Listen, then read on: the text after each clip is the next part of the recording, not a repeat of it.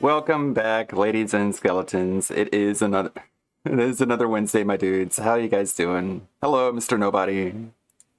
Always on time. Thank you guys for stopping by, checking me out.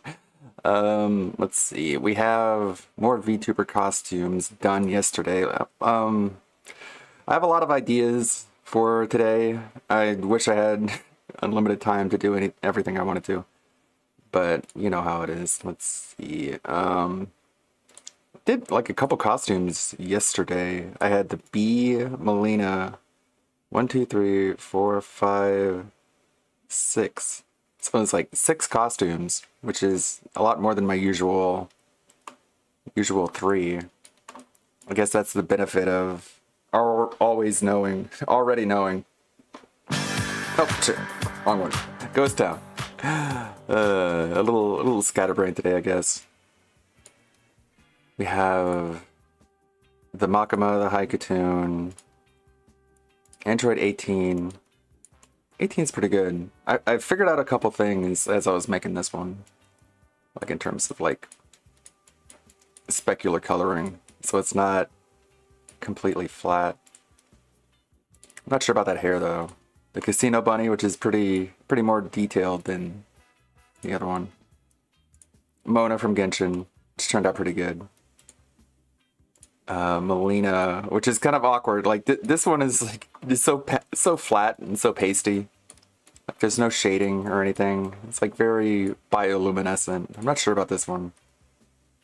It's pretty good anyways. And the bee, Duty's favorite one. The bee turned out pretty good. So man, I got so many things I want to do. I'm gonna do the Halloween thing. I had a new idea just before going live. What if DSP was in Beavis and Butthead? I think that would be a good idea. That's something I want to do too. I want to do like a drawing stream where I just draw DSP as like a Beavis and Butthead character. And I could actually animate that too. I've got Adobe Animate here. I can actually do some animating, which I've been wanting to do. I've been wanting to get back into animation. That was like my whole goal for this year, is to do animation. But you know, life got in the way. But the year's not over. There's still time. I need that creativity, the confidence, and determination. It's what I tried to figure out last night. It's like, what am I lacking? What do I need? I need three things. I need CDC. I need creativity, confidence, and determination. Not necessarily in that order. But if I'm able to figure that out, then I think I'll be okay. I think I'll be able to figure this out. What do we got in stream elements? Sponsorships. We're currently, speaking of Raid Shadow Legends, we're currently losing. But that's fine. I can have it open on my phone. Keep building up points, I guess. What is this? New offer. Play zombie-themed mobile game. What do you have to do? Like, they don't really tell you the terms of these right up front. It's like I already did. Raid Shadow Legends. No spots left, no spots left. Looking at sponsorships. What I need to do is I need to add the new costumes to the costume command. It's a couple behind the scenes work, ahead of the scenes. Custom commands. What are you guys up to? What's new in your world? You can say in chat, or you could just have me redeem a video to watch, and we can watch that way. Let's see, Q through Z. Do I have anything that are Q through Z? No, I don't. A lot of M's though. Okay, so don't need to update the Q through Z. Let me log in here real quick.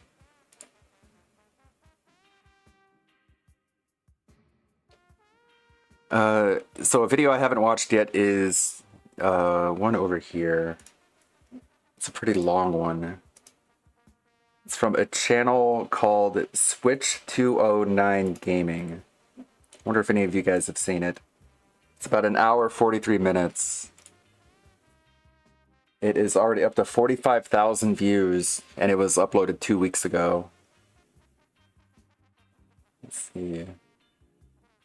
All the video screenshots have been found from public sources, and the channels that I use their videos are linked down in the description for this video. Everything discussed in this video has already been made public knowledge, but is alleged. Alleged.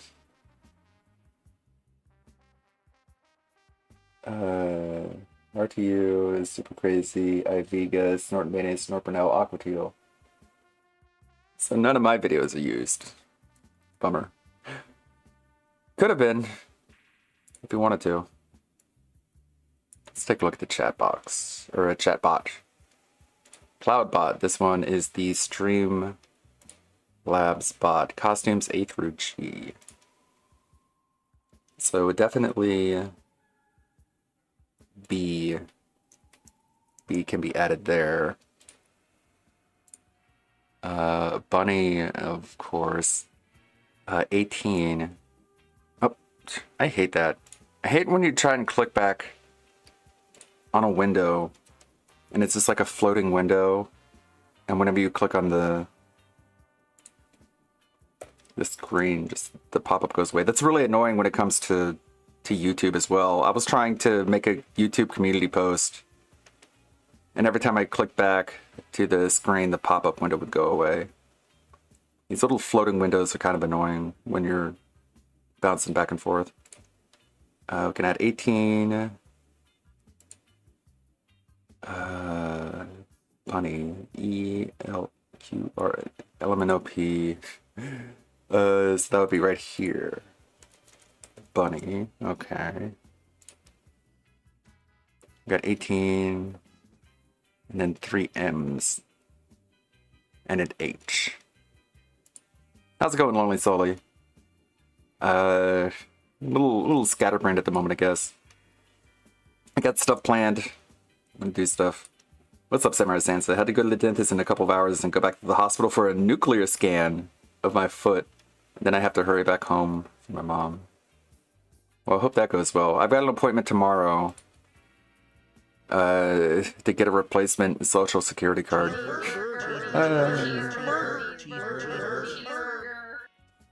Hopefully I have enough identification now that I can get my SSN card. But that's tomorrow. That's what's new for me personally behind the scenes. CDFG H. So H is going to be in the Nightbot. Come on, log in. Okay. Where's bot commands? Custom. There we go. So H is Haikutun. JK Haikutun. That'll be the first one. Okay, and then 3 M's. That'll be in here as well.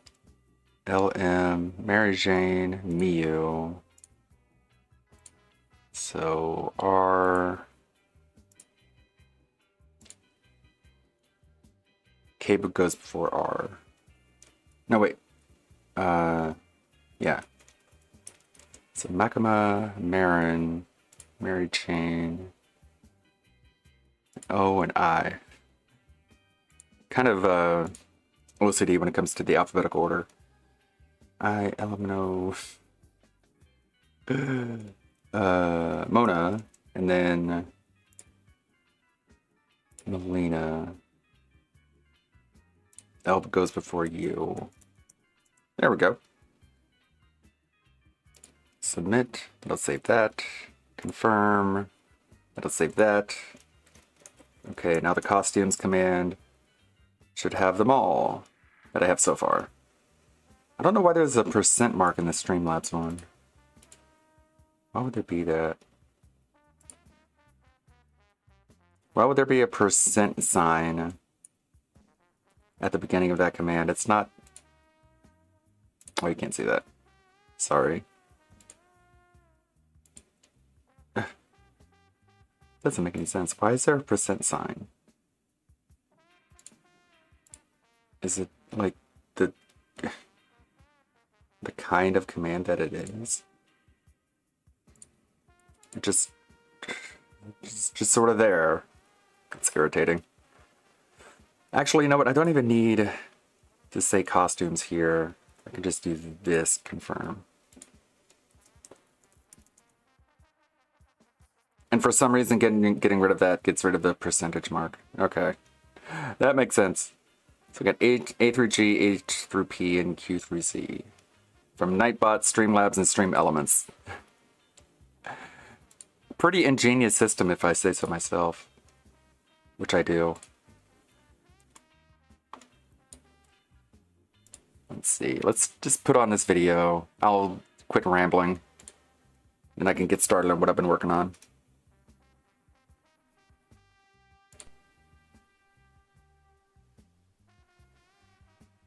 Okay. There's a disclaimer at the beginning. Let's check this out. Let me put up what we're watching. Switch 209 Gaming. There have been a lot of case and character studies on individuals done on YouTube. However, this particular person, I couldn't believe the rabbit hole that I wandered into. Thanks to Review Tech USA and his streaming channel RTU Streams, I was introduced to Philip Burnell, or Darkside Phil, with his two active channels DSP Gaming and DSP Reacts. Thanks, Rich. The further down the rabbit hole I went down, the more questions that I had, and the more that I realized how much Phil is his own worst detractor. There's already a lot of videos, both in long form and short 5 to 10 minute videos alike, that have covered a vast majority of Phil, from the positive to the negative aspects of him. However, for this video, I wanted to focus on a very specific question that Phil himself had asked before. Why am I toxic? Breaking down the different aspects that can hopefully help to answer this question. I'm going to try to remain as objective as I can be with the context of... Oh yeah, I forgot to talk about DSP was up till like 5 a.m. in Justin Wong's stream, and I can show you here. So, as we all know, DSP's ability to socialize with anyone outside of his denthead, small and shrinking ring of sycophants has completely deteriorated. He has no social skills at all. So he goes into Justin Wong's chat and he's like, I use my Prime sub so I could learn day one tech and not watch 3 minutes of nonstop ads. Twitch sucks now, LOL. It's like, okay, dude. Like, how is Justin Wong supposed to respond to that? You're right, Phil. The website that I am currently streaming on in order to make a living does suck. You're correct, man. Yeah, you got big ups, Phil. It's like you're such a fucking doofus. He can't get over his butt hurt for like 5 seconds. But so much for not watching other streamers, right? I could learn day one tech. 3 minutes of non-stop ads. Dipshit. 3 minutes is not non-stop. It stops after the 3 minutes. You contradicted yourself within a single sentence. You fucking moron. Yo, Darkside Phil with the Prime? Yo, Mr. Phil? Mr. DSP? A real DSP? Can't tell. If it is, long time no see, buddy. Long time no see, buddy. Justin Wong trying to be nice. And he even tells you, like, you know, I use my Prime sub. So in other words, I'm not spending any money on you, fucker. Hey, dipshit. Like, I'm subscribed to your channel, but like I don't care about you at all. All I care about is not seeing ads. So I don't want to pay any money. None of my $5,000 a month in business expenses is going to you, fuckface. I'm just here to watch. I'm just here to leech information off of you without watching ads. Also, the website you're on sucks. Okay, Phil. Thanks, buddy. Like, he didn't even... God, it's so ridiculous. No time to spend with his wife. Doesn't watch other streamers. It's all bullshit. Continuing on. Which I will discuss. However, I will end up giving my criticism where necessary, with the majority of the criticism coming from Phil himself, all within the context of the discussion, especially because Phil has issues with things being taken out of context. You always say things are out of context, but all the clips about you are legit uncut clips from your streams with no editing whatsoever. Wrong. You have no clue what context means, do you? For those wanting to skip around to a specific topic, there will be discussion timestamps down in the video description. And I want to go ahead and thank numerous channels for clipping a lot of the videos which will be shown today. All of those channels will be linked down in the description as well. I can imagine that there will be some points that I have missed, especially some clips that I should have seen before this video went live. But please do understand, in the making of this video, I have now consumed over 100 hours of Phil content, and that includes the stuff from his quote-unquote detractors, and also his own videos such as his Level 1 podcast and his gaming content. And there's only so much content that one can take in the very brief time that I spent making this video. With all that said, let's dive into the dark side of Phil. To try to give you a taste of things to come. What the? Detractor, hate watchers, stalker, scumbags, trollish idiots tried to derail my stream. Oh shit, here we go again. I'm going to discuss the idea of expectations versus reality, and I truly believe that actions speak louder than words. And it's easy to simply just say what it is that you want to do. However, actions can show a completely different intention compared to what is being said. To get familiar with Phil, let's hear from the man himself. Hello, hi, I'm Phil Burnell. On the very key aspects of his business, to understand his point of view. What is his business? I'm a gamer. I'm here to play games and chill with you guys with games and have fun with games. That's my primary focus. That's what I want to do as a content creator. I'm here to put out fun content that's honest and meaningful to you. It's supposed to be a fun, casual atmosphere. 15 years I've been a YouTuber, and at no point during that time period did I ever decide to sell out. I've actually strived to stay independent for 15 years. I'm here to be passionate, to make real content, to have good social interactions with a community who cares. I'm putting out great content for you and you're enjoying it for free. I do literally everything to not make money. How is Phil now compared to his past? I am so different than how I used to be. You know, when you've made content for 15 years, you go through several different stages and evolutions. And, you know, when I started on YouTube way back when, it was all about being a character. It was about over-exaggerating. It was about being dramatic. It was about saying the risque thing. No, I thought it was about being real. What did Darkside Phil say in his playthrough today? Are you kidding me? I can't believe he said that. I thought it was about being the realest motherfucker on the internet. I'm just trying to put out fun stuff for you guys. As you know, I've tried to change to be a better person because I've grown. I've become way more mature and intelligent in my head. I've become much wiser. In my head. Wait, here we go. I worked my ass off. I changed who I am. I'm a different kind of content creator. All the things that they had issue with me. This is why they do it to me right there. We don't like Phil for this. Okay, I'll change all of that. What is support? It's going to probably be a slow night, right? Because what I mean by slow is contributions, all right? Where does support come from? Don't say that. I'm a crowdfunded individual. I don't do it alone. It's through a community of people, right? In what ways can people support him? You get 100 likes and I do my silly bubble blow for you guys. Tipping is a great way to support the channel. And tips are important because tips are basically support I get right now. Super chats, super stickers, super thanks, memberships, and gifted memberships. And I'm sure if you were to do something, for example, give some memberships, right? People are going to be very happy. That's something that helps the whole community. It's not just about me. It's about everyone benefiting. Having access to the emotes, being able to talk as much as they want in the chat, getting a cool chat crown badge to show your support. You know, what level of crown you have is really cool. So all these cool benefits, right? So cool. So please consider it. I'm just throwing that out there. I'm not saying you have to do anything. My content is free and always will be. Then why do you expect money for goals, a $50 goal, a $100 goal, and a $150 goal. It's Gunner glasses at 50, a hat of your choice at 100, unless I'm in a bad vest of your mood. choice at 150. We have 16 hats, and we have 10 vests in the rotation. If we get big contributions, I'll probably take a shot of some kind of liquor. I don't know what yet. I'm going to go to my liquor store probably like the day or two before this event and see what they got and get something for the event. Is basically anyone who contributes a large contribution of a large tip, I'll take a shot. So we'll see how many shots I take for my anniversary celebration, if I get sloshed or not, all right? Yes, if you tip $100, I will do a live shot. And I will do that until basically I feel like I've had too much and I shouldn't do it anymore. But I always aim to try to hit around, 100 between the streams. And be great if tonight we could maybe see a hat. Since we didn't get one earlier today, that's the $100 tips goal, right? It's all about what you guys want to do. So let's see. No, it isn't. What is his take on drama content? No fucking drama. I'm staying out of it permanently. I'm not doing any of that shit ever again. I moved on from drama. I want nothing at all. What are his streams like? I'm ready for some chill fun. Does Phil make mistakes? And if so, does he ever own up to them? It's Hey, not Dominic. fair because I've done absolutely nothing wrong whatsoever. Tell me what I'm doing wrong. I'm drawn in the background. Let's see here. Get that to show up. I'm trying to make a Beavis and Butthead style DSP today. This is going to be a sort of drawing stream, in a sense. Right now, right? That's so heinous. What have I done? I did nothing wrong.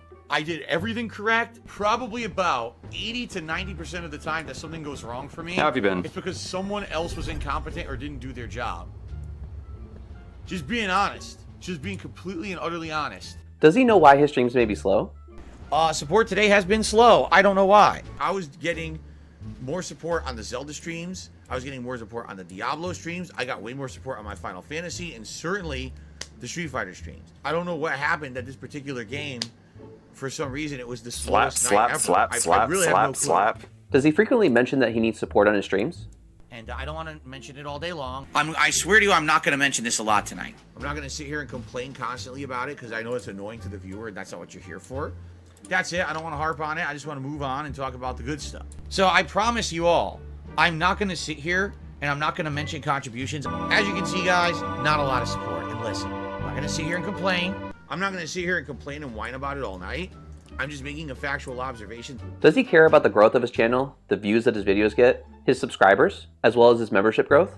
It's that simple. Trying to keep it, a safe environment, a nice positive environment for everyone around here. Okay? Cool. Views. I don't want to be Mr. Views. Can't believe Phil's still talking about views.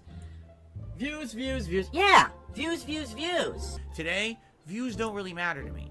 When I was gone, this stream was dead. All it was going was playing music and had the pre-roll slides. We had over 280 viewers. Now that I started playing the game for the last 20 some minutes, we have 270 viewers. We had more viewers when I was not playing this game. Well, the videos on YouTube aren't getting any views. And just to give you some perspective, yesterday Signalis was my main gameplay stream. Those videos have been live since roughly 4 or 5 p.m. yesterday. One of them has 175 views. Wow, One of dude, them has that's a lot. 200 views. One of them does have 300 views, but the reason it has 300 views is because it was the last video, and always the last video I upload in this segment gets a boost of views. No one's watching this playthrough. We're going to see actual, real... I'll try and get the bulbous nose going. Trying to get the proper head shape. I'm looking at some artwork of Beavis and Butthead. I don't know if you guys have been watching Beavis and Butthead lately, but they've been really killing it. There's there's like certain episodes that are old Beavis and Butthead, like how old I guess they would be in current day. Like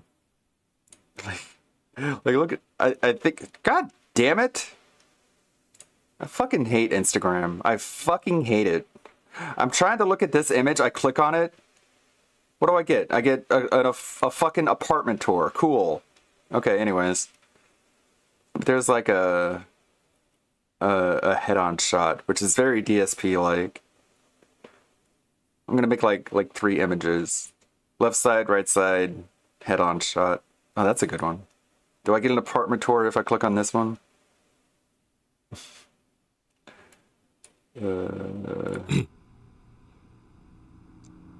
Oh, yeah. We forgot the car.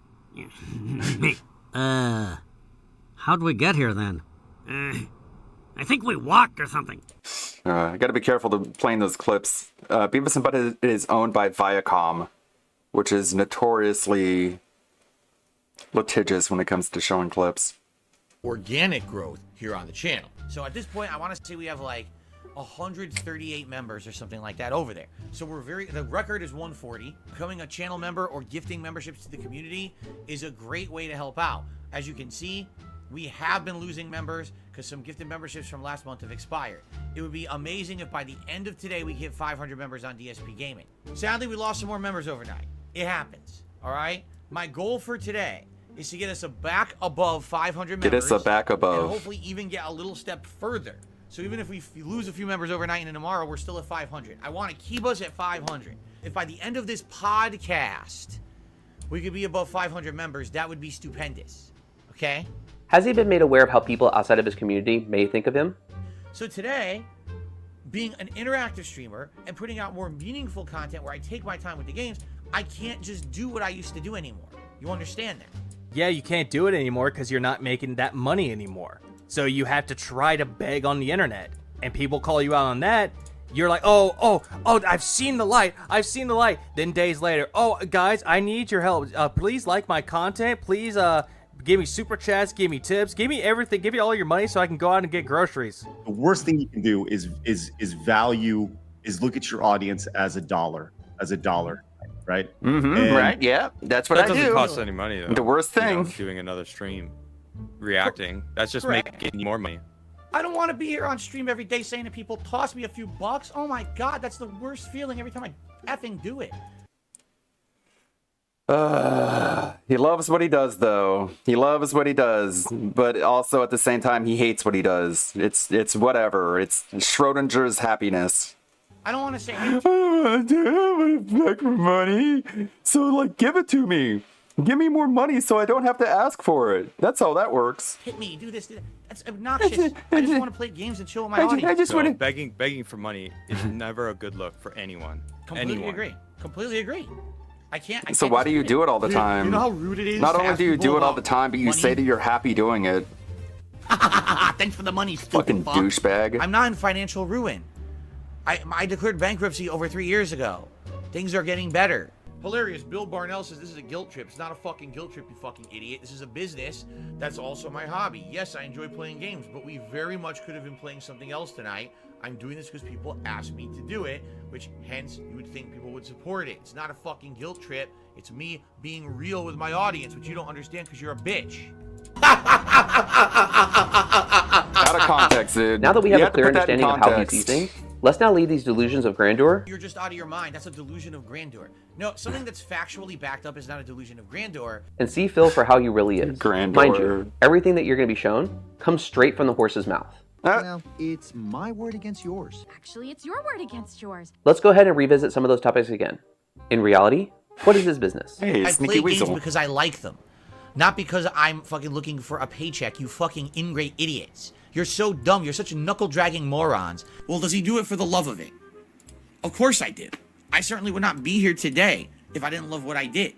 I wouldn't be constantly listening to feedback, improving, changing, and doing tons of fun. You gotta be careful because there's people out there who, man, they'll sound like they're honest. They sound like they're doing it because they have passion. No, they're doing it for that paycheck or else they wouldn't fucking take that fucking shill opportunity. You know what I'm saying? No. Did I participate in Small Business Saturday? I am Small Business Saturday. I am a small business. So I am the small business on Small Business Saturday. I'm working. All the work that I put into this entity, it's not a business. It's because it's not. I don't own a business. I don't legally own a business anywhere. It's my business. If I'm running through a stage and I get, oh, instant kill, cheap death, I freak out. Oh, you son of a bitch, this game sucks ass. It's the worst game ever. The game devs don't know what they're doing, blah, blah, blah. That's the dark side Phil, over the top persona kind of coming through. I could just sit here and say nothing and be like, oh, that sucked that I died. People don't really tune in for that. In fact, the reason people are watching me play that game is because they want to see that over-the-top reaction. Maybe I may be living month to month, paycheck to paycheck, begging for fucking tips and shit on stream for the rest of my life. I don't know what else to do. I didn't want to leave Twitch. I didn't want to be kicked out of the party. You didn't want to leave Twitch. Subs anymore. But guys, Twitch that's sucks. The inevitability we're in now. You know what I'm saying? Like, you're like, oh, I don't get the benefits here that I did on Twitch. That's great, but do you still like my content? Do you still like my streams? Do you like it when I play games and interact with you guys? Okay, then to become a member. I understand you're not getting the same benefits here that you were getting over there. I can't do anything about that. I don't code YouTube, you know what I mean? And I understand, oh, well, I'll get better value on Facebook. Okay, so you're telling me then you don't want me to keep doing this. Because that's what I'm saying. Like, if you were 900 members on Twitch, right? There's only 230 members here, right? Oh, well, I don't get the same benefit that I got over there. Okay, but I still need the support to keep going. You don't listen to any criticism. You don't listen to any feedback. You don't take in any kind of, responses from your audience. You don't have anything resonate. Instead, you just do whatever you want all day. And you tell me how quickly you make a living doing that. Has Phil really changed? I'm a prominent public figure on the internet. Everyone knows that you need to actively be listening to your viewer base and your fan base and working with them to create a product that's meaningful to them. And at that point in my career, it was just put the same shit out every day. And hopefully people watch. For the tip tracker, that's really there for rewarding my audience. And I know that sounds weird. I would prefer not to track tips.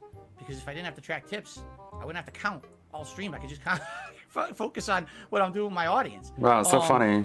But notice how nobody's laughing. There's rewards that they like. They like silly things I do on stream. They've come up with ideas, not me. I was using the term playthrough before anyone else of prominence was using it on YouTube. There was a time when I would put out a video about something going on in the US government, like SOPA or PIPA. The video would go viral and get hundreds upon hundreds of thousands of views. People who never heard about the subject matter before. Hundreds and hundreds of thousands of views. Yes, I don't know. Let me check here. Let me check DSP, SOPA, PIPA. I'm a lot better at walking in other people's shoes now. I'm a lot better at listening to other Dark perspectives. Side Phil, SOPA. You're right. I need to adapt and be open-minded to change. Hundreds of thousands of views. Cock and ball. Let's see. Channel update 12/3/11. 39,000 views. That's the only result. Literally the only result for Dark Side Phil SOPA.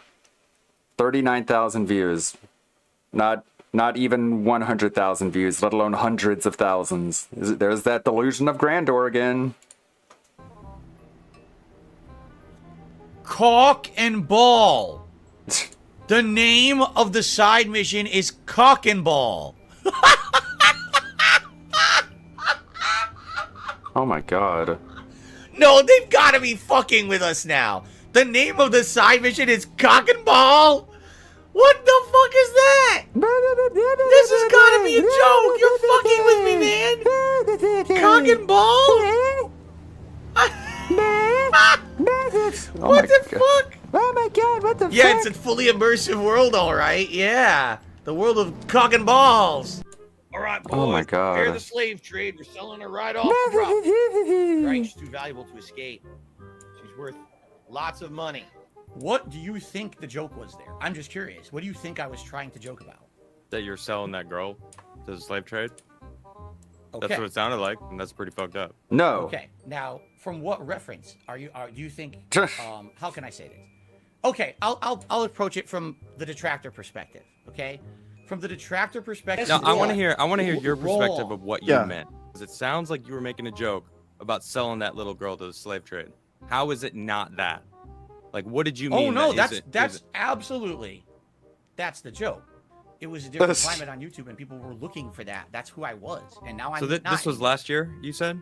That was probably summer of last year. Yeah. So, because it just feels like a big leap from going from a sheriff who is like trying to kill people to seeing a little black girl and thinking a slave trade. You guys allow me to do it the way I want to do it. Sideburn like? I have not, in the 15 years that I've been a YouTuber, I have not had to change any of my method. I've not had to change the format of my videos, right? To change it so I can't do long form gameplay anymore, but instead I do different kinds of stuff. But he also hasn't changed. Basically, I've stayed true to myself. I don't have to fucking degrade myself like some of these people want me to do. I don't have to take a $50,000 paycheck to do some dumbass lolcow bullshit, right? I don't have to fucking take my shirt off and suck on cucumbers. I don't have to do dumb shit. I don't have to be involved in internet drama. I get to do what I love, and that's because of you. Are his streams really chill and positive as he claims them to be? The trollish idiots out there now want to try to create a narrative. And of course, my hate watchers and or, you know, stalker scumbags out there who literally stalk my every move and try to make me look bad at every moment. Of course. What do you think about this one? Yeah, do you think I nailed it? I don't know. I think it turned out pretty good. I think I got the big bulbous nose. I think I got the snort sacks, little tiny beady eyes, the receding hairline, the double chin. I don't know. This is it's turning out pretty good. This is very Beavis and Butthead like. You can imagine this dude walking in.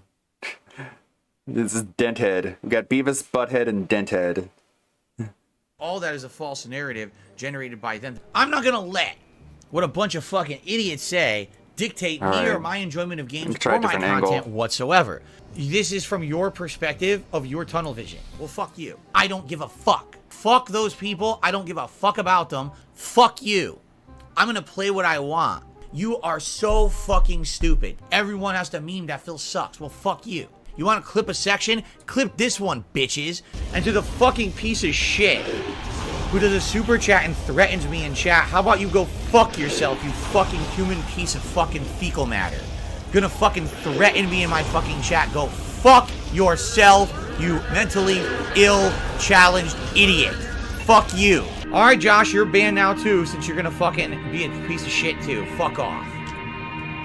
Yeah, I'm just gonna let people come into my chat and threaten me. Okay, yeah, it sounds like a good idea, right? Everyone shut up about someone being banned in the chat. That's not what we're here for. I'm trying to talk and learn to interact with you guys about stuff this week. And, oh, someone got banned. Did you hear you got banned? Oh, he's banned. He's banned. Shut the fuck up. What are you, 4 years old? Shut up.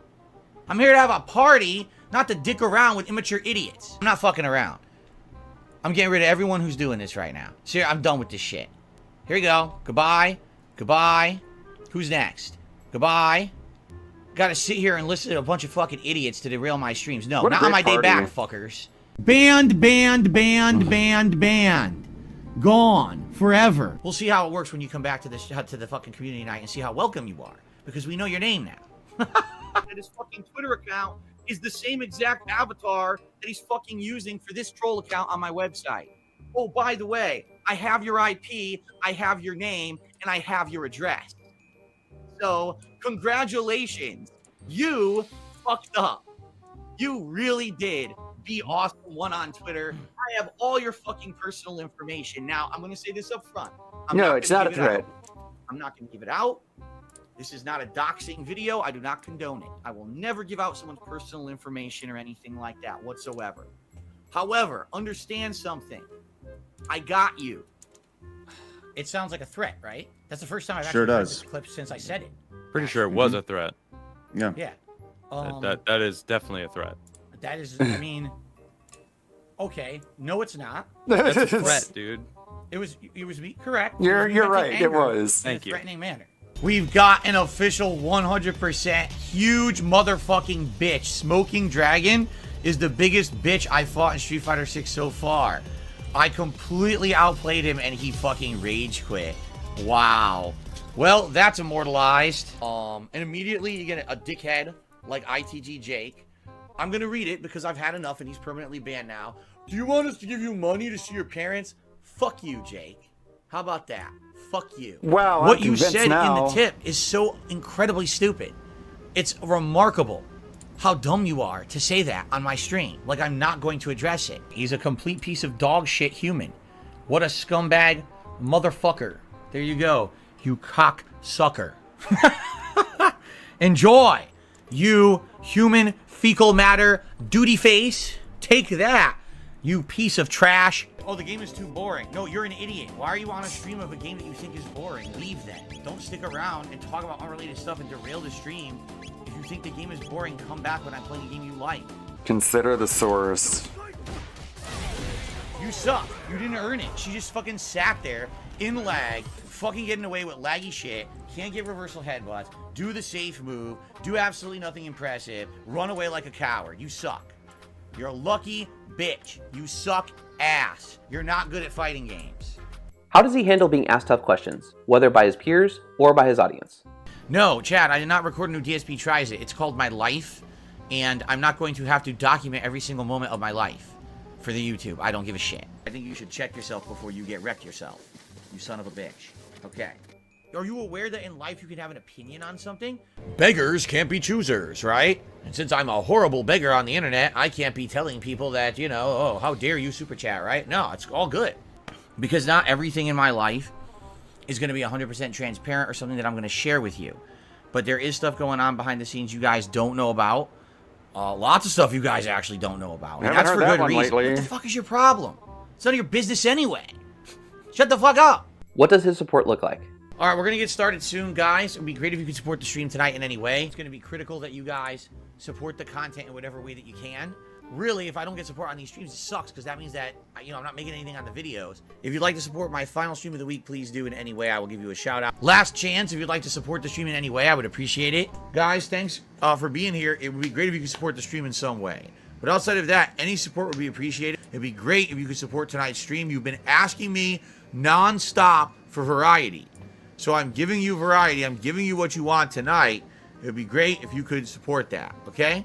Got about an hour left on the stream. Please support the stream. You guys have been asking me nonstop for more variety content. Guys, we got about 15 minutes left, okay?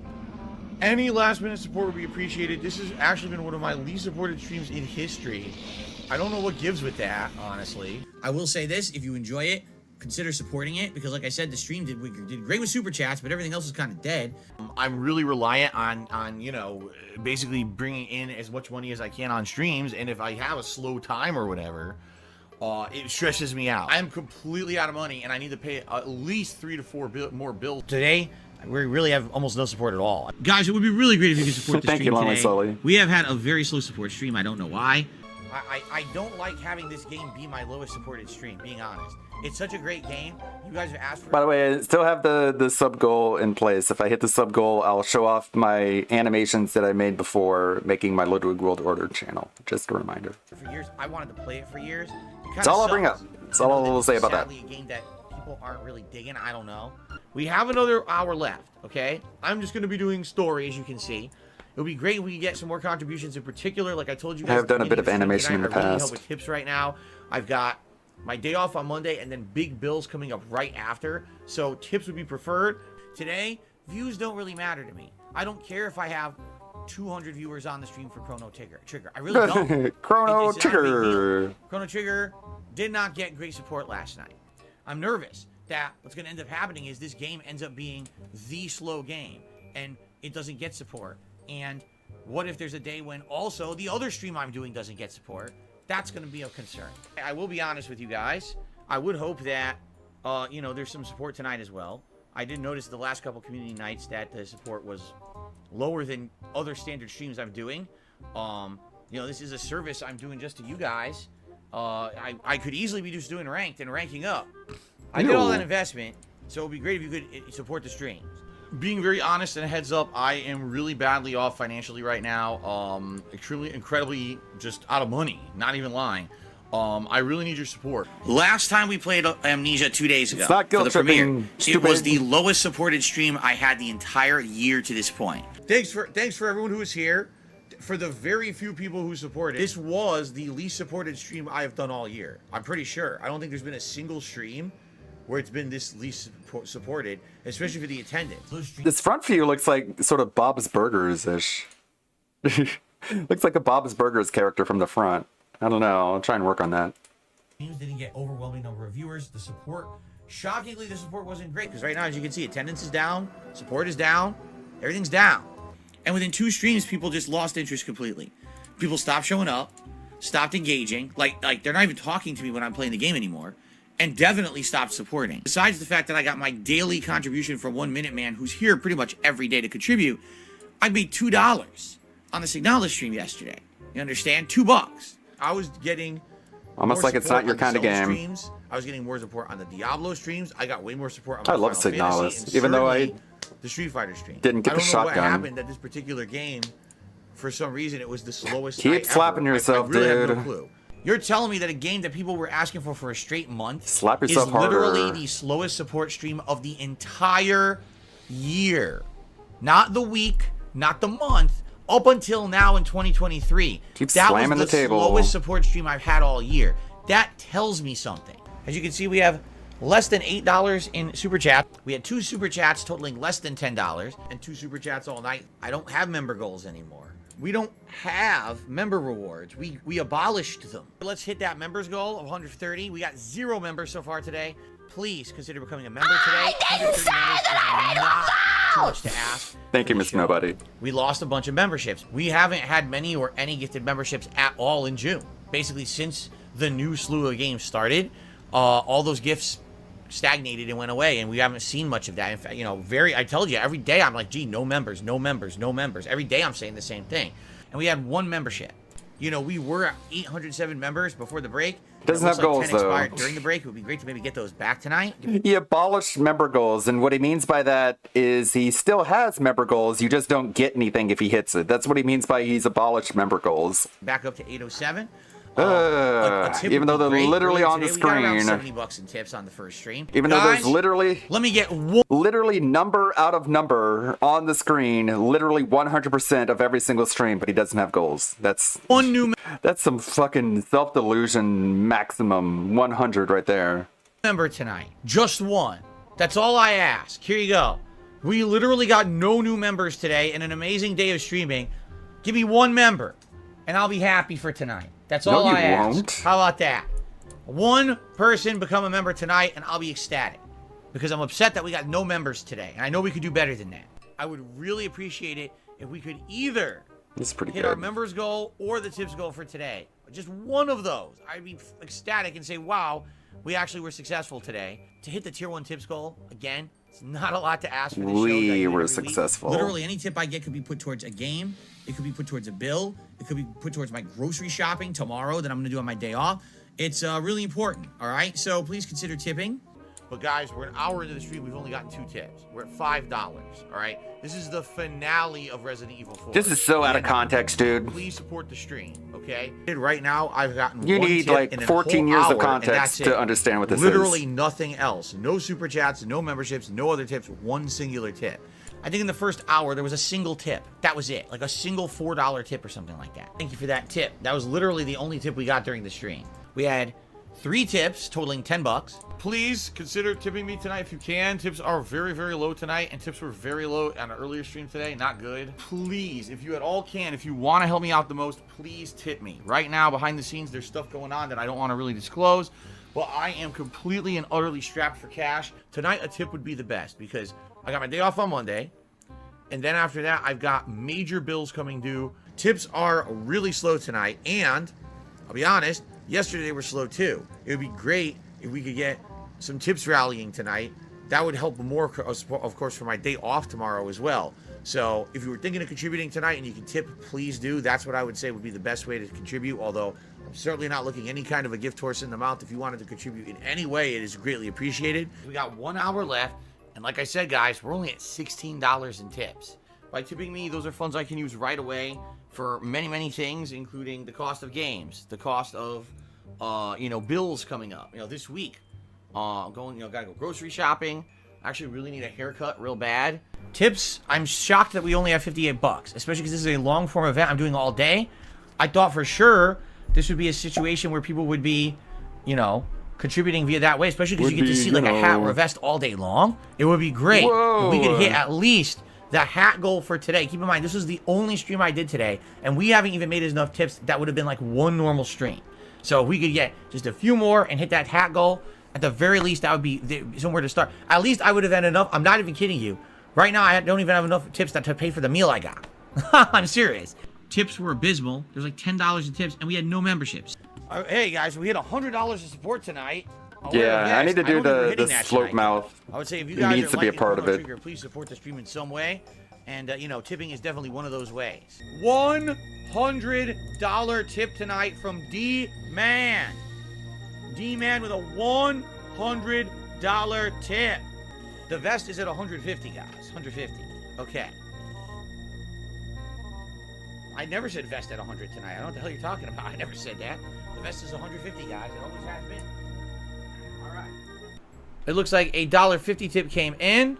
Felix the Maid says, I hope you will feel better for what's going on behind the scenes. Sad to hear when someone isn't feeling good, brings the mood down. Hope you can have a speedy recovery. Thank you. I appreciate that sentiment. That's nice of you. By the way, there's a bigger tipper coming up, which is why I'm not going to put your name on the leaderboard immediately, because there's another person coming up who's going to be the top tipper. I also want to give everyone a reminder. We're only at $23 of tips. If we're going to hit the tips goal for tonight, we've got quite a ways to go in just an hour, and to keep the vest streak going. I don't want to make my content about that ever again. I learned from my mistake 3 years ago how it became all about talking about the vest streak and the support and the vest streak. I don't want it to be like that anymore, all right? That's why I'm not going to put vest streak down here on the leaderboard, and we're going to start counting. We're not going to do that. Ladies and gentlemen, yes, I've once again, for the 4th straight stream, 4 in a row, I received a $150 tip from Jinx. That's 4 in a row. 6 streams in a row. We have hit the goals. All the goals. The gunner glasses, the hat, and the vest. Just so you guys know, not that this is a major focus, because it's not, alright? But we have now reached a streak of, get this, 7 straight streams in a row this week, where I have hit all of the goals, including the hat and the vest tips goal. And this vest is now a symbol of all of us who never give up. We have had 8 straight streams this week. That is 8 straight streams where we have hit all of my support goals. Thanks to your efforts, everyone. And of course, Jinx with the ginormous tip here. We have had 8 straight streams where we hit all our goals. That is absolutely amazing. All our goals. If you can believe it, 9 straight streams this week, we have hit the support goals. Yes, it is absolutely official. We have a 9 stream streak right now. I say once again, a ginormous $150 tip from Jinx. So that means we're going to do all of our rewards tonight. This is the 10th straight stream where Jinx has done this. 10. We had 11 straight streams where we have hit our funding goals. That is insane. I have not worn 11 straight hats and vests, I think, since 2020 when we had the vest streak originally going. Beaver Bother, you're permanently banned, and you're not coming back, so don't ask to come back. Within the first 5 minutes of me unbanning you this morning, you literally said, is the vest streak continuing? Is Jinx going to be here? Is Jinx going to contribute? Fuck you. You're gone. What is the issue if his streams are slow? Once again, DSP blames the game instead of the way he's playing it. Don't rage quit this game again like you do with so many other games. I quit because I find it's not profitable for my streams. Okay? Now, first of all, even if this were true, what's wrong with that? Yes. You have job responsibilities. You have things you're supposed to do to make money, to pay your bills, to have a life. That's why you're at work. You understand? Now, in my case, my job also happens to be, excuse me, I smacked my mic. My job also happens to be my hobby. So I get to mix fun with a job. Someone made a video, and the video was called This Is How You Don't Play Metal Gear Solid 2. And this was a playthrough I had done of Metal Gear Solid 2, where I did my usual shtick. And my usual shtick is, oh, I suck at the game. Am it my fault that I suck at the game? Of course not. It's the game's fault. It's Hideo Kojima's fault. So I blame him. I insult him massively during the playthrough. I'm just raging at this game constantly. So literally my existence, no matter how I react to anything, no matter what I do, how I play a game, how I respond to anything on planet Earth, is wrong to those people. A lot of people are just really sensitive and can't separate fantasy from reality, and they see stuff and they get triggered and then they get all upset. Sadly, we do live in a society of people who are just ridiculously overly sensitive and get upset about every little thing. It's not fair, because I've done absolutely nothing wrong whatsoever. Probably about 80 to 90% of the time that something goes wrong for me, it's because someone else was incompetent or didn't do their job. Just being honest. Just being completely and utterly honest. Right now, over 5,000 people have subscribed. I'm very pleased. I just wish that those 5,000 people would watch the videos that go up there. You say you're having fun. It seems like you're just trying to convince yourself that. Wrong. You don't just get to say and do whatever the fuck you want on this planet without consequences. You know, consequences have actions, pimp. Don't take offense, but if anyone contributed tonight and it didn't, and I'm not shouting it out or whatever, let me know. You know, it's insanely rare that I would have been streaming for 90 minutes and got one contribution. That never happens. Why would you discredit my actual, factually backed up experience? What if someone else brings up the streams being slow? If a stream is slow, fine, but it's not your place to talk about it. It's mine. I'm the one operating the business, not you. It's none of your business to even say anything about that. I'm the one who, if I say, hey guys, could you maybe do some contributions tonight? Could you like the stream? That's on me if I feel like saying that, not you. When you do that, you derail the stream, and essentially you're taking that kind of power into your hands that you shouldn't have, and you're annoying people who are just there to have a good time. People don't want to be advertised to every moment of every stream. I don't want my whole stream to be about that. I don't want everyone on a stream to be talking constantly about income, to be talking about support levels, all right? But I will say this either way, please do not make this entire stream about support, all right? Please don't. It's not, oh, contributions, oh, the vestry, oh, contributions, oh, the vestry. No, it's not. And if I see that's all people care about, you're also not going to be around for long. Because I hate people who want to fucking just talk about money and shit. It's so fucking obnoxious and, quite frankly, not your business. You don't say. I've noticed that quite a few people seem to be showing up to streams recently talking about tips, talking about stuff raised on a stream, even when I'm not. It's none of your business. And the other funny thing is I'm noticing that quite a lot of people who are doing this don't actually contribute. Eternal says, do you think people constantly mention things like tips and income to annoy you? Yes. But to sit here on the stream and be hypocritical and be like, people should be tipping to support, and then you're not tipping. Just what I here, let me put it this way. Before you say once, oh, you should tip or do a super chat, do it first. That's my job, not yours. It's not your job to sit here and just talk about it all stream, because then it pisses people off. We're here to just relax. So shut up about it. This is my stream. It's my choice if I want to bring up contributions or not. It's totally up to me. I'm the streamer, not you. How is this React channel doing? I started doing React content. I was the biggest critic of React content. I crapped on it constantly, saying it was terrible content. It's the lowest form of content on the internet. I hated it. And then I started listening to my viewers. They're like, Phil, why are you so ignorant about this stuff? You know, you got to start to open up and be a more laid-back guy about all this crap. If you don't want to be the king of hate, you got to listen. And I started listening. Playlist, so everyone has equal chance to come on, Phil. Quit being a negative Nancy, dude. Watch your video. And I was like, yeah, you're right. I should be cooler. I should be cool. And then it worked. And then I did. A lot of things at the wall. I feel like some things have stuck. Some things have not. Reviews have been hit or miss. I started reviewing things with the Last of Us television show, and those reviews did well every week. But since that show ended and I started reviewing older content such as movies, television series, they haven't done so well. My review videos struggle to even hit 1,000 views. And that's rough for me to watch a whole series. Like, I watched all of Peacemaker. That was 8 episodes, and then I reviewed it. Wow, 8 whole episodes. Oh my god, he's basically Jesus. That's not even viable. To watch a new movie, you have to go to the theater. You have to schedule a time to do it. Like, this whole Halloween movie marathon is gonna go just as well, right? He's dedicated to watching a bunch of Halloween movies, basically just running the gimmick into the dirt. And it's not going to go well, and he's going to whine and complain about it. Outside of my streaming schedule, you have to spend big money on movie tickets and big money to go see it. So you're talking upwards. At a minimum, if I went by myself, it would be like $20. If I'm going with my wife, which is more than likely, you're talking 40 or more to do a movie review that's going to get 1,000 views and make me $2. Well, at least Kat's not going to have to suffer through it. Is watching stuff on demand on these video services. Anything that's on, you know, HBO Max, soon to become Just Max. Amazon Video, Hulu, Disney Plus, Netflix, or anything else, Paramount Plus, what's the other one too? Peacock, right? All these different on-demand services, okay? And it is frustrating when I watch something, I take time out to do it, I have thoughts formulated on it, and then I put the video No, out, you don't. and no one seems to be interested. I did all those live react, and honestly, after looking back at them now, it's a week later, I don't think that any of them really added much. They're used to me giving an intelligent summary and opinion, not giving, silly joke, silly reactionary comment because we're going live and I have no time to really say anything intelligent because we're moving so fast through the live react. I don't think the live reacts are worth anyone's time. You can't do anything intelligent in it. It's essentially just, how are you going to have a lot of hilarious laughs at a live react if someone acts like a Muppet? If someone literally sits there and every single time something is revealed, they go, what?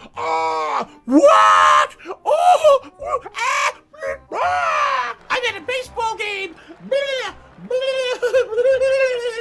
Would you rather have an in-depth, intelligent analysis like every stream of what's going on rather than someone just acting like an idiot for clickbait views? It's a fucking sad fact, but people are just suckers for this garbage content. Okay, so Big Papa Pump says, thank you for not using clickbait thumbnails like everyone does. Usually it's someone with a stupid reaction pointing to the video, trying to look surprised to show off something to a 10-year-old. It's frustrating. Thank you for not doing that. Have you seen those kind of thumbnails? Yes. Like literally every single video everyone puts out has to have their face on it, no matter what the content of the video. That's it has your to have their thumbnails. face in a The DSP weird reacts. overreaction. And it always Again, that's literally every single thumbnail he has. has the same weird border around the head. It's like a yellow or white border, so their head stands out on the thumbnail. Okay? And Thanks for you can see this. It's like it shows his channel in the corner and you can see like it's all of them. It's exactly what he's describing. And it's just ridiculous. It's like every video. I'm staring at one right now. Of course, every once in a while, it's funny to over-dramatize something that's going on. I have a segment on my podcast called Old Man Yells at Cloud, where, No, you don't. I really ham it up if it's a dumb topic I'm talking about, and I over-dramatize like I'm so concerned about it. Or if I'm playing a game that really is, I'm dying a lot, or I'm playing an online fighting game, I'll emphasize the fact that, it's unfair, it's bullshit, I'll always ham it up. But that's kind of my shtick. That's always been kind of my shtick, and I think my actual fans know that. But the React channel hasn't had that much going on recently. However, I just want to make sure it's consistent. Super Mario Brothers movie the other day, and I am happy to say that overall, my review of that did pretty decently. I think the brow needs to be a bit more performance-wise. caveman It brow. is the most viewed video on that channel in a while, clocking in at about 1,400, maybe around 1,500 views as of this morning. Something more like I don't that. make money on the videos on this channel. I noticed that these React streams a lot of the times don't get a lot of support, but that's how I make a living on this Don't channel. want it to look Does so Phil really try to stay away from Yakub. drama? I'm just gonna sit here in my lane, making content for you guys, and having absolutely nothing to do with any of That's it. I better. want nothing to do with these people. I'm just, it doesn't matter I'm who just, it is. you I don't care if know. it's fucking Wings or Boogie or Keemstar, Review Tech USA, fucking side scrollers, shit fuckers, whatever the fuck they are. I don't have nothing to do with any of these people. Stuttering Craig tried to contact me in June. Are you ready for this? Now keep in mind, I want nothing to do with him or the side scrollers ever again. I already made this abundantly clear. I should do a challenge set. You and I should play Street Fighter 6 together. And what'll happen Try is to help you you play out, it on man. your channel and I'll play it on mine. And we'll have our own viewers support us during the set. Now, I don't play Street Fighter 6, but if you want to do this, I will practice and then we'll do this big hype set against each other. This has got to be the dumbest motherfucker I've ever experienced in my life. You are officially the dumbest motherfucker I've ever heard of now. Wow, you have to be... There must be a vacuous emptiness in your brain. There's That's literally so zero wild. benefit. No one wants to see it. No one's going to come out to support me to beat up this guy in Street Fighter. It's a complete one-sided lie. And at the same time, he wants to challenge LTG, and he's so hyped about that he thinks it's going to take over Evo and be more popular than that. Lopsided thing. But Stuttering Craig, no, definitely not. Why does Craig want to do it? Because once again, he's trying to capitalize and bank on drama. There we I go. actually did reach out to Low Tier God and send him a DM on Twitter. about Nice. it. I'm glad that was included. Just as a feeler, I said, listen, I know last time I challenged you to Street Fighter, many years ago, you said no. You said you have no personal benefit to do it. So I just sent him a second one. I said, listen, I respected your wishes. I don't talk about you. But if you ever want to do a challenge set in Street Fighter 6, I've been playing the game a lot. I'd like to challenge you, and we'll leave it at that. And he never responded. So are you shocked? He's never going to respond. He did respond. He said it years ago. Dunked on you, like calling you a fucking like if he wins, he gets nothing. ugly motherfucker. Shit. I can understand that completely. LTG, Mr. Low Tier God. I have something I need to tell you. It's very important. Okay, please listen. Important. There's absolutely nothing in this realm of existence, this plane of existence, this dimension of the multiverse, this planet, this country, the state you live in, the city you live in, the town you live in the home you live in, on the stream you stream. Get to the point. At all that someone would ever pay you $5,000 for. At all. There's not $5,000 of value that you could provide. Do you understand? Oh my I know God. you're an intelligent dude, but you say the dumbest shit and you're trying to use it as an insult against someone. Say the right fucking word, you moron. Play me in Street Fighter 6. Stop being a bitch. Stop making excuses. Stop demanding unreasonable money that no one's ever going to pay you because no one values This is a normal thing that people say. Play me in fucking Street Fighter 6. Let's make it a rivalry. Let's make it one of the most epic Street Fighter 6 rivalries ever. Let's make it the big first rivalry ever. Moist Critical had said in one of his videos that he felt like I was one of the biggest e-baggers. Dude, this guy, he doesn't know how to talk to people anymore. He just can't communicate with other human beings. His social skills have completely atrophied into nothing. And all. Fuck you, you stupid bastard. Absolutely nothing you do will be worth $5,000. Play me. Let's play a game. Let's play a game together. What the fuck? Of this, and it pissed me off. I don't want to be known like that. These other big streamers don't do much different from me. I was like, and by the way, straight up dementia. This is one of the points that I was making with the Asmon Gold thing. Where How about you go fuck yourself? If you play games extra, you know, you're rewarded by your audience. If you play games extra and you stay late or you play a lot more, you know, that you get more. It doesn't happen. For me, I have like a set schedule. I stream when I say I'm going to stream. And as long as I do, people show up and support if they're going to. Side literally angle. going overtime, no one contributes extra for it. And by the way, I'm not expecting any of you to either. Like, I'm just not, I would never say, oh, because I'm here extra, I think that I'm going to get something extra out of it or anything. You know what I'm saying? I'm frustrated for two reasons. Reason number one, because, yeah, the game does suck. I really did not like tonight's stream. And in addition to that, as you guys can see, I stayed extra late for you guys, and basically it amounted to nothing. No one's really supported, which pisses me off. It does. That I'm playing a game, obviously it's frustrating. This is a good video. A lot of people showed up to watch it because you saw how frustrating it was, and no one supported it. Yeah, that does upset me. Did Wings or Boogie ever do a Raid Shadow Legends ad campaign? I'm just curious if they got offered it too, because I got offered it. Everyone did. Boogie bringing this up, listen, I can understand if the guy's strapped for cash, he needs the help, and he's sad he didn't get the 50K, but I don't really think it's fair that that's put on my shoulders. What's a Liquid Richard? A Liquid Richard is when you take 3 Toblerone candy bars. Oh, right? dude, you know what? I think I'm gonna skip. I'm gonna skip this one. I'm gonna go ahead and skip that because I know what's coming. Even though I've never heard that clip before, you know what's coming. So I'm just gonna not. My content, you know, it's not. It's all these people, this white noise from outside of my stream and my content, Be a scat creating this realm. fetishist somewhere else, It's never please. me doing it. It's an evil plan, get this, between Secret Limited, Keemstar, and others. They're all plotting behind the scenes to give me good support this week and then pull the rug out from under me afterward. And it's all because they're making an in-depth documentary and they're talking about it every night on Discord. They have this secret Discord group that the detractors No, that's are what talking you on have. Discord about plotting my downfall and all of this stuff. It's just hilarious. The shit you hear, it's like a lot of these content creators, they're inconsistent. They constantly have technical issues. Dr. Disrespect put out a tweet last night, and he's like, I was just playing Star Wars Jedi Survivor on my super duper high-end PC rig, you know, my $40,000 graphics card and my fucking top-of-the-line configuration. He says, I played it for several hours. I didn't have any performance issues whatsoever, and so people out there, these gamers today are just fucking whiny baby bitches, and they need to shut the fuck up. I'm not even kidding. He made a tweet, I paraphrased. Okay, you can't see that. There's the actual tweet there in the corner. That's the actual tweet versus what DSP said that he said. Baby bitches, and they need to They're a bunch of crybaby bitches and they need to shut the fuck up. Yeah, that's literally what he said, man. I mean, I'm paraphrasing, but that's literally what he said. shut the fuck up. I'm not even kidding. I'm not even kidding. He made a tweet. I paraphrased, but that's essentially what his tweet said. I had no issues, therefore everyone who's bitching on the internet is just a whiny little bitch and they need to grow up. Like, he literally said that in his fucking tweet. No, it didn't. You can see it right there. What a lying motherfucker. Essential whiny little bitch. That's I want literally nothing what to he do with the guy said. ever again. He really, if you think that Rich is someone to be looked up to or even enjoy his content, you're a fucking idiot. You need to look in the mirror at yourself and say, what the fuck's wrong with me? This guy is a piece of shit.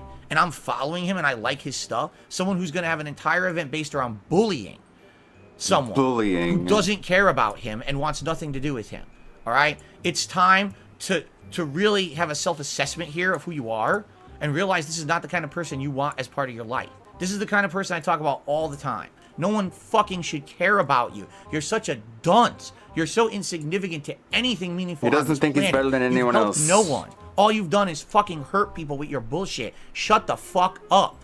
This is the kind of person who doesn't deserve a platform because they're just an online bully. Rich, go fuck yourself. Leave me alone forever. I want nothing to do with you. You're a scumbag. You've proven it time and time again. I'm done with it. I look nothing, act nothing, and am nothing like Review Tech USA. If you want to see a middle-aged, very overweight man, shirtless, doing really lewd acts on stream for money, it's the only way he can make money, you gotta go over there and you gotta watch that stream. I am not involved with that man whatsoever. Because I'm white and I'm a streamer, doesn't mean I'm the same as every other white streamer, just so you know. I'm very different. Okay, I know maybe that's... Why do you have to bring race into it? White people, maybe you think we all look the same or something, I'm not sure. No one would watch him do anything. Is that a joke? Suck on a cucumber because it's a joke. He deserves it. He's an asshole. You fuck with me, I fuck with you, right? I laid out a public challenge back in July. I said, hey, if anyone ever wants to challenge me to Street Fighter 6 sets or whatever, I'm open and down for it if you're a serious player, all right? In that time, all the FGC is very happy to watch excerpts and clips from my streams highlighting when I get upset at stuff and laugh at that, but not one of them actually wants to acknowledge that I'm good at the game and should play me. Instead, they just want to sit there and laugh like a bunch of jackasses. So I'm not going to go to FGC people's streams and hunt them down and challenge them publicly and cause drama. That's not me. You know that. I don't know. We just saw him in Justin Wong's stream. How long until he hits up Justin Wong and he's like, let's play a batch together. Let's play a set together. Might even get that literally today. And how are his actions starting to affect his stream? Who knows? Hope you guys are enjoying. Not a lot of people really talking with me tonight. And it's the whole purpose of me playing games like this is interaction, but people don't seem very talkative tonight for some reason. I don't know why. Everyone grow up in the chat and start talking to me and start talking about the game, or else I'm just gonna fucking... Strong is easier than I thought. I kind of like it. This isn't gonna replace the Halloween thing. I still want to do the Left 4 Dead mod. But I'm an animator before I'm a modder, so this is kind of fun. I'll do both. I'll try and do both. Don't hold me to it. If I fail at my promises, don't worry. I'll put them off. I'll put them off until later. I'll get them done eventually. And turn the stream off. How about that? Oh, you guys don't have much to talk about today, do you? You guys seriously don't. Like, usually you guys hit me with these crazy questions where I need elaborate answers. You guys just don't have a lot to talk about today for some reason. What the hell, man? Oh my god. Phil has claimed that many don't give him a fair shake to be able to understand his side of the conversation, and to help bring context to how he runs his business, thus being why he doesn't feel comfortable doing interviews or answering business-related questions anymore. Why won't someone interview me? I want someone to interview me. Just give me a fair shake to talk to me. And if we it's like he's on a dating app. At least I can tell you my side of the story. That is a valid claim to want to steer away from the discussion. However, with the last section, I would hope that, if you end up watching this video, Phil, you'd give me the same courtesy with giving me a fair shake to help give you some constructive criticism that hopefully will help you in the long run. Starting off with Phil claiming he's changed, Phil has been the same way for the last 15 years of being a content creator, whether it's on his Twitch or YouTube channels, and he's admitted it himself. No fucking drama. I'm staying out of it permanently. I'm not doing any of that shit ever again. I moved on from drama. I want nothing at all. I've changed. I'm not that same guy. Well, wait, here we go. I worked my ass off. I changed who I am. I'm a different kind of content creator. All the things that they had issue with me, this is why they do it to me right there. We don't like Phil for this. Okay, I'll change all of that. You guys allow me to do it the way I want to do it. I have not, in the 15 years that I've been a YouTuber, the table. I have not had to change any of my method. I've not had to change the format of my videos, right? To change it so I can't do long form gameplay anymore, but instead I have to do different kinds of stuff. Basically I've stayed true to myself. I get to do what I love, and that's because of you. It's important to truly take in that Phil has been on YouTube for over 15 years now. I've been doing this for 15 years. I've been doing it full time for a job since 2011. I do it 6 days a week full time. 6 days a week I'm here. And with such an extended time comes experience, and hopefully understanding how YouTube works over that time. And with time comes the need for adaptability and to adjust to be able to continue on successfully. However, his 15 minutes of fame came and went back when he was part of Machinima, back when he was making 4 to 5 figures a month with his content, back before the adpocalypse happened on YouTube to reduce the amount made with ad revenue. The most money I ever made in 1 month in my life was Machinima that first year. I made over $20,000 in 1 month. I barely make any money when people watch my videos on YouTube. Being honest here. It's not the days back in the day where ad revenue was good. It's not. With the change for how his revenue would need to be made, Phil has made the change from making videos on demand, or just publishing videos, to now being a live streamer 6 days a week, for around 6 to 9 hours a day on average, generally doing 2 streams a day unless for a special event. Being that he's now an interactive streamer, this would allow him to build a relationship with his audience, and with them enjoying his content, it would hopefully lead to them being able to donate to him in numerous ways. Unfortunately, his popularity from his time with Machinima never recovered, with having over 205,000 subscribers on his main channel, DSP Gaming, and over 31,000 subscribers on his DSP Reacts channel. He generally struggles to have consistent, concurrent viewership, generally between 200 and 400 viewers per stream, with exceptions for higher view count when involved with... I wonder if he knows that the DSP Reacts channel is literally just the channel that he had before making DSP Gaming, just renamed to something else. So it's not like he created that channel from scratch and it's got that amount of subs. It's literally his old channel rebranded. Drama, making a big announcement, or playing a new game release, for example.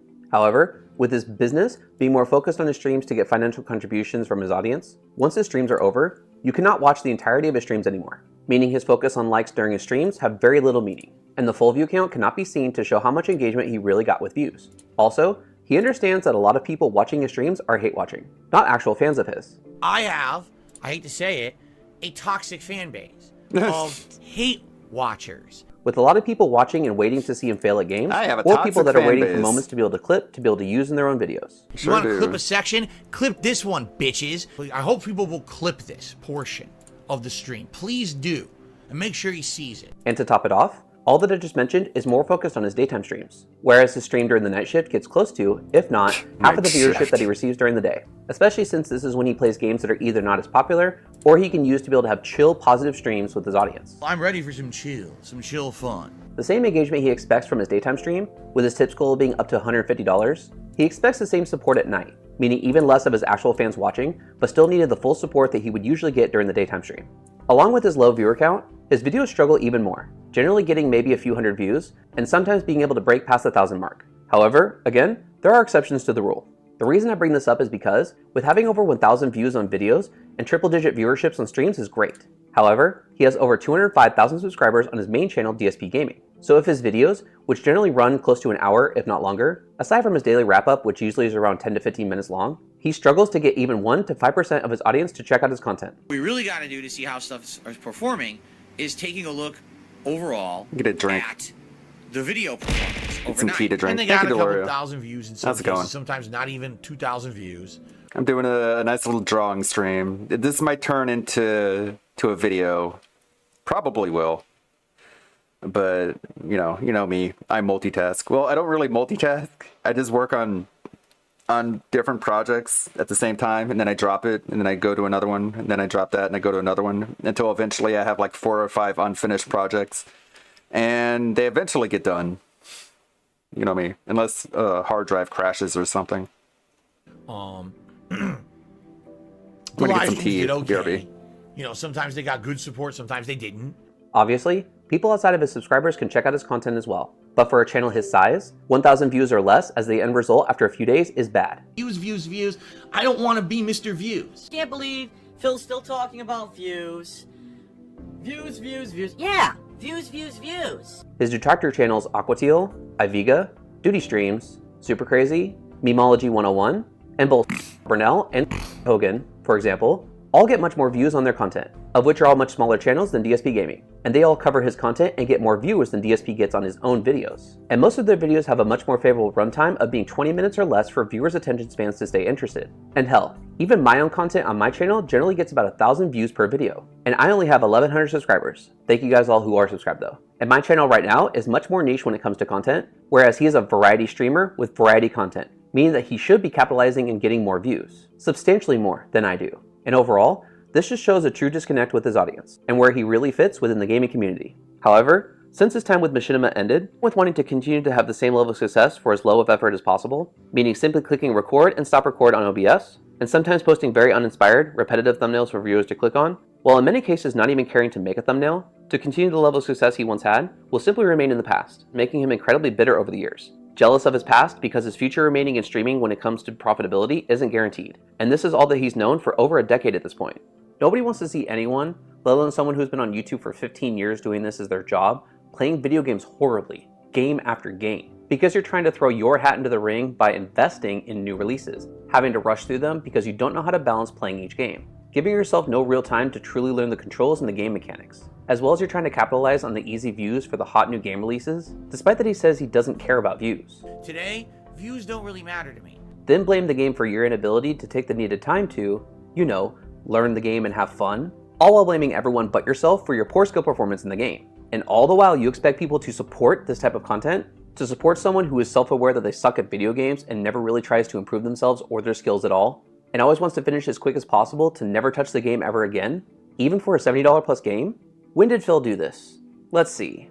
There's Elden Ring, Diablo 4, Final Fantasy 16, Star Wars Jedi Survivor, Zelda Tears of the Kingdom, Amnesia the Bunker, Wolong, Street Fighter 6, just to name the most recent game examples. Someone who is a chill and positive person shouldn't give a negative tone to an audience member or viewer who would ask him a question, especially one of constructive criticism. However, with how far down Phil has fallen since his time in the limelight, he has taken any form of criticism as hateful slander and dismissed the feedback followed by timeouts and bans on his channel. He has every right to ban someone behaving inappropriately. However, again, he seems to take any and all constructive criticism as an attack. And as the saying goes, the people who take constructive criticism as an attack are the ones not wanting or ready to accept accountability. And the shoe definitely fits here in Phil's case. Banned, banned, banned, banned, banned. Gone. Forever. He also polices not only his streams, but even when he asks people to comment on his videos for engagement and to boost him in the YouTube algorithm, he reviews every comment coming in to only show the positive ones. That or the comments that he can use as examples to say, you're wrong and here's why. I don't want a room of yes men and women with me. You understand? I don't want that. If people have issues with me and things that I say, I absolutely want to know about it. Comments, good or bad, help to boost engagement and to help within the YouTube algorithm. However, in needing to review his comments before they can be posted, he's keeping his content from reaching more viewers and growing his audience, while also giving a false sense of how new people would be able to see him as a content creator. Something similar to how Quantum TV did before his ungraceful fall from YouTube. I am thoroughly tickled. There are two specific ways that Phil addresses his streams, mentioning we and his streams. And the difference is who is in control of a specific purpose. Mentioning we is for how his stream is supported, with when recording is primarily mentioning liking the stream, interacting with him during the stream, and leaving comments on the videos once published afterwards. And once each recorded segment is over before moving on to the next one, given the opportunity to focus on mentioning leaving him a tip, leaving a super thanks, a super sticker, super chatting during the streams, becoming a member, or gifting a membership to the community. And they're so angry that I cut this out of the video on YouTube. From now on, I'm purposely going to call this out and do it just like this, just to piss them off even fucking more. Every loser out there. So every loser out there, here's a shout out to you, you dumb fuck, no life piece of shit, stinky ass motherfuckers. I did a plug without recording it. Fuck you. And when he's desperate to hit goals, he mentions, that was so fucking sociopathic, where he's like, people are clipping the part where he begs for money, but doesn't record it for his YouTube video.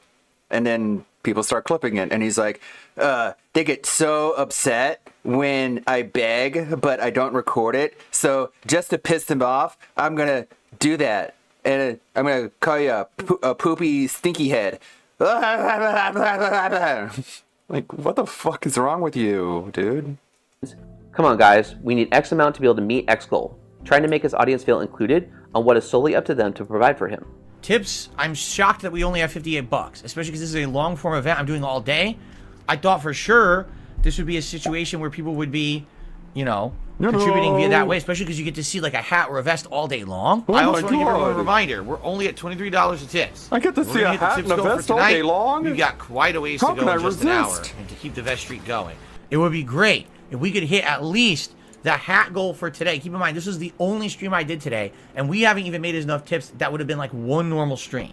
So if we could get just a few more and hit that hat goal, at the very least, that would be somewhere to start. At least I would have had enough. I'm not even kidding you. Right now, I don't even have enough tips to pay for the meal I got. I'm serious. Tips were abysmal. There's like $10 in tips, and we had no memberships. Just as I said in my last video here on DSP Gaming, the situation is dire. And I just want you to understand you can no longer take it for granted that I'm going to be around unless you step up and do something to support. I guess we'll see what happens because you guys might not have me drink anymore at all. I don't know. It's up to you. You guys control the stream, not me. Because I'm upset that we got no members today. And I know we could do better than that. My stream is saved for when he needs to feel in control of his streams, laying down rules to remind his audience of whom is truly in charge. It's my business. This is my stream. It's my choice if I want to bring up contributions or not. It's totally up to me. I'm the streamer, not you. This occurs primarily when he senses trolls or detractors are trying to derail his streams, or if people question something he either isn't comfortable with discussing, or just simply gets offended by. One of Phil's greatest weaknesses seems to be his need to remain in control at all times to ensure, in his mind, that he will have a successful stream, and many times resorts to a lot of gaslighting with his audience as a way of remaining in control, and at the same time, shifting a lot of the weight and responsibility of the finances onto his audience, giving the perception of actually being in control, sounding a lot like Odin in God of War Ragnarok. I am in control here! Who are you trying to convince here, Phil? Us or yourself? Even to the extent that a lot of his streaming setup and equipment are reliant on his community providing it for him, as he often claims that he doesn't have the funds or the know-how for things such as tier makers for his big event streams, doesn't make his own pre-stream slides, doesn't know how to edit, or even make YouTube shorts. Look how everything looks behind me right now, right? Up until just, 6 months ago, my setup looked like shit. I'll admit that, but it's because I don't have the know-how. I'm very much crowdfunded by my viewers and fans, and it's they who contribute to everything. And in this last year and a half, there's been kind of a reinvigoration. Let's change everything I'm doing. Let me listen to feedback. Just in the last year, Crowder Jack says, where'd I get all my artwork? And I had nothing else to spend it on, so I went and I bought up a bunch of art. I got multiple Mega Man artworks. I got this nice one of Punch Out. I've got 2 different Super Mario Brothers. I've got a Ninja Gaiden 2. 2? Do I have others? I might have others. So I got all these. And, now, after over a decade of having them kind of sit around or sit on a wall, I now have active use. I put them in my backgrounds every month. We shift them around. And together as a community, we make good times together. You know what I'm saying? No. That's how it really works, is that that's true crowdfunding. You want to talk about crowdfunding? It's not just money being thrown your way. It's effort. It's time. It's investment. It's, knowledge. Like I said, hey, anyone in the community ever wants to help support and you don't want to care, I don't want to do a contribution on a stream. You don't have to. There's many ways you can support. I said, people were recently saying, if I had a Steam Deck right now, I could play Chrono Trigger, which I've wanted to play for years. Instead of money, you can give me things that cost money. Stuff to consider. Durr. All right? If anyone's ever interested in talking, email me. We can talk behind the scenes. This is how this has always happened over the years. Seriously.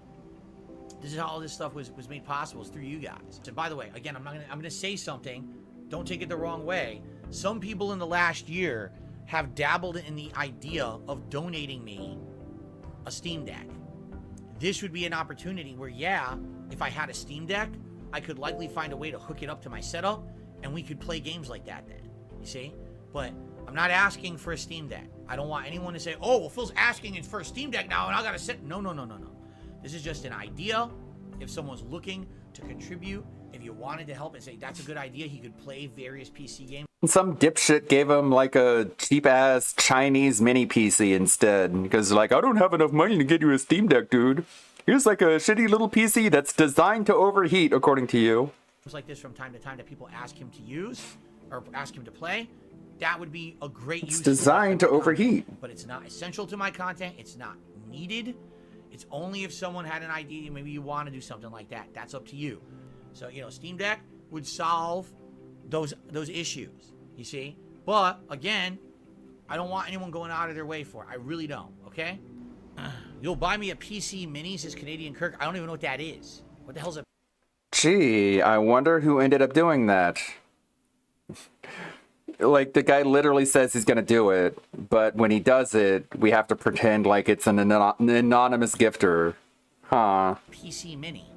I don't even know what that Obviously, is. it's gonna be an underpowered PC that's not going to really do much. It's probably a waste of money and time. But Canadian if it's something that has cuck. practical use, I don't know, emulation or something. I don't know. We'd have to talk about it. After Oh, 10 years, oh. I finally have an opportunity to play this game again, thanks to the mini PC that was donated by a viewer. A viewer. Special shout out to Arkham, who's the person who had put that together. A I'm down for viewer. that. Don't even get any sort of That recognition. marathon event, but someone needs to make the tier maker. I don't know how to do it. I don't have experience in it. It's probably time consuming. In fact, Arkham outright said, yeah, it took him a while to put together this tier maker for us to use for the event. Ugh. So if anyone would like to take a stab at it, to go through my most disappointing games of the year countdowns from 2010 to 2012, compile a list of the top 2 most disappointing games of each year, and make a tier maker, I'd be more than willing to do that live during the event. But, you know, I don't really, sadly, have the time or means to put that together. If someone else does, I'd be down for it. We could do that live. We got Armored Core 6. I'll be playing that Monday to check it out, because someone's going to donate it, and we'll see what it's like. If it's something that I'm interested in playing, maybe we'll play it long term, all right? Soggy Gambino says, wasn't there an idea to release new merch this year? There was. And if you remember earlier this year, I said, hey, if anyone would be interested in making some logos or stuff, we're testing out some new things. You can see we have a logo at the bottom of the screen. I don't know if you like it or not. We had a few people who submitted different logos. For example, we have this one too, which is way more minimalist. What I like, guys, is like some kind of a sound effect or like a musical snippet, whether it's like keyboard clicking, or you know how news desk goes, you know. What the fuck? Go on YouTube, type in keyboard clicking. There, problem solved. I don't know if anyone could like volunteer to make like the sound of a keyboard clicking. Dude, how fucking worthless are you? With like a newsroom sound, maybe a little bit of a ditty, like doo doo doo doo, something like that. But it has to be something that's Go not on like Fiverr. copyright that I'm gonna get in trouble for using. Because I like to click over here. When I click over here, I like to Fucking play that sound when I start douchebag. with the news segment. Okay, so if anyone wants to take a stab at that, have at it. And Pay let me know what you someone, want. asshole. So this laptop I've had for about almost 2 years. It was donated by a fan, and that's how I am where I am. Not because of any kind of investment from a fucking corporation. You know, I'm not backed by a fucking company paying me. It's people who actually have passion supporting the content and improving it, you know? You know. That's awesome to think about that. That literally everything here is from the community. It's not some fucking corporation paid for this. This is not, you know, Chick-fil-A artwork. This is not a fucking Raid Shadow Legends webcam. This is all the community. This is Only Ice Coffee You know what I'm webcam. saying? This is Canadian Phil Kirk has said that he mini watches PC. YouTube in his off time. Derek, I do use the YouTube app to watch some videos. For example, when I watch the Street Fighter videos, yes, I use the YouTube app to watch those. I don't know what that has to do with anything, though. So Phil, ever heard of Windows Movie Maker? With your desktop being several years old, and your laptop being at least 2 years old, and you try not to update the windows on either of them, you should have this free editing software to be able to make your own videos. And searching on YouTube for just a few seconds, you can find a helpful 20-minute or less guide on how to be able to use it. And this is the same video editor that I started off using back when I was around 14 years old. There's also other free video editing softwares that you can download that are very simple and user-friendly. You must be like This way some you don't have kind to of rely on genius only or pushing something. record and stop recording on your OBS to be able to actually improve the quality of your videos, hopefully drawing in more people to be able to check out your channel. As shown earlier, I only pulled a few examples of him mentioning donations of some sort, Do you but run a literally every household? stream, several times per stream, of which he regularly streams at least twice a day except I on his doubt day it. off, as well as his React Day on his second channel. He will mention some form of giving him money, or donating to his streams to help support him. I'm completely out of money, and I need to pay at least 3 to 4 more bills. It's a very slow night for support, so it'd be great if we could get some more in the next hour. Thanks. If you could support the stream tonight, please do. Today, we really have almost no support at all. Guys, it would be really great if you could support the stream today. We have had a very slow support stream. I don't know why. Almost to the point of making his audience feel shame for not giving him enough money, or any at all. But guys, we're an hour into the stream. We've only gotten 2 tips. We're at $5, all right? This is the finale of Resident Evil 4, the end of it. Please support the stream, okay? Right now, I've gotten 1 tip in a whole hour, and that's it. Literally nothing else. No super chats, no memberships, no other tips, 1 singular tip.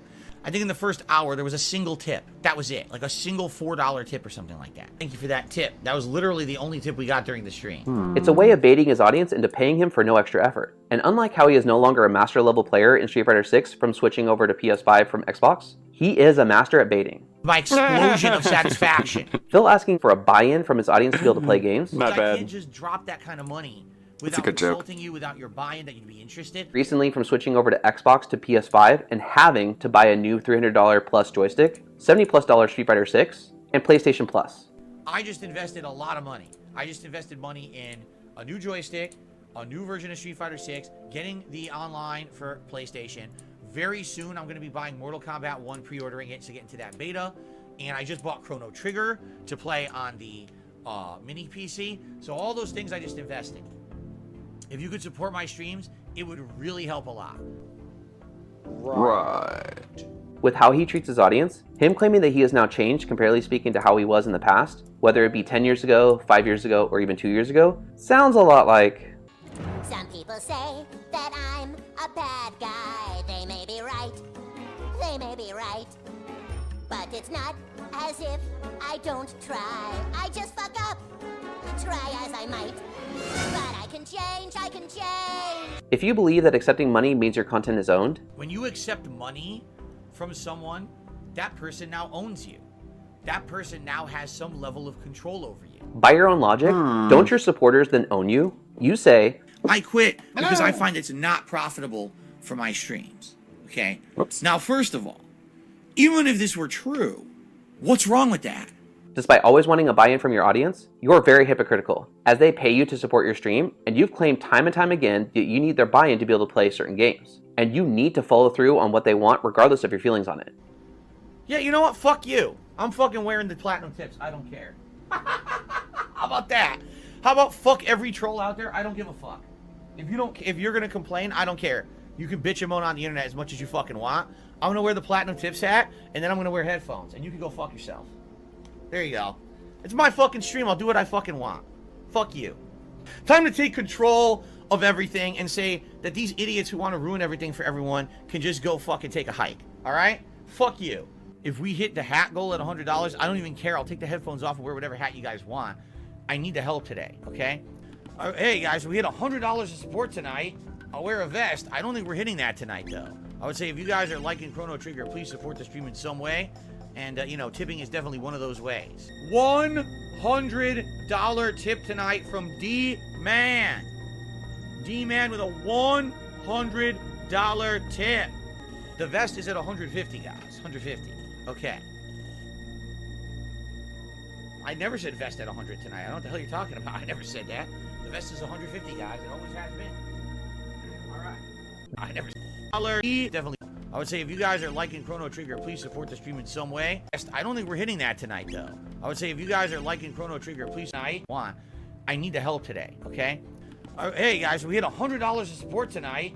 I'll wear a vest.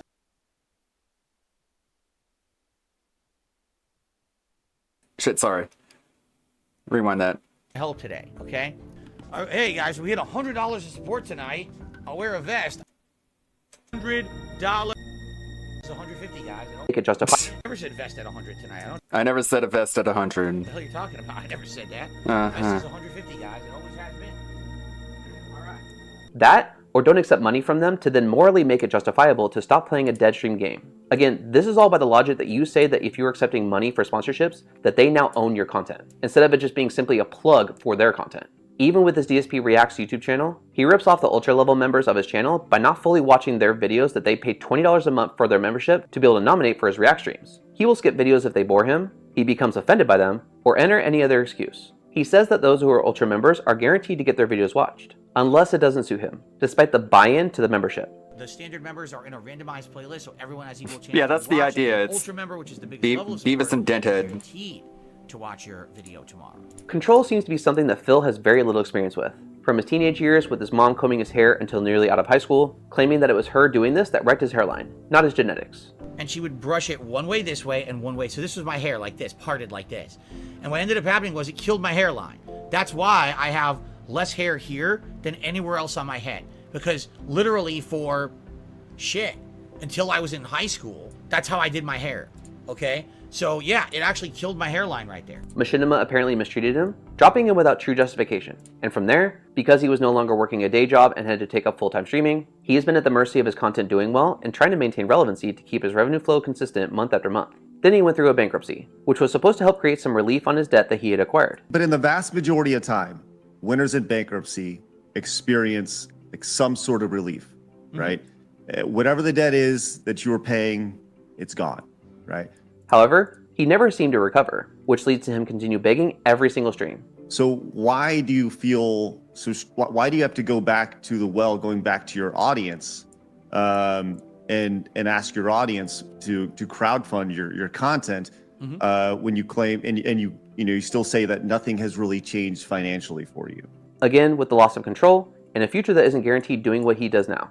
He is a man of all bark and no bite, and the best example of that was when he was interviewed on the Side Scrollers podcast. One of the biggest reasons that people enjoyed that interview, and continue to do so to this day, is because we finally got to see Phil actually interact with real people, in real time, that can respond to him on the spot without the use of chat. He admitted that his main interaction with the world is through his streams. I'm here 6 days a week. This is my social interaction outside of my wife, and the one day a week that I leave this house to do stuff when I'm not streaming. This right here, this laptop, this chat is my social interaction with the world. It's not a good thing. So that is me being friendly. That's why you have no way to communicate. You go to your place. That's why you suck at talking. This allows him to present himself as a tough guy when calling out his contemporaries when on his own streams, with no immediate backlash for anything that he would say or do. However, in that interview, he was incredibly submissive. He was silent, and he was actually listening when they were trying to give him advice. He was nodding and agreeing with the majority of what they were telling him, but when the tough questions were being asked and the topics that he didn't want to dive into came up, he didn't have the protection of being able to end the stream to avoid the discussion, as that would be more suspicious than answering the question itself. But we all saw in real time him struggling to come up with a form of damage control and avoid the truth. Oh man, yeah, you put me on the spot. You know what I'm saying? Well, that's what we do. That's an interview. If he was to become a Transformer, he would be a Deflecticon with how much deflecting he did. Even with the easiest way to clear his name by sending his WWE champion screen name to Craig to possibly clear him of the controversy on the spot, and end a form of critical criticism toward him and start to prove that he isn't how everyone claims him to be. You had an opportunity on this show, and I watched it, to just pull up the screenshot and show the WWE account, and you didn't do it. Your internet cut off. At that point, when your internet cut off and you were DDoSed and you were gone off stream, the opportunity is now gone.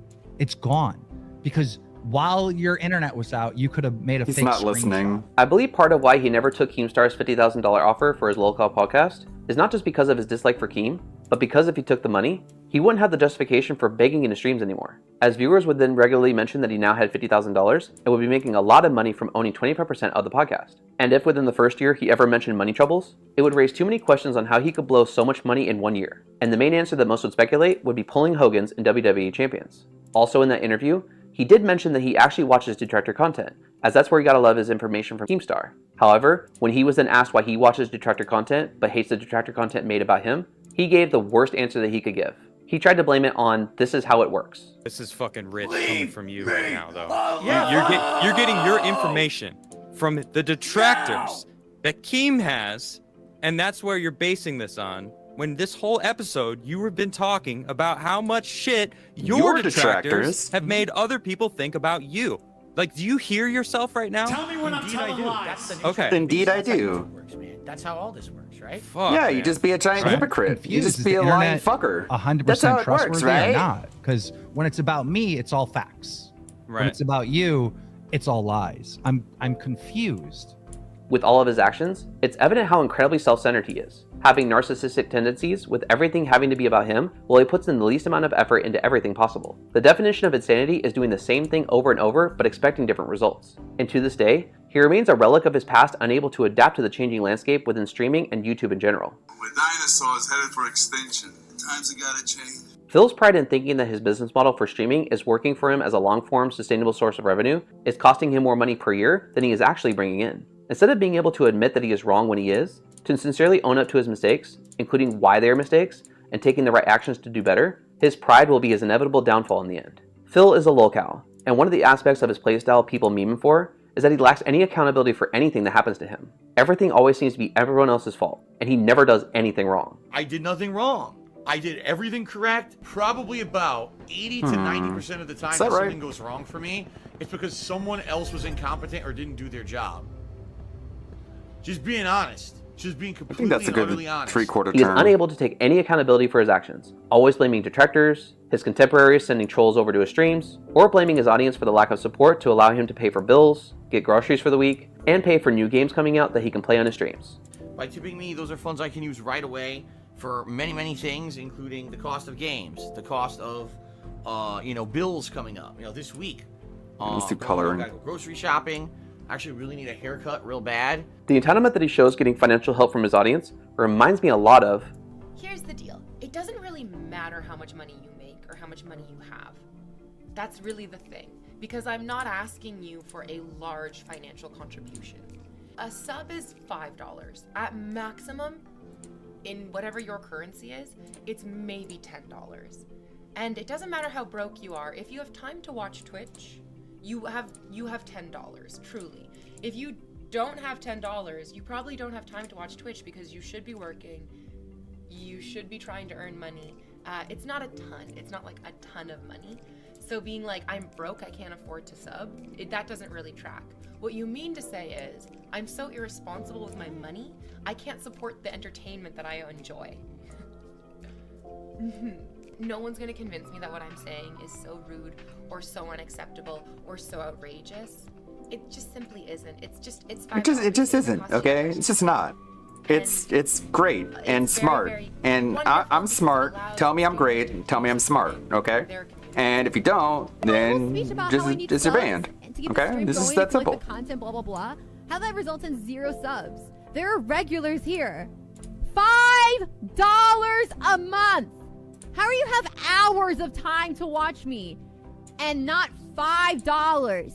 I don't know. What are you doing with your life where you have hours of time to watch Twitch and not $5 to provide for the content that you're watching? Because it's like people just really they really don't respect me. They're just lazy. Chat, I haven't got a donation or a sub for an hour. What the fuck? For an hour? What the fuck?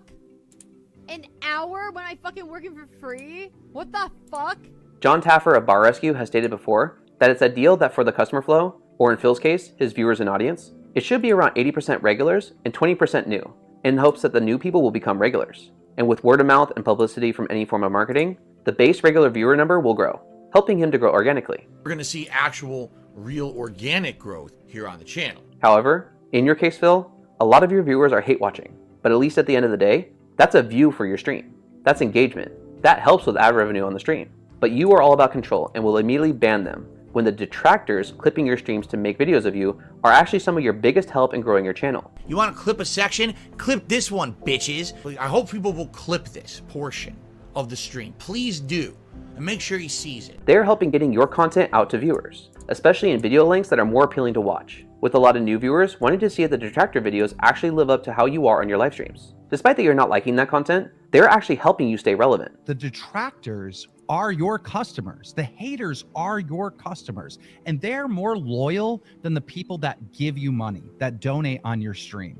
The people that hate you are way that you're more talking loyal. about, that's like, you can't pay for that shit. However, you are doing too much of the Streisand effect by trying to have viewers not think that their videos are accurately representing you, only gaining more curiosity to how you really are. It's the same line of thinking as you did with your incident back on May 1st, 2016. By first trying to lie about it, then eventually owning up to it. But not understanding that the attention from the incident is bringing new people to your channel that maybe otherwise wouldn't check you out before. Not capitalizing in that moment, not the incident itself, but that time and spiked popularity. To own the moment, despite the story behind it, but using it to make yourself a lot of money by playing into the interest and maybe actually trying to have a laugh at yourself with viewers. And trying to capitalize on making that moment profitable for you, helping you to get out of your financial troubles. You gotta own it. If you don't own it, then like why then you're just a joke. It's a darker brown. So it felt like you just kind of like let that run your ship that you were sailing. Correct. I have nothing I can say to counter that in any defensive manner. If you're not going to monetize it, we will. Later tonight, the Beat Your Demons t-shirt will be available all on the store. Oh my god! Just as Rich is now doing with his bird merch.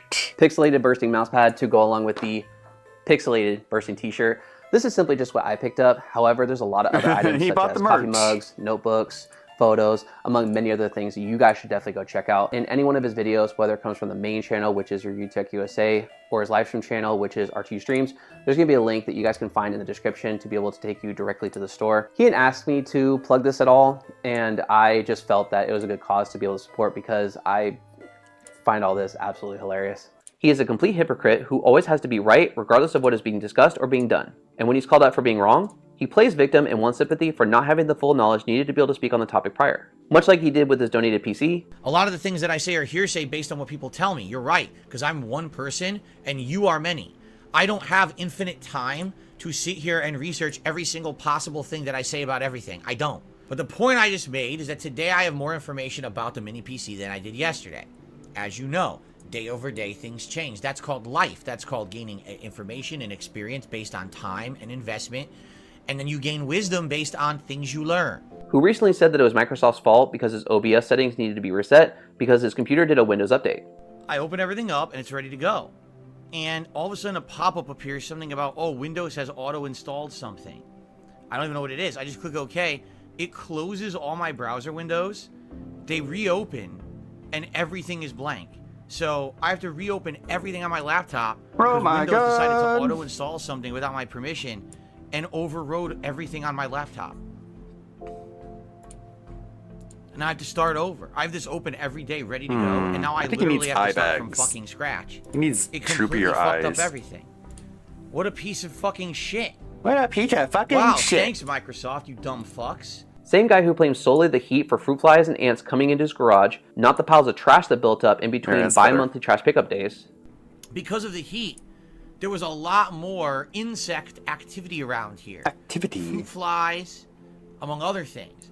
And, you know, I have trash in my garage. We can only, listen to this, we only get trash removal every 2 weeks. And so it builds up. You know, your trash accumulates. And because of the trash in the garage, trash accumulates? What? Oh my god. Same guy who questioned why the beta for Mortal Kombat 1 was having lag issues, not considering the number of players trying to get their chance to test characters out early may have been more than what was expected for online servers to be able to handle, thus not being the players or the devs' fault. The game doesn't feel like Mortal Kombat at all to me. It really doesn't. It feels like they made a whole new game and they started over. It's the speed is different. The controls are odd. And the characters don't even have the basic. And he's also said they changed nothing. You saw the connections are really bad, right? Like, in comparison, I'll say Street Fighter. All these beta connections are like anywhere from like 70 to 200 milliseconds. Well, when I was playing Street Fighter, you can see the connections are much better. The same guy who will blame games for mechanics in the game he doesn't like. And if it starts to play horribly, it's obviously the game's fault for him rushing through the playthrough because his strategy of stretching out a game over several months, leading to low viewership and loss of interest in both his live streamed audience and on-demand viewers, cannot be Phil's fault whatsoever. That's better. At this point, this game is so fucking tedious and time-wasting and such a disrespectful game to anyone who fucking just wants to play a game and have fun. Fuck you! I'm not wasting my time on your bullshit anymore.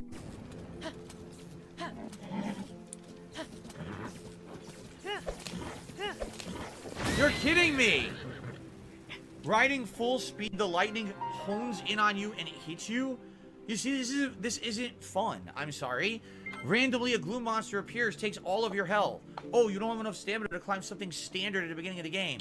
Oh, lightning just hones in on you and then kills you. How is this a fun? It's bullshit. My time for the body. about Final Fantasy 16 is the moments that are great, but there's way too much filler between them. They really seem like they wanted to drag the game out with this incredible amount of like dialogue and stuff that really doesn't add anything. I know that it's kind of unfair to be beating up these players at that level, but I didn't choose to play at that level. The game tossed me there because it's stupid. What the hell?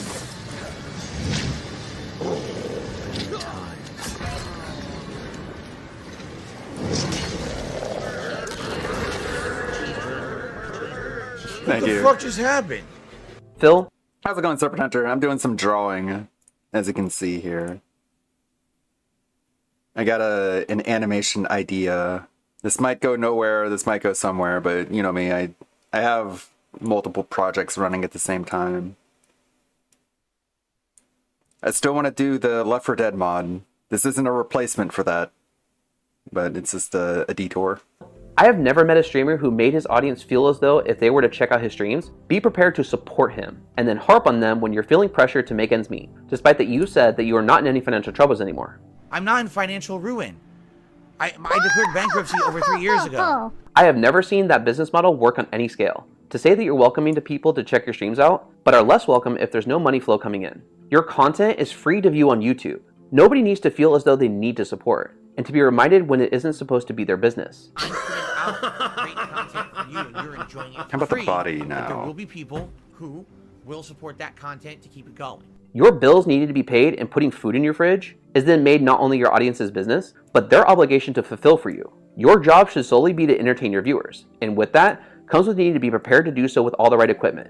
And in business, you have to spend money to make money. You refuse to put in any effort aside from clicking record and stop recording. Arkham Edits, a 15-year-old, was the one who did your last tier maker and made YouTube Shorts for you because he enjoyed your content. Special shout out to Arkham, who's the person who had put that together. And when he then emailed you to discuss payment for the content, you blocked and banned him, taking down the YouTube Shorts that he made for you, but conveniently left up the tier maker because it was doing good with views. And then banned anyone who mentioned the YouTube Shorts now being missing from your channel, despite those asking you nothing about the behind-the-scenes situation, of which you discussed in your alleged private Discord. You lack any true self-awareness of how you are looking to the outside world, and you take yourself too serious to ever have the chance to see what you could do to change for the better. The reason that you are memed and trolled as much as you are is because the only person that takes you or your schedule seriously is yourself.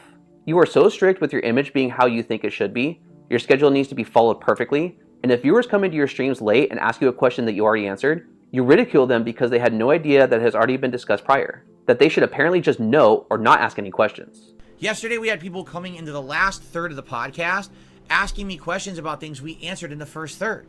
And it was over and over. Like, well, so what? Am I supposed to restart the show to tell you everything I already told you in the first third of the show? Like, well, we already addressed this, but I guess we'll do it again. So hold on a second, everyone. Let's have another special restarting of the podcast this morning, 2 days in a row for Lavinia, since she wants me to go back and readdress it. So here we go. He also has an obsession with protecting the weirdos in his chat from any criticism, just as he's been doing with his adopted son Derek, who had to make a public apology to a mattress actress for harassing her on her cam streams. A mattress actress. I've never heard that before. I'm really sorry, and I wanted to tell Reese that she will always be one of my many favorite porn stars to watch. And people have tried to make DSP aware of this, but that's a topic for a different video.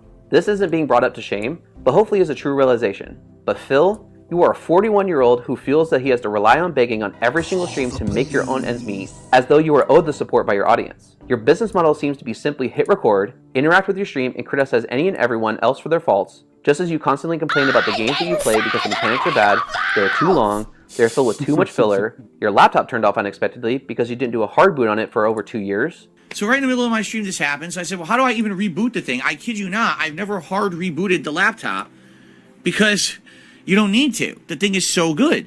Or you confuse the specs on the mini PC that you were donated, despite claiming that you used to build PCs as a hobby several years ago. In the early 2000s to mid 2000s, I built gaming PCs for a hobby. It's actually not that hard to build your own computers. And I'm speaking from experience because I've done so in the past. There was actually a good chunk of maybe 4 or 5 years where my hobby was building PCs. You then play a game with an audience that is expected to donate because you have no idea of what to do if you had a week of slow streams and think that every stream should bring in a lot of money, of which 90% is brought in by literally a handful of whales. Check out Super Crazy's channel for the breakdown on that.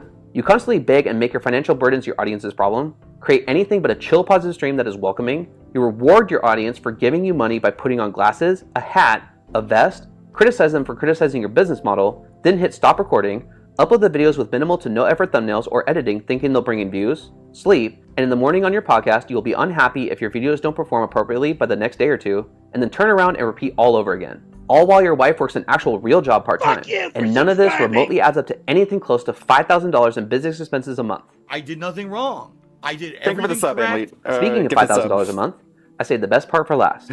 Appreciated. See, I'm doing a little bit of drawing here. I'm trying to be creative.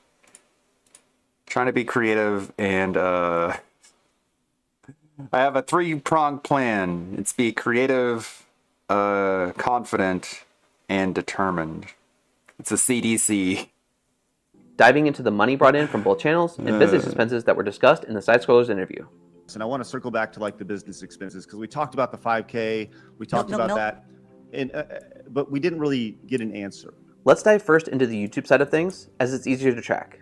Yes, YouTube takes a cut of all of your supers, as well as your memberships. The general number that most will go with would be about 30% taken out of your YouTube's cut before taxes. So when you're paid, when somebody gives you $1 super chat, YouTube takes 30% of that, right? And so you get 70%. That 70% then needs to be taxed by Uncle Sam. Uncle Sam comes in and they take however much of that. So you know, by the end of it, you could be getting anywhere between. Yeah, that's the idea, is Beavis and Butthead style. 50 cents of that or 35 cents of that, depending on what your revenue is for the year, and you're the tax brackets you're in. Adding the members that he says he has on both channels will arrange it to be his desired average of 500 members on his DSP gaming channel per month. My goal for today is to get us back above 500 members and hopefully even get a little step further. So even if we lose a few members overnight and tomorrow, we're still at 500. I want to keep us at 500. And 100 members on DSP Reacts channel per month. So at this point, I want to say we have like 138 members or something like that over there. So the record is 140. With 1 Ultra member to count for his Reacts channel. Despite I'm sure that there's a lot more, but in this case, I will be trying to play it more into Phil's favor. At $4 a month for the standard membership on either channel, this makes for $2,000, taking into account 4 times 500 members, with 30% taken out, is $1,400 in memberships per month on the gaming channel. And $420 with the 100 memberships at $4 and the 1 Ultra member at $20, with 30% taken out, is $294 on his React channel per month, adding up to nearly $1,700 in just memberships from both channels per month, all before taxes. Now to take in the estimations for his channels from Social Blade. Do know that this is entirely speculation, but it's probable to assume that he makes 2/3 of what is shown on Social Blade. I don't make ad revenue on the videos I do for the React channel. I don't make any money on these videos. I don't. Really, if I don't get support on these streams, it sucks because that means that, I'm not making anything on the videos. And that's just basing the accuracy on what my own channels bring in, comparatively speaking to what it shows on Social Blade, which means that the high end of $2,100 at 2/3 value is $1,407 per month from DSP Gaming's ad revenue, and $264 at 2/3 value is $176 a month from DSP Reacts, making the grand total for all these numbers come to over $3,200 a month from both channels for ad revenue and memberships, which again is all speculation, but of all the numbers, the members' numbers would arguably be the most accurate. Again, I was trying to give Phil the benefit of the doubt with all of these numbers. And none of this adds in the super chats or the PayPal tips that he gets daily from his streams. And all of these numbers added into whatever his wife makes working her part-time job. Now let's discuss what is arguably the most controversial aspect of his business's financials, because he makes hypocritical statements that really go against his narrative. When interviewed by Craig and Adam during his Side Scrollers podcast episode, the topic of business expenses came up. Most notably, the alleged $5,000 a month in business expenses when filing his taxes. With this adding up for a full year of 12 months, This really should get him into legal trouble. Him committing perjury on his bankruptcy forms. Like, what the fuck is going on, man? Like, what has to be done here? We had Az from Heels versus Babyface just make the same exact point. Now we have this in this video. What needs to be done? Like, who needs to be called about this? A crime has been committed. That's $60,000 a year. A crime out in the open has been committed. Fucking clear and present. In business expenses. Phil's response to this was the $5,000 business expense thing has been talked about by your detractors quite a bit. They say, what could you possibly be spending $5,000 on? Look, a month. You are a streamer who streams, by your own schedule. You're active 12 hours a day doing this, right? And there's. And by your own admission, you said like you didn't fix the set at all. It's been just a shoddy set for most of your over a decade of doing this. Right. So there's I this committed whole, perjury. what do your business expenses look like? I mean, I've done this for a long time. The business expenses are your initial cost of setting up your camera, your lights, and that's about it. And then after that, it's your I don't spend $5,000 on my business. You're right. Yeah, it's your you're time, correct. Right? Yep. And so walk me through. What does that look like? What is it? Specifically, there's this $5,000 business expense every month. Right. So what is this? Yeah, even when directly asked about just the $5,000 a month claim, instead of breaking down those numbers, he grabs his notebook and starts listing the more essential expenses that any household would have, such as internet, utilities. I have a subscription to Hulu. No one asked you about Hulu, Business bitch. expense, okay. Definitely not a business expense. I'm just saying this is where my money goes. This is everything. I'm serious. I'm going to cover it all. Okay, sure. I have one my asked. internet. I have 2 internet lines that I pay for. They're very expensive because they're unlimited internet. It's it's not an hourly. It's like you have to pay a ton of money. I have my dues here where I live. I live in a community. That's not a business condo expense. Facility community, so it's the dues, monthly dues. And he doesn't get to finish listing things off before being reminded of just wanting to know the specifics of just the business expenses. His final response to the issue was, People want to know where my money goes. You're asking me your business, the business Okay, expense you're money. That's what specifically they're asking talking about. From what I've seen, it's the business expenses that's what people want to know about. Like how are you spending that much money on the business? Hold on, Phil. Phil, you've been doing this for 17 years and you don't know what your business expenses are. You don't know what you get tax write-offs on and stuff. I mean, like, specifically, no, I don't. I give it all. I pay him a lot of money to a tax guy. I have a giant, spreadsheet of data that I provide. They work it out because every year it's different. I get to feel the tax laws change and stuff, and they figure it out. I give them all the data. We went through line item by line item of all of my expenses.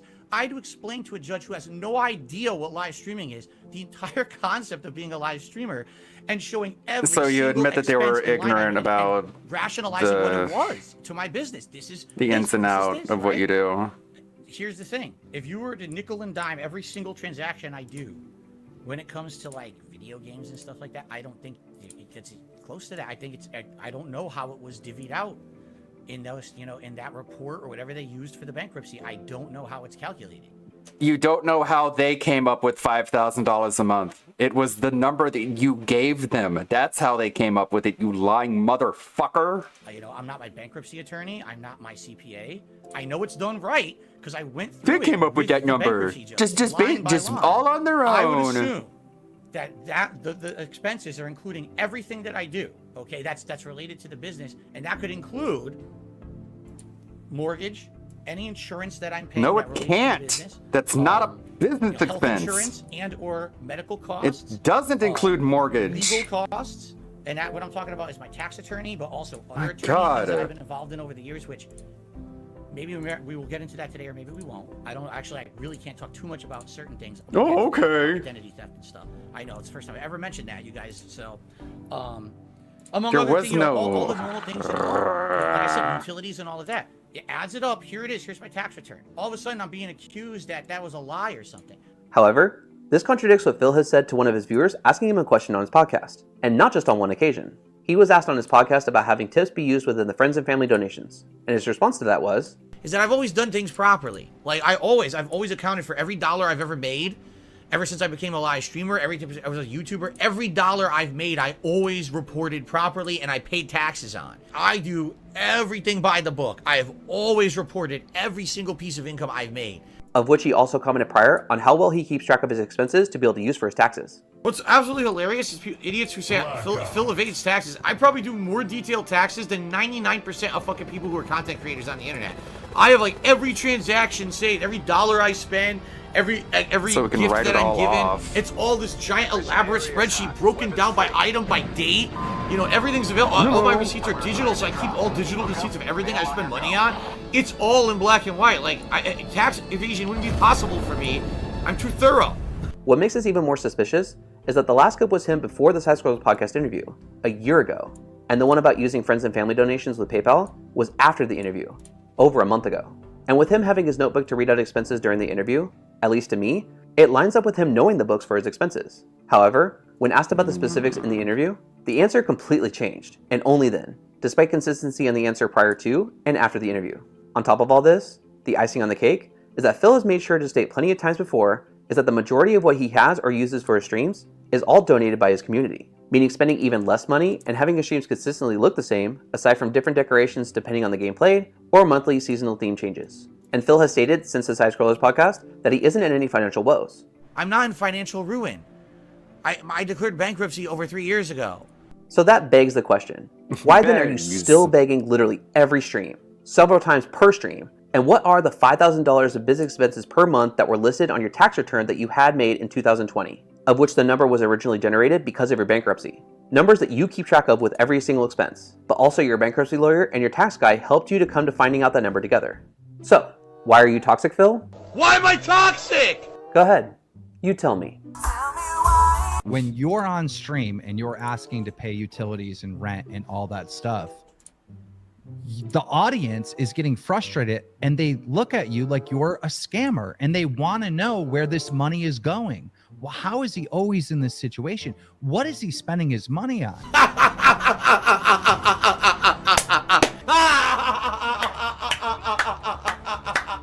Don't you guys absolutely love it when you fully expose me live on stream? It's an amazing feeling, isn't it? To just take Phil and just spread him right out and expose him on stream. Ew. So funny. Disgusting fucking pervert. No wonder Derek the pedo is a fan. Well, that was a good video. It did what I like to do, which is juxtapose his words side by side, just to show what a fucking liar he is. My favorite kind of editing. What else we got here in the sub box? Now, that was a good video. I haven't seen that until now. Pippa on racism. Oh boy. If I had $10 billion, I think I'd go to like... This is gonna be horrible. But I think I'd go to like really racist places, right? Like places that have like really high racial tensions or whatever. Or like they really hate like specific other countries. And I would like pay people to put up like flags at their house. I'd be like, you're poor. You're poor. You're scraping pennies together. But you really hate these other people. I'm gonna pay you $1,000 a day to put up the flag of the people that you hate. And I'm gonna watch from afar. I'm gonna have a drone. I'm gonna fly a drone overhead. I'm gonna install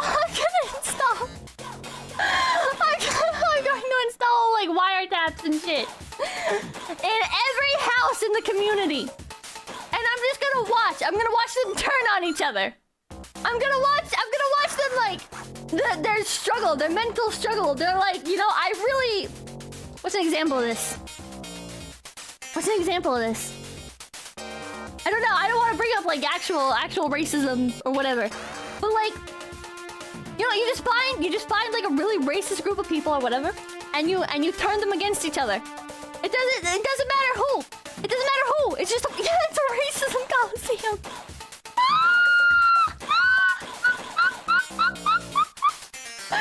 Racism Coliseum, chat! Go to a war-torn country and pay one of the poor people to put up a flag of the country that they're at war with. $1,000 a day, take it or leave it! Do you want to feed your children or do you want to put up the flag? Or do you want to feed your children and put up the flag of the people that are killing you all? Or do you want to say no and your children starve? Cody Barling, but there's a CIA who would like to know. You're looking for a job. This thing with the $2 rock to the races, everyone. That's why everything about 33. Take a PPs to fly the flag of Marines. We're just guiding noise, but beside resources. For communities, yes. Follow the thing with noise, but bad racism by instigating. Stop looking CIA operations. I should join the CIA. I'd do great there. Oh, my arm hurts where they drew blood. Chick-fil-A and a rainbow flag? Nah, that's too weak. I want to find like. I want to go to a neighborhood. I want to go to like, you know how they have like the quote unquote like most racist towns in America and stuff, you know? I want to find a neighborhood that houses like mostly members of like the KKK and stuff, right? And I want to be like, here. I'll pay you $100,000 for a week. You're gonna put up a Black Lives Matter flag?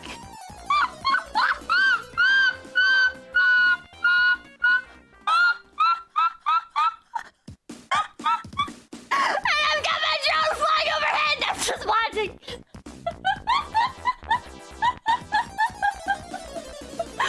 Marcus really not even rich. I'm taking like them already. I'm taking really my dollars. My strategy. Running racism isn't bad most ways. Nobody dangles enough money in front of someone. Every man has a price. Let's have long front doors. It's the unknown billionaires that are the most horrific monsters doing the worst things, and anyone that finds out dies. Bill Gates is a distraction. Bill Gates is a Satanist. I don't know if he's a pedophile, but I know he's a Satanist, and he does fucked up things, and he does things like what I'm talking about.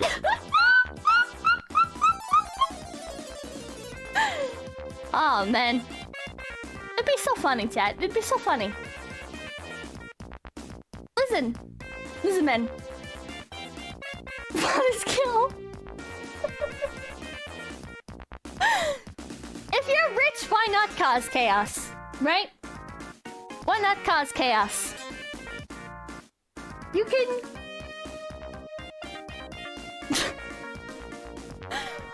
Stoking the fires of race war. It's not stoking the fires of a race war. Okay.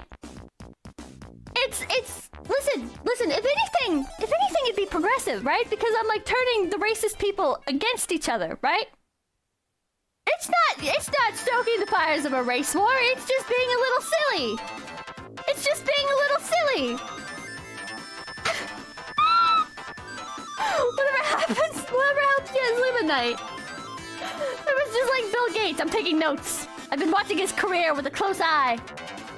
Just a little mischief. Oh, man. Jesus Christ. Silly? It would be silly. It would be silly. Get a picture thing on BB. Pippa is Mr. P. No!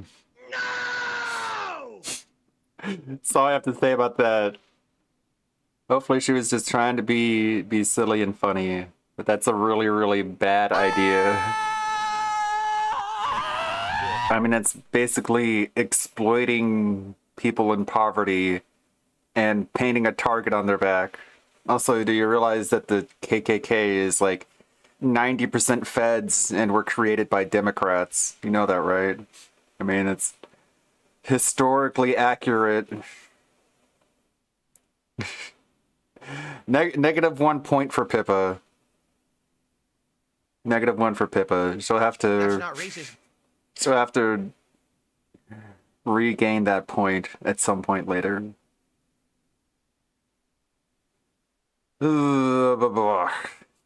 DSP finally reveals the mystery stuff that's got him depressed. Gout. That's it. This is gout. That's the thing. Why didn't he say? Is he just so tired of being made fun of for having gout that he's like, I'm just gonna say bad things. Bad things happen and bad things. And you know, just give me the money. Just give me money. If I have more money, then the gout will go away or something. I mean, it won't. So I'm just gonna say I have bad things happen.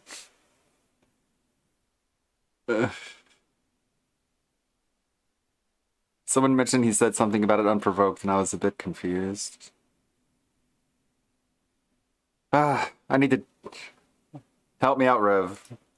Help me! Hey, what's up, guys? Right Hey, here. what's up? So today we're going to look at 3 stories I think you'll find interesting, and all 3 of these stories have the same theme, and that is karma. It's just applied differently for each story. But we're going to start off with one completely deranged scenario where we're going to farm a freak for some free content.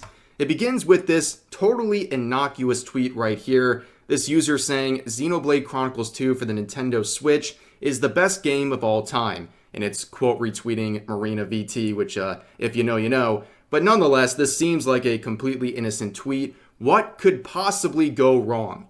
Well, we have this individual in the replies going on a long tangent about how the characters, the female characters in Xenoblade are sexualized, and this fan service is the only reason why this franchise is relevant, and they go on to call these things slutty and other terms. Basically, in their attempt to defend thy lady, they end up being a giant misogynist. Now, you look right here, you see this reply. It is cropped for a reason. These things are censored for a reason that I'll explain in about a minute. But this user says simply, this you. And normally when you see this you on Twitter, you're about to witness a murder, okay? It's about to get brutal. And the image that they're attaching here is a rap sheet containing the criminal convictions of this user up above. And within those convictions include convictions for sex crimes against minors. Not allegations, convictions. These things happen. And this is a public record tracking those things. And you know what? If you're a longtime viewer of this channel, I'm sure you're thinking to yourself every single time. This happens so often, it's it's just disturbing. Where you have antis and people who complain about fictional content being outed as actual predators themselves. And normally I do the phrase like, if I had a nickel, I would have 5 nickels. It's not much, but it's more than it should be. No, in this scenario, honestly, we're at a point where I could get a whole meal with these nickels at this point. Like, I'm not even talking McDonald's. I'm talking like a nice bowl from Chipotle or something, maybe extra protein. Because honestly, I'd have that much money in this scenario because this keeps happening over and over again. And it's really, really disturbing. And this is just another person added to the archive. There's many archives floating around on places like Twitter that are documenting examples like this. And it's good work, and it's important to keep those things because it alerts the public of this pattern of behavior and these also dangerous individuals. However, the reason I crop this is because of this scenario right here. So the person who posted the publicly available rap sheet of this individual got their post taken down for violating rules about private information. And the reason I'm censoring it in this video is because I don't trust YouTube. I really don't. And there's also plenty of other copies of this rap sheet on Twitter. I'm sure you can find them if you look for 2 seconds. Now you're probably wondering, how did this individual get this rap sheet so easily? Well, the person who was on this rap sheet, their Twitter account is a first name, last name, meaning that they have their full legal name in their Twitter handle. And some people have speculated that that might be the terms of his release from his convictions, is that he has to have his full legal name in his social media accounts. But nonetheless, that information was public. They used his public Twitter handle to find his public convictions. That is not private information, and it's scary that you can get taken down for those things. And it reminds me of my situation with EDP, when you're talking about publicly available information, but acting upon it in any sort of a way is punished. And it's unfortunate to see, and I really wish Twitter would get this right. But you might be wondering, well, who took down this post? Was it the guy in the focus of this video, this whole scenario? Well, no, we found the culprit right here because they admitted to it publicly. You can see the actual report on their end, locking out the account for sharing their post. Now, this individual says, don't dox innocent people.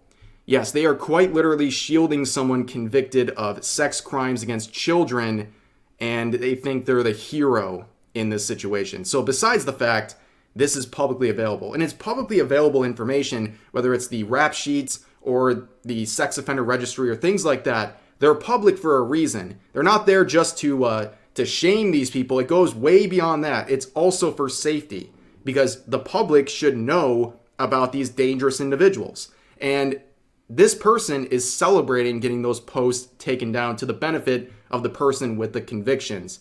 And the fact that they claim that they're innocent, I'm sorry, those are convictions, not allegations. They happened. This person, by definition, is not innocent. And again, like I made very clear, this is not doxing. So I'm glad to see at least there's only 3 likes and almost 200 quote retweets. So at least people out there understand how deranged this is. But yeah, what a terrible situation. And really karma striking. But unfortunately, the person sharing the post got hit by this weirdo right here.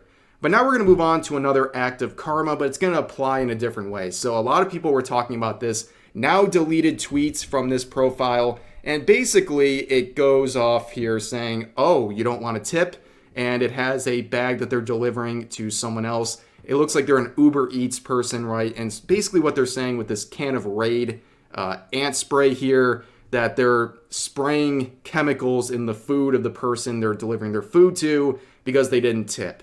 Now, there's a lot of wild videos out there, especially like Ring doorbell footage of people doing nasty stuff to people's food because they didn't tip the delivery service. But this post would get a lot of attention, right? So people are like, wow, we need to get this guy removed, need to get him fired, get him in trouble, arrested, whatever. And people got the result they wanted. So shortly after, this individual would make another tweet after changing their profile picture back to their original one, saying, you gotta be kidding me. And it's Uber Eats saying that they have been removed from their service and can no longer work for them. And people went crazy going, yes, karma has struck. This is the greatest thing ever. This is exactly what we wanted. Well, unfortunately, another lesson to learn on Twitter is that a lot of people are trolling. And the problem is, when people see a result that's really Boo-hoo. funny or satisfying, like in this You only scenario, made people they think just you were believe it poisoning because they people. want to You weren't believe it's true. actually Because it's poisoning funny people. and it's an act of karma in motion, okay? And unfortunately, guys, I've seen this account before. They do stuff like this on a daily basis where they're posting bait, they're making up scenarios just to get people to laugh at them. And whether it's for interactions, comedy, whatever, I don't know. If you like it, that's fine. If you don't care, whatever. But that's the situation. It's a lesson to be learned that people like this can very easily troll people by giving them a satisfying joke, a satisfying result to a scenario where it looks like someone who's annoying or bad is getting what they deserve. And you know what? If you find these posts funny, that's great. But just be aware that just because the result is something satisfying, it doesn't mean it's real, and you should probably look into it. I mean, I face this with my videos all the time. I see all these tweets. I have to decide, is this bait? Is this person trolling? And I can only do so much research. I'm not going to do a deep dive into someone's account after they made a death threat over anime characters or something, but I'll do my best to try to understand. Yeah, if this is what you think comedy is, I'm not going to feel bad for you when you get negative results. Because this is some shit ass, like, this is some shitty fucking comedic approach, man. You need to like learn a stand-up routine. Because this isn't funny. And, well, is this just trying to get attention or not? But moving on from that, this kind of relates to that last story. Another act of karma, this time Reddit karma. That's right.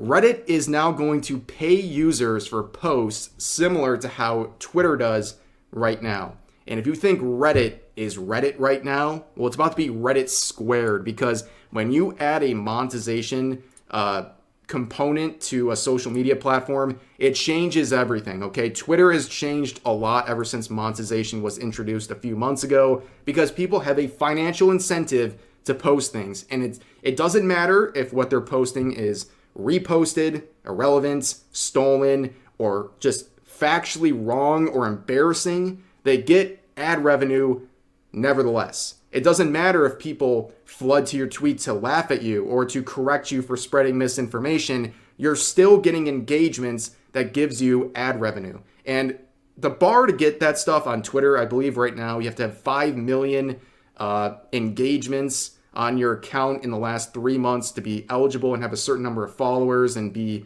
on the platform for a certain amount of months. But I mean, I personally have it, right? And I'll say, as a person who doesn't really like tweeting, it does make tweeting more enticing, right? Like, I don't really care if I'm gonna have aunties crying in my replies if I'm making a few dollars from it, because I'm just like, I wanted to post that anyways, and I don't care if it makes you angry. But people are quite literally making this their day job on Twitter, and they have to, based on my own understandings of my analytics, they have to tweet like every 30 minutes and have to go like viral like every day. Like it has to be exhausting, and it's really flooding the platform with a lot of reused content and misinformation and engagement bait and things like that. Even the start of this video started with an engagement bait post by Marina VT, who was just trying to get engagements by saying, what's your hot take on Nintendo or whatever. They don't actually care about what you're saying. They just want you to quote, retweet, or reply with an answer so they get engagement on their account. It's a very obvious thing that people do, and it's widespread throughout the platform. But that is the update with Reddit. And also, don't forget... Yeah, I just keep thinking like people's aunts, aunties. Forget, this is Reddit, okay? My auntie. You think the power trip that a lot of mods and people in Reddit have are bad right now? Just wait until monetization is added in. It's going to get crazy. But luckily for me, and a lot of people like me, the only time I see Reddit is when someone brings a really bad Reddit post to me, or it's someone complaining about me. That's the only two things I've ever seen come out of Reddit, so I don't really care what they're doing over there, but it's their obvious attempt to compete with Twitter. But nonetheless, that's going to do it for this video. I hope you guys enjoyed. Share all of your thoughts about today's topics in the comment section down below. Hope you enjoyed, and I'll see you next time. I don't like Reddit. I don't like Twitter. But what can I say? I like YouTube and Twitch, so it's not like I'm that much better. Only slightly. Got Dante streaming a 10. Yeah, Reddit is where you find like the unironic DSP fans, which is why I think that a lot of people who give DSP money congregate on Reddit. I could be wrong though. Just saying, I could be wrong though. What's this artwork? Testing heart rate monitor. Got a heart rate monitor. Damn. 98, 99. What's the code? It's mine at. I'm at 56. That's not the. That's the machine. That's the. I've got one on my wrist. I don't know how hard that would be to connect it to something that could be seen. But it sometimes gets above 100. And it buzzes and lets me know, hey, fucker, calm down. Like, okay, I'll breathe, I guess. Fine, I'll breathe. If you really want me to. I don't think there's anything else here to take a look at. I made a YouTube post a little while ago listing about 40 different things that could be potentially on the top 10 worst DSP moments. I need to add Meat Canyon to the one where it's like the larger channels noticing Phil. And that one I just watched too. Oh, I see. Yeah, I have my watch is connected to my phone. So I guess if I get an app that connects to the phone and to connect that to a web thing, that could do it. Thank you. I appreciate that. Next time, well, I mean, Halloween is coming up. By the way, Emily, since you're here, I'm gonna make a Halloween costume. Of course, I can't resist. You probably could have figured that without me even saying it, but makes sense, right? What is this one? I don't think I've seen this. Top 20 fraud fails exposed. Like, the creator of the last video we watched was a Rich Review Tech fan, like unironically, since he bought merch from Rich Review Tech's site. So, kind of an L for him, but it was a good video though. Still a good video. You see The View promote live action One Piece and announce that Jamie Lee Curtis will be in season 2. Yeah. My mom was actually watching live action One Piece the other day, and I was like, oh, what do you think about it? And she's like, well, it's pretty good so far. And I was like, yeah. Live action anime hasn't had the best track record. And she's like, yeah, your sister said the same thing. It's like, yeah. And I guess it makes sense. Like, the budget for every episode is like $15 million. So, I guess the normies are gonna like it. I don't know, it could break the curse. Be a decent live action anime adaptation. I just don't know how they're gonna do Chopper. I think I read an article that said Chopper wasn't gonna be CGI. They're gonna have like a live action Chopper. Like, I don't know how they're gonna do that. How are they gonna do Chopper? How are they gonna do Frankie? How are they gonna do Brooke? Like, a lot of characters gonna be strange. Is Brooke just gonna be like a guy wearing skeleton makeup? Or is it gonna be a CGI skull man? I don't know. And see, Ralph bloviated about how much better Phil is than RTU. No, I didn't. Do you have a link? I think one of those showed up in my sub box. Is it a Dingus video? Is it Dingus reacting? Because I'll watch that. Let me see. Gaunt gets rich with gout. There it is. This one's probably it. Let's see. It's right here. More success successful I have a people viewed in way more screenshot. than him Well, I can make are one real still quick. Ugh. This has a bit of background noise. Okay, let me pull this up. Hello, Expand Dog. All right, pull this up over here. Come on, history. How many times do I have to click it? Hello, Expand Dog. How you doing, dude? That is way too confusing. Why does he have a I'm gonna picture of a change black the, man on his? Why is he sitting there with his shirt off? What is this? I don't know. There we go. Man with birds. Very, very, very. We'll get rid of this picture too. Like it's just people screaming over each other. I can't. Oh, speaking of guns, I have my gun picture up there now. Just burping into the microphone. No apologies. Let's see what. Yeah, he's just searching around YouTube for like hit pieces on me. You didn't even get some queued up. Do you know I still have a whole list of shit here that I haven't even got to? I usually try to have at least 20 tabs, but really like 40 or 50 is better.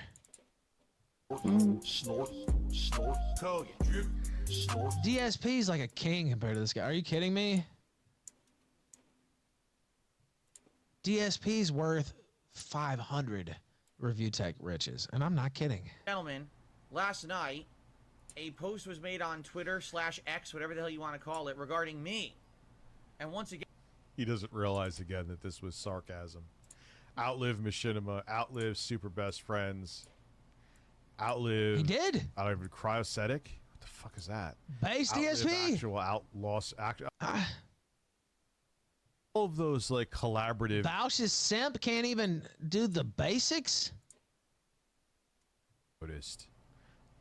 Like because He's sitting there with his one shirt off. person with an iPhone and editing software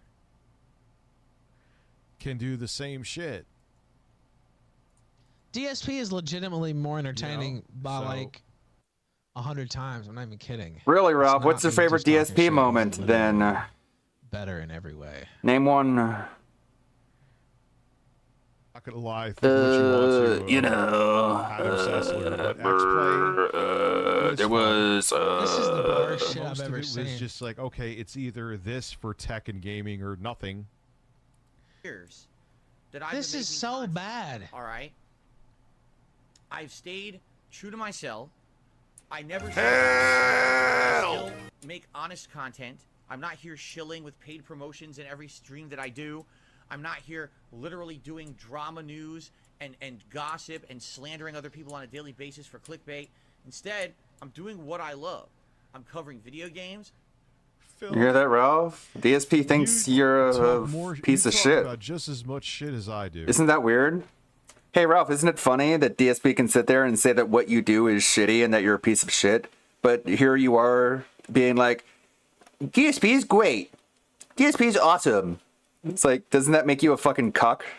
About other people. I don't know. Let's see. I don't know. I'll be a little. Phil is so much better than this guy. It's not even close. You're so much better, even though Phil thinks I'm an asshole who sucks, who just gets drama clickbait views. I have no He's desire cool, to do man. that. He's awesome. Be today, but I still appreciate the audience that likes me and wants. It's fine, dude. I don't have to agree with everything he says. It's all fine. You know, all It's whatever. these years. It is what it It's is. funny because I made this post this morning, and immediately you see people start saying things like, Yeah, he's shutting it down. You're right, Peter Griffin. Streams, and he advertises and he takes. You're right, Peter advantage of all Griffin. things he used to hate. That's selling out, or is that just evolving and changing with the times? Because that's what everyone is doing to survive because YouTube changed. Yeah. But you say that people are selling out when they have Does sponsors. he go after DSP all the time? And somebody on Twitter was like, he's a more intelligent DSP, but just as grunt. You know what? I don't think so. I don't think he's more intelligent than DSP. Based off of what? I don't get that at all. You know, like I said, because I'm gonna be saying bad so things much about more respect him. for DSP than this guy. because I'm currently shitting on Rich, so Other than a couple items here. so Rich is bad. DSP is good I'm now. not kidding, and I'm not just saying this because he's talking shit, Rich. He's got to let you know because it's obvious what he's doing. DSP is better in every way, just from this. I'm just gonna say whatever makes you mad, even though I don't believe it, because that's how I am. My moral compass is a roulette wheel. He dedicates 3 to 4 shows a week to DSP. How pathetic. And at that time, you had to change. So who's worse, DSP or the guy who dedicates 3 or 4 shows a week to him? I'm sure you feel that same way about the Kino Casino because they make fun of you. And I adapted. I guess like he's willing to embrace the meme. If I'm not just saying this because I'm making fun of Richard Vutek, but I don't know what DSP is better. Saw me watch gay porn, probably. Porn URLs. I don't care. It is what it is. Like it It is happened. what it is. That was like my half May 1st. I fucking hate it is what it is. So I want to say, hey, shout out for once not being a complete scumbag to me, because it's nice that people every once in a while actually give me a fair shake. And Yeah, but Phil, you're tone deaf though. I think. You know what? I can't help but like DSP a little bit, honestly. Yeah, that's why he became a locale. I know that might be controversial to say. You saw DSP and you were like, I'm going to be a locale too. And then you ruined your life. And now your fucking baby mama wants nothing to do with He's still you. here, and he still got his support, and he still says whatever the fuck he wants. He still has his 4 supporters. I wish I had 4 supporters. The audience and stuff I don't like have that. one. Bleeding your supporters. But like, He doesn't say whatever he wants. honestly, a part of me kind of likes DSP. Go suck his dick then. Just out of sheer respect, right? Like, you know, people like their. He can't even like leave his house. I definitely, I mean, compared my thoughts about DSP and this guy, review tech, I mean, it's not even close. This guy would kill himself if he had the same type of pressure as DSP or the same type of pressure as me. So much pressure, man. I admire his perseverance. Yeah, me too. He says whatever he wants, but he's under so much pressure. That doesn't make a. Like, if you give him money, like, you know, it's DSP, right? Like, I mean, nobody makes people support him. Now, I don't like bleeding the audience. And I gotta have this or that, because it's a lot of people who would, you know, want to help you or whatever, but like, don't, you know, arguably some of his you know, justifications for needing this money or that are a little off. So I don't like that. But anything else, I don't care. Like, is that for real? don't like, you know. Instead, you should like, you know. Well, no. Ralph also thinks I'm an idiot. He wants You it on are. the house so there could be some shit show, which I'm not even sure what it's about. you're talking shit. What is the problem? You, nigga. Oh, Explain careful, what- I don't even know careful. what it is. Like, is he just gonna scream at me for 30 minutes and make a few bucks off of it? That's cool. But That's what you're trying to. I'll make a few bucks too. You could restream me if you want to, Ralph, when we talk. Well, of But I course ain't I would doing it not right do it now. unless I was restreaming. I'll restream you. You restream me. And everything's good to go. This may be a controversial position, but I want everyone involved in this story to die. You're pathetic. Oh, great! I just love getting hit by the enemy on the run to the boss. That's my favorite. Called him out for what? Because I watched his video? You made a whole Watched stream the about fucking me. video that was made on him? There was a year old. You know why you did it? To try to jump on the recent hate. Hey, For no are reason. you talking about me? Your whole stream was about me. Yeah. And you changed the title, changed the thumbnail. You're a pussy. One of the towers fell. Having an and epiphany. There was the DSP dancing. Cucking the content. Would I True. feel better or worse if it was Ethan Ralph that was my Ralph stalker? hardly I don't know. I think probably worse. I didn't know anything. I mean, I knew 1 or 2 things about him bitching out the fight and just being a weird fuck. But I never watched this guy's shit. Never cared about him at all. All that stuff sent to me, that was chief of staff. I don't know shit about this guy. Besides the shit that was sent to me tonight and him being a pussy, which he's proven again. I don't know. You can't seem to avoid them, and they deal extra damage in stagger. I guess I'm going. You can hear his voice trembling. Little bro is sweating. Yeah, you're right, Jacuzzi. Yeah, I'm liking it too. Why is he mad? Why does Ralph listen to anyone in his chat? Like, they're all there to just egg him on and blow smoke up his ass and gaslight him into thinking he's not a fucking pathetic rapist. Yeah, you're right. You're right, man. They are all stupid and I'm all cool. I am liking it. Yeah, thanks. Have to, right? It's like, How would you dodge them? You don't know when they're coming down. thanks, Rich, you disgusting fucking piece of shit. I'm gonna say it's really quarter. Is he wearing a horse head? Out of nowhere and strike from the sky, so I would assume no, you can't really. It's a quarterling. Whatever. Right? That's quartering's alt account. We all know that. It actually did fool me at first, but you know what? Now it's lore. Now it's lore. That's his alt account. That's the one he goes to troll people with, so he doesn't get in trouble on his main channel. So a lot of effects too, and it's very hard to see. That's completely legitimate. When all those effects. Why is Rich watching this, of all things? It's very hard to keep track of what you're doing. I'm pretty sure quartering hates this fuck. This makes me want to play this now. Tried it there, it didn't work. Damn it, or did it? I can't even tell. Why is he watching Why is this? he even doing this? Right. Just turn Phil off. What is this? Yeah, sound like I'm trembling in fear. Look at me. This is my fear.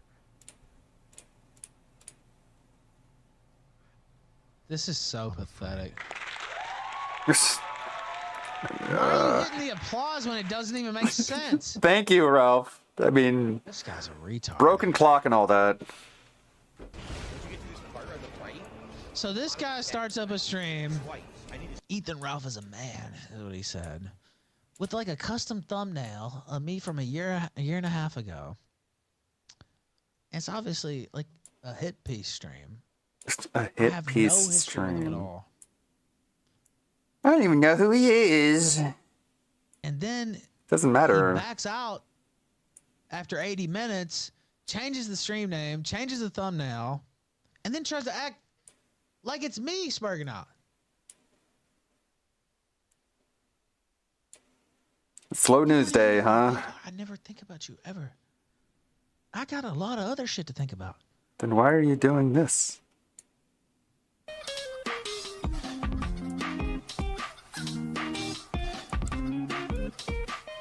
So, Lolcat making fun of me. Is this the end of his stream? Quick, I'll be right back. Oh, it's a break. Listen, I gotta piss real quick. I'll be right back. This is his break? As soon as the snipe's already folded? Yeah, that's what I'm saying. Okay, why did you pick a fight with me in the first place? Pick a fight? I mean, what?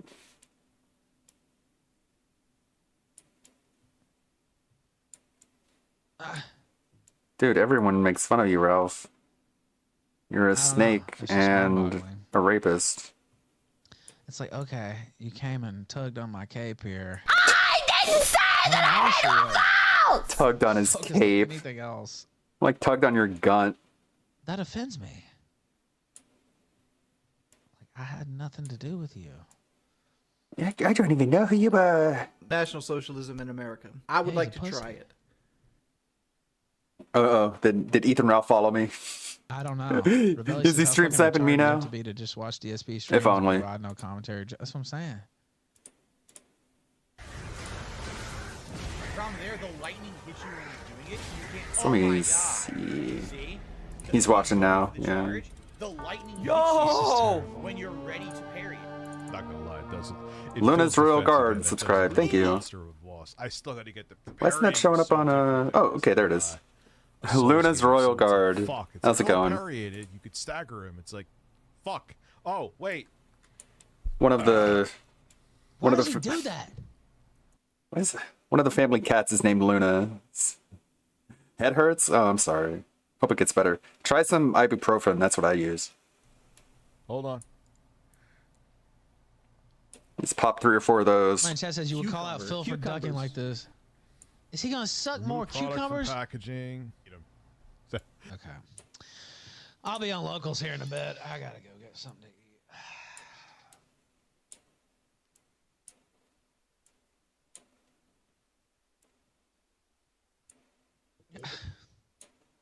I don't even know what to say, man. I kind of needed a new focus anyway. Really? But what about don't. What happened to that Take Down Rich America has a long First history of plan? boxing people, I was just told. Of course, all these people do. You're just gonna say you He's always succeeded talking at that? gay shit. See, Scratch Point knows him better than me. I don't really like. I know a couple little things about him, but he always seemed corny as fuck. And any little small thing I saw, I was like, I don't really care, right?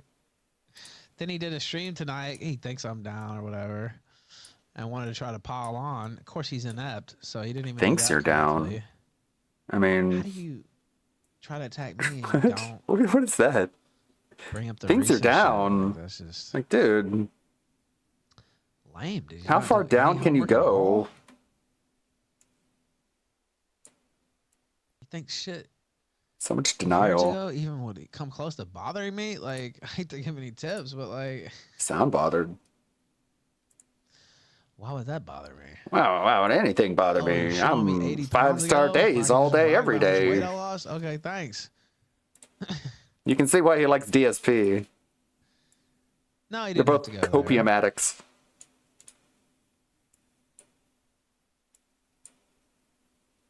So TV says, I don't You got know any of the that Twitch days, but copium, about Phil? 30 I could seconds use it. I want to play the knockout game. I'm a little low on my copium levels.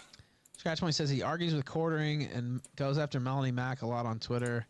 His videos and streams are unwatchable. That's what I'm saying. Like, we hit the goal, and I said if we hit it, I would snipe, and it's terrible. And like I said, I know DSP gets a lot of shit. DSP is like entertainer of the decade compared to this guy. And that's not hyperbole. It is, though. It's like, oh, you're like it trying to literally AWOL is. DSP? Well, he's a lot better than you. I don't know. Okay. Are you mad whenever I say that? He's better. Like, thanks, Dingus. Because if DSP ever said, "Oh, Ethan Ralph," like, if he ever gets, is that not? There it is. If you ever get sent a video on DSP reacts about Ethan Ralph, Phil will be like, "That guy sucks. He's a piece of shit." And then if Ethan Ralph watches that, he'll be like, "Oh, I can't believe." You suck, DSP. You know what, DSP? I take back everything I said. Actually, Rich Review Tech is better than you are. And then he'll watch a video about Rich Review Tech and he'll say, you know what, Rich Review Tech? DSP is better than you are. Because Ralph has no he has no morals. He has no backbone. It's just whoever pisses him off is his new #1 target. It's just fucking, what do you call it? He just points to wherever his rage is. It's like a weather vane, but instead of wind, it's anger.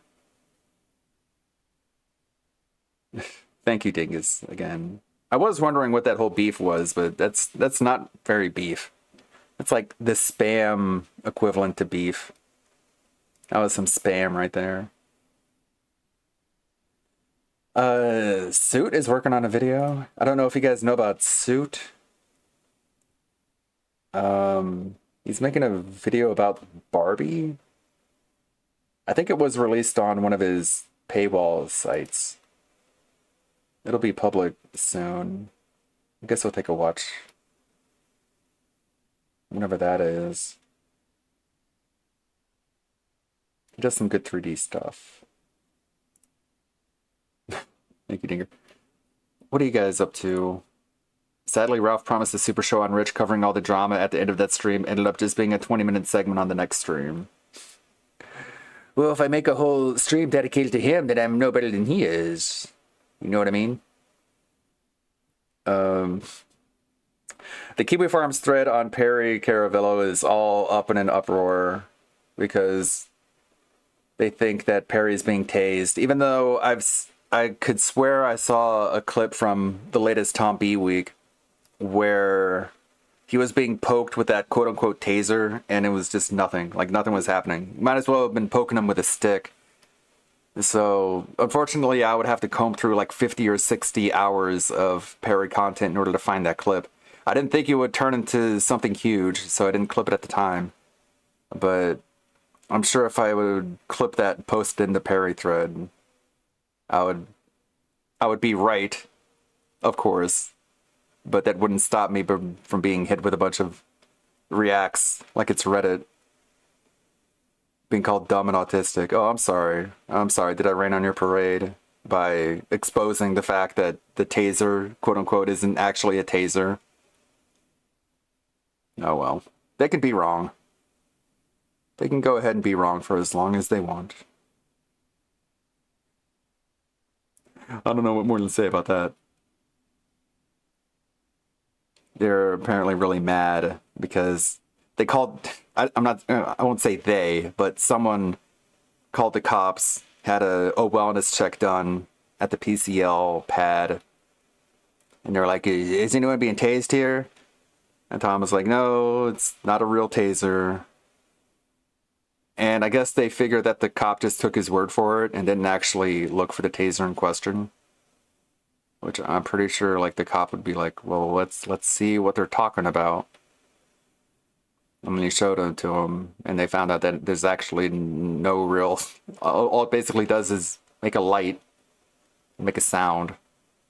Because I've seen Perry get poked with that thing, and there's literally no reaction. It's just like a warning thing. It's just to make him think that he could get shocked. But it doesn't actually shock anyone. But I don't know. Maybe if it was fully charged, it would hurt. But I'm guessing if it did hurt at one point, the battery is too low. Like it hasn't been charged. So it doesn't... It's like a 9-volt battery. But I don't know, who cares? I mean, they care. They care way too much. Being a little bit A-loggy. Yeah, like I posted a picture of it being used to light a cigarette. So it's like an electric cigarette lighter. But they want to say it's a taser because I don't even know why. I guess they just hate Tom for his attitude. Not really for any legit reason, because you know if you get PCL shut down, Perry's going to be out on the street. He's going to die under a bridge. So you can't really say you're doing it because you care about Perry's well-being. And if you think you're going to get the Big Three podcast back with Mole and Don Barris, if only you can shut down PCL, you can get the Big Three back. Like, I don't know if you've seen Don lately or heard him. Sounds like he's dying of cancer. I don't think he's down for being Perry's babysitter again. Don't think that's going to happen. So it's weird. I don't get what their motive is other than just being a dollar store joker and just wanting to watch the whole world burn. Some people are like that, I guess. He wears diapers? Yeah, because he pees all the time because whenever he gets upset, he takes a drink of water as like a psychological thing. It's like he's like taking control of what's going on by taking a sip of water because he can't talk if he's drinking water. So he's like, well, I'm just going to drink water and then I won't have to say anything. Like, he drinks way too much water. I get if you're talking on a stream, you want to hydrate yourself and wet the whistle. But Perry just drinks way too much water. He basically drinks it whenever he gets upset, which is all the time. And it's like a psychological thing. It's not like a hydration thing. And so he ends up just peeing over and over again, like 12, 13 times a stream. And so they're like, you know what, Perry, you should wear a diaper. That way you don't have to interrupt the stream. And people want to say that's like abuse. It's like, it's not really. It's just a way to keep the stream more engaging and more entertaining. I haven't seen this one. Speaking of Perry, let's take a look. You want me to be disgusted? What is going on here? Okay, we're going to see. No, Perry. By the way, this wasn't my idea. This is a crowdsource offer that fans that like this stream, that want to be entertained on their Monday night, they want to see something silly and ridiculous. That's kind of what we do here, and you did it. Silly and ridiculous. This is over the top. Silly and ridiculous. Okay, Perry, but that's just the way it goes. All right. You don't have it that bad. You got paid $300 for this. Give me something with some positive thoughts. All right, you want a positive thought, Perry? Here's a chance to make $300. That all depends on what the. Well, no, it shouldn't depend, Perry, because you screwed yourself on the pill thing, so you're already out $450. So I would say that you would want some balance in there. So $300, we'll do this. This is I'm about to tell you, Perry, but I'm prefacing it before you stupidly deny it. This is 300. Then you're only 150 away from that pill scam. Okay. What is I'm gonna give it to you, Perry. And it's very easy. Very easy. Okay. It's a crowdsource, which means that Jim knows that you fell for this scam, feels bad about it, and he's hustling to get you some funds. $300. Remember that, Perry. Remember. Think about how hard it is for most people to earn $300 and how long it takes. Here, you can earn it instantly, in a snap of a finger. You ready? Okay. Perry must scoop sausage grease into his hands and wash them together. So you're putting the grease in your hands and you're kind of rubbing them together like you're, lubing up the hands, basically. Okay? If you go to the bathroom or you have to wipe them clean, you can do so, but you have to reapply the sausage grease until the end of the stream. So between now and the end of the stream, don't shake your head because you need this, okay?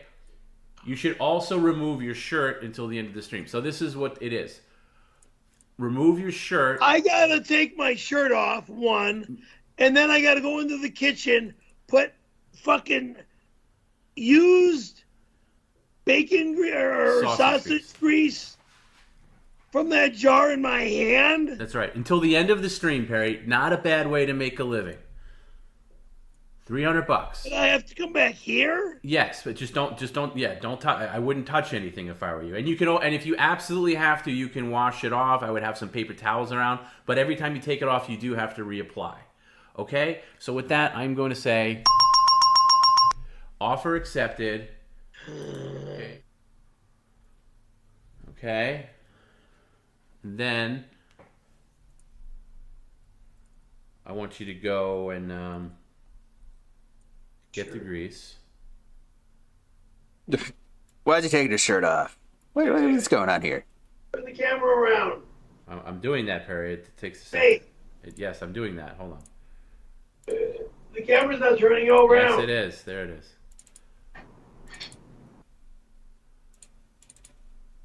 Do it in front of the camera if you could. Well, I'm right here. That's good. All right. Just want to make sure.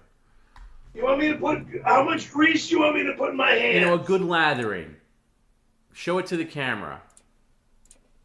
Oh my God. Show it to the camera. I'm not doing it away from the fucking... Well, I know, but I still want to see it. See? Grease? You need more than that. That's not going to do it. Shit. No, that's not it. I'll be the rough. judge. You're getting paid a good amount of money for this. Damn. Let me see that. You got it? No, I don't got it. I got to see what's in there. Well, I'm not walking out of the fucking floor. Well, then find a way to show me. Rub your hands together. It's your fucking problem. No, it's your problem, Perry, because then you're not going to get paid. So rub your hands together. That's a good start. That's a base. Rub them together. Both sides. Okay, you need more than that. Oh, man. Both sides. Both sides of your hands. Okay, that is a decent amount. All right, a little bit more, and It's then looking we'll call it greasy. even.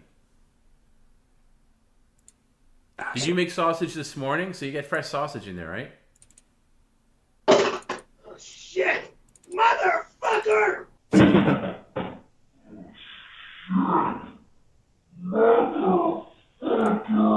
What? It went into the sink? Isn't it good we have the kitchen cam now that we can capture these moments? Yeah. All right, get more grease in there.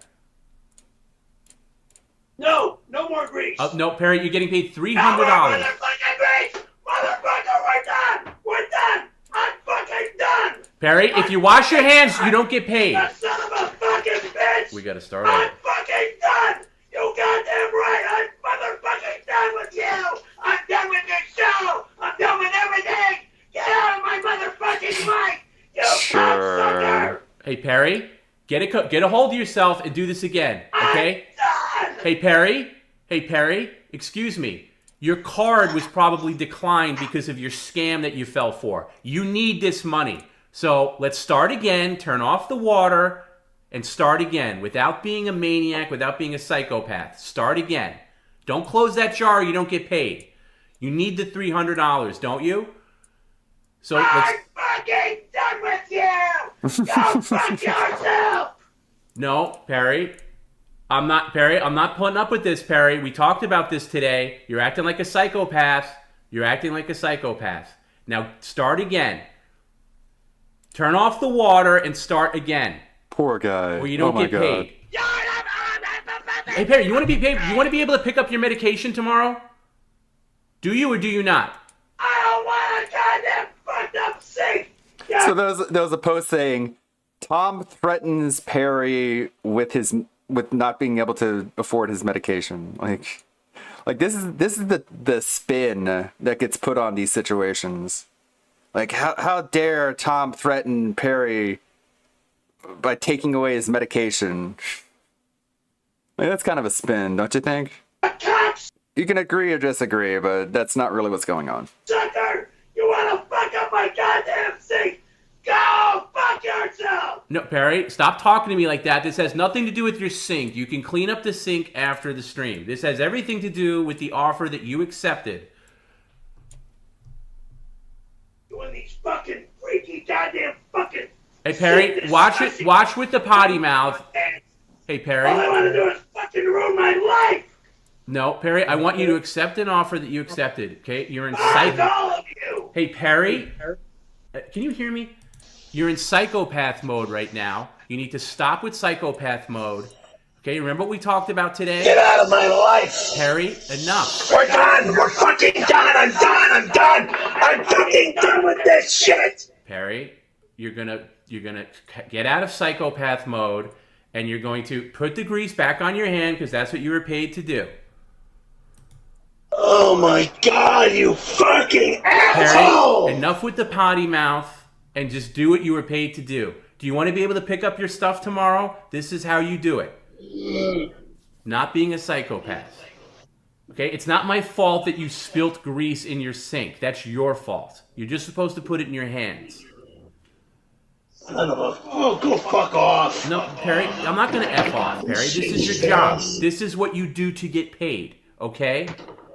This is how you get paid. Your stupid spiderweb shit is garbage! No, put that back, Perry. No, you were paid for that too. Put that back. Put that back right where it was. No, stop telling me, stop cursing at me and stop with your BS. I don't want this in my house! Perry, I don't care. Put it back where it was and stop being a ding-a-ling. Get back in the kitchen and do your job. No, we're not learning. A retarded job, you mean? No, Perry, stop being a psychopath and do your job, okay? I want a good amount of grease on your hands, all right? Otherwise, we're going to be here all night. I'm not doing that on that side anymore. I don't want to fuck up my Turn the water off. There's no running water right now. Turn the water off. No, don't tell me to shut up, you psychopath. Turn off the water. Turn off the water. You can do this later. Right now, I just want to see your hands greased up like you were paid to do. Grease on my hands! That's right. A lot of it. Stupid son of a bitch! You curse at me all you want. Just get the grease on your hands. Both sides. Grease all over my hands! That's right. That's what you're paid to do. Both sides. It's like song lyrics. Don't turn on the water. Grease on my hands. I'm covering the fuck. Don't do it. You need a little bit more than that. A little bit more than that. Because you had more last time. Fuck you! Put my hands over my ass! Yeah. No, you're not, Perry. You're going to put more on, or you're not getting paid, or you're not going to be able to pick up your medication tomorrow because you don't have the money because you screwed up your card on your stupid pill order, okay? So don't yell at me and stop being a psychopath. It's not my fault you spilled it into the sink earlier. That's it! No, now there's no more grease in here! Okay, then fine. It Lather fell them in the up. sink! Lather them up. I shouldn't have to battle you to get you money.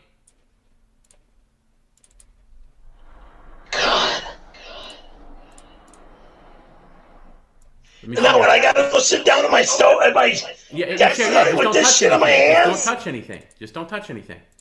Thank you. Thank you. It's 11. You didn't touch my glasses now. No, okay, we can do without the glasses. Stupid bastard. I'm not the stupid bastard. Okay? For the rest of the stream. And then, you don't have to sleep like that or anything like that. Hell no.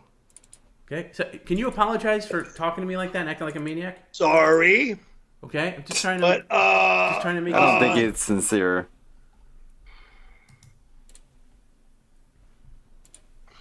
Oh, and by the way, let me see. Okay. Sorry, I'm just reading something that came in. Okay, that's it. I'm not going to the door like this. I'm not opening the door like this. I would not ask you to. Okay, so don't send Perry any deliveries because he might not be able to get them. Okay? Or if you could maybe take a paper towel and put it over your hand to do it if it comes. No. We'll see. We'll see. No deliveries at all. We haven't gotten any tonight. No deliveries at all. See, now that you're screaming that, you're probably going to get them, but I'm saying you haven't had any so far, so you're probably okay. Okay. Thank you. I'm glad you like the bee. This was made in honor of. Oh wait, I'm still in sad mode, aren't I? I had the sad expression on. I forget why I had it.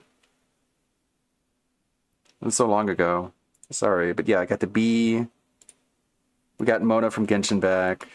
Everyone's favorite. Casino Bunny, which is better than the one that we had before. Bit more detail, bit more flair. If you're gonna remake a costume over again, you might as well make it better than it was earlier. That's my cope. Got Haikatoon back. This one is also better than it was before. It's good stuff. And Dominic's favorite, Makama. We've got the cool eyes going. Anyways, back to I'm gonna run some super chats and some tip comments and stuff, and all you gotta do is sit there. You don't have to touch a goddamn thing like this now. Didn't ask you to touch anything. That's the offer. Okay? Thank you.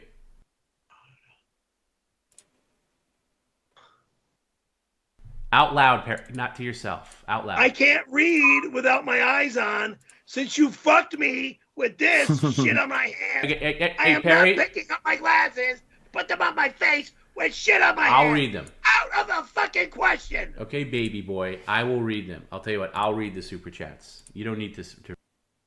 Bitch. It says, attention, PCL fans. We need more sausage grease. Send Perry sausages now. Accepting any and all deliveries of sausages. No. We need to cook more sausage tonight. I'm not able to open a door, 1. 2, I'm not fucking putting grease on my body anymore. This is it, goddammit. This is fucking it. You don't like it? Go fuck yourself. We need to cook more sausages tonight so we can get more grease. Not gonna happen, losers. We need sausages now. Send sausages now. More grease, more sausages, more grease. Send sausages now. All right, here's a super silly one, and I know you can do this for $10. It's from our good friend Girthquake, and it is $10 to stick your fingers into your belly button. That's all you got to do. Stick your fingers in your belly button for $10. Gross. You can do about put 2 at once. 2 in the stink. Aww. Very good. Okay. I'm going to go back to the previous offer of, pushing your microwave onto the floor. Now, with not happening. Just listen. It's not happening. I am not doing it Fuck off! All right, get all the fake voice stuff out, and then when you're done, I'm gonna. They're banging on the wall because I'm screaming like a madman in here. Okay, so stop acting like a lunatic. Uh-oh. So the previous offer was John Jamin offered 200. Jeez. He doesn't have as nice a neighbor as he had with Trevor. Now he has neighbors who will be like, shut the fuck up over there. Uh-oh. It'd be kind of funny if Perry gets kicked out of his apartment, because he'll be fine with getting another one, I'm sure. $150 for you to push the microwave off and yell something out when it hits the ground. Okay? The floor, I should say, not the ground. Okay? Now, Pope Thor adds an additional 50 to this to make it 300. And Jim points out, you have a perfectly good Black & Decker microwave new in the box in your apartment. Even if something happened to the Panasonic, which it probably won't, it'll probably survive the fall, you still clear $300. And you just fell for a scam. You had a problem with your credit card because of the stupid pill scam, and you got to go pick up some stuff Perry's tomorrow. daughter doesn't live This there. would be perfect for that. It is so easy. Perry's daughter is an adult. She lives, with her new family. All you got to do is push it over, and if it breaks, you got a brand new microwave there to replace it with, and it probably won't break. And actually, Perry, I got breaking news. Breaking news. Wheeler Walker just added $100. This is now a $400 offer. You are insane if you don't take this. All right. Are we ready to push it? All right. Now, I'm going to go back to the main camera, but I'm going to, for the upload to Patreon, I'll try to have both camera angles. So, Perry, on the count of 3, you're going to push it over, and when it hits, this is what you're going to say. Okay. All right. When it hits the floor, when the microwave hits the floor, you got to say, blithering Butterfingers. Okay? Give it a good push with both hands. A really good push. Solid push. Go. Oh, holy cow. Solid push. Go.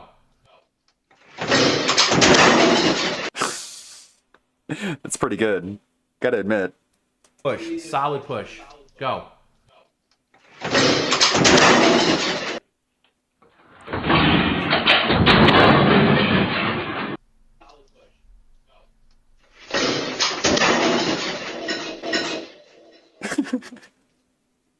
Say the line. We need a neighbor cam. Butterfingers.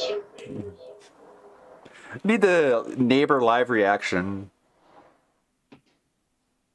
I'm not using this.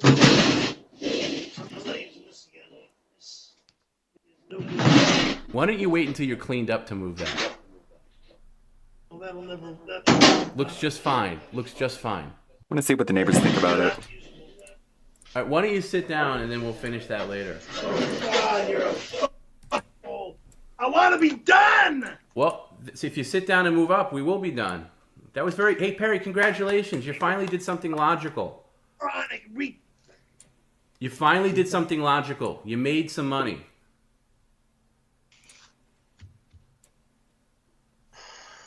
Now, Perry, let me ask you a question. Honestly, just as a viewer, is that funny or not funny? It's disgusting. It's demoralizing, degrading, nothing funny demonic. about destroying Yada, yada, yada. something that you use on a daily basis. That's not true. Funny is the correct answer. It was funny. It was very funny. It's like I got a cloud of demonology trying to turn me into a fucking Demon. A cloud of murdering, demonology. devil worshipping, psychopathic, fucking sick son of a bitch. Yeah, of course. Sure. I hate it every Monday night. Give me something with some positive thoughts. But then you don't react to it. You're just like, thanks. Appreciate that. But then if something bad happens, you give like 10 minutes of content. That was funny. Can't say that wasn't funny. Like, the way he knocked over that microwave. Classic. A new classic. The snort, what is this? 2023 from 12 minutes ago.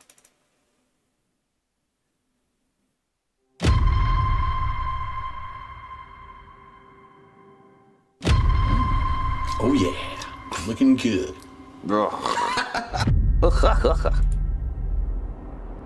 All right, sweetie, get the panda head.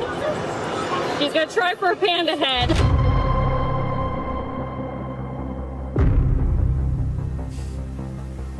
There's no way you will win that. You gotta get lucky. Super lucky, no skill. That's all peppermint. That's definitely This one? Yeah. What? Your nose is broken. Where am I looking at? Where's the camera? The camera's right there. Right there? Yeah. Does it show looking at? Were you looking at? Oh, there it is.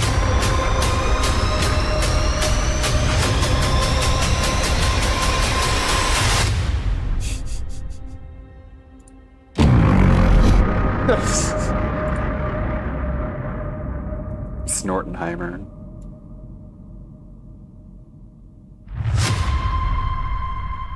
But people think it's funny.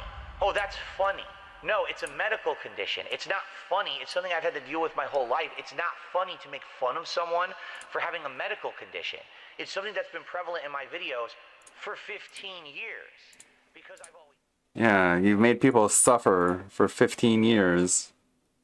Like, I don't know why you expect people to be like, oh, well, it's okay then. I mean, it's not a new thing. People are acting like it's something new, but it turns out, like, debunked, right? It's not new. It's actually been around for a while. Okay, so let me hide the guidelines here. It's pretty good. What layer is that? I'm still getting a hang of Adobe Animate. I'm still kind of rusty. Lock layer, okay. There we go. We got our front shot, our 3/4 turn, and now I'm going to do the profile shot for the body. I had to have that for the t-shirt because, of course, it's like the best t-shirt ever. And it's so, I love just how narcissistic this shirt is. It's just a picture of his face in the style of the Obama Hope poster, and it says hate at the bottom. Like, it's the best DSP shirt ever. Just unironically.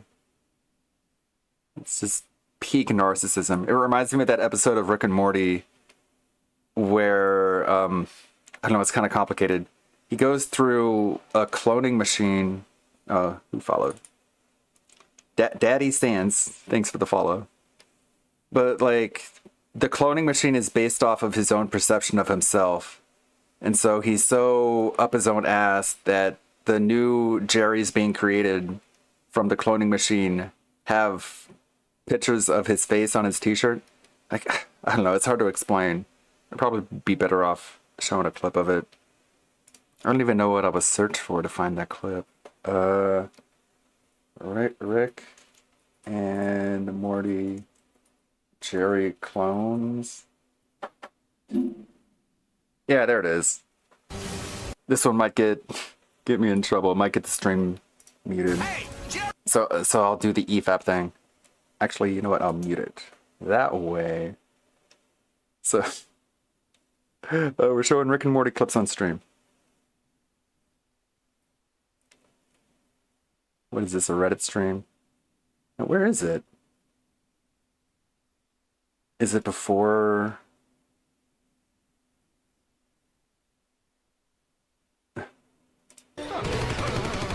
It's after. It's after she praises him, so like his ego just gets inflated. Oh, there it is. Save you, or my name isn't Jerry Smith. Aha! Yes, Jerry Smith. Okay. There, that's what I'm talking about. Like the new ones have pictures of his face on it. Yes, Jerry Smith. You see Fox News go to Seattle and the people that live there say there's no crime, unlike what Phil said. That's funny. I guess, like, he has this weird sort of meme mentality, I guess, where he still thinks that downtown Seattle is taken over by hippies. And that there's no police, all the police have left. Let's see, let's check this out. spiraling out of control. Jesse sent Johnny to the progressive hellscape where residents mocked the idea that the city is spiraling out of control. I've never seen any crime in Seattle. I've never seen any of it. I've seen fun and laughter and fun. I don't believe that number. People, they're, getting robbed out here, carjacked. I've never heard of anyone getting robbed. Crime is a social issue that could be solved by giving people their basic needs. It's not a... Sounds like some cope, if you ask me. Crime is a social issue. Okay, and...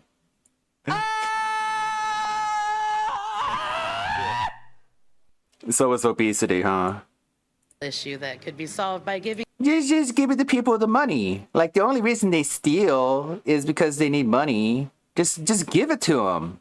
People their basic needs. It's not a thing that happens just on the street. People don't just come up and try to rob people on the Yeah, it doesn't happen to me. street. Do you walk around every day? Like, someone's gonna rob me every second? Seattle decriminalized drug use, and then they criminalized it again. Oh my God, who are you getting these facts from? You're from New York. Apparently you're listening to the wrong people. I saw a lot of people shooting up on my way down here. Oh, did you? Okay. And they were bothering you? I was... Oh, people aren't shooting up. Yes, they are. Okay, but like, were they bothering you? It's like, wait, so you can see the point that they're shooting up, but now that I literally told you that I saw them shooting up, you're like, yeah, well, yeah, I'm just gonna move the goalpost. was in a car, Are they bugging you? but, people... Oh, no, you're... This lady's kind of obnoxious. Oh my God! Oh, is this Jim Sterling? Car. Oh no, they were... Oh my God! Hurting you so bad. Oh no. Jesse sent Johnny to the progressive. And of course, I guess everyone on Twitter is like, yes, Queen, you mock him. You mock him and go, oh my God, crime, crime. Yeah, you go, lady. You totally mocked that guy.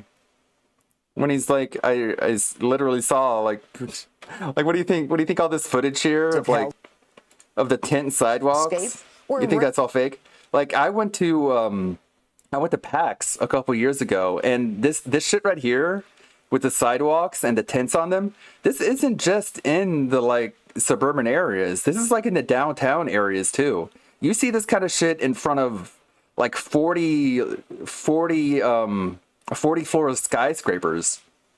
Like, this is set up outside of those. This isn't just a suburban problem. This isn't just on the outskirts of the city. You find this stuff driving downtown. This shit's crazy. And you would see it in front of San Francisco too. But the thing about that is that's all set up on the roofs. Like, they climb the fire escapes and they set up their tents on top of the roofs because they'd rather be up in the air instead of on the sidewalks. But you can't really do that when there's, like, you know, a 40-floor skyscraper and there's no fire escapes that you can climb up and down when it comes to downtown Seattle. So instead you have what you have here, which is just like, it's like a campsite just set up in front of the buildings. But no, I guess I need some old fat lady with gray hair going, oh my God, oh. Were they bothering you though? It's like, I don't know. I mean, I was driving past them, so I assumed they weren't bothering me, but you look at it, no crime here. I guess it's no problem though, because they weren't like beating on the windows of the car and like fucking zombie apocalypse. So it's fine. It's whatever. It's okay. It is what it is, as they say. You know, whatever. It's fine though. It's just a social problem. What we need to do is we need to just give these people money and then they'll get an apartment, which I'm sure they'll take just as much care of as their tents that they have on the sidewalk. It's just a social problem. Just give it money. Oh, all right. It's just that simple. Getting too political here, aren't we? Yeah, it's not a problem. They didn't rob me. And if they did, I would just run. I would just run away. And then it's whatever. It's fine. What's Dante up to? Right in front of me, isn't it? It's playing Sea of Thieves. No, it isn't. That is the wrong goddamn island. Not to be confused with Sea of Stars. I was kind of disappointed by the ending of Sea of Stars. Like, I thought there was going to be a boss after Erlena. Like, I didn't really see Erlena as the big antagonist of the game. Like, I didn't really see her as that villainous. I thought she was like a sub-boss. And where did Burgaves go? Like, the Fleshpanzer came and abducted Burgaves, and then you don't see him ever again. But then you fight a boss before getting to Erlena, and it's like, what if this was Burgaves? What if they had him instead of this other random boss? I don't know, it seemed weird. And then after you kill her, there's like a space shooter where you kill the World Eater. I don't know, I liked the game up till then, but it kind of felt like when Garl died, the whole emotional... The heart of the game died with it. And then after that, it was just like... You're just going through the motions. And the whole Artificer subplot, where all the kids in the Clockwork Tower put their consciousness into a machine. And there's like no moral question about it. There's no consequences. There's no negative aspect to it. It's all good. Like, we all merged our consciousness into one machine, and it's fine. I mean, we argue with each other like a schizo, but we just got to figure that one out. We just got to, figure it out. Seemed kind of odd.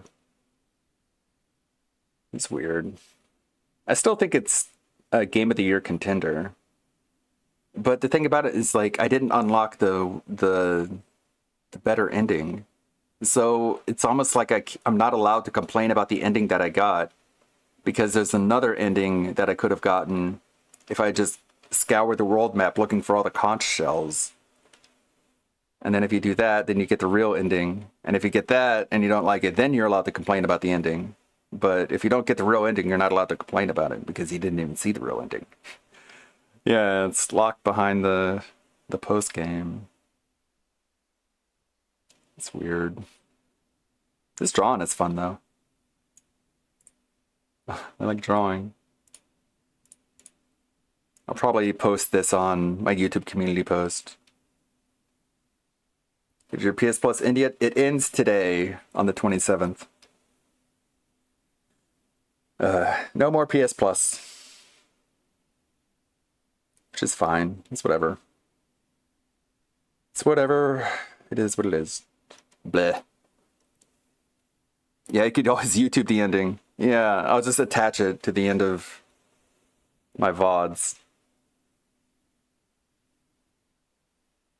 I did like how Teeks became the archivist for Mirth. Going to the future and you saw Old Lady Teeks. That was cool, I guess.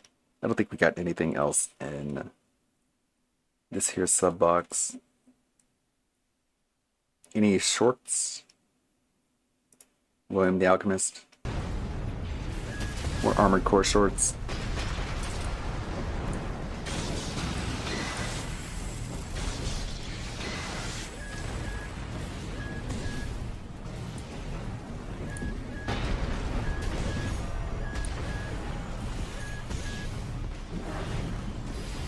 Why is this a short?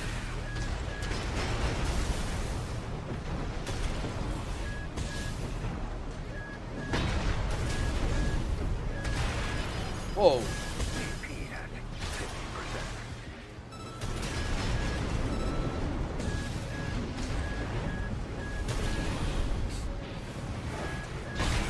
Oh, he waited for me to come in. And this time...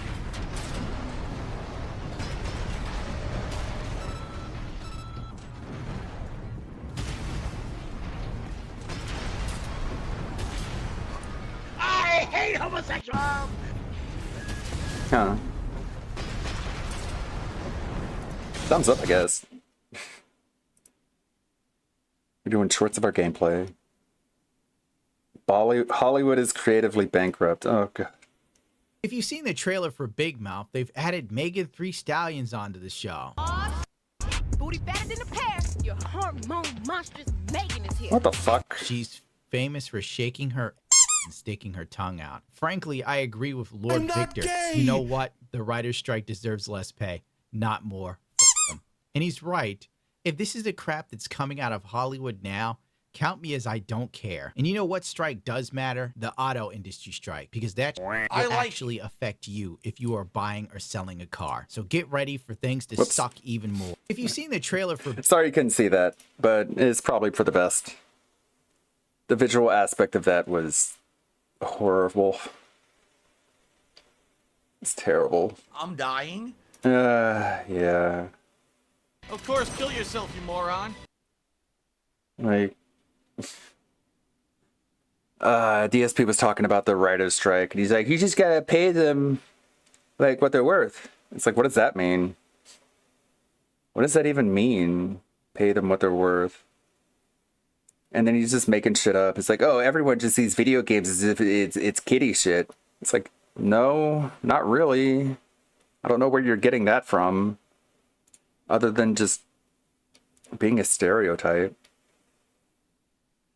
Like what do you think? What does he think? He's like some kind of advocate for gamers. He's like, I'm King Gamer, and I'm gonna stand in defense of all the gamers and stand in opposition to all the people who think gaming is for stupid, goofy man babies. Even though he's the biggest, dumbest, goofiest man baby on the internet. It's like, DSP, we don't want you representing gaming. Not only do you not represent gamers, we don't want you to either.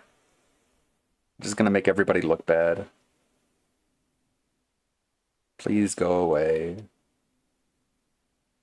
Toxic Angel And now you're is... looking for things to suck. I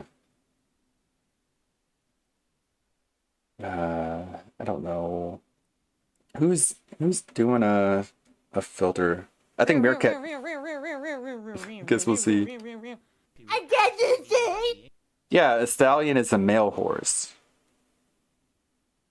It's gross. I don't think Meerkat is gonna be doing the filter today. What is on the Twitter? Let me check. Let's not start where it all ends. Over on the Twitter.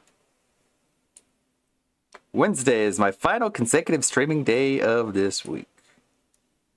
And it's a doozy. As we check out the new DLC fighter for Street Fighter 6, it's Aki. All day long as we learn combos. Do her placement matches and try her out online. How much you want to guess there's going to be barely any online whatsoever? It's just going to be offline. It's just going to be slow-ass stream. He's gonna hate Aki, because she looks like she's very technical. Like, you have to use your brain when you're using her. Instead of Lily, where you just do wind dance and then command grabs. He's gonna ack all day. Aki. Aki. Thursday, no fill. Thank goodness. Tomorrow, I won't have a full stream. I'll have to head out early. And that's about it for the Twitter, I guess. Not getting into fights with people on Twitter. Good for you, Phil. You're not tweeting at people. Calling people dumb or saying stupid shit about what they do. What? What's this from Missouri Lover? What was wrong with it? I didn't watch the stream, but I've been watching the videos and enjoying the game. Don't know what people are complaining about. You'll see this set. Every fighter has a 15% or more damage combo that's piss easy to do. Why does it have to be so fucking gross?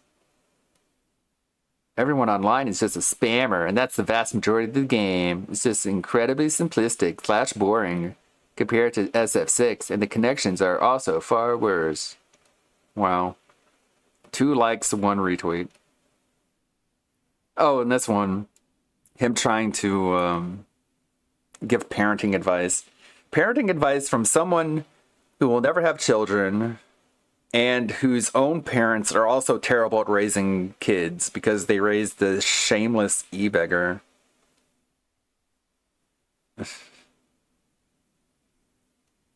So not only is he a bad parent, his parents are bad parents. So DSP, you don't have to give people parenting advice, please.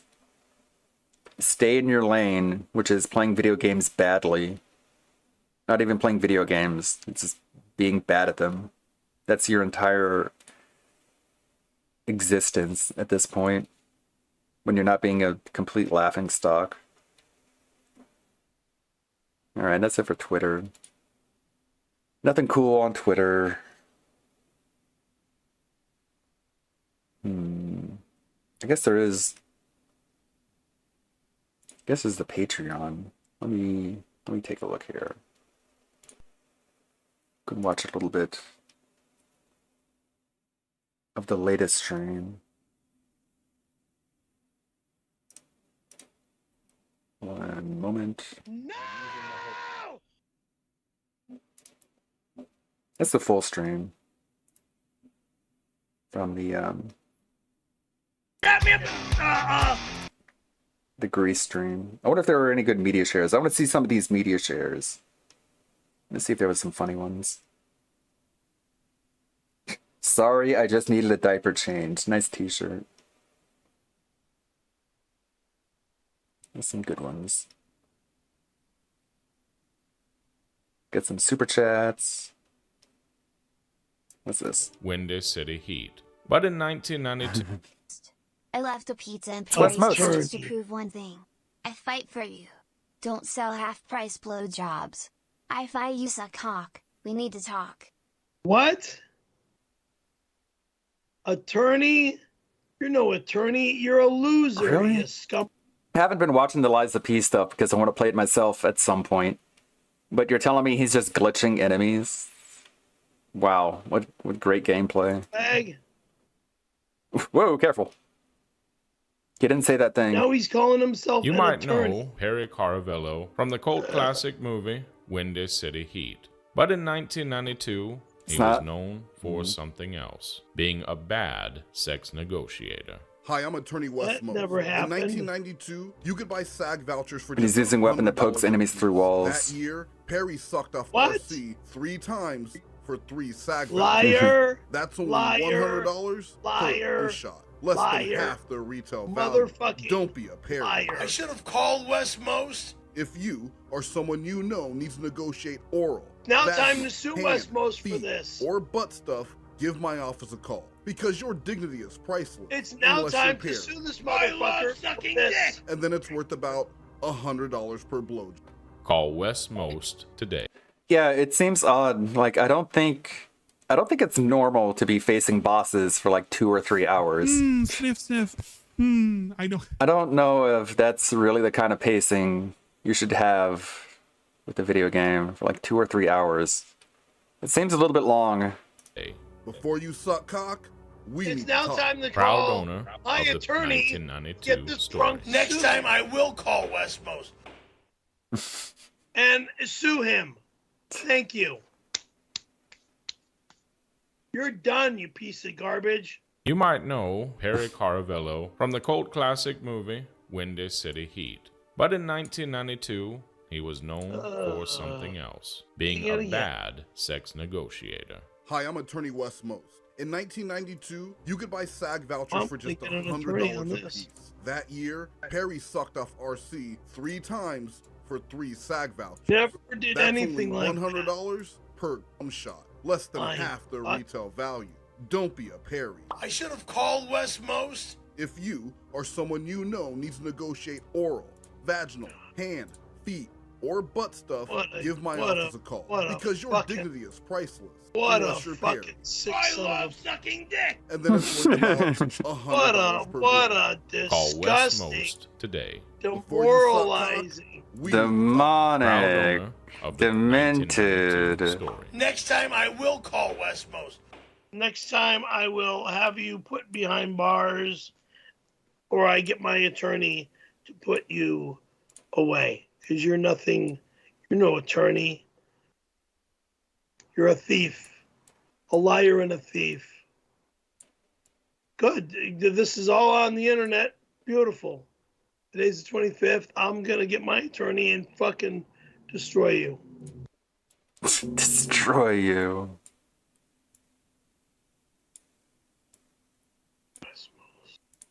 West Most, man. Done.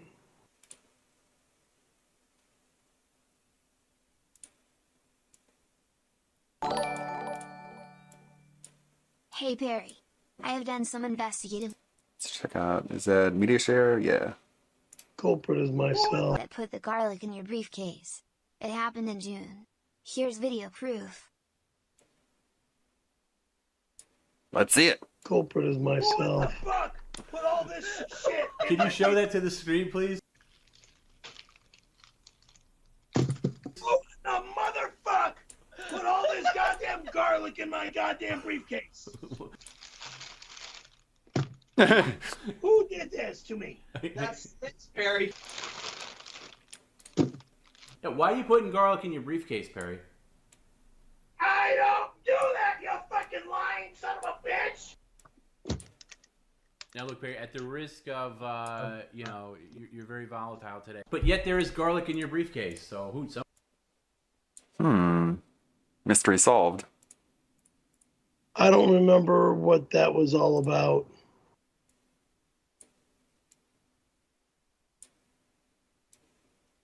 I don't remember how that all went down that way to make me look like a blithering imbecile.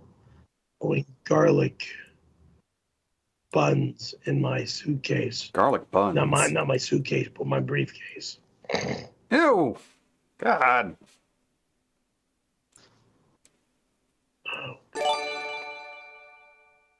Francis, you amaze me. You were online for 5 minutes complaining about how tired you are. You work 2 days a week in 1992, gay boy. 1992 gay boy. Next, I don't want to talk about that stupid remark. Don't say next, That Perry. remark is just so disgusting and demoralizing. And demonic, and Here's yeah. something that's not demoralizing. It's a very fun and simple crowdsource that'll net you $200. What now? We're coming up to the end of the term that you had to keep the skeleton there for. But for $200, if you keep the skeleton until Halloween, October 31st, every week until Halloween, you dress the skeleton in a new costume. Maybe costumes that you've worn in the past or something like that. But keep the skeleton to Halloween, until Halloween. And then once a week, we dress the skeleton in a new outfit. Okay? How's that? Easy enough? Starting in October. Might as well. So starting next week. Okay? I guess. All right. Very easy. So we'll come up with... Now, an offer like that is respectful and is fun. Again, respectful and fun. Okay? Yeah, I agree. It's not attacking me. It's not taking or stealing my stuff and trying Name to one sell offer it. that ever stole your stuff. Name one offer that ever stole your stuff. Mark Cuban. That's not an offer. Mark Cuban stealing my snowboard and making me No, you sold that. That was something. Georgia. But no, that was a sale transaction that you agreed to last year. You weren't forced to. Should have never sold my snowboard. Yeah, but you did. Didn't get stolen. No, still. Still, I'm gonna I call it stolen. because Well, you it's can no call it longer whatever you mine. want. It's called a transaction. You got paid for it, and you got paid very well for it, if I recall. Fine. Fine. I'm wrong. And it's nice that the Whatever. Tony Hawk wannabe got me another one, so that I'm very thankful for. Thank you. Calling him a Had the Tony Hawk binding set wannabe. to my stance, my skateboard stance. So the bindings are set to not a snowboarder because that's your stance. They're set to skateboarding, snowboarding, it's same stance, surfing, whatever. It's the same stance, same foot position.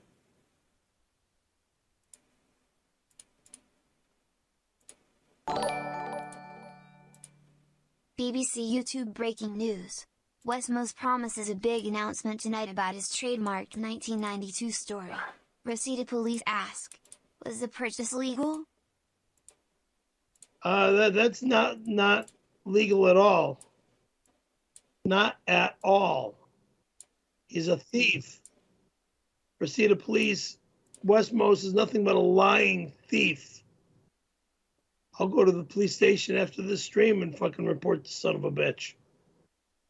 It's a lying, dirty, lying thief. Officer Hernandez. Westmost. Breaking news. From Twitter to Twitch, the world loves Wes Most for telling the true 1992 story. None have shown Wes more appreciation than the Reseda Police, who today made a special announcement. Mr. Most told the true 1992 story. Now, Perry illegally abused RC. We are watching these streams closely for further infractions. Now, the second Monday of each September in Reseda will henceforth be known as Wes Most Day in his honor. Oh, and Northridge Toyota gave him a new 2024 Toyota 4Runner. Wes Most donated the 4Runner to the RC Foundation, dedicated to keeping children away from Perry. He is a true hero. More on this as it unfolds. Great media shares. Oh my Crooked god. lies.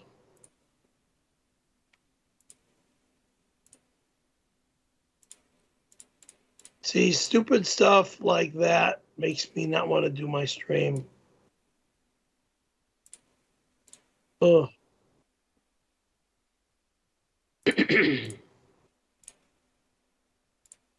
Oh, whoops. Here we go.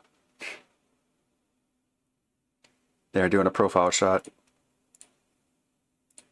Oh, you can't see that. Damn. Hot Chicken are delighted to hear that you enjoy hot and spicy foods from our restaurant. Favorite. No, Don't die thank before you. Try it. No, thank you.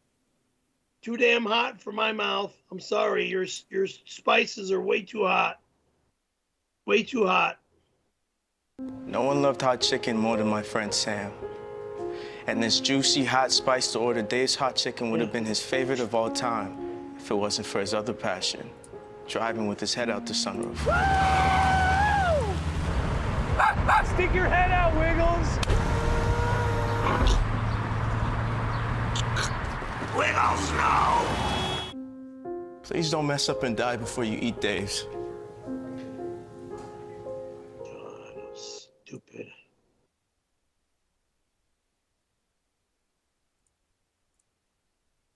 Stupid. Is that it, And Perry? that's a real commercial. Yeah, totally.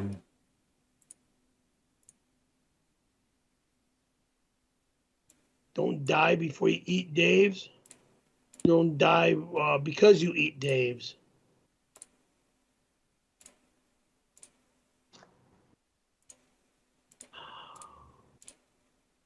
Come on, Perry, you can do better than that. Perry, stop buying fake pills from scammers on the internet. Just give me your credit card and I'll make sure you get the indigestion pills. Go away.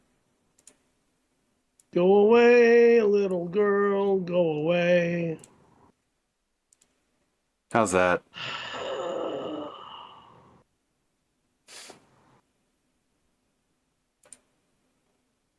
Five out of 10.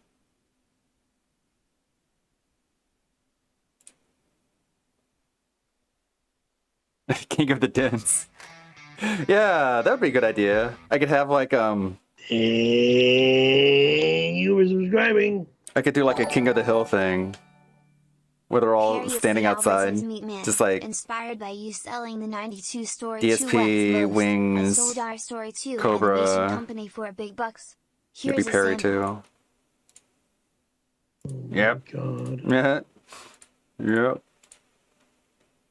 You know. Never sold. Cyrax.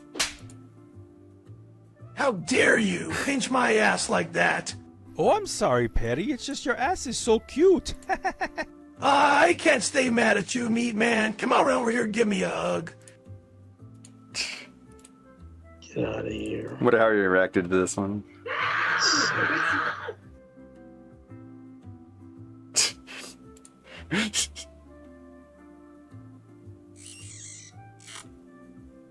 True story. You know, Perry, my van is parked around back. Well, what are we waiting for? Let's get out there. You see, you can gobble my gabagool. Disgusting. Demoralizing, demonic, etc. Another lawsuit. West Most will be sued, and the Meat Man will be sued. What did he have to do with it?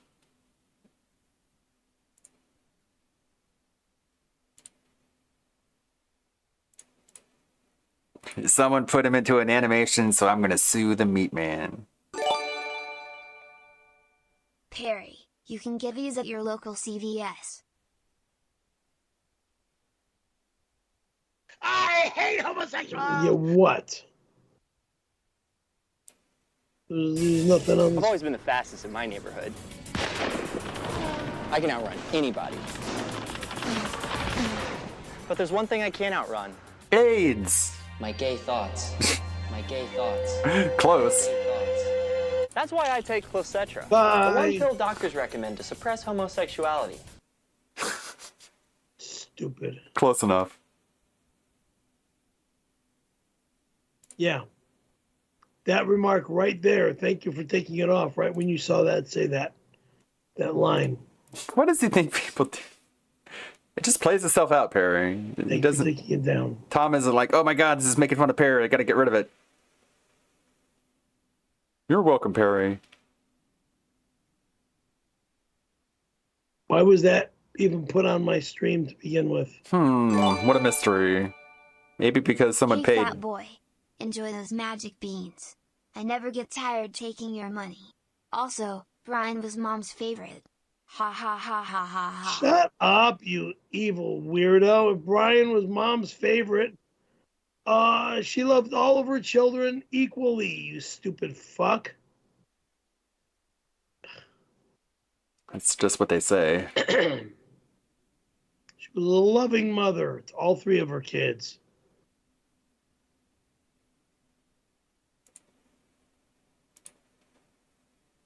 She moved me to Palm Springs so I didn't get beat up all the time by that. Hi, Deborah. Alright, let's Smith see. holding me. See some more media shares. $450 bills. She's claiming that she. Yeah, what about this one? 15-day supply. Next. What do we say about next? I don't accept next, Perry. So you have to think of something Well, else. then just move on. What sounds like the kind of offer you usually go for? Yeah, and then all of a sudden you order that and you find out that somebody else comes in and stole that order and turned it into some other kooky fucking order that's from who the fuck, Bangladesh or. Is that what happened to you with the magic pills? That's what I think happened. Okay. All right. I'm not going to revisit that. Got either. hijacked. All right.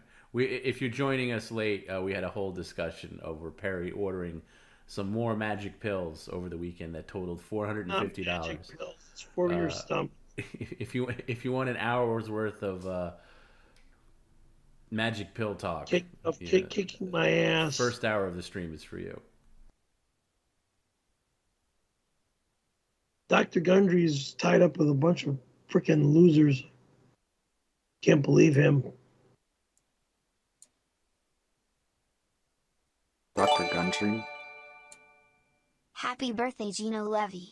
Did you receive the cigarettes I sent you? Oh, what a fucking... You're evil. You're evil, you son of a bitch. She quit smoking, you cocksucker. All right, come on. Bye. Ram Ranch. Cowboy cocks. Goodbye. I'm not calling. There's the grease. Not Looking greasy. Then sell your birth certificate, moron. God fucking mighty. Nasty headache. Oh shit.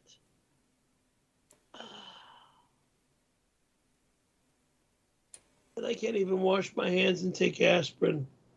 You evil You can do it when we're pricks. done, Perry. Please open your eyes and join us. Evil fucking bastards. Miss Potty Mouth, enough. Thank you. I'm moving on.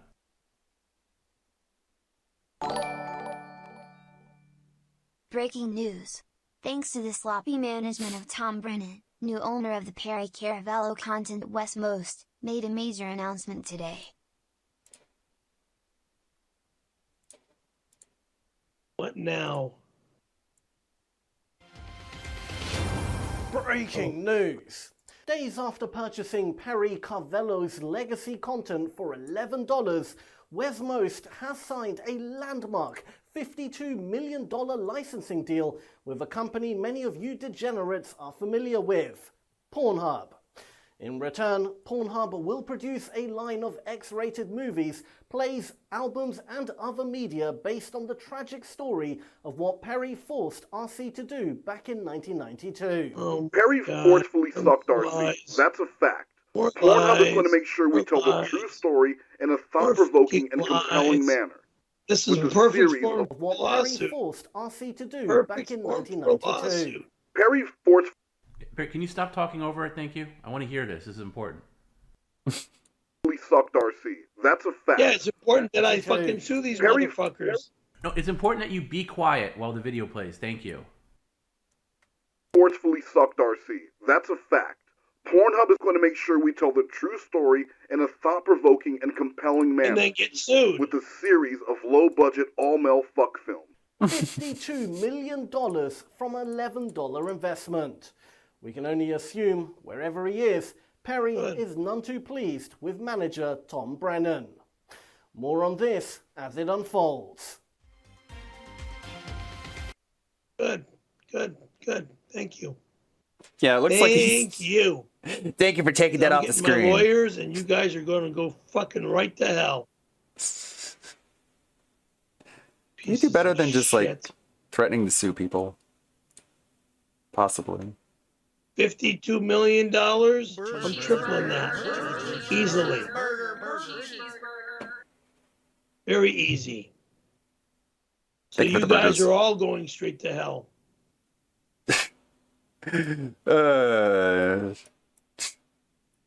Like what? Judge has declared heavenly jurisdiction, and you're all going to hell. Oh, he looks happy. Nambla would like to thank Francis Perry Caravello Go for away. coming out on Instagram as a Go Nambla away. member. Your courage is Go remarkable. away. Go away. What have I told you about talking over comments? This goddamn company I is know. not allowed to be associated with me. That's fine. I agree, Perry, but you can still wait for it to play. Never do I want to have any association with those fucking knuckleheads. Mark Cuban is now the top bidder of Perry's mattress for $100. Mark Complete with Cuban anal can ease take residue his from where fucking Grandma top Robin bitch lost and their shove him anal up his virginity. Men asshole. holding hands. Men holding Never gonna hands. get anything that I own or that I sleep on. So or that I literally, live. the second after I say anything Be quiet, with the name Perry. Mark Cuban is all bullshit. Bullshit. Fucking bullshit. He's not allowed in my home. He's not allowed to get anything that I own. Be quiet. Nothing. Be And I'm quiet. not selling him a goddamn skateboard deck either. Be quiet, Perry. I told you stop. Prick. Perry, be quiet. I told you to not talk over comments, and the very next one you talk over. Can you stop talking over comments? Because every time you do it, I'm going to replay them. Sit up. You're not taking a nap. Sit up. Just stop talking over comments, okay? That's all I'm asking. And that's the second time I've had to play that one. And you talked over it again. Knock it off. Tell him.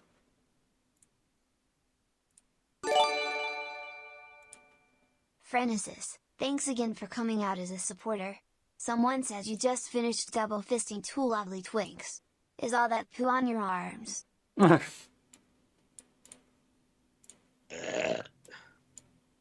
This is Italian sausage grease, you fucking moron. Jesus.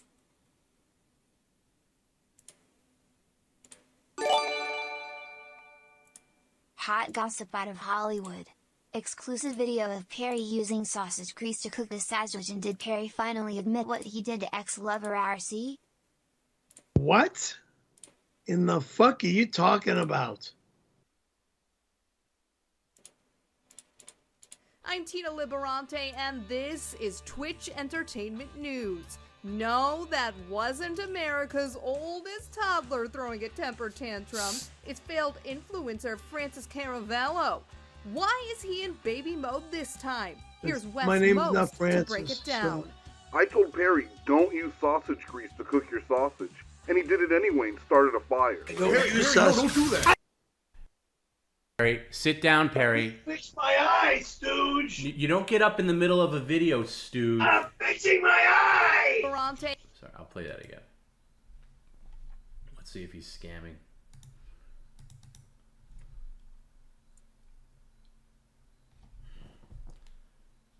Just darting all over the place. No, goddamn you, Perry. You don't get up in the middle of a video playing. My eye pain is killing me. Oh, please. You can wait 2 minutes. God damn it. Now you're going to watch it again. Pay attention. Fuck. Pay attention. Liberante, and this is Twitch Entertainment News. No, that wasn't America's oldest toddler throwing a temper tantrum. It's failed influencer Francis Caravello. Why is he in baby Stop mode rubbing your this eyes. time? Here's Wes Most You got to break grease it down. all over your fingers. Don't Stupid. use sausage grease to cook your sausage. Hey, He Dingling. didn't tell me shit, and now he doesn't know what the fuck he's talking about. I don't use sausage grease to cook sausage. You fucking boring, dumb motherfucking no cooking loser. Boring. Is that a new Hey, one? Dingling, maybe stop touching your eyes and you'll stop having to wipe them. Stop touching No, them. Dingling, I got goddamn fucking sausage grease on my fucking hand. I gotta get. No, Perry, sit down. If you remove the sausage I'm grease... removing this shit. I gotta clean my eye. No, you can't, Perry, or you lose $300. Sit down and stop touching Fucking your eye. asshole. Stop touching your eye, and I'm going to play it again. Stop talking over it. God damn it. Perry, stop talking over it, and stop being a dingling, okay? Perry, you're going to lose $300 if you do this. Sit down. $300 out the window if you do this. Sit down. Sit down. Perry, sit down. Stop touching your eye.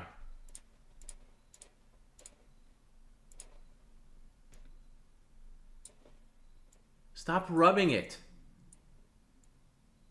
The napkin is getting the grease out. Enough. Put the napkin down. Why don't you use the napkin to put your glasses on so you can pay attention? No. Touching your eye. I'm not touching Then it. put it down. Put the napkin down now. That's enough with the napkin. You ready to pay attention to your own stream? Try to. Thank you. I'm Tina Liberante, and this is Twitch Tina. Entertainment News. No, that wasn't America's oldest toddler throwing a temper tantrum. It's failed influencer Francis Caravello. Why is he in baby mode this time? Here's Wes Most to break it down. I told Perry, don't use sausage grease to cook your sausage. And he did it anyway and started a fire. Perry, no, don't do that. I use this for when I fucking make sausages. I can't stay mad though because later that day he apologized to me and to RC. And guess what, asshole? I tied Randy Callahan down, and I forced him 3 times in my mouth. Shut up, Perry. Hey, Perry, shut up and stop talking over it. Ugh. No one forced you to rub your eyes with I use this grease. for when I fucking make sausages. I can't stay mad though because later that day he apologized to me and to RC. And guess what, asshole? I tied Randy Callahan down, and I forced him 3 times in my mouth. I'm apologizing to RC and to Westmost, because you own me or any story of mine. Good day. All audiographed If and you're watching, photoshopped. stay far, far All away. I'm audiographed Tina and Liberante. photoshopped. Tina Liberante. He can't stop himself. My sister-in-law's name is Amy. I don't know of a Tina. It's a different Liberante, This is obviously. Twitch Entertainment News. No, that wasn't America's oldest toddler throwing a temper tantrum. It's failed influencer Francis Caravello. What the hell is Tina? I don't even remember Brian's kids' names anymore. Jesus Christ.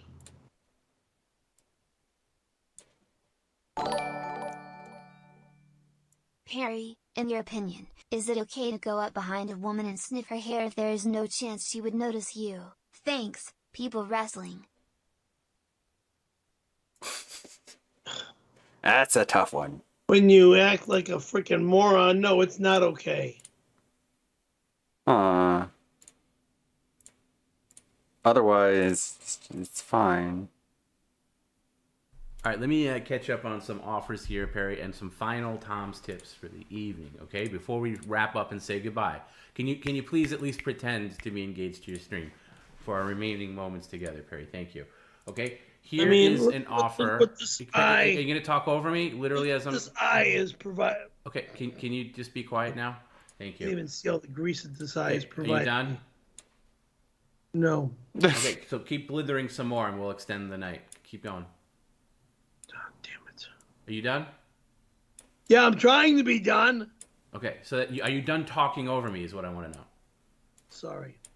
Okay, pay attention. This is an offer from Mr. Bovine Joni. $10 for Perry to grease the Drew Barrymore door pin, ensuring it's safe to remove in case of emergency. Blow it out your ass. All you gotta do is take it out and rub it with your hands, and it'll be nice and greasy and easy. Well, no, I can't even touch the damn thing. Easy to remove in and out. Not able to remove a damn thing. Easy $10. Okay. Here's Uncle Puggy ups it to $25. $25 to coat the entire sliding door in grease, like the track. I am not touching a goddamn thing with these hands. Forget about it. Perry, can we move on with We this? finish and close the night out? No, I'm trying, Perry, but you're making it hard. Okay, I'm catching up on these things. That's why I'm catching up, and we'll say goodbye. Okay, here's an easy one. This is from our friend Scott LaRock. He's a really good guy. Shout out to Scott. Okay, can you at least pretend? Stop with this eye scam. Thank you. Look ahead. Thank you. Oh, fuck off, motherfucker!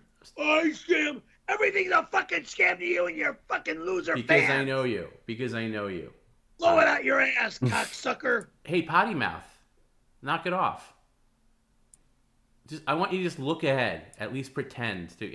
I know you're faking the other eye. Just don't fake both eyes, okay? A bag scam. Thank you. That's all. Okay. Scott LaRock is offering $50 for you to donate $25. A bag scam. Now, do the math there. You're getting scam. paid $50 to donate $25. Donate half. When Twitch and YouTube is taking the other half, taking half of the money. Everybody takes their fees, okay? But actually, this is an offer. This actually, Twitch and YouTube have nothing to do with this. This goes straight to you, bro.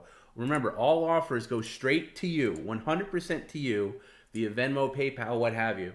Okay? He's offering $50 if you donate $25 to the Los Angeles LGBT Center. No! Are you out of your fucking mind? And you have to do it in person. No, Are you damn it. out of your fucking mind? You wouldn't do that for $25? Hell no! I want nothing to do with those fucking morons. Whoa! Jeez. Great job. Based. All right, here's a God Tom's damn it. tip. This one is from your friend Nancy Kerrigan. I want nothing to do with her too, because Wow. she's a murdering psychopath. Regardless, you're going to listen to this. Can you at least look ahead, Perry, with the one eye that you're not scamming? Thank you. My Perry, very I don't based understand audience, why you let's keep go. that worthless snowboard around. You know what, slut? I don't know why you open your mouth. We all know you can't snowboard and are never going to use it. We all know I'm going to be snowboarding very fucking soon. We all know if I don't snowboard, I snow ski. And if you don't like it, fuck you, you skanky whore. You would be much better off duct taping some ice skate blades to it and using it for what you do best. Killing animals. I've never murdered an animal, you sick slut. Normally, I would say you're best at killing small animals, but with a tool like that, I bet you could move up to big animals too. Donkeys, deer, maybe even Rosie O'Donnell. Maybe that pesky zebra that's shown up on your patio. Nice. Quit denying it, Perry. We all know your true calling is whacking animals. Sincerely, Nancy Kerrigan. Go away, you sick fucking psychopathic whore. Ugh. Okay. I can't see out of the left eye. It needs to get washed out. And when we're done, Perry, at least you can suck it up for the remaining time we have, okay? Perry, over here, straight ahead. Okay, John Jamin is offering you $250 for this offer. Now keep that in mind. $250 for this. $250 for John Jamin. It's not a crowdsource. This is from one person. Okay? Friend of the stream, John Jamin. For Perry to push his microwave off the counter, and after it hits the ground, you yell, "Blithering Butterfingers!" Take that money, this finger, and shove it where the sun don't shine. And then he does it. Classic Perry. No, I'm not going to do it. And then he does it. Oh, that was a long after hours. Some good media shares. Is there anyone doing a restream? Restream duty is neglected. DSP's entire Machinima partnership disaster. 40 minutes long. Who's doing the restream? Let's take a look at this. Did you know I had actual relations with Panda Lee in 2009, 2 years before I ever became a partner with them? Did you know that? Thanks for the money. Laters on stream. Banned, banned, banned, banned, banned. The camera's been on the whole time. Bouncy, bouncy. I'm actually a virgin.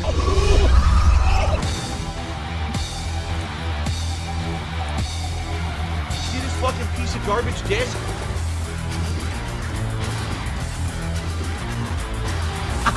Thanks for the money, stupid fuck.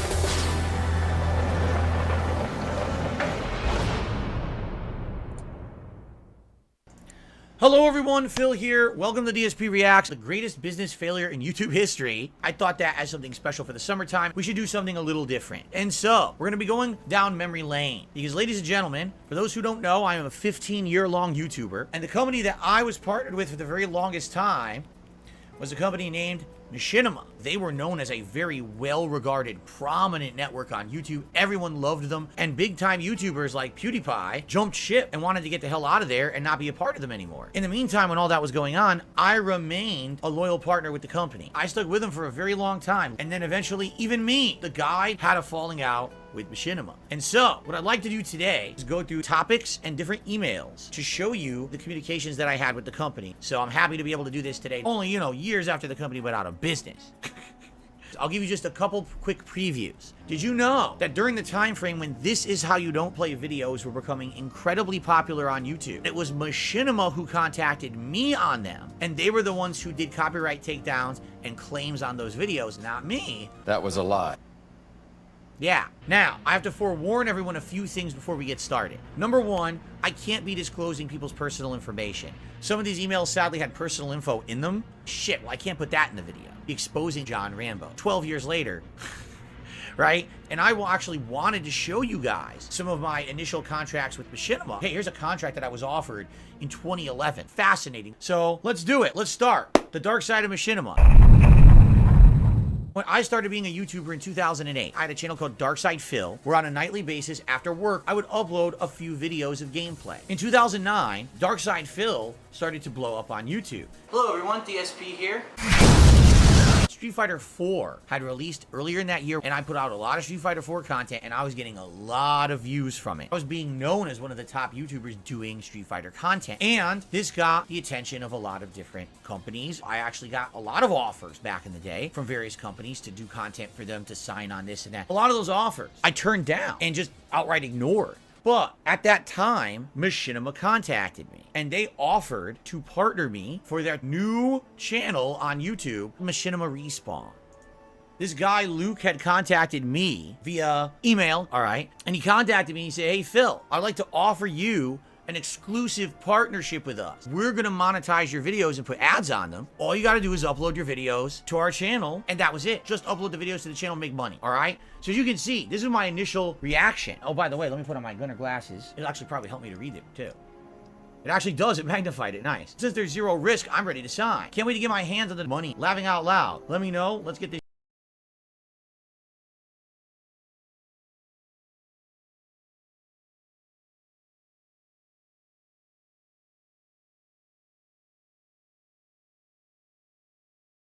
Sorry. The audio cut out. Hold on. My bad. Pause this. This happens sometimes if I walk too far away. I was just getting some lunch. Default. Ah, damn it. Yeah. My bad, sorry. And now a cat is attacking me. Ah, damn it. Right, how about this? Is that still playing? Blew them off. I just completely blew them Can you off. hear That was that? my first interaction with Machinima. Not a good one. They're kind of like tricksters, do one thing. Oh no, you gotta do something else. So I really didn't trust them. So why am I telling you this story? Drama, right? Drama. Really popular, all right? My next major interaction with Machinima was an interesting one. Early 2011. In the course of about 3 to 4 months, here's what I went through. I got laid off from my full-time office job of almost 5 years. I had bought a condo near that job. I had no need to even have this condo because I didn't have my job anymore and I didn't know how I was going to afford the condo. I had attempted to monetize my content on YouTube. You could not monetize gameplay. So I had a vlogging channel, and what ended up happening was my viewers felt so bad for me when I got laid off from my job that they purposefully went there and just started clicking the ads like crazy. Like going nuts, clicking on advertisements, all right? And after they did that for about a month and a half, I made an astronomical amount of money. One month I made like $16,000 on my vlogging channel. So YouTube saw this and said, there is something horribly wrong. This is not natural. And they turned off my AdSense and said, we've detected invalid click activity. We don't even care what's causing it. It's suspended indefinitely. Please go to my partner channel, The King of Hate HD, and click on the ads that show up on the videos there, because hopefully, fingers crossed, that actually starts giving me some money back for what I'm doing. So now I can't make money on my vlogging channel anymore. So then I went to Blip TV. Blip TV said they would monetize gameplay. Within 1 week of me uploading to Blip TV, I was the #2 guy on the site. And the only person bigger than me on the site was the Nostalgia Critic. I had beaten everyone else who uploaded to the website. This is amazing. But I made a couple videos on there that were making jokes that were very insensitive. Yes, I will say it today about the Holocaust. I didn't think they were a big deal, okay? Everything's fair game. Everything can be joked about. And basically what happened was my haters took those specific videos and they sent them to the big wigs at Blip. Look at the content he's putting on your site. Are you aware of this and do you condone this? So I went from being #2 Mr. Big Shot, the poster boy of gaming on Blip TV, me. I'm the one. And within 1 week, they contacted me and said, all that's off the table because we saw your bad jokes. They're in bad taste. You're banned from the site. Wow. Oops. So, within 3 months' time, I lost my full-time job, I lost my ability to monetize my content on YouTube, and I even lost my ability to upload to a third-party site and make money. Wow, that was a good streak for me, wasn't it? I didn't know what to do. So I actually wrote Hutch. And I basically relayed to him my story. Now, I'll be honest, did I actually tell him how racially insensitive my jokes were on Blip? Of course not. I tried to sugarcoat it and act like they weren't a big deal. So, what Hutch does is he says, listen, you had your chance to make a good first impression. You did not. We called, we had a little powwow, and we basically began with my partnership. Now, I see people saying incredibly stupid things in the chat. I'm just going to ignore it because you guys are dumb. You should be blurring out names. These people are public. They were employees of the company. Everyone knew it. It's on their resumes that they worked for the company. There's no problem with listing their names. This is not private info between people. This is not me showing their private stuff. Everyone knows they work for the company. So what the hell are you talking about? People are just being really stupid, you know? You're right. I should just ban them. What do you think? Should I just ban these idiots who are trying to derail my event? They're being dumb. I was a direct partner with them. They were my MCN. I have videos I make for my own channel, DSP Gaming. I upload a video to my channel. I own the rights to it, but I have a third-party contract with a company that they're going to get the advertisement right. Any advertisement revenue goes to the company, but then that company has an arrangement with me to pay me a certain amount of money based on the amount of views that I get on the video. For every 1,000 views, I'd receive $2. To put this in perspective, a new release comes out. Uncharted 3 comes out. I go to the store and I buy the game for $60. I come big hot release. I film an unboxing video. All I'm doing is and I post the video up like 10 minutes long. The video ends up getting 1,000 views on launch day. $100 million. I haven't even booted the game yet, and I've more than paid for the cost of the game I just bought. Any video I make of the game is pure profit for me. That's how it was back in the day. Within the first 20 parts of any playthrough, I have made, no exaggeration, $500 to $1,000 on that video game. It was out of control, the amount of money that you made on those agreements. Ridiculous, like over the top amounts of money. All right, Machinima saw me as one of their top guys. You probably hear an incredibly annoying, high-pitched droning sound going on. That is the fire alarm in my condo facility. Although it wasn't all easy. For example, you ready for this? In February of 2011, I go to make my first batch of big videos monetized with Machinima. I'm gonna make my first big payday. So I upload videos of Marvel vs. Capcom 3. It had just come out. All the videos get blocked on YouTube. Huh? Why? They were blocked by Machinima. What the hell just happened? Why are my videos blocked? The whole thing was because they didn't even have the problems worked out yet. They did fix it. As you can see, they talked to YouTube, they worked on it, they figured it out, and they got it fixed. Okay? And eventually, money did start to regularly roll in. Ridiculous amounts of money. Machinima then started to do special promotions. So we got this really important project coming up. We really need you guys to promote it. And if you don't promote it, you're gonna be in trouble. So you better promote it for us. Does that really sound too kosher? No. But this is how Machinima operated back then. Yeah, it's kind of messed up. Of course, back then you're thinking, well, listen, I'm making big money with these guys. I better do what they say. I don't want that gravy train to dry up. I better just do it. This is the equivalent of allowing Machinima to come to my fucking house and put a giant billboard on my front lawn advertising their own products. They demanded it. If you didn't do it, they would yell at you and say, oh, we don't know if we want someone like you as a partner if you're not going to buy in and support our endeavors or whatever, right? But just to show you some examples of some things that I've said over the years. So I had a contact here with Machinima. This is an ongoing relationship that I have. And you would reach out to talk to them about, hey, can I go to E3 again this year? Hey, could I maybe get in on this new promotional opportunity? Are you having any free games being sent out? The guy stopped responding to me out of nowhere. And I was like, is there a reason, why this guy's not responding to me anymore? The response I got was basically, oh, none of that exists anymore. Don't even talk to us. We want nothing to do with you. Oh, geez. Okay. April 2012, I get offered a new contract with Machinima. Listen to this. This contract is more lucrative than the original contract they offered me. The original contract was $2 per 1,000 views. The new contract gave me even more than the flat rate originally, but they also offered me a bonus structure per performance. And it was cool for me because basically it looked like I was going to make way more money. All right. So not only am I making crazy money on views, but now they're going to give me bonuses. I was like, oh yeah, like why wouldn't I accept more money? Right? Please do not share, resend, or discuss this online at all. Oh wait, you went out of business, so I can do whatever the fuck I want now. So here's the deal. Everything's going well with Machinima. Everything's going great, actually. As you guys know, back in the day, I had a co-op partner by the name of John Rambo. We did co-op gameplay once a week, and it was very profitable and very popular. People liked the co-op stuff that we did. But I wanted to pay John for his work with me, so we sat down and we hashed it out. We said, well, we're gonna do it fair. You're gonna make half of everything, John. You will get 50% down the middle, all right? 50-50, you keep half, I keep half. The problem was, there was no data to see how much money a video made. You didn't even know what you were making on your videos. You had no clue. So originally what I ended up doing was guessing. John would come over. I say, all right, John, let's look at the views. And I would send him $2 via PayPal. John was super happy. And that's how we started getting into the conversation about E3 2012. E3 2012 was the biggest shit show ever. It was embarrassing, quite frankly. Back when I was a YouTuber, I never thought anyone would want to fly me out anywhere. E3 was kind of like a pipe dream for me. But then an opportunity kind of fell into my lap. Allow me to show you what I mean. I was offered to basically be set up to be a part of a Hawken promotional event at E3. Hawken, what the hell is Hawken? I mean, you totally remember that smash hit game that took the world by storm and changed everything about gaming. Hawken was a free-to-play mech combat game.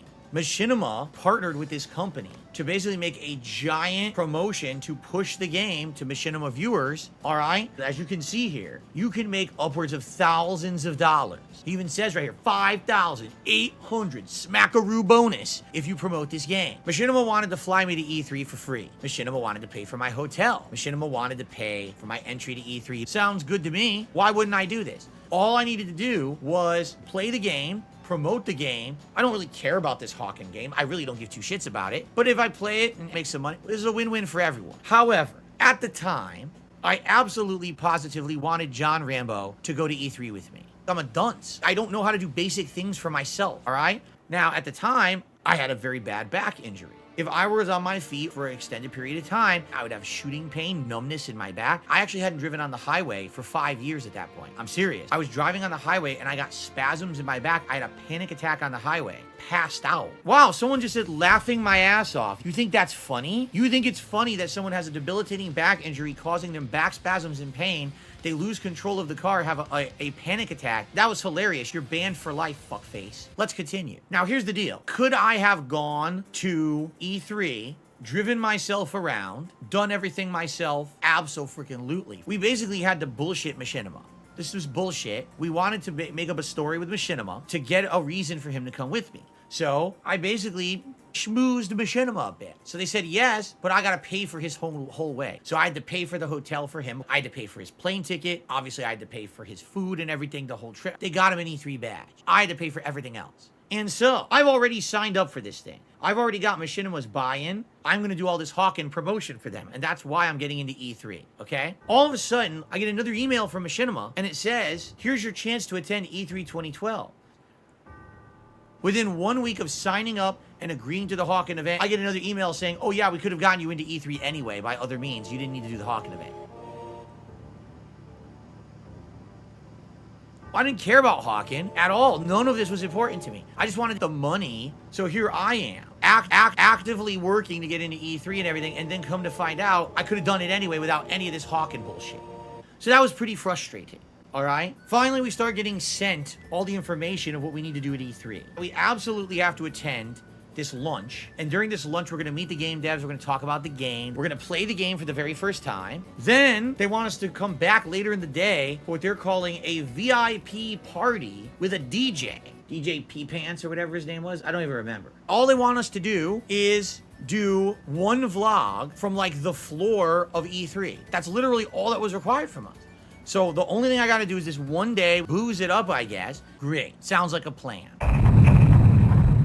So we arrive in LA. This is where the shit show started. But the traffic in LA is absolutely insane everywhere. To get down the street takes you 20 minutes in LA. Our hotel was not near the airport. Our hotel was like really far away. We drive and it takes us a ridiculously long time to get to the hotel. We show up and we're on time. Everyone else is late. Where is everyone, right? Immediately day one, it's already a mess. No one's living up to the obligations that they were supposed to do. Just me and John basically were the ones who were there. So eventually people start showing up an hour and a half late. Well, I guess the whole idea of us sitting down and talking about this game at this lunch is out. You're late, who cares? It was very disorganized and again, nothing professional. The people who were there were young as shit. Like, I'm not kidding you. Like, some of the people who were there working for Machinima were probably a bunch of kindergartners. That's pretty much what it was. The whole thing just reeked of unprofessionalism. Let's play the game now. So they had a whole room set up with all these land computers, and we started playing the game with each other. Some of the people were like really good.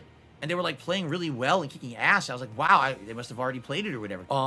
John recorded the footage of me playing the game. So we had footage of the game. That's what we needed. That was per our agreement. Okay. John tells me, he goes, so just so you know, I'm a straight edge guy. I don't drink. I'll come to the party with you, but I'm not going to be drinking. What the hell? That's what it's all about. You know, John and I sat down with mature adults in the hotel. Let's really think about this, honestly. If we go to this really, really stupid rooftop thing, it's going to be a bunch of YouTubers. They were late to the launch. They're going to be late to the rooftop party. They're going to drink. They're going to act a fool. They're going to be a bunch of idiots, right? Well, look, here we are, Machinima party for Hawken and shit, right? We're not going back. We're not. This is stupid. I emailed my contacts and I was like, listen, because of my back, there's no way that we're going to drive back and forth a million times. If it was closer, we would have done it, but what are you going to do? So I took the blame for it. The next day, we meet up with a woman. I don't even know her name or whatever. I don't remember. And she goes, so you weren't at the party last night, but I just want to let you know, I'm your chaperone. You're my what? Oh, I'm your chaperone. I'm the person responsible for you at E3. What?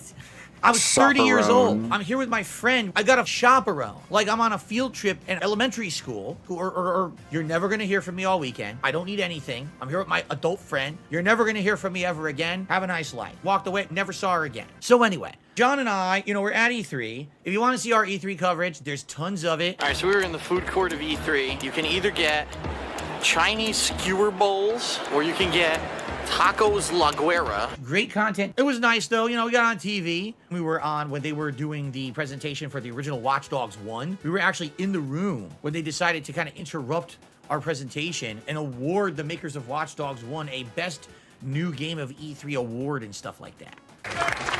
I don't really think I got much out of it, but it was nice to see that I had at least done it. So here's the funny part about all of that. All right? My Machinima contact writes me this email. My main man, Phil, how in the world did you manage to do 90 plus E3 videos? You, sir, are a machine. Yeah, we got some Hawken promotion, but take a look. One of our partners did 90 videos and made Machinima look incredibly good. What a moron, right?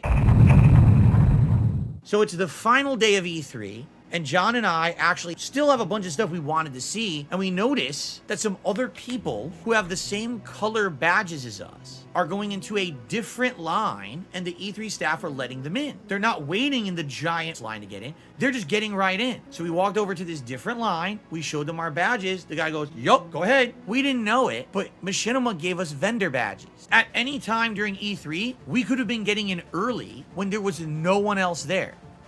So you're telling me the entire time we were at E3, we had badges that allowed us to get in early, but they never bothered to tell us that we had vendor badges. We're standing in line like assholes. It's a miserable experience. You hand me my badge, you don't even tell me what my badge is. You don't even tell me what abilities I have when I'm there, right? Oh well, just figure it out for yourself. That's exactly how they ran everything. Man, what a waste of time it really was. So that's pretty much the E3 story. Now, there is a follow-up to the E3 story, okay? So basically, there's a bunch of bitchy emails I sent them. They're pretty bitchy, I'm not gonna lie. The whole reason that they sent me to E3 was to cover this Hawken game. Here's what ends up happening. There's supposed to be an alpha for Hawken. The alpha completely gets canceled. Then they said they were gonna do a beta, and then they would cancel it. It happened twice in a row. The whole point of you sending me out to E3 is this Hawken game. But this game's a shit show. So here's what ended up happening. Listen to this.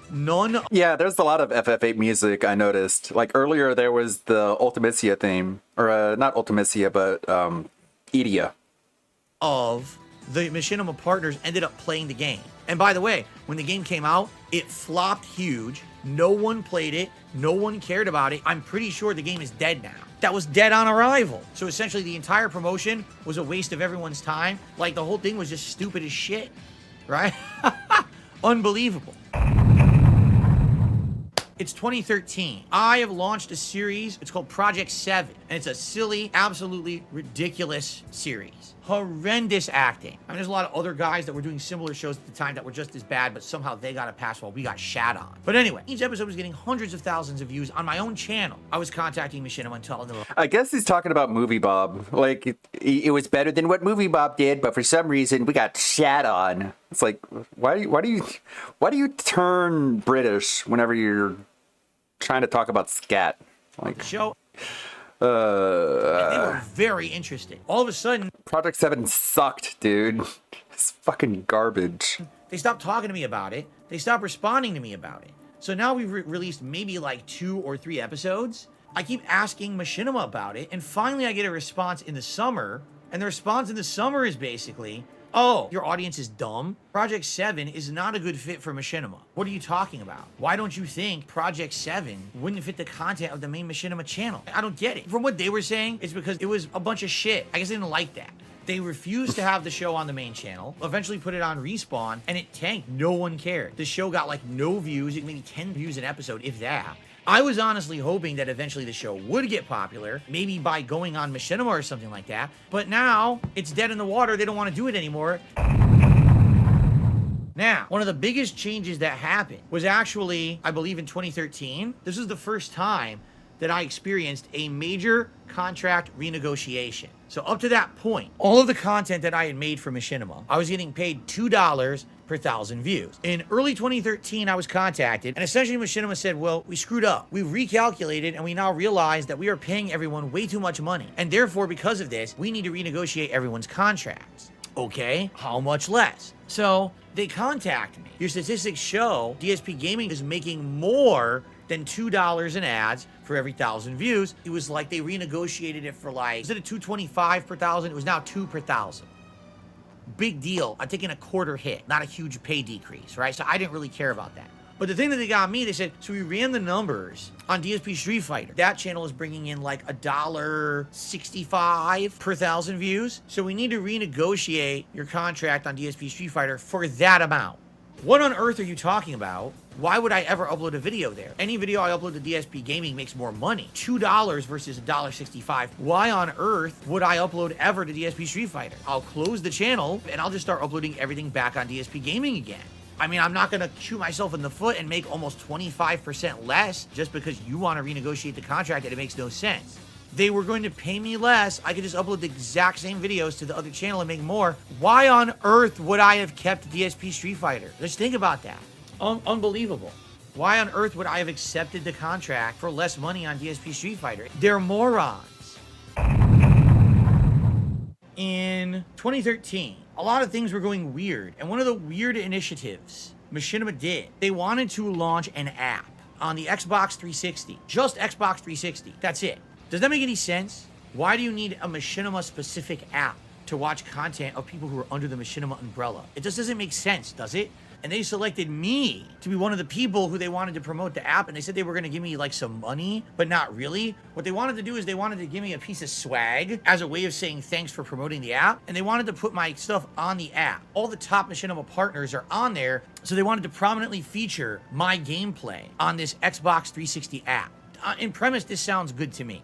So they say they're going to send me a Machinima branded Xbox 360 to show off in my videos while I advertise this app. I'm going to show you what they sent me. Are you ready for this? Look at that nice logo on it with gears and stuff on it. Look at that.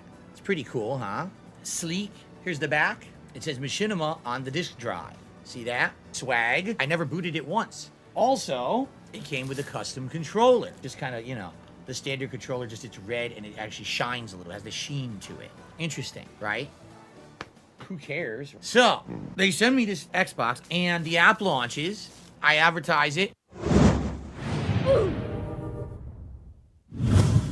Hey, what's up, Xbox Live? I'm Darkside Phil. Welcome to the new Machinima app. I'm a little bit different than other Machinima partners. They kind of focus primarily maybe on a certain game where they're pro at it. Here on DSP Gaming, daily, you are going to see lots of fake copyright strikes, which is pretty cool. Immediately, people start contacting me with complaints. Phil, are you aware that the app barely works? I wanted to watch your latest playthrough. Your latest playthrough's not even on there. You open the app, you can't even search for DSP Gaming. You can't even do that. It didn't work. Empty, no results. There was no point in having an app where 90% of your content could never be located or found. Why would you ever use the app? They tell me to advertise it. They send me a special Xbox to promote it. I do all of the above. They launch the app. The app doesn't work right, and no one likes it. No one used it. The app was one of their biggest failures they ever did, and it was hilarious because they were really pushing and touting it. They were really, oh, the Machinima app is going to change everything. You tell me Full Screen has an app? Do you think Maker Studios has an app? No, because they weren't stupid. They didn't think that they needed an app. You know what I mean? All right, now, couple quick shout outs, and then we're gonna get into the contentious dramatic stories and the finale. All right, so I received a $5 tip. Great stream. Are you worried about retaliation? Retaliation of what? Machinima doesn't exist. What retaliation exactly would happen? They completely went out of business. You understand? The company isn't even registered. They don't exist. So now we're heading into the final stories that I have about Machinima. And this is where things start to fall apart a bit. In late 2013, YouTube launched the Content ID match system for all channels. It's bad, especially for someone like me who has probably 30, 40,000 videos on the internet. Every hour, I'm probably getting 20 videos claimed every hour for like a week straight. Thousands upon thousands of my videos are getting Content ID claimed. So I contact Machinima about it. And Machinima's like, we didn't know anything about this. Any videos that were previously caught by Content ID, you'll never make money on that video ever again, and there's no way to appeal it. And I basically start freaking out. How did Machinima not know this was coming? They're supposed to be one of the major networks working with YouTube on a daily basis on everything. They didn't know that content ID matches were coming?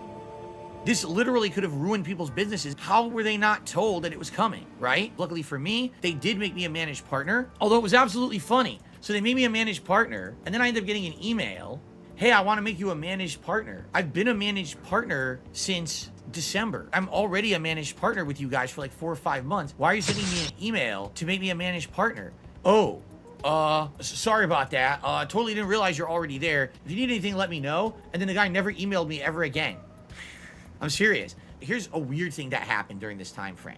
Someone who was supposed to be a part of the development team contacts me out of the blue. Literally never heard of this person before. They contact me, they say, I want to have a phone call with you about the development of your channel. So they call me up and then they say the weirdest question. What are you planning to do in a few years when all this is gone? Huh? What do you mean? Well, you know that YouTube isn't going to last forever. What are you going to do when the whole YouTube thing dries up? I was so taken aback when they asked me that question. You're telling me that you think YouTube is going to end? This whole YouTube thing is a fad? And you're actually asking me, one of your biggest partners, what I want to do when YouTube is over. Is that not a bizarre question to be asked by Machinima? What? I didn't get it. I didn't get where they were coming from. He's like, well, what are you into? I was like, well, I was a competitive Street Fighter player. Oh, competitive Street Fighter. You could be an esports commentator. I don't want to be an esports commentator. What's this guy talking about? Yeah, sure. Esports sounds good. Where did that come from? Machinima was always all over the place with all this shit. For example, E3 2012 was the Hawken year. The next year I contact Machinima, hey, can I go to E3 this year? No, we're not doing anything this year. Huh? It made no sense at all. It was the weirdest behavior from this company. I can just tell you something really quick, which is hilarious. You're going to like this one. It was 2014, and I just moved out here to Washington State. There's a PAX out here, Penny Arcade Expo. It's one of the biggest gaming conventions in the country. I ended up getting an email from someone. Hey, I totally want to meet you. Let's have a sit down and talk all about your channel at PAX this weekend. Who are you? When did I say I was going to PAX? How would I even get into PAX at this point? Tickets have been sold out for 100 years, right? Like, what are you talking about? And the person emails me back, oh, I just assumed because you lived in Washington that you just go to PAX. I have a bunch of passes. Do you want to go this weekend? You can't just tell me like 2 days ahead of time you want to meet me at PAX and I have to drop my whole weekend of plans. Ladies and gentlemen, it's our entire Blu-ray collection alphabetized. We got Cinderella, which is really gay for you to have. What? I can't drop my whole life now, all my plans and everything, to go meet you at PAX. I didn't even know that I could go or you wanted to meet me. Like, what are you speaking of? It's confusing behavior. Now, what I really want to talk about is this. In January 2015, I get a mysterious email, strange message. Hey, Phil, we got this message sent to us today. Hi, I'm a big fan of a Machinima partner named DSP Gaming on YouTube. Unfortunately, people are uploading his content with hateful comments edited into his content on their channel. The videos are called This Is How You Don't Play. These hater vids are costing you ad revenue. As you can see, I never said a word to Machinima about This Is How You Don't Play. That's not me. They reached out to me. Machinima took it upon themselves to basically research This Is How You Don't Play and try to take down the videos in any way, shape, or form that they could. My initial reaction was, yeah, they're basically haters of mine. Sue them into oblivion. Stop right there, criminal scum. So they said they were going to go to YouTube and they were going to get the videos taken down for copyright. They had clout, so they could claim them on copyright grounds without my permission or knowledge. Then I started getting messages from my viewers and fans, Phil, why are you taking down people's This Is How You Don't Play videos? I'm not. Like, what are you talking about? I'm not taking down anyone's videos. Machinima started trying to take down videos, didn't even tell me. So then the detractors who had made This Is How You Don't Play just appealed all the strikes. They all went back up anyway. So Machinima wrote me again to talk to me about it. And they're like, we're going to sue them all. We actually just want to do lawsuits against them, claim their videos. So I actually do have this email. This is an email that they sent to me. So do you see what we have here?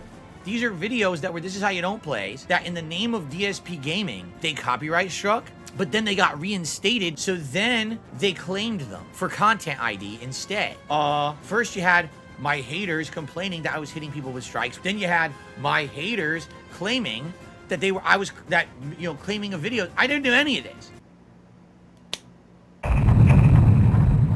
Okay, the entire fake strikes debacle of 2015. This is August 2015. DSP Gaming had been hit with numerous fake strikes. This YouTuber had been making intros and content for my streams and had given me outright express permission to use the content. Someone basically had set me up. They had given me this content that said it was okay to use in my videos, and now they were trying to strike me with false strikes, file a lawsuit, or get out of here. If this continued, then it was going to ruin my channels, right? I didn't know what to do. I was getting tons of false strikes against all my content, and Machinima called YouTube. Then they called me and told me, you need to delete all your videos. They're going to shut you down. I spent literally 24 hours deleting every single video that someone could basically falsely claim. All those pre-stream rolls and things that I had done, all was at risk. And this is one of the things that absolutely destroyed my channel. And sadly, according to Machinima, YouTube would do absolutely nothing to help me. In fact, this is the last email I even have on it here. You have to delete videos, and that's it. So in 2015, because I had to delete over 600 videos, I lost millions upon millions of views. It kicked DSP Gaming out of the YouTube algorithm, and my channel never recovered. No one could find DSP Gaming for new games again. I lost all of my prominence and all of my search, prominence. My channel went from kind of plateau to woo into the toilet because of that.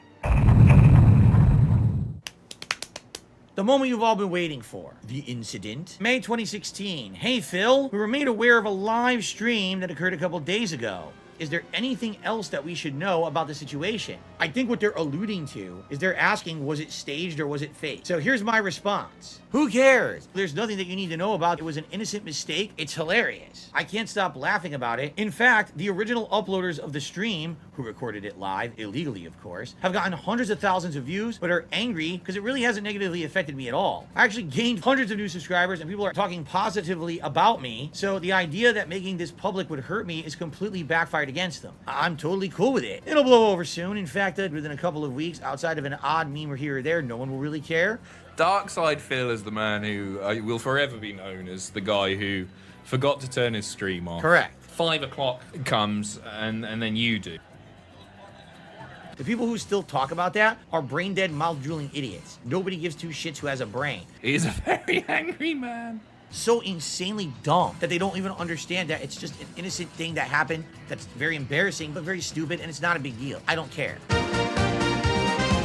All right, ladies and gentlemen, it's time to talk about how it all ended in 2017, okay? The last thing to talk about, this is the finale. Here we go. So in 2017, something very odd happened. Overnight, all of a sudden, everyone's ad revenue plummeted. Absolutely plummeted, okay? It wasn't like a one-day fluke and then it shot back up to where it was supposed to be. It was a persistent thing. Today, we know this occurrence as the YouTube adpocalypse. And overnight, videos became half as profitable as the night before, all right? I wanted to talk to some of my Machinima contacts. I had a desire to speak with them, and I started sending out some emails. Hey, how you doing? Haven't heard from you in like 6 to 8 months. What's going on? They laid off all of my contacts. So I had no more contacts at Machinima at all. They told me that if I need help, go through a Zendesk log system. I didn't effectively get answers in any timely manner. It was a shit show. When all of a sudden, all the ad revenue on YouTube dramatically dipped for no good reason. I wrote a log to Machinima. Okay, we'll look into it. Days and days passed. You didn't respond yet, so I'm like freaking out. So you see, I did not hear from you today. I'm assuming it's because you have not heard back from YouTube. 4 days had passed, and Machinima hadn't answered me at all. Dude, I'm gonna go out of business. You have no money to pay my bills. It was panic mode again. I'm gonna lose everything. I really don't know what to do. I'm literally going to go out of business because I can't afford to pay my bills.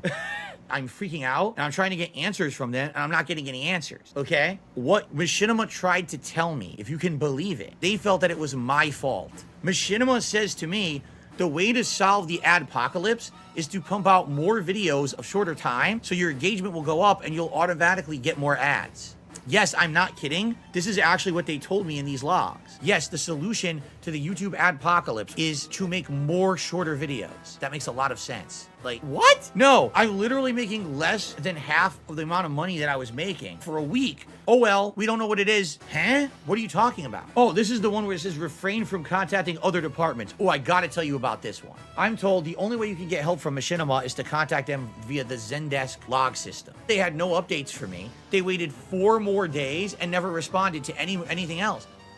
Dude, it's been over a week. I'm gonna go out of business. I'm gonna lose my house. So here's what I started doing. I started emailing former people who I knew at Machinima. Here's what I received in response to every single email. We're sorry, these people no longer work for the company. Contact Steve like Sharapino or something like that. Now, I didn't know who Steve Sharapino was. So all I did is I took my original emails that I'd sent to my former contacts and I forwarded them all to the guy. I really don't know who you are, but I desperately need help right now. Everything's falling apart at the seams. Can I get some help? The next day, I get this log back and it says, please refrain from contacting other departments. Just talk to us here through Zendesk. They haven't helped me one bit. They haven't given me a single update or piece of useful information from YouTube of why my revenue has halved. And the answers they're telling me are, it's your fault that you make so little money on YouTube. So my response was not very pretty. I feel very disrespected. I feel like you're ignoring me. I've been one of your longest running partners. Here I am 6.5 years later. I'm still with you. I've gone through multiple contract renegotiations. I never complained about any of them. I feel like I'm getting the brush off. For you to tell me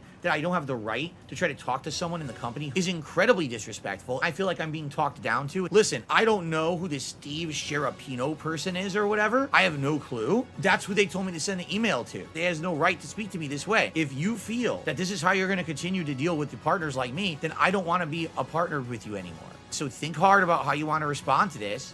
And this is how they responded. Ready? Following our discussions, we have executed our right to terminate your contracts. They cut me. They cut all my contracts. So there it is. Was I fired? Well, no, because to be fired, you need to be hired. I was never employed by Machinima. They executed their right to end their partnership agreements with me. Why did they do that? Do you want to know the truth? I know why now. Steve Sharapino, or whatever the fuck his name is, was the then CEO of Machinima. Yes. So I emailed the CEO that their company was bad and not giving me the service that I deserved. Who's this asshole? And he told them to terminate my contracts. Yep, the joke's on them. That CEO is a complete jackass asshole. He didn't know how to run the company. So he ran it right into the ground. They deleted the channel. They deleted all the videos. They deleted everything in 2019. The entire company went defunct. So, yeah, 6 years of my life working with this company. Pretty bad, right? They were a company that one day they're treating you well. Here's a great contract. They hand you millions upon millions of dollars. Then you go to E3 and it's the most unprofessional shit show. I thought this was a major company. The rest of the partners all ran around like assholes partying and did absolutely no work. Oh, this is how you don't play is bad. Let's strike videos. I didn't do any of that. They did. Yet now I gotta live with the fallout of that for the rest of my life. What a weird company. One day you have all these contacts who are willing to help you. The next day, those people don't work for the company. They're laid off. Huh? Like what happened here? They were very disorganized. They didn't know what the hell they were doing. It was obvious they were always running around like chickens with their heads cut off, trying to put out fires rather than being proactive. How do you contact one of your top YouTubers and say, so what are you going to do when YouTube's done? What? That's what I mean. Like the weirdest attitudes. You know? Anyway, I hope that you guys enjoyed this very special event. This one's interesting to me because 3 hours I just talked all about me, and I hope that this served to be informative and it served to be entertaining to you, and I hope that you had a good time. I did. Yeah, that's that, man. What did you think of this event? Let me know. What do you think about everything I just told you about Machinima? Does it sound good? Huh? Thumbs down for Machinima? Do you think that they were a good company? I'd love to hear. Please leave comments on these videos and let me know what you think. So thanks for giving me your time today and watching the dark side of Machinima. And as always, stay safe and thanks so very much for your attention. Please be safe, be fun, have fun. Hope you had fun watching this. And I'll see you soon in the future. All right, everyone. Thanks a lot. Peace out. See you all later. Look at my ass. What are you doing? God, like his snort sacks. The lighting here is so terrible. I've got to like highlight his snort sacks, don't you think? Like I have to add in some lighting and some shading because they're just fucking bulbous. These giant inflated balloons stringing out from his eyebrows or his eyelids. That's some really bad lighting, Phil. Jin phase. Yeah, he's just bloated. He's just swollen. It's a great video. Got Raw Phil live. King Jed's doing his bingo. Chill Murray's streaming. Be quite on board with that theory. I think it's a very strong theory. I think it's the most likely kind of theory as well. So he tried his best to refinance, couldn't. He's a sad boy, and that's that. Doesn't know how to fucking Failed deal with that, refinance. and he had always fucking, he probably had all his ambitions and hopes and dreams of what he could fucking do with all that extra fucking money if he fucking got it for refinancing, and it fucking couldn't, it isn't going to happen now. So that's my theory anyway. Who knows? Who fucking knows? But yeah, by all accounts, so looking at DSP anyway, fucking spamming his chat. It looks like he's in a much fucking better mood. So I'll have to wait and see if that fucking lasts, I guess, you know what I mean? But there we go. I just thought I'd share that wee theory anyway, that Hey Tarman really fucking shared as well. I like the comment, and I'll share it as well. I'll repost it, you know, so there we go. And I like this one as well. You know, so I'm going to do the same for this one. There we go. So people can see that as well. But yeah, a lot of people are like, oh, team divorce and all that shit. I personally think it looks pretty good. It's fun to theorise, and you know what I mean? It's fun to kind of, you know, to kind of think about it, but I don't think it's happening. I mean, where's she going to go? Who's going to fucking take her? It's not like a fucking situation like Liana, right? When Liana fucking dumped his ass, she still had her looks. You know, she had her independence, she had her own fucking job, she had friends, you know what I mean? She had fucking people she could rely on and lean on in that situation to leave Phil, and she bounced back on her fucking feet. Kat, though, has nobody. As far as we're aware, she has no fucking social interaction with any fucking other people, even when she's fucking working. We don't hear any fucking stories about fucking Kat enjoying time with friends or having people over and all that shit. No, we don't hear a single thing like that. She has no fucking family around either, and as far as we're aware, I mean, if the car photo from the gas station has anything to go by, I mean, she's kind of, you know, threw away her looks as well, kind of, you know, threw away her figure and everything by chronically eating like crazy, which like it's either something to do with money, Phil's situation, right? It's either something to do with, you know, like maybe fucking failed to refinance. Either that's a problem he's having, or the problem that's getting him down is that Kat is actually requiring, you know, serious, you know, professional help, or, you know, mental health issues, which is affecting her physical health as well. That was my original theory from the other day, you know. But yeah, it's not a divorce saga. It's fun to joke about it, you know what I mean? But yeah, it's not a divorce saga, so it's, not happening. Can I see it? God, he's so fucking shitty. It probably was that. It probably was a failed refinance. But he doesn't want to say that because that doesn't sound as sensationalist enough. So he has to be like, oh my God, something really bad happened behind the scenes. It's crazy, man. I'm not going to tell you, man. I'm not going to tell you, but it's crazy, man. It sucks, man. When it's just something that simple. Because he knows if he says the second part, then people won't give him money as much. But he has to make it sound like it's a big deal, even though it's just literally just no big deal. But, what a fucking manipulative little shit. Or it could be, yeah. Like Team Lucasell just says, all of them, yeah, it could be everything combined, yeah. Every single theory is absolutely correct. We're all wrong because we're actually technically all right, so there you go. But anyway, let's get on with the bingo and get all the bingo game all set up and all that jazz. Oh, of course, I need to actually fucking open the bingo program. And with a button, press a button, there we fucking go. Fantastic stuff indeed. So, where did I fucking see it? I think I was given number 29, Dare Bear. Apparently, Dare Bear's not going to be able to kind of, you know, watch live. He's like busy right now, but he's got the stream on in the background and all that jazz. But he gave me a number 29. And you know what? I'm going to use Dare Bear's number. Dare Bear suggested 29, so we're going to go with 29 bingo card. There we go. Press the enter button, and there we are. I'm going to tick on image, and I'm going to randomise image. We don't know what the image is yet until we start the bingo. And there we go. So the bingo card we have for today's fun and games is as follows. We have Phil to do clown mode, where fucking besides, you know, just acts like a fucking clown. Him saying good news, him repeating the same point constantly, him saying example, and business. The second row is Phil having dead air, him saying members, him saying something style, him being all defence mode, where he fucking tries to justify why he had to say or do something, and him saying in fact. The third row is Phil saying support, help, him snorting, him saying idiot, and him saying reality. The fourth row is Phil saying literally, him giving a years ago story, him saying hate to say, that being said, shout at that being said, and schedule. And the fifth and final row is Phil saying variety, tips, friend, no exaggeration, and finally, I would argue. Quite a strong looking card in my opinion. I have great hopes for it. Remember, if it doesn't win, we can all blame who's it picked the card again? I fucking said it a fucking second ago. Dare Bear, yeah, fucking, we can all blame fucking Dare Bear if it doesn't fucking come up. So there we go.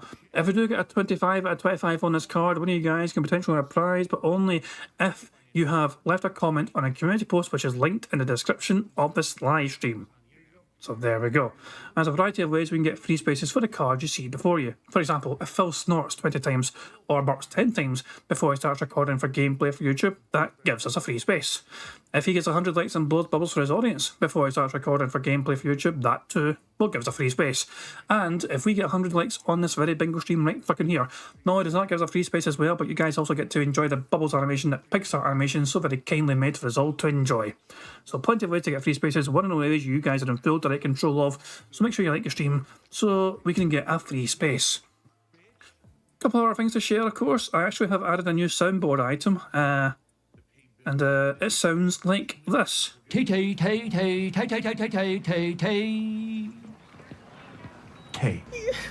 So that was somebody saying tea a whole lot and Phil crying at the end. There we go. That was Phil's little crying noise right at the fucking end. I couldn't help myself. I'm a bad person, I know. I just could not resist, you know what I mean? It's fun, what can I say?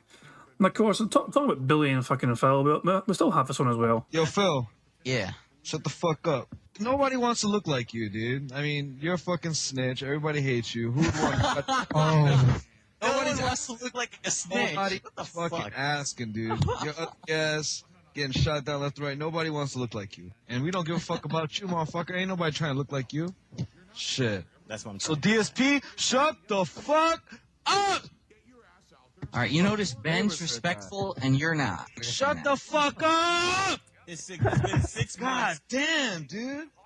I might need to shorten that a bit. I don't know. I might need to shorten that just for the sake of, you know, it's a 30-second long fucking sound clip, but there's so much gold in there, you know what I mean? But there you go.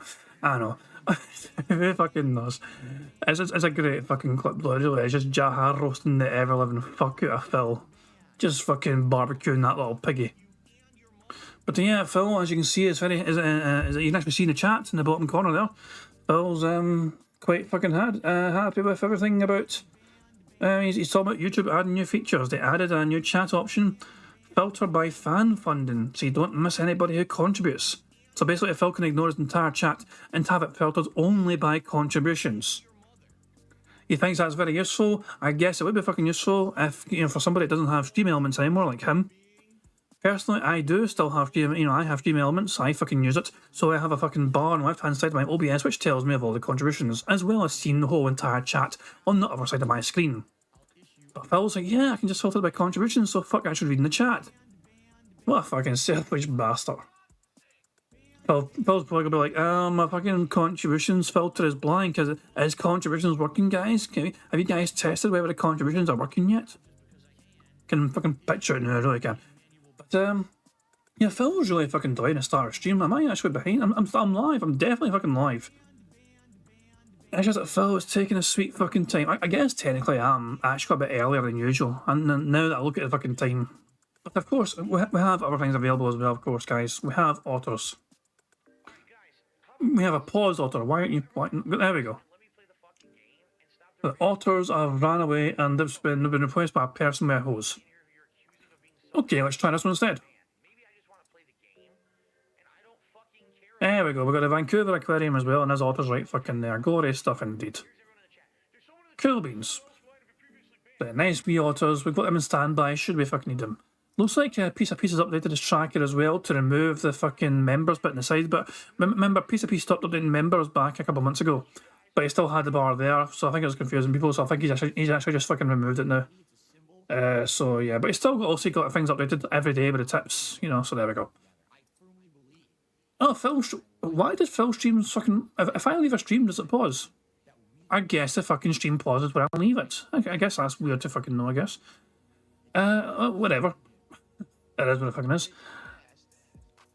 Anyway, we're just waiting for Phil to go properly fucking live. And the scientist is saying that apparently Phil was in Justin Wong's stream until 6 AM. That would explain those timestamps then. I wasn't sure if that was Phil's time or what, you know, but yeah, he was obviously fucking late up at night watching this shit, trying to fucking get educated and all that crap. Anyway, Phil's going live right now, as you can fucking see. So let's prepare for some bingo. We're just gonna fucking get straight into it, no wasting time. Here we fucking go. Good luck, everyone. Let's fucking get a victory today right before Phil's precious day off. Good morning, everyone. Good It's my morning. final consecutive It's streaming 1 day of the p.m. week, and it's a very exciting one because today is the release of the second DLC character, Aki, in Street Fighter 6. I'll be playing her all day long. After having studied up last night for a couple of hours watching live streams, we're going to hit the ground running. But in addition to that, on today's show, some interesting news stories, including a major update for Lies of P that will hit soon that could change everything about the game. What? This and more. Huh? All this and more on the worst podcast you've ever Piece of seen. shit. I want to fucking click off the fucking stream already. If I wasn't doing bingo, I'd be fucking doing literally anything else. I'd be fucking watching paint fucking dry or something rather than fucking watching DSP bore us off to fucking death for 90 goddamn fucking minutes. Clickbaiting some of which. But yeah, go with a short intro, so anytime now we're ready to fucking begin. Here we fucking go. Good luck everyone. Fingers crossed we can get a victory today. Alrighty, everybody. It is indeed the final streaming day of the weekend. I hope you all had a great week here with me. I know I had a great week with all of you. Today is Wednesday, the 27th of September, 2023. And wow, we're almost into October, Halloween month. Whew, It's not Halloween month. This year. Like, it's just I'm very October. happy that the fall has hit this week so strongly. With a whole change of Birthday weather week, Halloween and everything month. going on here in Washington Whatever. State. The streams, obviously, this week were very interesting. Continuing on with all the major games I've been playing, notably Lies of P. And now today, we come back to Street Fighter 6 for a full day. The first full day I played Street Fighter 6 in ages for the brand new character, Aki, the Poison Assassin. So, it's been great recently. I hope you guys have enjoyed all the content here. Today, what I'd like to do is talk a little bit more about Lies of P, mostly because there's a major update that's going to change a lot. That it seems like Did you look at my moves? people are kind of split on. Some people are thinking this update is great, and others are actually quite frustrated by it. So I guess we'll see. Particularly, though, today I want to talk about the new character in Street Fighter 6. I watched about 2 hours of live streams last night. People trying her From out who? and learning basic strategies. And Who did you combos, watch? Which are going to help me today to start playing with her at rather than just like base level capacities. I don't know what the hell she can even do. At least knowing some basics and trying them out. So I think today's stream should be pretty interesting. I don't know how good I'll do with her. because of the type of character Interesting. she is, which we'll Whatever talk about that in a moment. means. But I'm happy that we'll get to have a fun day of Street Fighter excellence. I hope you guys will join me all day long if you're into the Street Fighter stuff. Burger. It's been a while since we had a full day of coverage of the game since, there've been so many other releases coming out. It's good to break stuff up and have variety, honestly.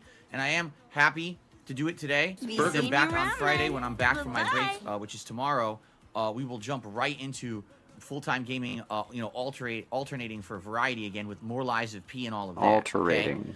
Okay? One thing I want to say before we get started today, I want to thank you all for a great week, and you guys Go chilling fuck with me, yourself. helping me to keep my mind off things that have been going on in my personal life. As you know, if you've been watching this podcast the past couple of days, I have some stuff going on in my personal life this week that's pretty serious stuff, and I'm not going to tell you what it is, sadly. I wish that I could. I just want you to wish that freak this were out 10 and years stress, ago, when I was 'cause able to that share gets me stuff the with most people on the money. internet, and there wasn't a hate mob of people following me around, literally trying to ruin my life and intrude on everything that should be private. Your life's already and turn it into ruined. Some kind of a weird conspiracy theory or some kind of a horrible thing that benefits them. That's just reality today, is that the internet is a toxic, messed up place, and so I can't. No, you're just a toxic, but messed up you guys have person. been very nice. Hanging out with me. He could very easily fucking tell people what it is without giving actual fucking specifics, but he's afraid to fucking do that because he knows. He's probably. He knows if he keeps it vague, he gets more money. It's probably something kind of embarrassing or something. Who fucking knows? But we are always going to fucking speculate. We're always going to fucking theorize. He has fucking brought it up in the first place. He has invited all his fucking speculation. If he had just kept his fucking mouth shut, then there would have been no fucking speculation as to what the fuck he's talking about. So he's invited all this. It's like he's fucking trying to manufacture fucking drama because it's like, oh, the fucking mentally ill detractors are fucking trying to get me and fucking ruin my fucking life. You're the one that fucking brought it up in the fucking first place. None of us needed to fucking know. Your audience didn't fucking need to know. We didn't fucking need to know. They're a fucking sad boy today for some fucking reason which you're not going to fucking disclose. You have created fucking drama for your own personal gain, financial gain at that, because you fucking used it as well on your streams to fucking elicit sympathy from your dead-headed fucking fans to give you fucking money. It happened 2 days ago, it happened yesterday, and it's probably going to happen today as well, because that's the kind of person you fucking are. One day before fucking, your precious fucking day off, let's fucking really ramp up the fucking I'm a sad boy act so you can get some more fucking money from those fucking ridiculous morons that fucking follow you and feel sorry for you. Yeah, I made a few ones yesterday. We got Makama. We got Makama, we got Haikatoon from Raid Shadow Legends. Looks pretty good. Got Android 18. Let's see. Doesn't look like my mic is tracking. Anyways, we got Casino Bunny. It's a good one. Mona. I didn't say that I hate waffles! Yeah. Jed's a fast talker, but he's not that hard to figure out. And we got a bee. We love our bees. I'm gay, totally gay. He sure is. Every fucking time if it fucking fail. Having good interactions, it's the whole engagement deal. Me being able to take my mind off of the stuff that's happening outside of these streams. 1 2 1 2 1 2. And instead focus in on the stuff we're doing together has been a godsend this week. So thank Monster you very much Hunter. for that. And I'm happy that you guys have been understanding. The other day when I was playing with How can they understand when you don't tell anyone anything? Man, was I venting during that session. I was going ham with what I was saying, about the players and everything. Oh, you fucking scrub, you take this, you take that. And people were like, whoa. Like, yeah, well, I kind of needed to vent in some way. I needed to be a big baby, okay? That was my outlet. And, Burger. Entertaining and productive, because I actually did No, it's toxic. It's toxic and immature. Thank you all. As you call everyone else toxic and immature. There's some good news. Is that it's beautiful fall weather today. Burger. Oh, no one cares. It is cloudy and rainy and cool. This is exactly the kind of weather that is appropriate for me to play Street Fighter all day, because this office will have nice air circulation. We got a background. Cool temps, unlike all summer when I was trying to play Street Fighter 6 and it was hot and I had the air conditioner blasting, and then it ended up being real stuffy and gross. You're stuffy and gross. It ended up basically, it's going to be a lot better today. You know what I mean? No, because I don't live where you live. That today will be appropriate for what we're doing all day long, and hopefully it'll be a better day of Street Fighter gameplay because of that. You get that nice ventilation, right? Wrong. So that's good. And, Street Most Fighter people definitely have is something central that's AC, tons of Phil. attention needed when I play the game. I'll be immersed in this game It's all day autumn. long. And again, I hope you guys will be along for the ride today as I try a new character. It should be fun. Again, if you're not into the Street Fighter stuff, Friday we go right back to variety. Let's just make this a post. I will say this up front. Being that we're playing Street Fighter all day, Snort. there is not going to be a lot of opportunity for a lot of discussion or interaction. I'd like to do a lot of that with you today on the podcast, if possible. Oh, that's a big fucking massive hint right there. Give me your fucking money immediately before gameplay begins, because I'm not going to be able to commit fucking time to fucking give you, great shout-outs later on. What a greedy bastard. Because as soon as I jump into this new character and we're trying her out and, do trials and go right online, I'm going to be focusing on the game mostly. And because of that, some people might turn off today and be like, you know what? I prefer a stream when Phil's more engaged with us. And I hear you. That's definitely not going to be today. Look, I themed the stream today for the new character. Purple poison is surrounding me here in the office, as you can see. That's what it is. It's a cloud of purple poison. That's just your fucking natural toxicity, Phil. It's been there all along. The whole entire time, that natural fucking can't even toxic tell air has been anything. surrounding you because you admit it, and you have been doing so for over a decade. Just bathed in color. It's poison. All right? So I'm trying to create a true 4D environment for you. Hold on. This is potential thumbnail material. I'm trying to create. Hold on a second. Can we get a good little, freeze frame here? I don't know why I'm searching for fucking thumbnails, I'm fucking, there's no bingo tomorrow, for example. Like that right there, that could be a fantastic, that's like a shitey fucking magician trying to fool people into fucking thinking he made a rabbit disappear. Like, nah, it's still in the fucking hat, you just put a cover on top. Let me see how this fucking looks, okay? Let me try. Abracadabra, I've made all your fucking tip mine disappear. Where did it go? You'll never know. WWE Champions time. Let's see how this looks. Sometimes these work great and sometimes they don't work that well at all. It just depends on the background. The Lara Croft anime. And all that shit. That is brilliant. That is a perfect fucking crop out of the background. Like, that is robust. Look at that stuff there. Look how good that looks. Like, I say that, but his finger got like marginally fucking deleted. Look at that shit. How did that happen? How did part of his fucking ring finger just get deleted from? That's cool, I guess. How did that happen? Anyway, it doesn't matter. It doesn't matter. It works anyway, kinda. So there we go. We'll crack on. Bingo. Great start to the card, by the way. Great fucking start to the bingo card. True 4D environment for you. For the game. But I'm going to be playing it a ton today and not really able to talk. So I will say this. It is my final consecutive streaming day of the week. Here we go. Begment time. I'll be hyper-focused on Street Fighter 6 today. I would appreciate it if you like the content, if you enjoy Street Fighter 6, and like everything I've been doing, if you could support the stream today, I would really appreciate that. How would that work? Well, my goal for this week was 650 members. As of this morning, we have 650 members. Thanks to one fucking cuck, the same cuck who funds the entire business, quote unquote. So please consider becoming a member or maybe gifting some memberships to the community. Whenever I play Street Fighter 6, typically we get a few more viewers than usual. Would be a great day if you were thinking of maybe gifting some memberships. Grifting some memberships. I'm sure people would be here to accept and be very Grifting grateful. some memberships. The other way to help out today would be He literally said that, by the way. on each of the streams. The other gifting some memberships. We He get a few literally more said viewers that. Than usual. Would be a great day if you were thinking of maybe gifting some. Typically, we get a few more viewers than usual. Would be a great day if you were thinking of maybe gifting some. Grifting. He literally said grifting. I didn't say that I hate waffles! Literally. Come on. Beg later, dude. When I'm here live with you guys, I'm staring at the chat room right now to see you guys talking, okay? Okay. And typically what I see is either top idiots. chat or live chat.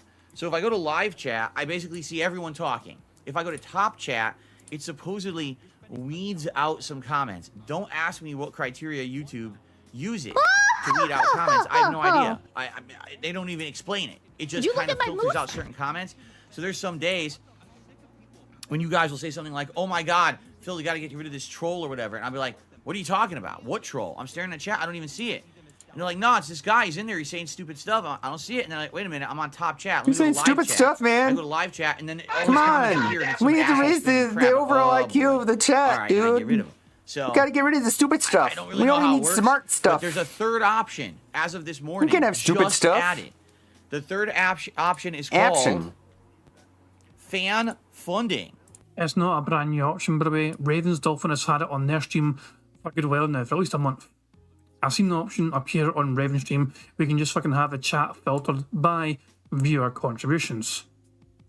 So yeah, it's good as well. It's not saying they fucking had it forever as well. I don't know if I've got it. I don't have it. Oh well, boo-hoo. I don't care. I don't have it, but I don't fucking care. But yeah, Phil's making a big fucking song and dance with us. Literally, it doesn't affect his viewers one fucking bit.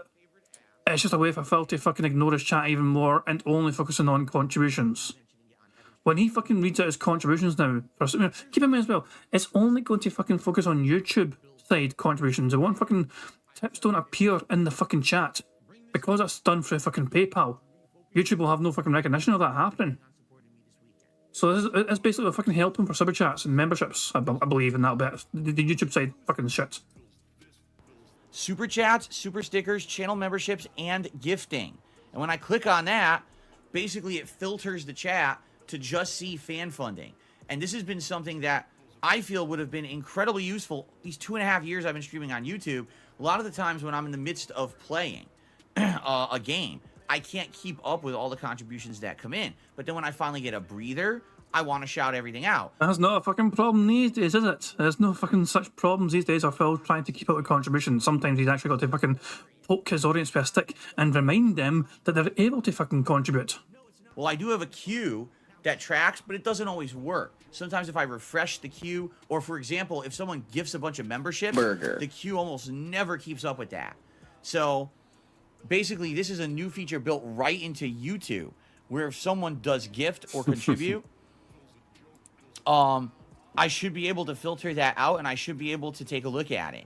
So I'm gonna try it today. If you know, if things come up, if contributions come in, I'm going to test it out. Especially, I think, again, it would be very important for the gifted memberships because half the time I can't shout those out because they're gone. By the time that I go to shout them out, they're off my screen. I can see, for example, so-and-so gifted 5 memberships, but then I can't see who got them. In this case, hopefully I'll be able to see it.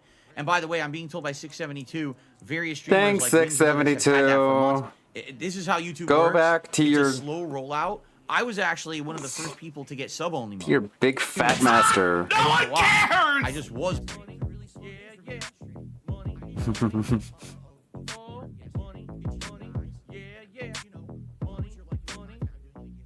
Thank you very much, Abata. Also for super chat, it says money, money, yeah, yeah, money, money.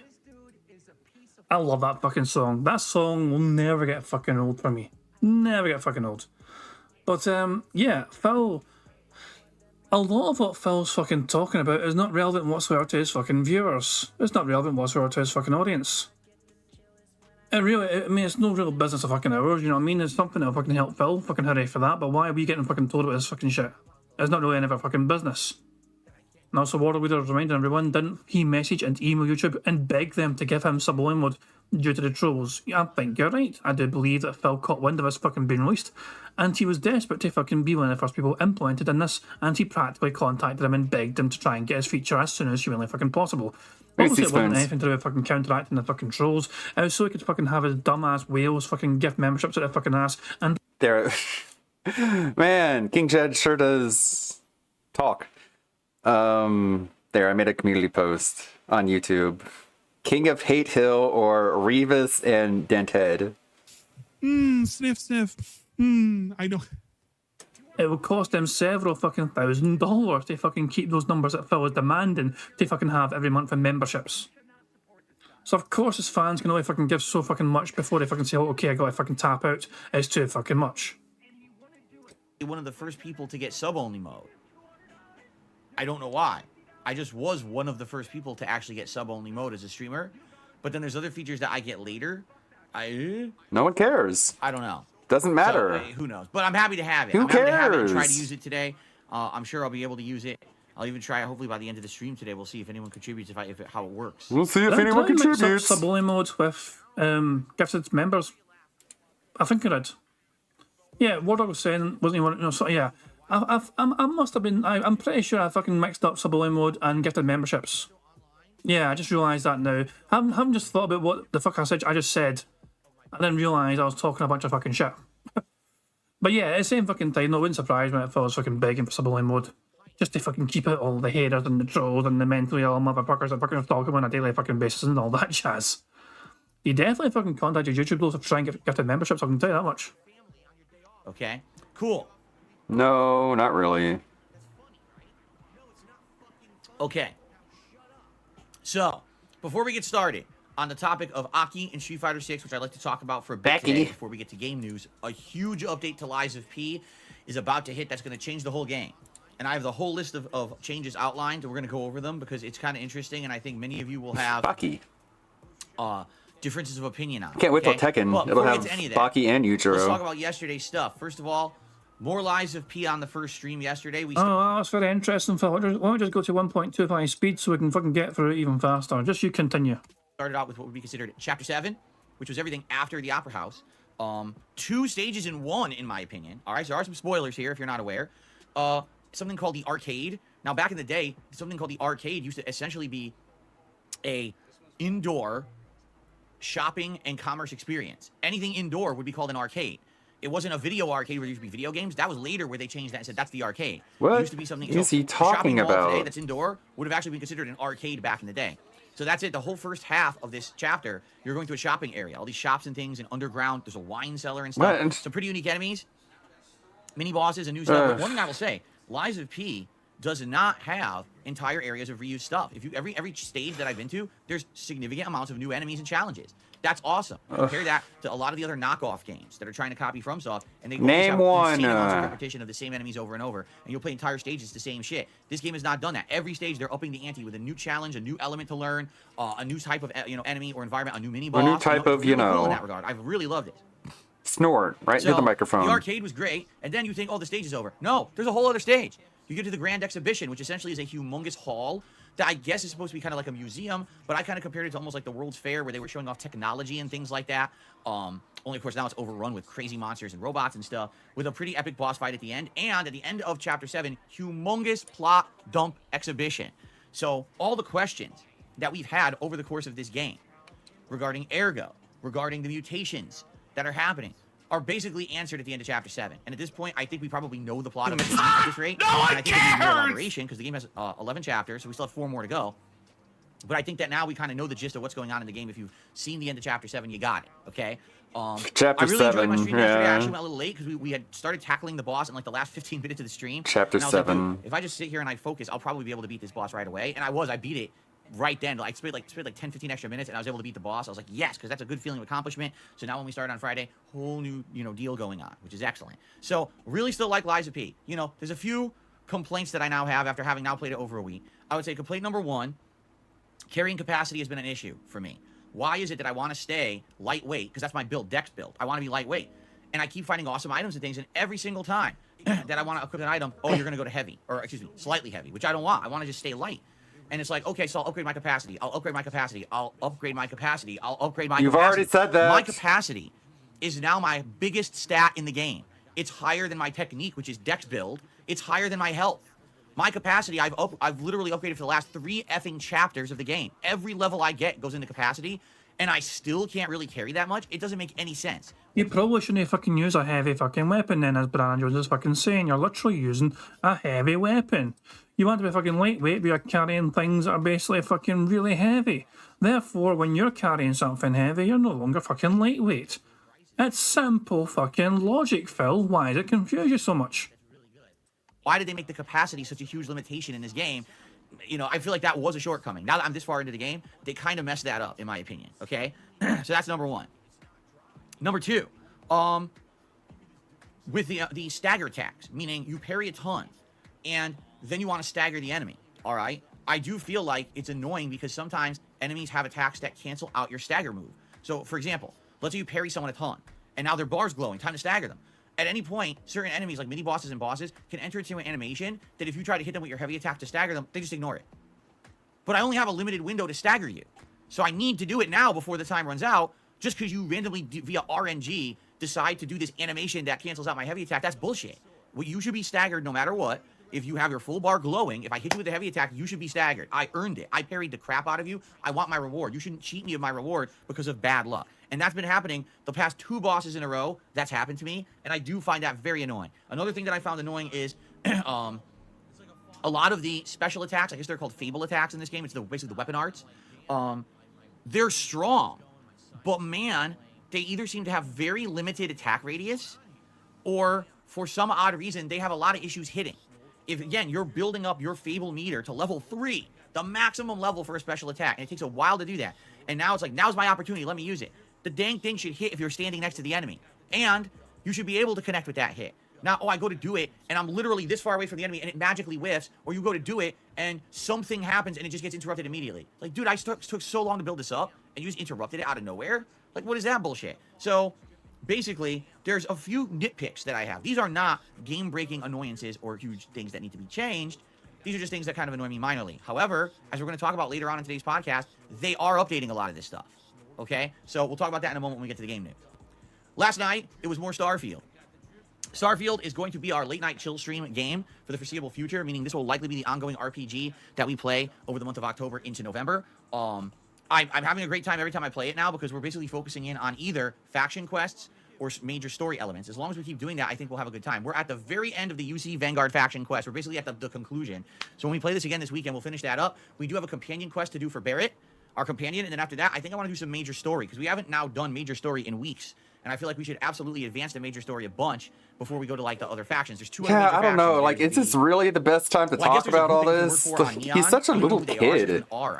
He talks to, like, such a little kid. Like, he gasses himself up wanting to talk about video game stuff, and he just dumps it on you at the beginning of this stupid fucking not a podcast. And it's like, could you have let it wait? Could have waited until, like, the beginning of the gameplay? But no, it's like, I gotta talk about it now. I gotta talk about it now. It's like a child. Only playing Starfield probably about twice a week. Don't now. watch him. It's So, fun. That's 4 hours a week. That means in the next month, I'm only going to play it like 16 to 18 hours. That's not a lot. So, you know, hopefully over the course of October, perhaps we can finish up another 1 to 2 fun to yell at factions, an and then asshole. maybe just finish it up in November as a, you know, just doing the main story. You know, I hate to say it, the game is good. Also, I'm doing but it also has a lot of stuff in the background. It seems like it's just Burger. falling off. What I mean by Burger. that is, when I play the game, I get okay attendance, but not great. And a lot of people just complain it's boring. I don't know why you would show up to a stream when you know what the game is, why you would show up just to complain it's boring. That's a little weird to me. Plus, I know for a fact that I have big fans of Bethesda. What? No one because of said people that who watch me before. play Oblivion. I need to fucking say something about that. Hold on. You bitching whining one about people not fucking turn up to watch a fucking stream. So those people that don't want to fucking turn up to the fucking streams, then turn up because you bitching whining one and not fucking turn up. But they don't want to fucking turn up to the fucking streams because they don't fucking like the game you're playing, or at least they don't fucking like watching you play the fucking game. And then they fucking voice their fucking disapproval of you playing the fucking game because they're not being fucking entertained. And then you fucking question why they're not fucking turning up to the fucking streams. They stayed away in the fucking first place because they weren't fucking entertained. You bitched and whined and Welcome, moaned new that they won't viewer. turn up. So when they fucking do turn up and tell you they're fucking bored of it, you fucking get complain and get confused. There's just no fucking reasoning with this fucking little piggy. There really fucking isn't. It's just, it baffles all fucking, it defies all logic. How he can fucking not see that him playing Starfield is not very entertaining at all for his audience. Nice shirt, 25 cents. If people are randomly new to the stream, by the way, I added a new soundboard thing, and it is this.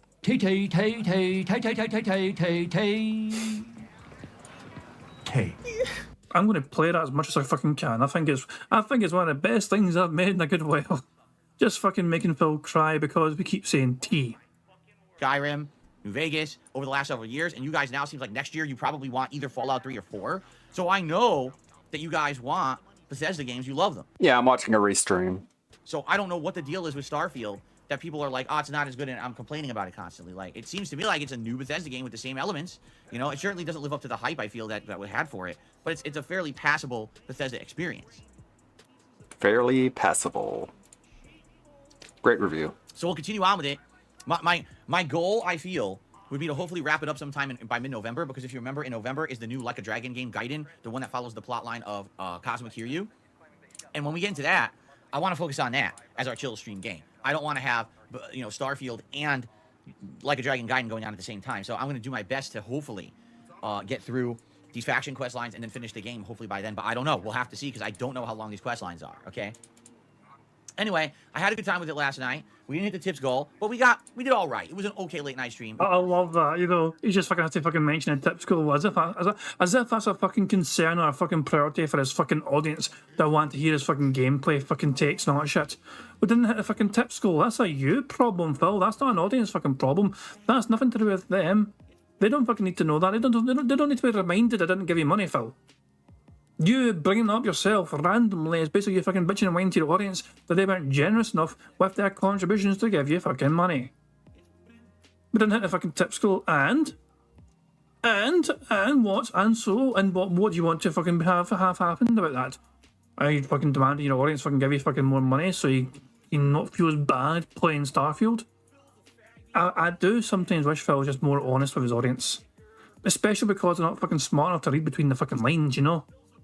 They need to be fucking told exactly by Phil what he wants so they can fucking give him what he wants. It was a chill time. I needed the chill time for you guys too, which was good. So, okay. So let's talk about today. As you know, today I'm playing with Aki in Street Fighter 6 all day long. All right. I watched a couple of different streamers last night.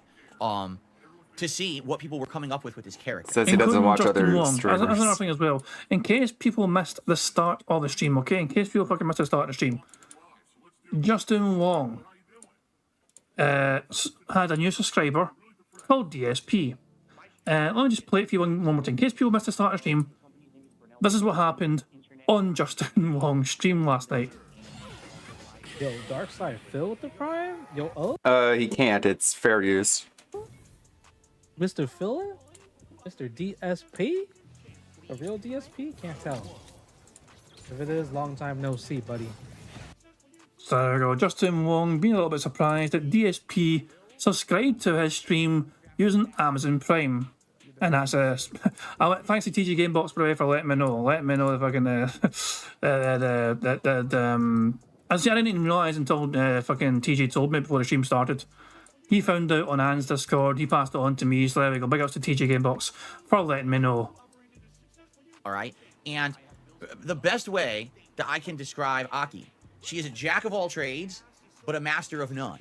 What does that mean? It means she can be played in various playing styles, but it doesn't seem like she's necessarily the best character at any of them. So number one, she could zone. She's got a fireball. That's a... No. Well, we fucking agreed with Street Fighter talk. We just fucking blitz through it.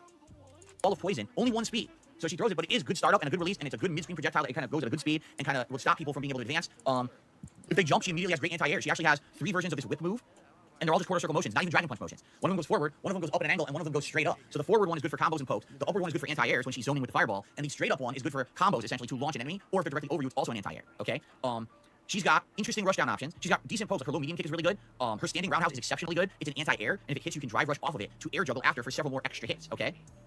And other things as well. Basically, she has this cool poison setup. If you get an enemy in the corner and you ground them, she can throw down a pool of poison. They can't avoid it. They immediately start getting poisoned. Now, it's not a ton of health loss, but it's some health loss for them just standing there. They can't do anything about it. And then she can lock them down with like standing short into other various moves in the corner to lock them into the pool of poison, and they can't seem to get out. She also has really good combo ability into her level 3 super. Her level 1 super is great. It's a pure anti-air with invincibility. So she has a lot of interesting moves, okay? The thing is, everyone who I saw playing with her last night, everyone played her different, and no one could really put their finger on exactly what she's good at. Is she good at zoning? Is she good at rushdown? Is she good at mix-ups? Is she good with poison setups? Well, like, no one could figure out exactly what you should do with her, because she could kind of do everything, but she didn't seem to be the best at anything. So here's an example of that. When she's in the corner, she almost gets locked in. She can do wake up level 1 super, which is an anti-air invincible move. So that's one option she has. But outside of that, guess what she doesn't have? An invincible wake up move. Just like most of the characters who are mid to bottom tier in Street Fighter 6, she has no invincible move to get out of the corner besides guessing a level 1 super. And you might say, well, wait a minute, I thought she has a teleport. Doesn't she have that snake move? Oh, she does, but it's not very good. Everyone who tries to use it has found that you can easily stuff it with a throw. You can throw her teleport. So it's not really a teleport. You can just stand her in the corner, jab, jab, jab, and if she tries to teleport out, throw.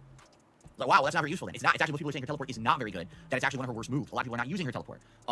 She actually has, if you believe it, coward crouch. You know how Blanca has the move where he crouches and he can do launcher, or he could jump, or he could just cancel it out? She has that. It's just a different move entirely, but she could do various different moves out of it. She could do it and create a combo situation after the drive rush juggle that I talked about. You could do like standing roundhouse anti-air, drive rush, another standing roundhouse, coward crouch kick. This is something that can be told during gameplay. She also has a command throw out of it. So you can do some mix-ups where you're like doing a hit string, coward crouch, walk forward, command throw, and mix up. Now the command throw apparently is slow. So a lot of people are saying people will only fall for it if you never use it, and then once in a blue moon you decide to use it, they'll fall for it because they'll never expect it. But apparently it's just not very good. It's a slower command throw.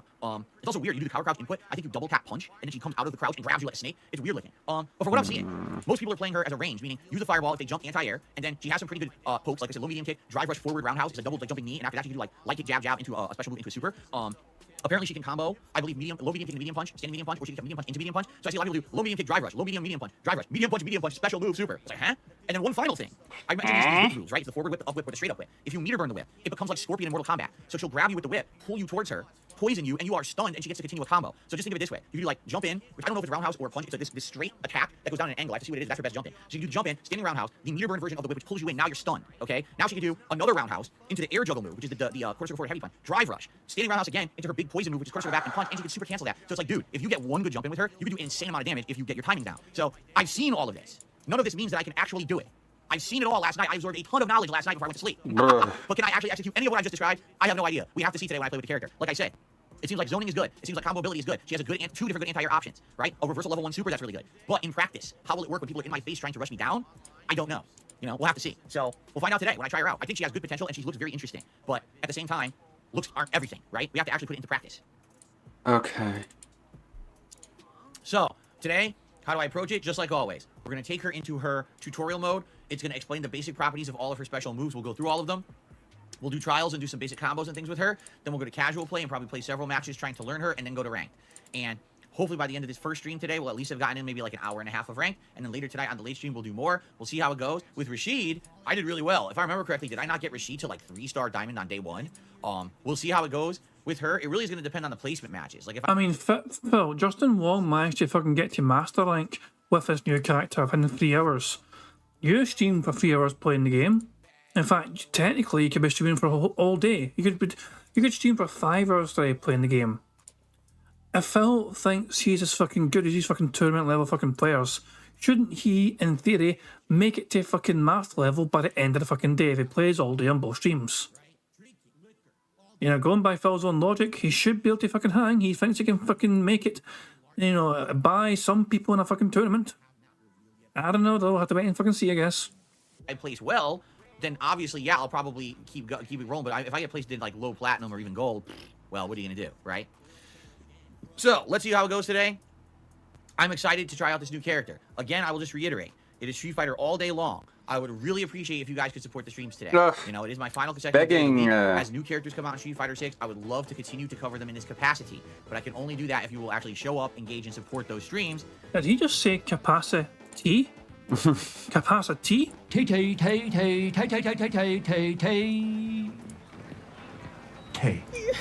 If people kind of say, it's a Street Fighter day, I'll skip it and I'll come back later, then I can't keep doing full days of Street Fighter like this. You know, I'm taking time out from a busy schedule of releases. You know, I could be playing Lies of P today, and instead I'm taking the time out to do Street Fighter. So I hope people will support that effort, okay? Okay. No. Let's go through the schedule for the week coming up. It's a very interesting burger. And then let's talk about Buffering. How is it buffering? Is it on King Jed's end? the game news, including the updates to Lies of P. Connection on my end is just fine. Let's see. All Let's right. try some. So first of all,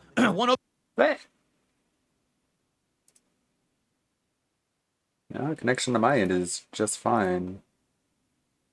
Let's check in on Past the Remote. See how he's games doing. of chance. Like, I don't Another believe thing I did last night. I put out a movie review for the first time in months. I reviewed Halloween this doesn't 2018. feel right, Oh, they actually fucking finished the fucking review.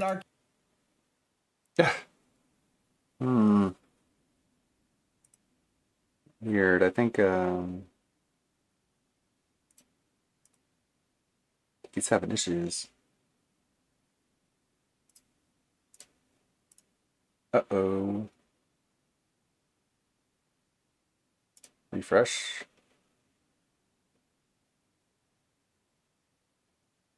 Yeah. Getting F's in chat. Oh, hold on. Apparently YouTube's been funny again today. Nothing wrong with the stream at my end. I've had no drop frames. The connection's been green the whole time, but apparently YouTube's playing silly buggers.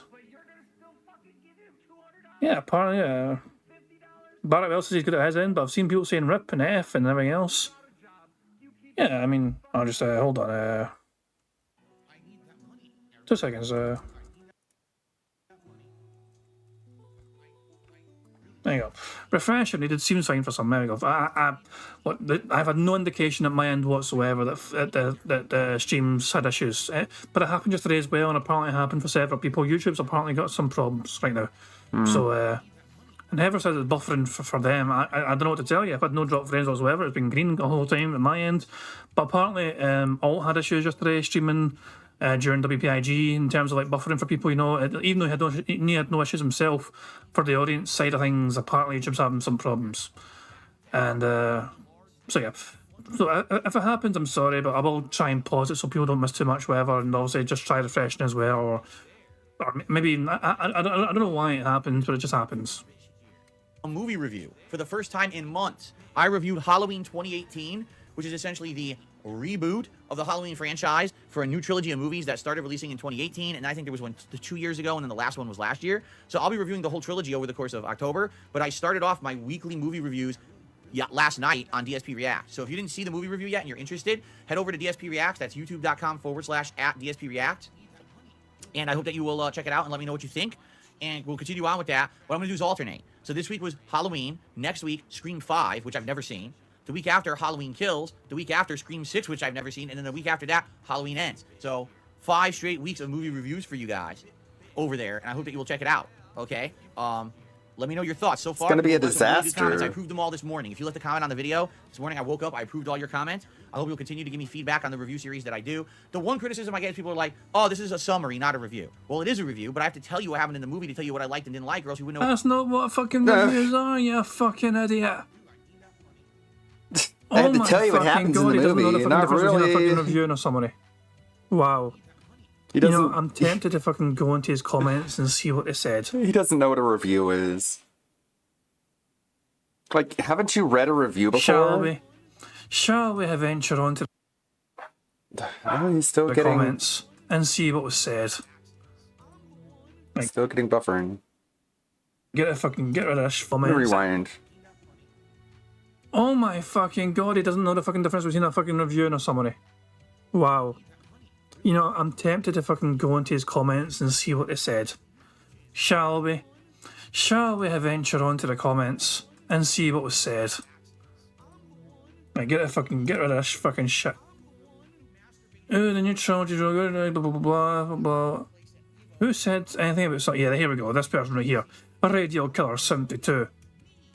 This movie is a summary. It's a movie summary, not a review. Don't know why it's playing randomly in the fucking top corner. Can we close that shit? No, it's fucking summary. Oh, hold on. There we go. Yeah, this is a movie summary, not a review. Try and focus on what you liked / disliked about the film and anything visual you think would be interesting to the audience. Skipping summarising the entire movie and critiquing it more like your video game reviews would make these videos really great. That is a good comment, and it's a very fair comment as well. It is very fair, constructive fucking criticism. And yeah, anytime Phil fucking reviews a... Oh. Hold on, make Phil dance.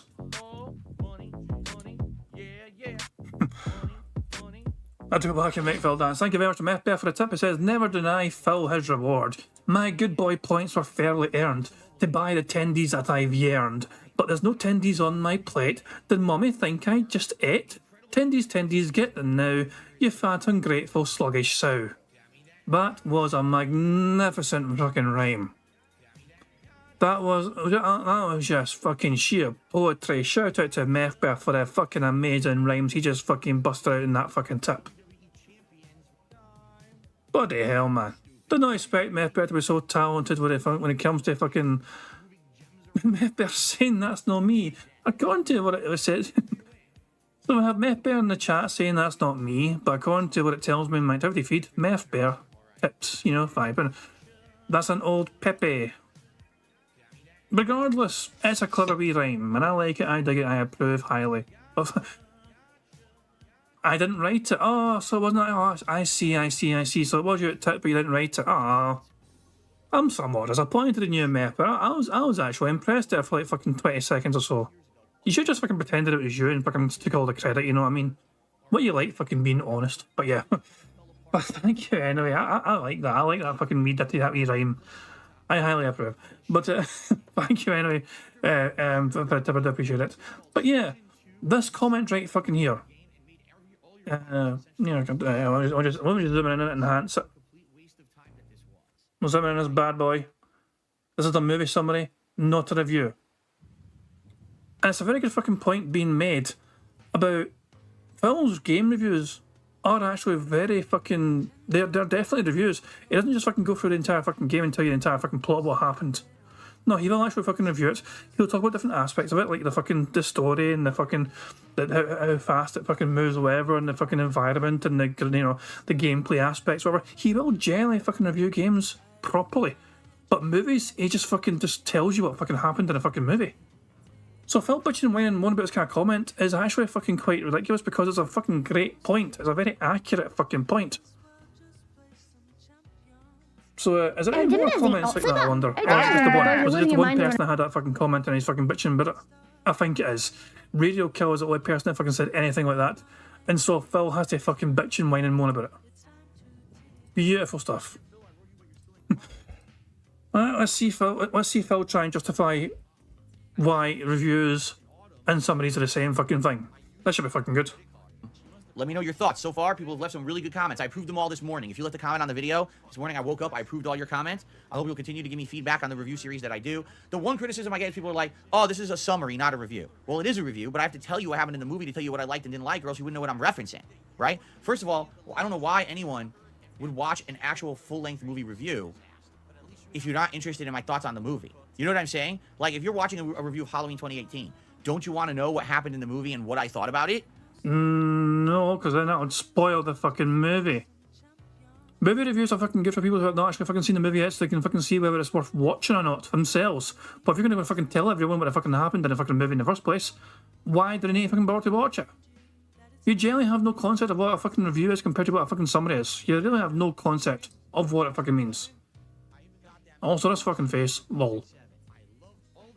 Or else it's not much of a review. There still seem to be people who think that a review should have no information about the movie in it, and I'm like, then it's not even a review. No, give information by all fucking means. Give fucking information about the fucking movie. Talk about fucking certain characters. Talk about the fucking personalities. Talk about the fucking themes of the fucking movie. Talk about the sort of fucking they can have dramatic points of the fucking movie without fucking spoiling. Don't just tell people what fucking happens, you dumbass. Oh my god, jeez, it's oh my god, oh my god.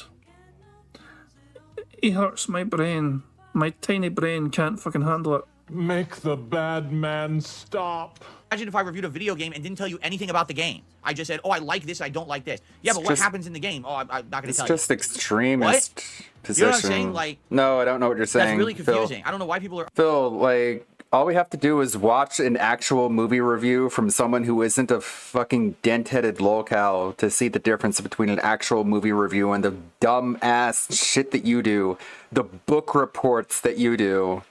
Like, this is so easy to debunk. I don't even see the point. Are saying that.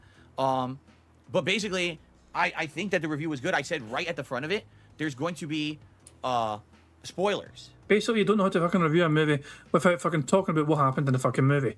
You're incapable of fucking talking about things like, you know, the soundtrack of the fucking movie, for example, the plot of the fucking movie in terms of a fucking constructive way to not spoil things, the characters, the actors, performances, you know, the general feel of the fucking movie, all that crap. No. So this, but keep in mind, the actual fucking thing that was said to him, I fucking closed the goddamn video now. I guess I can also just open it again. The original fucking comment that was made from the fucking video. Fuck off with your fucking preview in the top. So, reminder, Radio Killer said this. This is a movie summary, not a review. Try to focus. So he criticised Phil, right? He told him this is a summary, not a review. And then he was constructive with his criticism. Try to focus on what you liked and disliked about the film and anything visual, you know, you think would be interesting to the audience. You skip you're skipping summarising the entire movie and critiquing it more like your video game reviews. It would make the videos really great. And Phil took serious offence to that. Phil's like, why the fuck are you watching my fucking content? If you don't expect fucking spoilers for the fucking movie, not a shit, and Phil's trying to fucking argue summaries and reviews are the same goddamn thing. No, they're fucking not. This person is a genuine fucking person that has a fucking interesting critique. He didn't just fucking tell you what was wrong with the fucking thing. With your fucking video, he told you how to improve on it, and he's fucking dead on. He's actually fucking accurate.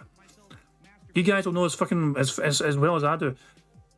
When Phil reviews a video game, he actually does fucking review it quite, you know, extensively. He doesn't just summarise what happens in a fucking game. He talks about the graphics, he talks about the gameplay, he talks about the fucking kind of plot as well. He talks about his feelings for the fucking game.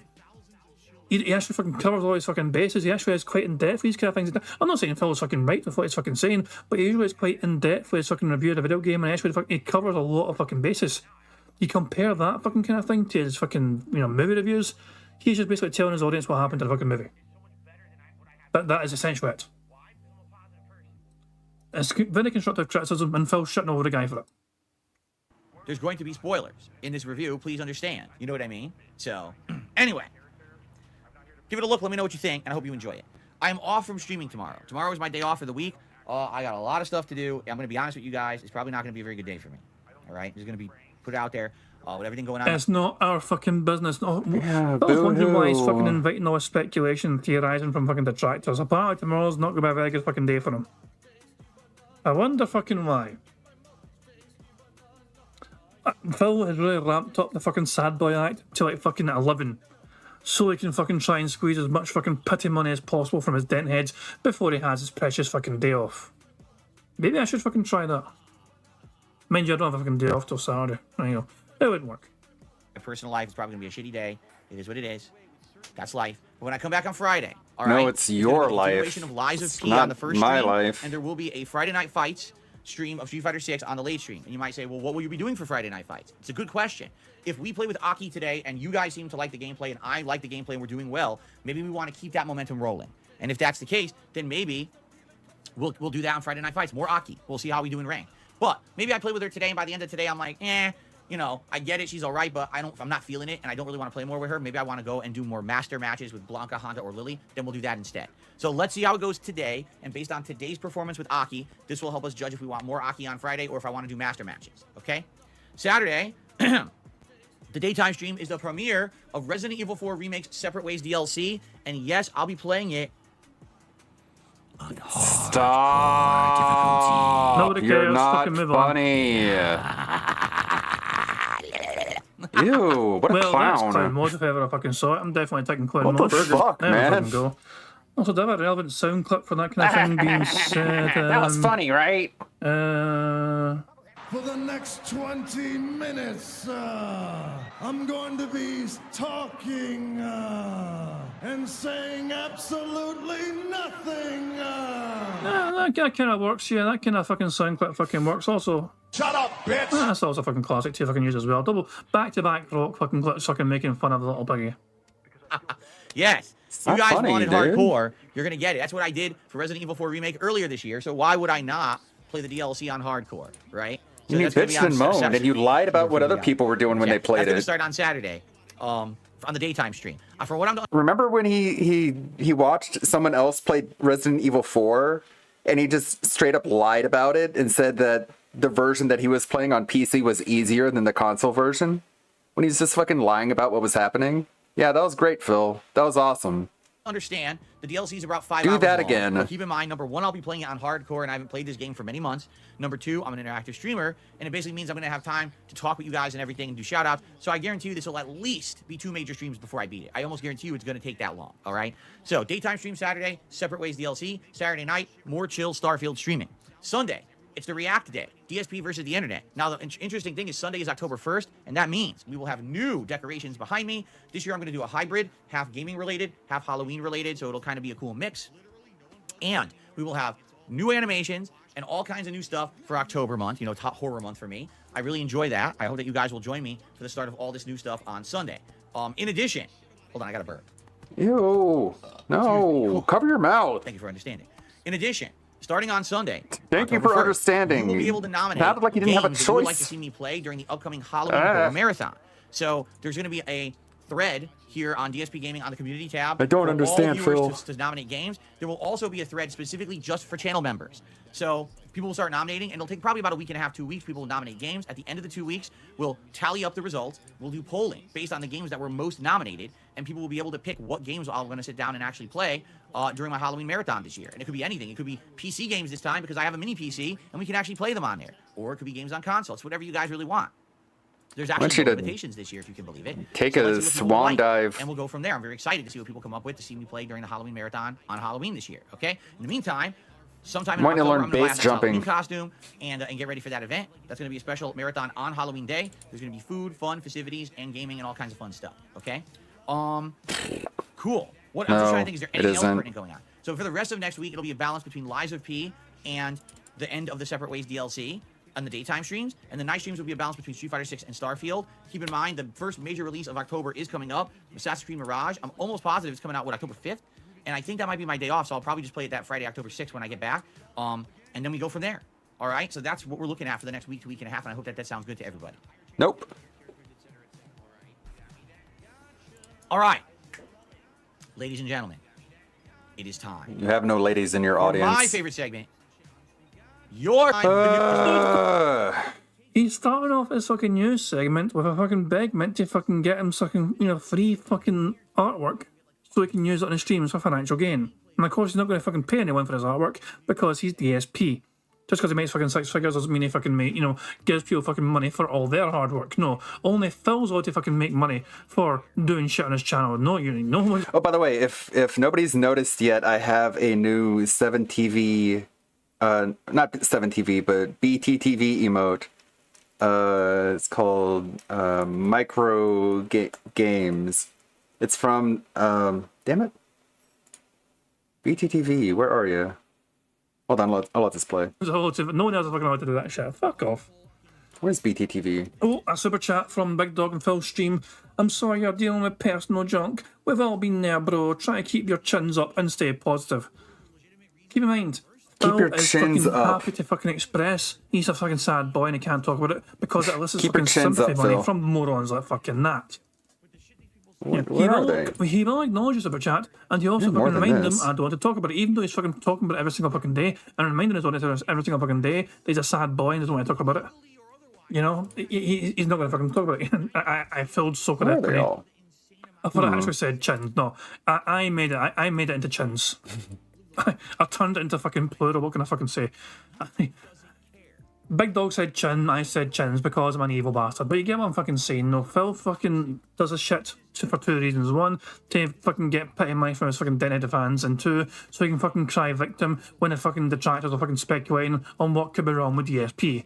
You fucking turn it into some sort of fucking thing where, oh, they're all accusing me of fucking, you know, they're all making up stories for their own personal financial gain. Fuck off. Fuck off. No, you invite speculation when you fucking bring it up in the fucking first place.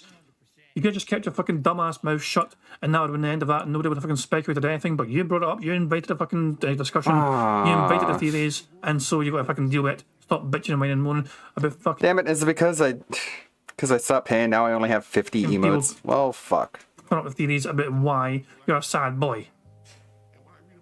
Damn it. And there's a theory from Dark Angel Storm there. They expect you to just pay forever, huh? Behind the scenes, it's DSP lying, fake sad stories to get more money from the denheads. I personally would disagree with that, but you know, if that's your take, then fair enough. $5 a month is too much. If you think there's actually nothing going on whatsoever, damn it, and it's just a complete fucking made up thing by Phil, it's a possibility. I don't think it's the case, but it's definitely possible. This is the thing. This is what I'm saying. Phil has invited this sort of speculation, this sort of fucking theorising. You know what I mean? We've all got our own takes on it, for fuck's sake. But that's because Phil has invited that discussion. And he's upset that we are theorising on the shit he said. Bitch, that's what we fucking do on a daily basis. If you don't want to fucking, if you don't like us fucking coming up with theories, then just keep your fucking mouth shut. Simple as that. That's for all of you, okay? As you know, I just mentioned this. We're gonna start having new animations and artwork and things for October for Halloween Horror Month. I would like some recommendations. What kind of iconic scenes in horror movies would you like to see an animation of? Okay? What? I have You're not even making them. And the question's been posed. Phil, you say they're working on it. Because they're working, does that mean you're paying them? If you're not paying them, I wouldn't call it fucking work. Just saying. God, fuck these people. Like a epic, you know, momentous scene from a ask your movie. chat Excessive gore or anything like that, a movie scene that I can put your face over. Like a scene from a horror movie that you'd like to see translated into an animation with me in it. So it's up to his audience to give his worker drones ideas for the animation, and it's up to those slave drones who are making animations to make the animation. Oh my god. Phil, why don't you just fucking tell these fucking morons that are doing a shit for free for you what you want?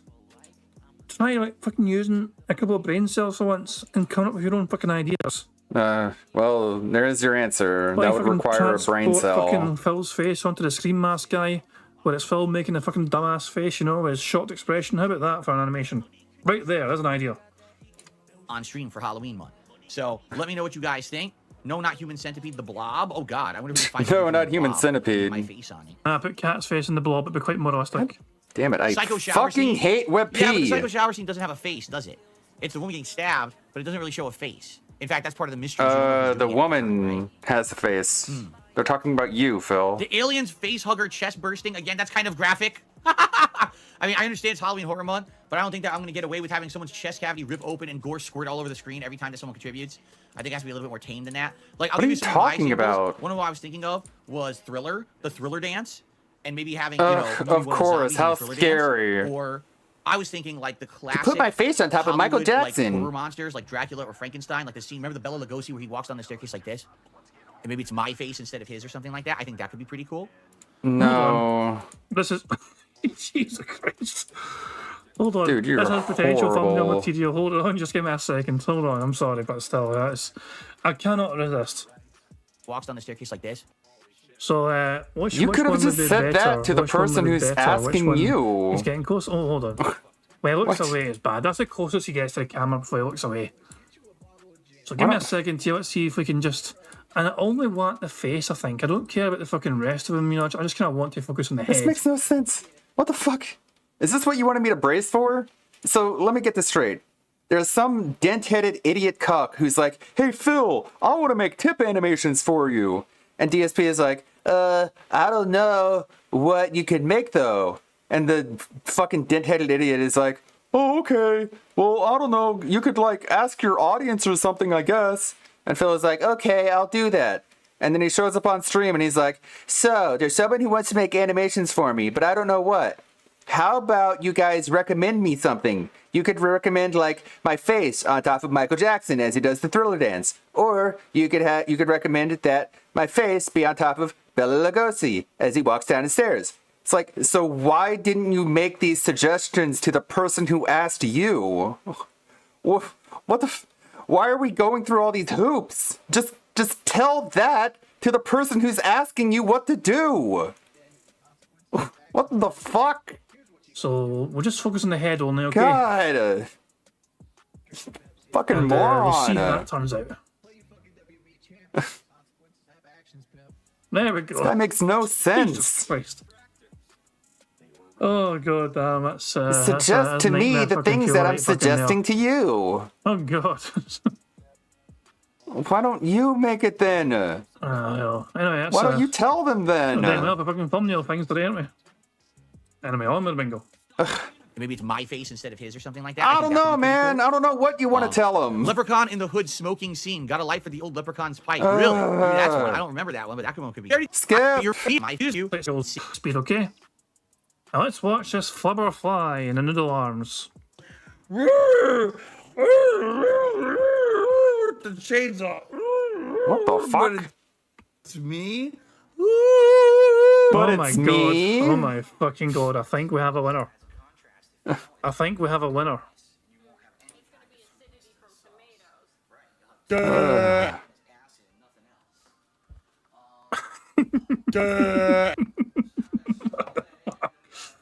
Remember, Phil's sad today. Yeah, right? Jesus Christ. I'm so sad and depressed, you guys. Oh, whoops, I forgot. What the fuck? Oh my god. I do wish his arms were still in shot there. Hold on, let me rewind a bit more. Maybe we can get a better frame or so. Just give me a second here, hold on. Can we get a better frame? Hold on, let's actually make it better. Like, that's not bad.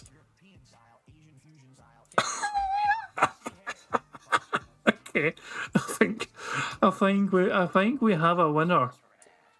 Hold the fuck on. Oh my god, oh my fucking god. I think we have a winner. Hold on, give me a second, ladies and gentlemen. Wow. Let's see if I can make something of this. That's pretty good. What the hell? I don't know how well it's going to fucking look. He is kind of moving quite a bit. But hey, there's only one way to see. You know, it actually fucking worked amazing. Oh my fucking god. Oh my god. That is. If only his eyes were pointing in different directions, that'd be perfect. That is absolutely fucking incredible. So we have this, and this. Thus. Alex Muir's saying with that hairdo for Halloween, should be fucking a razor head. It could be a fucking show, yeah, a razor head for Halloween with that fucking ridiculous fucking hairstyle. Jeez, I mean, I'm right. Let's get distracting ourselves way too fucking much. Let's crack. I like how he has just no aesthetic. 1.2 high speed. Just.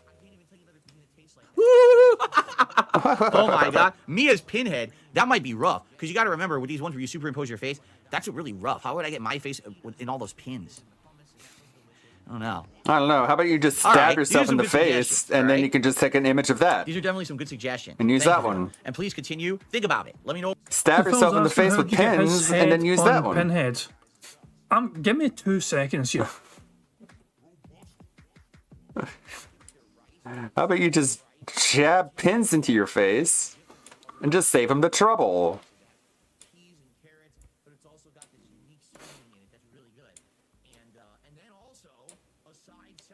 God, he's so terrible. Why don't you make these suggestions to the person who's making the animations? Put your face in there. I still don't get that. Those websites, that's what I'm looking at right now. These websites don't fucking exist where you can put your face into pinheads using AI. So give me a second here. Let's see if I can randomly make fucking DSP into fucking pinhead. Give me a second here, right? I'm going to use this picture here, right? Get that shit fucking sorted. Hold on. You know what? Fuck yeah, why not? Yeah, this is what I don't know. We need to build up from fucking speed up juice anyway, so fuck it. So hold on a second. Instead of fucking Pinhead, we'll call it fucking Denthead. Good, okay, that should be that done there. Give me Beavis and Denthead. Bear with me here. Bear with me, see if this fucking works okay. I want to see, I'm on a website right now to see if I can make this work. Next, what options? Generate an image. So apparently, I'm trying to turn Phil into Pinhead using AI. What in the goddamn hell is this created here? Okay, let's see Skip ahead. Yeah, I don't know. Why'd you pick that image? That is what AI created for me when I used Phil's picture there, Phil's head. AI is going too far. It must stop right now. What? They got Phil's tits right though, I'll tell you that much. You see the problem? So, kill it, yeah, it's, yeah. Well, remove it, well, kill it. I could kill it. I could just press the X button right up here and kill it. Do we kill it or do we keep it? We kill it. There we go. It's gone. You'll never See if I can do it. I'll use Reface on my phone. That's a random fucking derailment. Let's get back to the fucking bingo. We have such cringe to show you. And we're gonna see what people can come up with. I think it'd be pretty neat. Okay, Jurassic Park. Could I be someone from Jurassic Park being chased by a dinosaur? Yeah, you can be Dennis Nedry. I'm trying to think, like, what are the scariest scenes in Jurassic Park? When the lawyer gets eaten and when he's on the shitter. Could it be my face of the lawyer and the lawyer gets eaten, but it's me getting eaten off the shitter? Now that would be a good one. Of course, because it involves poop. That's why he loves Dark Side it. Predator. The Predator's mask comes off and it's my face with the tentacles coming off or something. Oh my god. Oh my god. All right, you guys are coming up with some interesting ideas. Well, thank you. Of course, he thinks about the poop. This is good stuff. Thank you. No, it isn't. I'll keep these in mind. All right, that's number one. For Now the let's actually person get on who's to making the it, real I'll keep it in news, mind. Okay. It was announced by one of the developers of Alan Wake this morning that Alan Wake 2 will actually feature a performance mode both on PS5 and Xbox Series X. The game was built as a 30 frames per second cinematic style experience because they wanted to have a lot of visuals and ambiance, but per the desire of the gamers, they actually have just added in a performance mode. So that's good. I mean, I'll be honest with you guys. I don't know if a game like that would really matter if it's 60 or 30 frames per second, that is. I think the original Alan Wake was perfectly fine at 30. Yeah, tentacles? And I don't know yeah, the Predator doesn't have tentacles. What the fuck are you talking about? I wonder what kind of porn he watches. Because they have more visual effects and things in it that make it look better. Then maybe he has mandibles. On 30.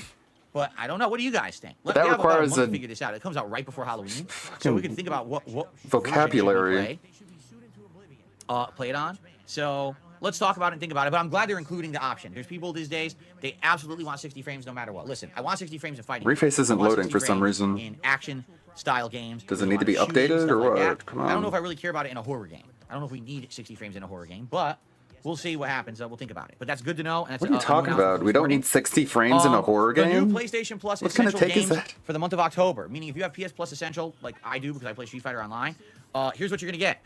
The Callisto Protocol. Callisto! Farming Simulator 22, I thought we were and done Weird hearing West. that. You'll get all three of those games as part of PS Plus Essential. PS Plus. If you did not play Callisto Protocol last year, because you heard bad things about it, called now is Callisto. your opportunity to check it out. I think you'll enjoy it. Just understand it's very different from Dead Space. It's based more on stealth, dodging, and learning the new melee system, not on just finding a bunch of ammo and plugging every enemy with guns. It's not like that at all. As long as you understand that going into the game, you'll like it. Sadly, a lot of people went into the game thinking it was Dead Space. It's not, and then they hated it and rage quit it and gave it a bad rep. Which is I mean, you fucking compared it to Dead Space every fucking chance you got. So you fucking kept fucking doing Yeah, the side-by-side in the comparison. build-up, he Anytime you compared mention it to Callisto Dead Space. Protocol, you fucking mentioned Dead Space and how the fucking developers of that fucking game moved over to fucking create Callisto Protocol. So you're one of the ones that fucking kept comparing to Dead Space as well. In the lead up It's not a to bad game. Callisto Protocol, he was calling So, it Dead Space. give it a look and check it out if you have PS Plus. But his Essential. hate boner Farming for Simulator, I've never Maximilian, played dude, before. is I don't know if it was still something interesting hard, or I not. guess. Phil's idea of Farming Simulator is going into his fucking stream and telling his audience he fucking needs help right now for financial support. Farm the fucking whales for all their fucking money. Certainly, we're not going to play it now because we're in the midst of all the biggest gaming releases of the year. But maybe later on, we'll figure it out. Okay. Alrighty, continuing on. We've been talking about this writer's strike recently, okay? And the writer's strike just ended. The writers came to an agreement with Hollywood, essentially. Here's some of the things that just happened. This is kind of fascinating. They to hear what are happened, what Hollywood. changed about writing and being part of, a Hollywood writer. Here's what's happened. Here's some of the demands that were met. Listen to this. AI, or artificial intelligence, can't write or rewrite literary materials, and AI-generated materials will not be considered source material for anything. So they can't use AI to write the backstory for something. Interesting. How do you prove something's not been AI, written with or AI, though? artificial intelligence. What if somebody's fucking pretending they fucking I would wrote take something, AI but over they had DSP. AI write it for them, and they're taking all the fucking credit for it? Or is this more about fucking having the movie studios not use AI themselves to fucking counter having a writer fucking be involved? It's probably more like that. It's probably these are I think these are demands from the fucking writers. So they're fucking just saying, look, if movie studios are going to fucking have somebody write for them, it has to be a fucking writer doing something for them, rather than a movie studio trying to fucking get AI to fucking just replace them. It's probably something like that. When I first fucking heard Phil read out, I was kind of confused there what it fucking meant, but it probably is something more along those lines, where it's like these movie studios are not allowed to actually just ignore. You know, they must have a writer basically get involved in some capacity rather than just fucking use AI themselves to fucking just counter having a writer be involved. A writer can choose, I accidentally just hit my power button, whoops. A writer can choose to use AI when writing services, but it cannot be required. A writer cannot be forced to use AI to do their work for them. I mean, that sounds quite, I mean, it'd be kind of fucking weird. Imagine being forced shouldn't to be use, forced imagine to being do hired by a anything. fucking movie studio and then having them force you to fucking use AI. It's like, well, why the fuck am I here, bitch? The whole point of fucking a studio hiring a writer is for them to use their skills and expertise to like you good shit. What are you talking about? No face detected. So you fucking expect that to be a fucking thing anyway, but that's a strange thing to have a clause for. But yeah, that'd be really fucking weird. Okay? Studios must disclose to the writer if any materials given to the writer have been made by AI or incorporate AI-generated material. I think you're seeing the pattern here. Writers really don't like AI. They're basically afraid that AI is going to replace them in their jobs, and that's some of the things they wanted bargaining at the table. It's just that they want people to know if it's being used. But apparently they did. The last one here. What the fuck are you talking about? No face detected. The Writers Guild Association, WGA. It's Writers Guild Association, I think, or is it Writers Guild of America? It's one of them. Reserves the right to assert that exploitation of writers' material to train AI is prohibited by the agreement of the other law. So what does that mean? It means that writers are saying just because we wrote for you and you paid us to write doesn't mean you can now use our writings to train your AI to copy us and try to pretend like they're writing material when in reality they're just copying humans. But what's stopping from anyone else from fucking using that same writing to train AI themselves? You know, literally anyone can just fucking get a copy of the fucking script and fucking load that shit into some sort of chat AI program, and they can. So movie studios can't fucking do it, but it's probably fucking publicly fucking accessible anyway in some capacity. It's like some of these demands, obviously you can fucking understand the demands, and of course I sympathise with writers as well. The writers are trying to fucking look out for themselves because AI is getting more powerful these fucking days. AI is capable of fucking actually coming, creating stories to an extent which are not bad. But yeah, it's just, at the same time though, how are they going to fucking prevent anyone from fucking using their writing to train AI? And then the fucking movie studios can just say, yeah, sure, we won't fucking do that. Other fucking people will, but we won't do that. Oh my god, I don't know how they'd be able to do it. I do sympathise with writers trying to fucking make sure they protect their fucking business, you know what I mean? It's a fucking livelihood. But how do you fucking manage AI? Especially when it's so fucking openly accessible to the whole world these days. If they want to fucking put in the effort to fucking train something to fucking... you see what I'm saying? It's a fucking... Yeah. It's a strange one. I do sympathise with the writers, but at the same time, it's like I'm trying to figure out how this could be implemented to protect them and their interests, because a lot of demands can be easily bypassed, in my opinion. At least, if not by the movie studios bypassing them, but by just anyone else on the planet. Because this is what everyone's afraid of. We just talked about this recently. What about actors who get scanned and now their likeness gets used in future movies without their consent? Well, writers are afraid they're going to write entire plots. AI will analyze it and just rehash plot elements to make future stories that they're not going to get paid for, even though it's based on their own works. So that's really what a lot of the negotiations were. Does he not know what AI is? This writer strike, and this is some of the stuff that came out of it. That's fact. So Barrett Wells is saying that, so Barrett Wells, in case you're not aware, Barrett Wells is an animator, a very, creative artist, I mean, his job is art, and animating art. So he's saying as an animator, there are elements of AI that's been used in their programs, but they still need a human touch regardless.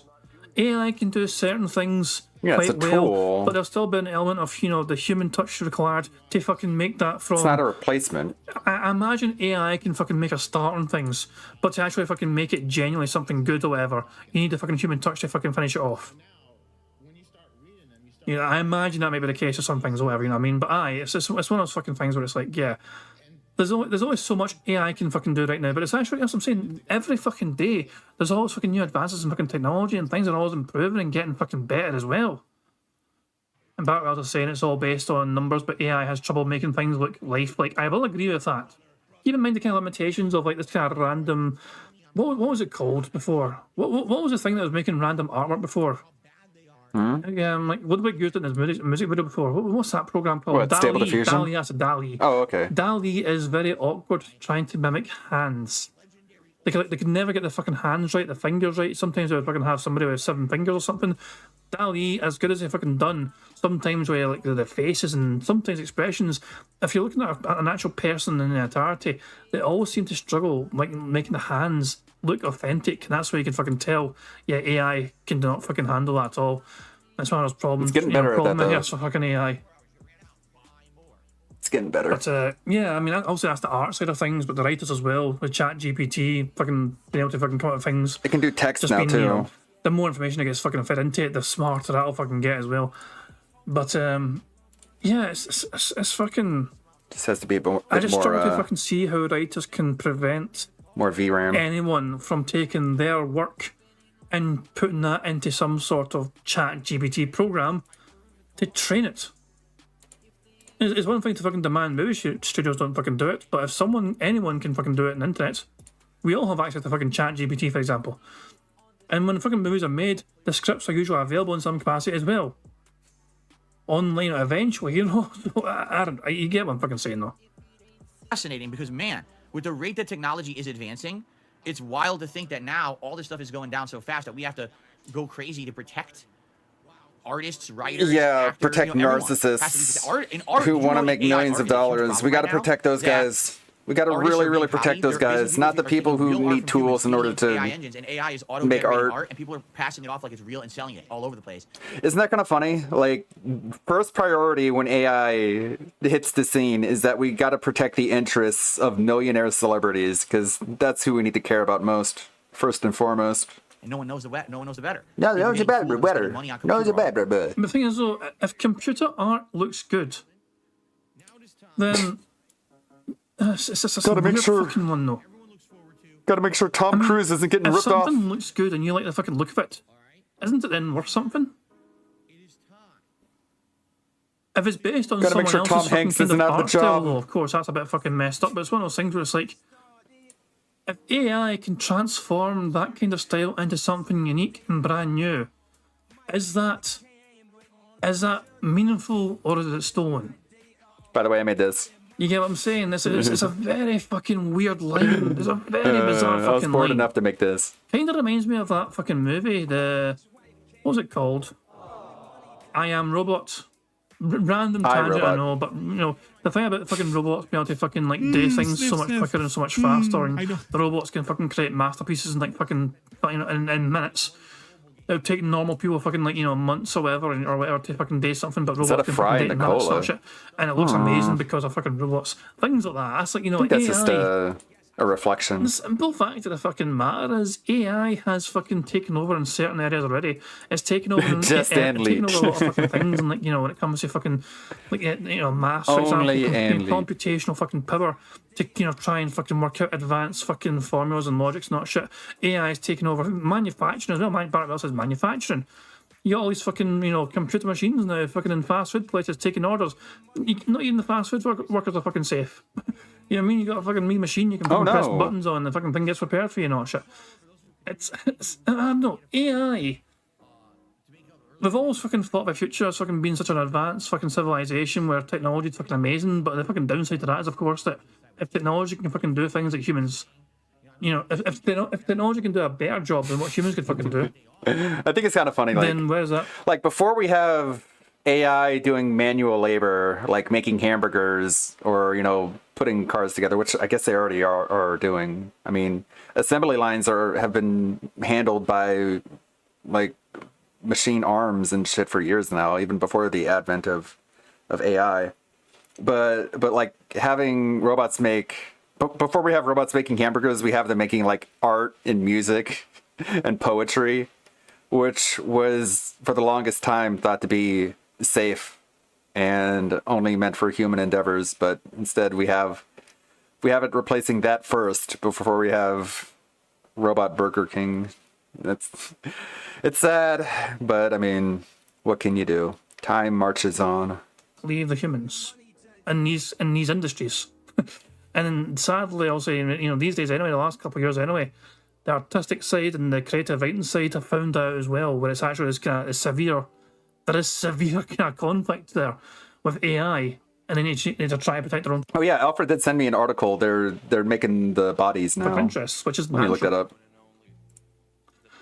I know. It's one of those things where if you have some sort of AI generated script and you compare that with some actual writer's script, you look at them side by side and you ask to determine which one's fucking better. Probably the human one will probably kind of win. I would imagine, but then again, the advancement these days is just getting fucking ridiculous, yeah. Hello, man. And of course, Prophet has to lower its own. The best technological advancement, the pocket pussy. Thank you, Prophet, for lowering its own.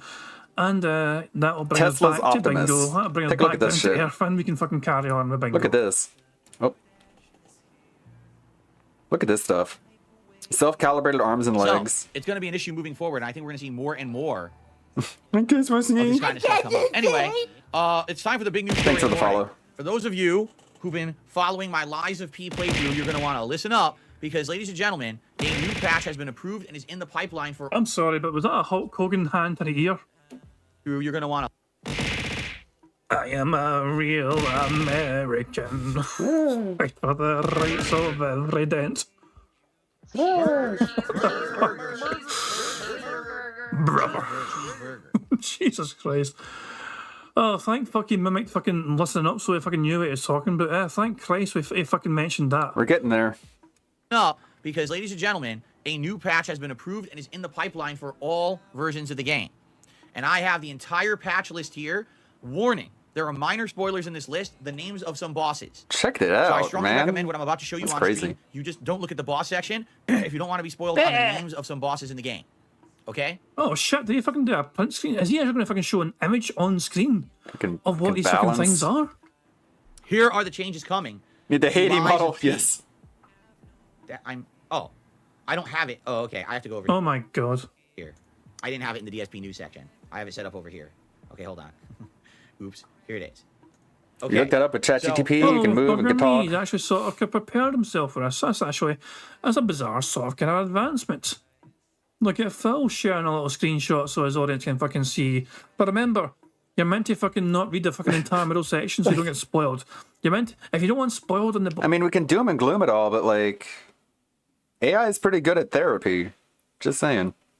Boss names, then just ignore it. You can contact it at any time. It'll respond immediately. Like, as far as therapy goes, I think chatbots are better than real life therapists.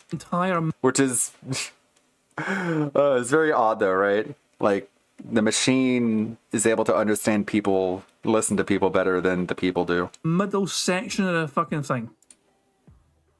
That'll be easy for people to fucking avoid. I'm sure that Jesus won't Christ. have There's any a fucking entire middle of the fucking image. ramifications. The whole section with our fucking names. Oh Christ. So let's see Phil. Actually, you know what? Phil's gonna be boring everyone with this. I'm going 2 times.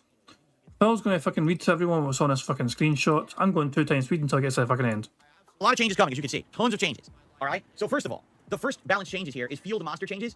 And essentially, for what I'm to understand, number one, they're going to reduce the amount of like HP that mini bosses have. So anytime you see a unique elite monster or mini boss, I guess the argument is that they're way too tanky and they take too long to kill, and they want to reduce that. In addition, they want to have them have increased stagger. Because I guess a lot of people are complaining that these mini boss fighters, we're not talking major bosses, we're talking mini bosses, have had way too much stagger bar, and it takes so long to stagger them that essentially it's not even fun to fight against them. In addition to that, apparently now they're widening the windows in which you can stun and or do that visceral attack. I think they call it a fatal blow in this game. They're widening that. So basically, if you do successfully fill a boss or mini boss's meter, Oh my you'll have God. extra time to hit them. Who cares? This is just fucking patch notes. Is this what DSP News is going to be from now on? Just fucking patch notes? Hey guys, a video game got a patch. Listen to the patch notes. On fucking stream. Oh my fucking god. Get him. DSP News, patch notes. Brilliant, John. I love this fucking John. Let time go. Anyway, yes, Jesus Christ, Phil. Fuck me. I like right. At time go, bingo, 2 times speed, let's have Phil burst through all this fucking shite. This is a great song. The second major change And is that's not just more because dropping I'm in critical it. items like crafting items. Like a lot of people have been saying, man, they don't drop enough of items to level up enough weapons. And it's true. From what I've seen in one given playthrough, you can maybe level up one Oh regular. yeah, Dead Air. We had Dead. I completely forgot about that. Thank you very much for reminding me, guys. Dead Air. May as well Dead Air. Okay, thank you, King Jed. I appreciate it, you being a filter, King Jed. But you know what? I'm going to go over to Raw DSP because I don't want to listen to the pre-stream for 4 hours. Hopefully if I go live, yes, finally. Of abusing the store's discount policy. What? Okay, here we go. Only to have it be completely disproven in my unemployment hearing later. The judge It wasn't laughed. disproven. You did violate by... Okay, what is... What is he bitching about? He doesn't hold grudges, you guys. There was also, What? geez, let me think about this. I don't know. There was the boss I had at Wells Fargo that was completely skewed. Why and did basically 1 gave Minute the best Man leads to the tip? people in the office who he really was friendly with? Why did 1 Minute Man tip already? Everyone else the worst leads. So good Is luck that how trying to long make the a living pre-stream has when been you're going on? 1 Minute Man commission-based tipped and you have already? the worst leads What the with people with fuck? Terrible credit, while someone else in the office gets people with good credit constantly. How is that fair? Is this someone impersonating 1 Minute Man? What else? I mean, I can keep going. I I thought keep going back. I thought people who did that got The banned, insurance Phil. job, which really wasn't a job, it was an internship, where I spent an entire summer cold calling people trying to sell life insurance. Ugh.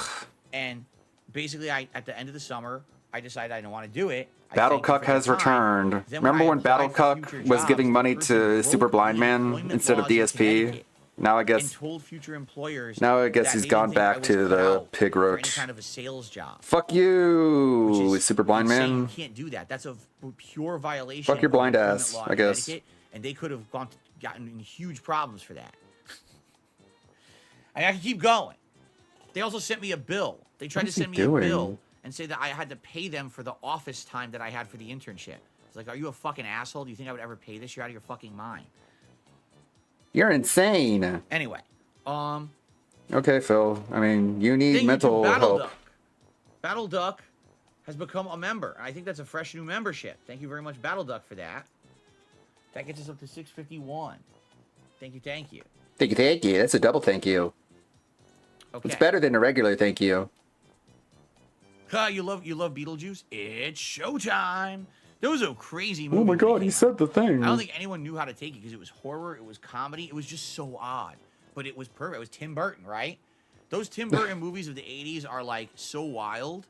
You know, Pee-wee's Big Adventure, 80s? Beetlejuice, and then into the Batman What? films. It's like, 80s? wow, what a crazy time it was for cinema back then.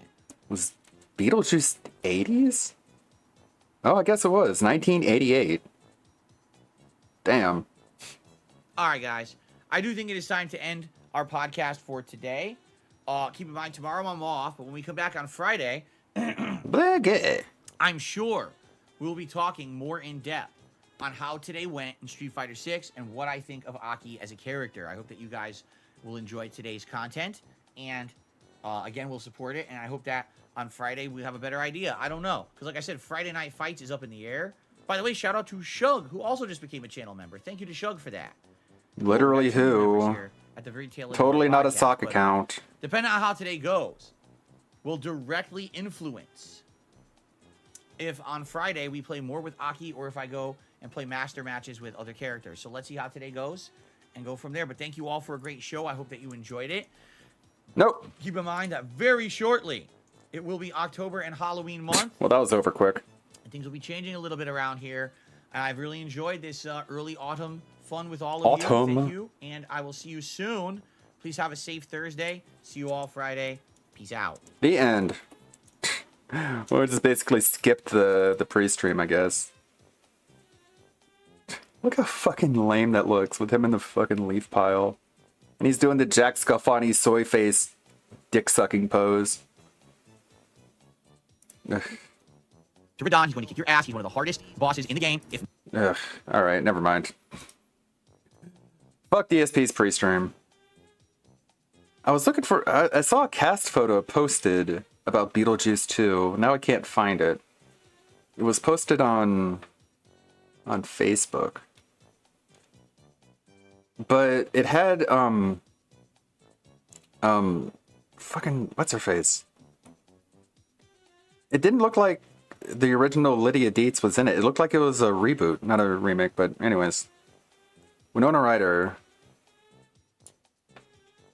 Super hot, by the way. Winona Ryder is like one of the hottest celebrities, in my opinion. At least she was back in the day. She's great in Beetlejuice. Why can't I find that photo? But it looked like Winona Ryder was playing a different character than Lydia. It looked like they had cast her as like the real estate agent. And so I was worried there. It seemed almost like they were doing the thing with the Ghostbusters reboot, where they brought back the original cast, but they didn't cast the actors as the characters from the original movie. The actors were playing completely different characters. I mean, I wouldn't put it past them. That's how bad writing can get. If writing can be that bad, then who knows? Anyways, kind of looking forward to it. I say, as I don't watch movies that I say I want to watch. Like, I didn't watch Megan. I need to watch that. Can check that out, maybe. Anything in the sub box? What's Chill Murray doing? Oh, you're a dog. My tin cup is literally in my cardboard box, kind of hidden away, if you know. I'm all over the place. Yeah, I don't think he's gonna like Aki. I don't think he's gonna like her. What did Blink do? And yes, I'll be playing it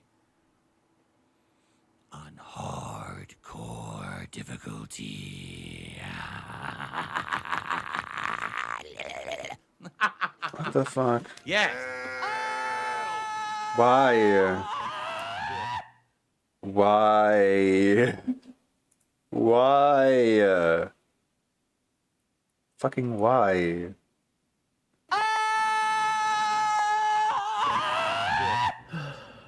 Call the police. Rock bottom. Dude, it's always that dude with this fucking.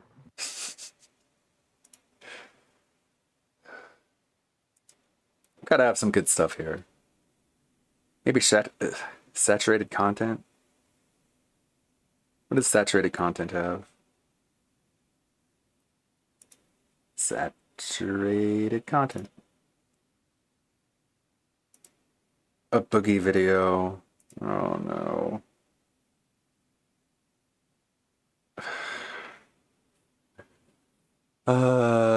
Let's see how far we can get into this before we nope out. How much of this can we watch? No hope of making money. But you remember that YouTube video I filmed of you? Thousands of people seen it, tens of thousands. And I know you're embarrassed, but they love you because you gave birth to me. And I know this won't make too much sense to you, but 4.5 million people have watched my videos. What do you think about him being on that that internet, that YouTube? That's my son. You think he's crazy? As long as he don't eat dukes, I'm happy with him. What? Do you think he's crazy? Is he kin to me? Yeah. Then he's crazy. There's a lot to dissect with this boogie video today because I am just absolutely perplexed as to what is going on. So essentially this video is breaking down 3 different videos that are centered around his grandmother. And not his grandmother, his mom. And you're probably wondering, who cares? And that's a valid point. The reason I care is for some reason Boogie decided to upload a video a couple days ago that was filmed and uploaded to Storyfire. If you don't know what Storyfire is, it was basically the scam run by Mick Juggernuggets, who was Boogie's friend, and it essentially was supposed to be this platform that was a subscription-based service that people could buy videos into, and you're supposed to get... They eventually turned it into, like, a coin system. It was a whole mess. It's bankrupt. It's defunct now. It doesn't exist. But a lot of creators went over there and uploaded exclusive videos for people to watch. And Boogie made this video where he goes to visit his mother's crypt. And for whatever reason, he thought, yeah, this is a real good one to go put up on Storyfire. That's going to make all my fans run and go get it. It was uploaded in 2019, and for some reason, he thought 4 years later, yeah, now's the time to upload it. We'll get more into it later. This introductory clip is just emblematic of how Boogie has not changed at all. He's bragging to his cremated mother inside of her crypt that, hey mom, your video got thousands of views and I'm a big shot on YouTube. I'm so cool. And it's funny because a lot of people who haven't tuned into Boogie until recently really missed the arc of where money just absolutely devastated this guy. Made him think he was the shit, made him think he was so much better than everybody, and he's going to use his own dead mother for clout. How embarrassing. That's been rained on for 10 years because there's no roof, Jesse. You haven't been there in 10 years. You don't know what it's like. I'm sure everything's fine.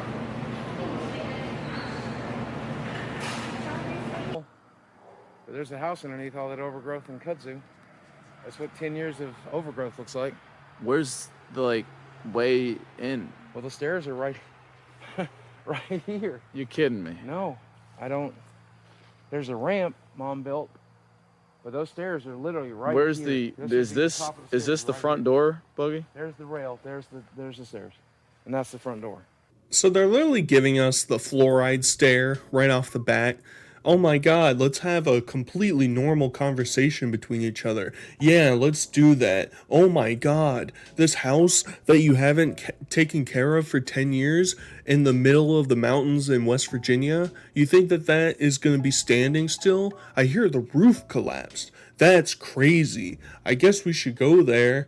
I mean, I don't know how Boogie thinks that videos like this would pass of him being genuine. That's what all of his content is now. None of it is genuine. It's all scripted nonsense garbage. And he tries to pass it when off was as, it not? oh man, this is so spooky. This is so scary. I'm so disturbed being back at my childhood home. No, he's not. He doesn't care. He's like, can I get back to my 5-star hotel real quick? I need to down a couple glasses of fluoride so I can give you that stare. Really just pierce you into the soul of your heart. And of course you got McJuggernuggets just giving the worst commentary, and I don't know how people were deceived by this guy for the longest time. I never watch any of his content, but just listening to him, I feel like you can pick up on whether or not somebody is a bad person just by like the tonal shift of their voice. He just sounds like a con artist anytime that he talks, because he's very obviously trying to deceive you and make it seem like, ooh, it's so scary being here. Boogie, woo! Bro, you lived in this house? Yeah. I mean, it was a little bit nicer. You got a weird taste in houses, bro. I didn't pick any of these houses, Jesse. My grandfather built this house. Watch it, man. Watch for copperheads, Jesse. They will bite. Sweating already. Right to an emergency room when they do. What are they, poisonous? Yes, copperhead is poisonous. Dude, these are mirror shards shoved into... This is like something I'd film on my channel, bro. I know. What is this? It's somebody's degree? Wanda Williams, dude. That's my mom's teaching degree. And look at over here, Jesse. There is... Someone's come in here and destroyed all of this. They destroyed these... They destroyed my mom's Teacher of the Year awards. How do you know somebody's not here right now? Well, they are. They're getting ready to get their ass beat. By who? So this whole thing is just so stupid. To bring security with you? Yeah, you think they're genuinely scared walking through. And what a great piece of commentary. Oh, what a good taste. Hey, poor idiot who lived in the mountains. Nice choice of house when you were getting cigarettes burnt out on you and having parents that were complete degenerates who didn't care about you. Yeah, that'll show them. That's real good. And Boogie's like, look out for copperheads. As a native specialist who definitely goes outside all the time and is well equipped to be able to handle a copperhead bite, look out for them because they're coming. They're gonna bite you, and we're taking you straight to the hospital. And I'm half surprised that they didn't stage a fake snake bite during this video. I'm half surprised. What I'm not too surprised about is it feels like a lot of this is slightly staged. Now, the condition of the house and the overall askewness of it doesn't surprise me. Some of these little details do surprise me. The glass shards directly in the entrance as soon as you turn right are sticking out right there.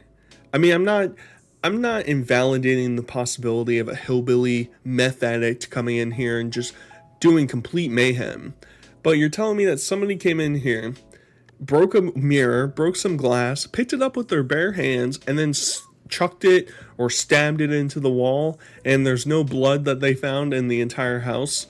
Maybe it got washed away in a typhoon. Maybe I wasn't considering that. I just think that a lot of these little knickknacks that they'll pull out and they'll point to are things that they probably went inside before the cameras turned on, moved some stuff around so that it would make for a more interesting video, and then sure enough, they come back in and it's like, wowzers, woo! Because even Boogie points out, he's like, look at all these awards that my mom had on the ground. What a coincidence that they're just laying right there in the opening room. Give me a break. Some of her old clothes. What are you thinking right now, Buggy? I'm mad. You're just frustrated. It's like it. I'm mad at hell at myself for letting this happen.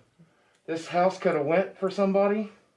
This house could have closed somebody, fed somebody. There could have been value made out of this house. This house could have fed somebody. Someone could have lived in this house. They could Yeah, have had mask a home under in the this nose. house. Instead, I left it like a fucking idiot. And hateful neighborhood kids, hobos, God knows what else. Definitely, yeah. Have come here to destroy it for no good damn reason. Parts.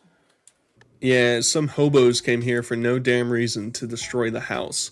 In case you didn't know, Boogie, any house that you would leave completely untouched by human content for 10 years would be pretty close to turning into this. Not to mention a house that's built. Did you see the way that they came down? There's a road at the top and then a gully that leads to the house. Any rain would devastate this house, and it's no surprise that it did. And but he wants to be the philanthropist too.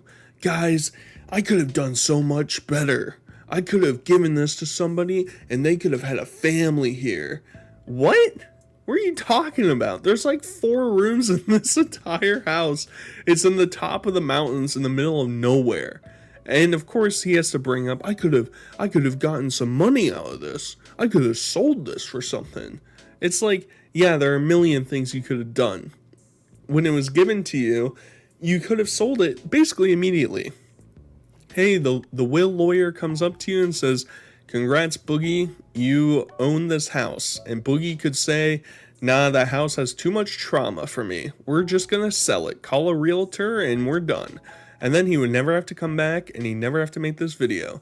But of course, for somebody that is so afflicted by trauma, so devastated, it completely has wrecked his entire life, yet he made a 4-part series basically reliving the entire trauma of when his mom died and going through all the artifacts related to where he grew up and now his house and eventually where his mom was laid to rest. And I'm supposed to sit over here and be like, oh yeah, that makes sense. Boogie's just been going through it rough. He just can't cope with it. And he uses it as an excuse today. My childhood was so messed up. That's why I'm such a horrible person. It's like, it doesn't affect you. We see it in this video. You don't care at all. It's pathetic. And filmed her in that kitchen. You can find that video on YouTube. I might put a clip of it up. And I sat in this house and told her everything. Told her my plans for YouTube and how I hoped it could be a job one day and how I was going to get partnered. And she could have never known. I was on disability and she died thinking I was a failure.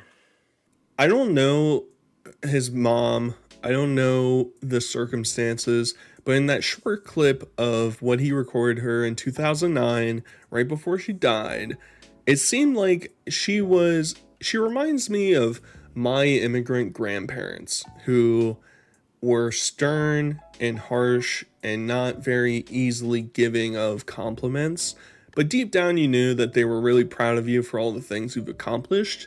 That's sort of what I got, and I can't analyze it from a 40-second clip that he uploaded 14 years ago, alright? I'm not gonna make that jump. I'm just saying that's my evaluation, and of course Boogie, he just has to humble brag throughout this entire video.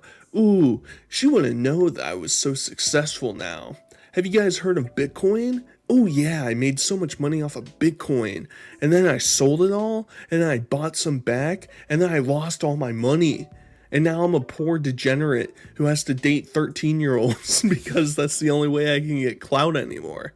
That's the only way I can break the 10,000 view mark, is if I put my scantily clad 18-year-old girlfriend who definitely is into me into the thumbnail. Yeah, I'm sure your mom's looking down on you very favorably, Boogie. I'm sure you don't have anything in your life to completely transform. That would just be ridiculous.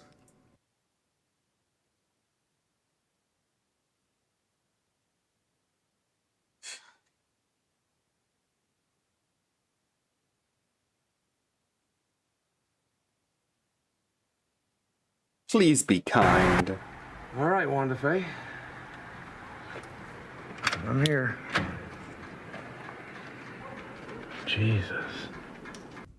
I want you guys to examine these clips I'm about to show you, and you tell me, does this seem like acting? Does this seem like Boogie's putting on a show for everybody to try and make it seem like the woman that he painted as being basically the bearer of why he is so distraught and horrible today, why she was the penultimate reason that he is just so dejected all the time and so sad, that he's actually really sympathetic and feels for her a lot and cries for her and shows up at her crypt 10 years later. 10 years later. He probably found some food challenge in town and he's like, damn, you know, I guess I'll show up there, and while I'm at it, I might as well clickbait my dead family for views. Why not? Let's just go for it. Boogie, it's quite pathetic, and everybody who's not a complete and total moron can see through your facade and see that this is all a scam and all a sham and all a scram. Get out of here. Figure it out, dude. You found her? Yeah. And someone's put Sham flowers Misty. on there.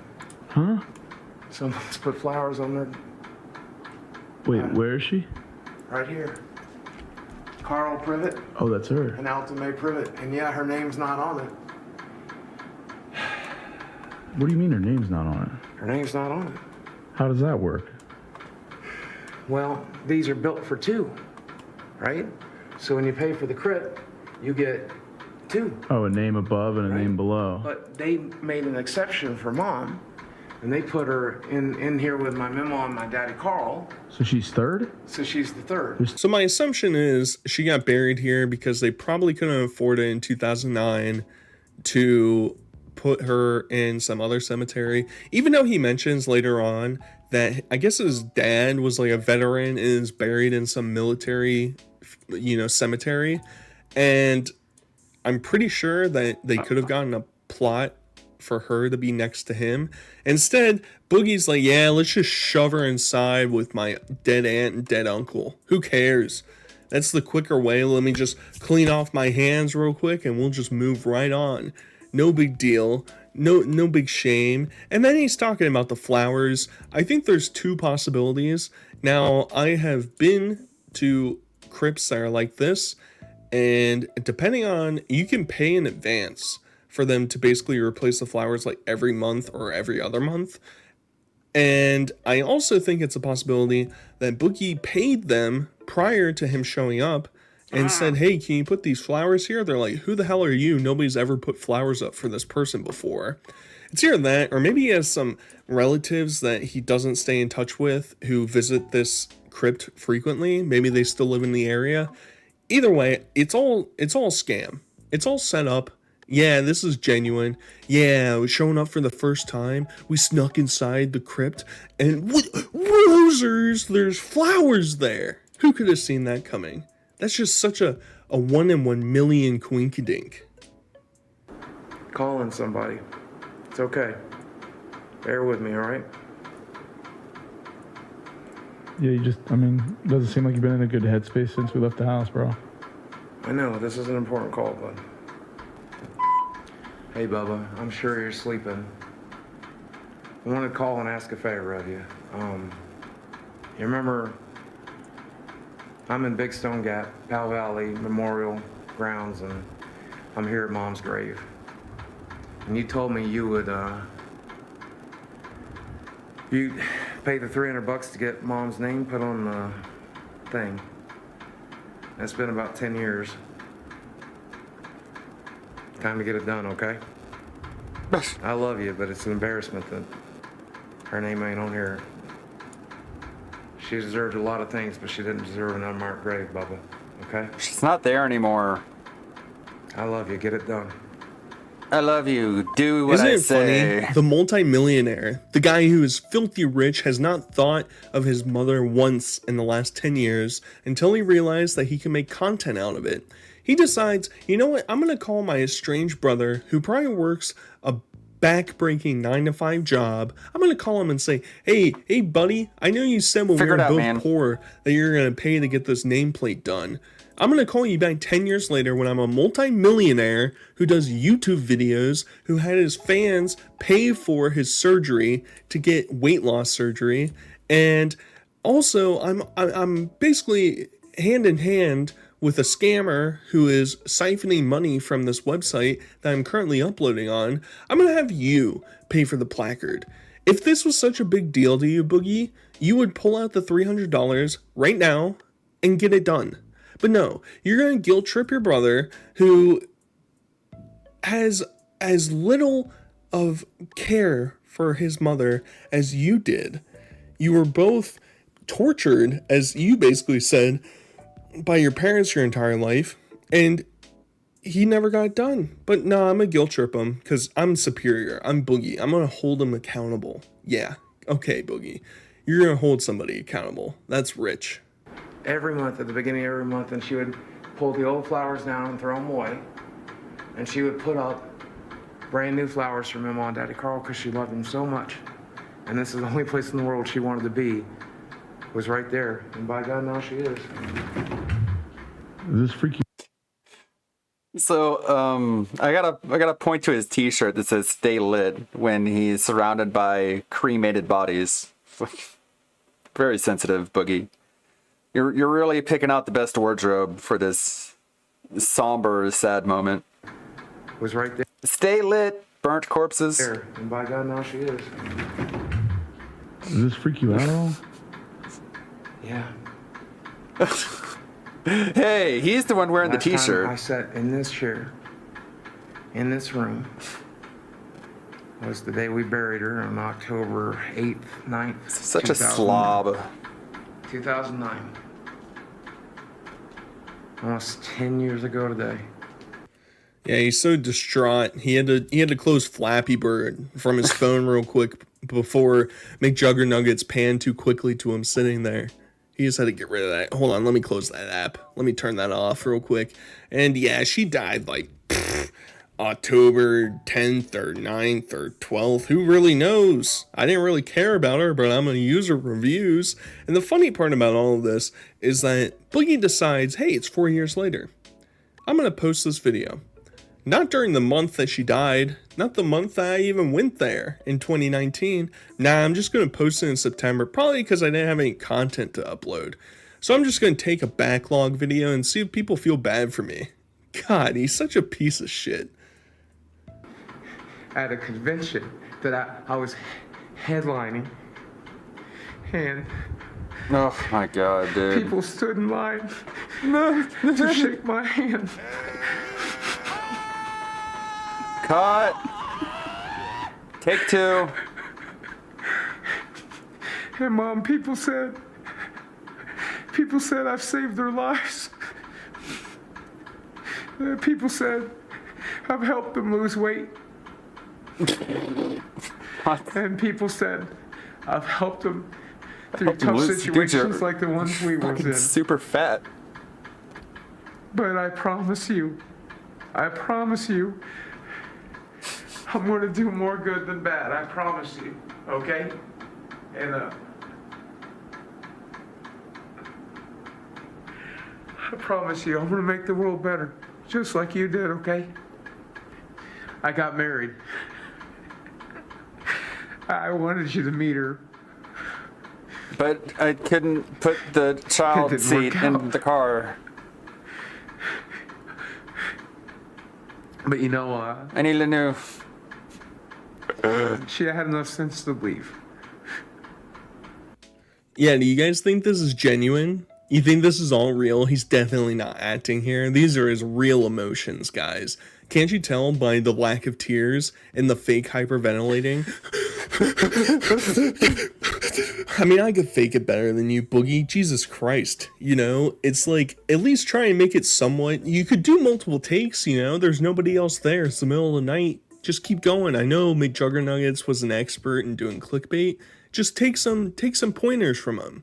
Because if you're gonna clickbait your dead mom, you might as well make it convincing, because you saying it's so inspiring that people wanted to shake my hand and said I helped them, and then he follows it up by saying I'm gonna do better, and you left a big mark in the world and you were a good person. Huh?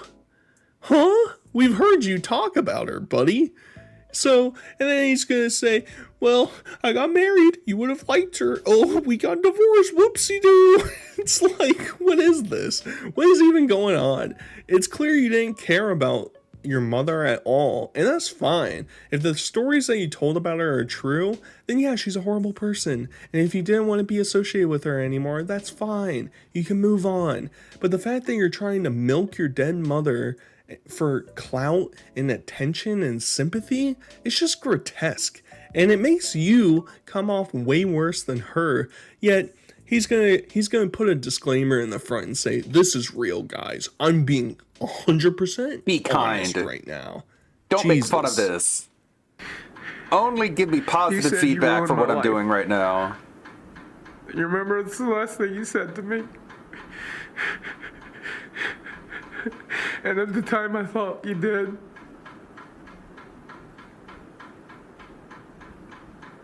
But I told you then. Dude.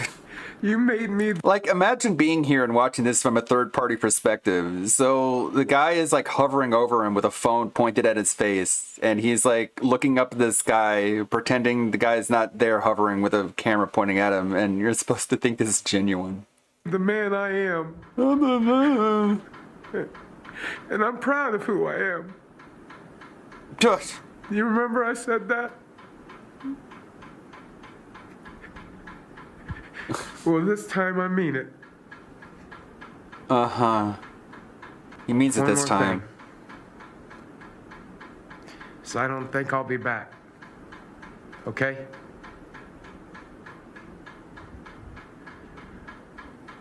You left me that house in case I needed it. Weird. So much drama. I want you to know. I never will. Because I'm starting to get like a migraine. Yeah, make sure you step back a little bit, McJuggernuggets. Make sure this is the penultimate moment of this entire High School Musical play, because that's the quality of acting we're getting out of this. Yeah, let's step back and make sure we see that Boogie has the logo on his shirt so we know what platform we're on. Stay lit, guys. Stay lit. I could make a really bad cremation joke about his mom right now, but I'll avoid it for TOS on YouTube. But I'm sure you smarties out there are picking up what I could say. And it's funny that he can flip on a dime from being, I'm so sad. You know, all he did was make his face redder. I guess it's close enough to looking like he might cry. But then he just switches right back and say, I don't need your house, you pathetic old lady. I'm rich now. Who cares about you? I'm moving on. See you later, bozo. I want to say you did good. But you didn't. You really didn't. Why? But you know what? I'm gonna do better. I'm gonna be better. You did enough.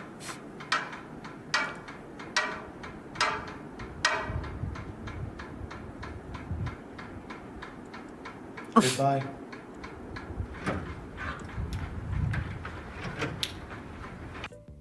Yeah, what a really authentic video, guys. Don't you think? He really means it. And it's funny because he basically trying to portray her as being evil, but he's such a good person because he forgave her. He moved on. He's so much better. You can't trust people that record anything that has anything to do sympathetically. You just can't trust him because it's clear there's an ulterior motive. This one is him trying to make him seem like he's such a good guy. I'm so kind. I'm so generous. I'm so sympathetic. I hate Boogie, man. He sucks. I know, he really man. sucks. Either way, I hope you guys enjoyed this video. Talk to you guys later.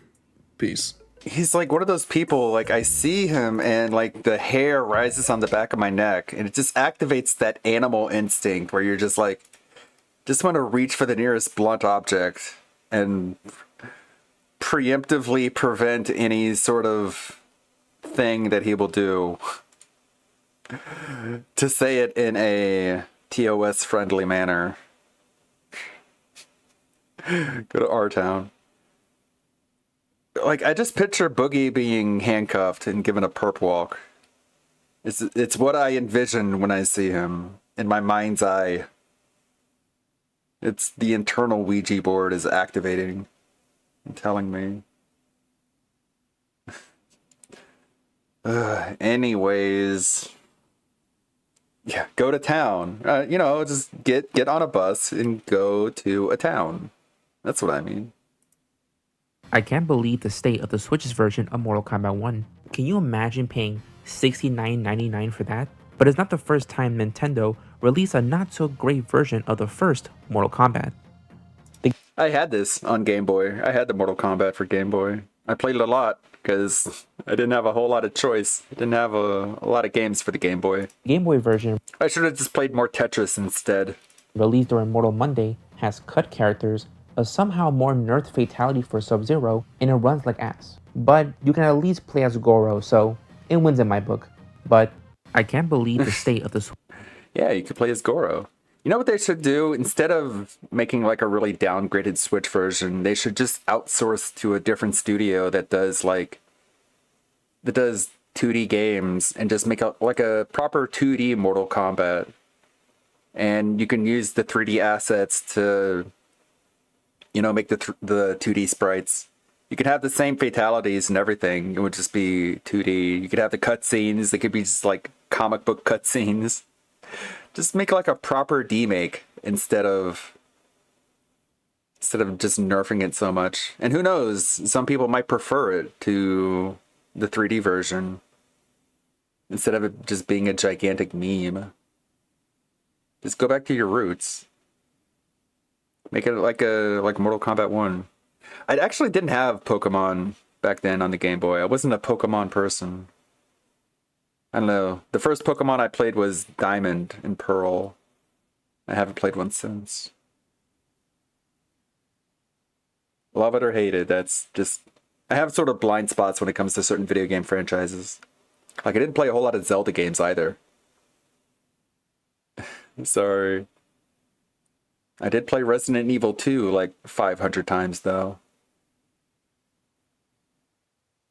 I played a lot of video games, but some I just didn't. Like a lot of that people played, I don't know. I guess it's like I was always been like a natural contrarian.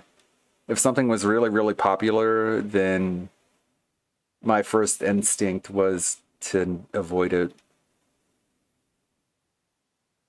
Maybe some weirdness. What is this? I'm curious what this is. Fuck, you're a moron. I saw that. Instantly, I knew a child was being raped. What? Do you hear that far left-leaning fake outrage? Do you hear it? I hear it. And I described that to this fucking special agent.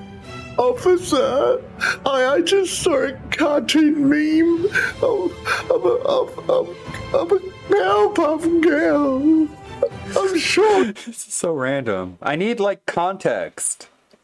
I need some explanation to what I'm seeing. You can't just upload a video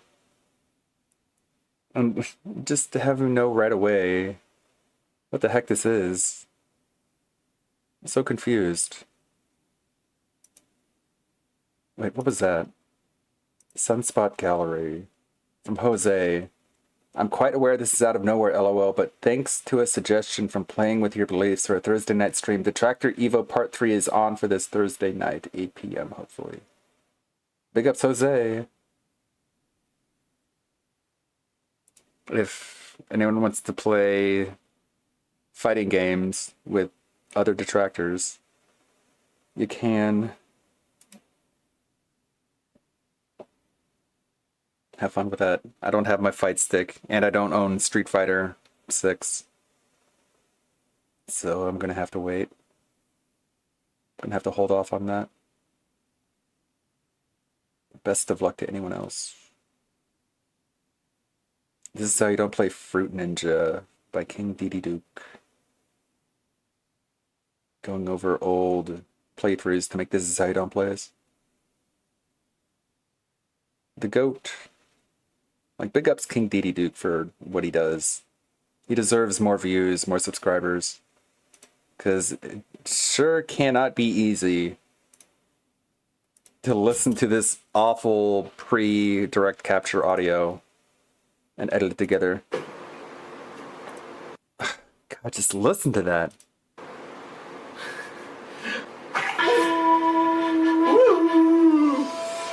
So what else do we have on here? Challenge? What's a challenge? What's challenge? Get a score over 80.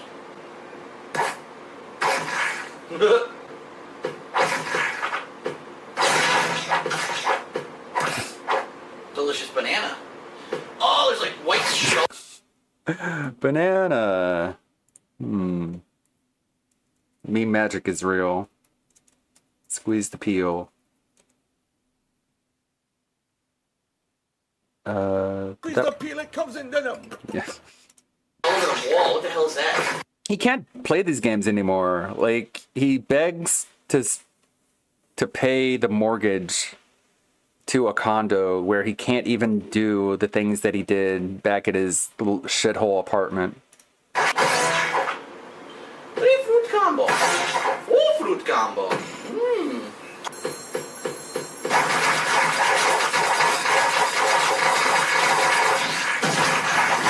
Oh my god. Ugh. You seem to be playing that alright though. I don't see how that's this is how you don't play. You seem to be doing okay. Let's see. I want to do more animating. I think I will animate a bit more when I'm done streaming. Keep up. Maybe put out a video of that. Maybe like sort of the intro to King of the Hill, but it's just DSP because he has no friends. And he's just there sipping gin or something. I don't know. What do you think? Any ideas? Sub box isn't going to help me out. Jeez. There are mystery things going on behind the scenes. I'm pretty sure it's his failure to refinance. I think that's just what's getting to him. But that doesn't garner enough sympathy, so he's like, instead, I'll just say there's tough stuff going on, man. It's awful. It's terrible, man. It's really stressing me out, man.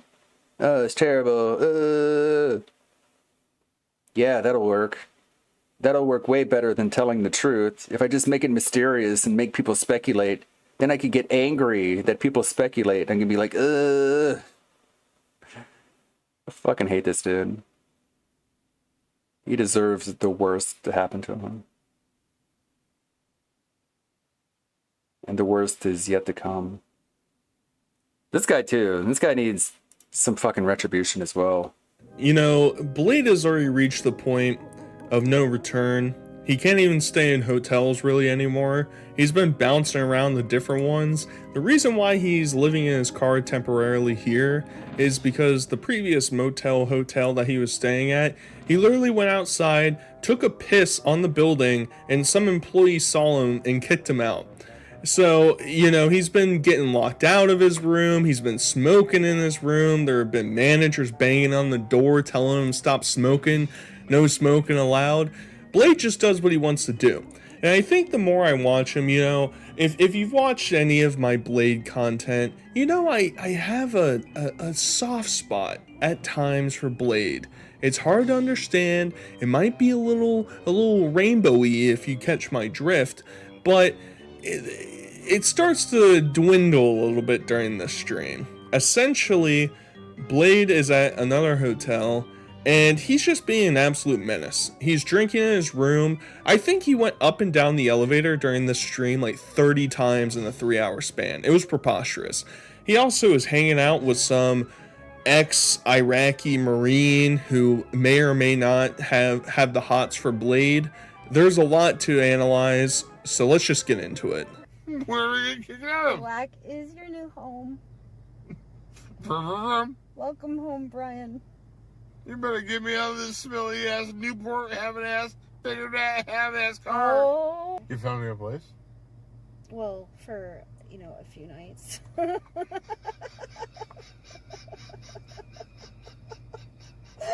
is that laugh? It's like a hyena laugh. For a few nights. A few nights. What's this? Romney, real question. What up? Do I get your donos? What up? What do you want? Do I get your donos? Do they go to my account? Like, do I take your donos?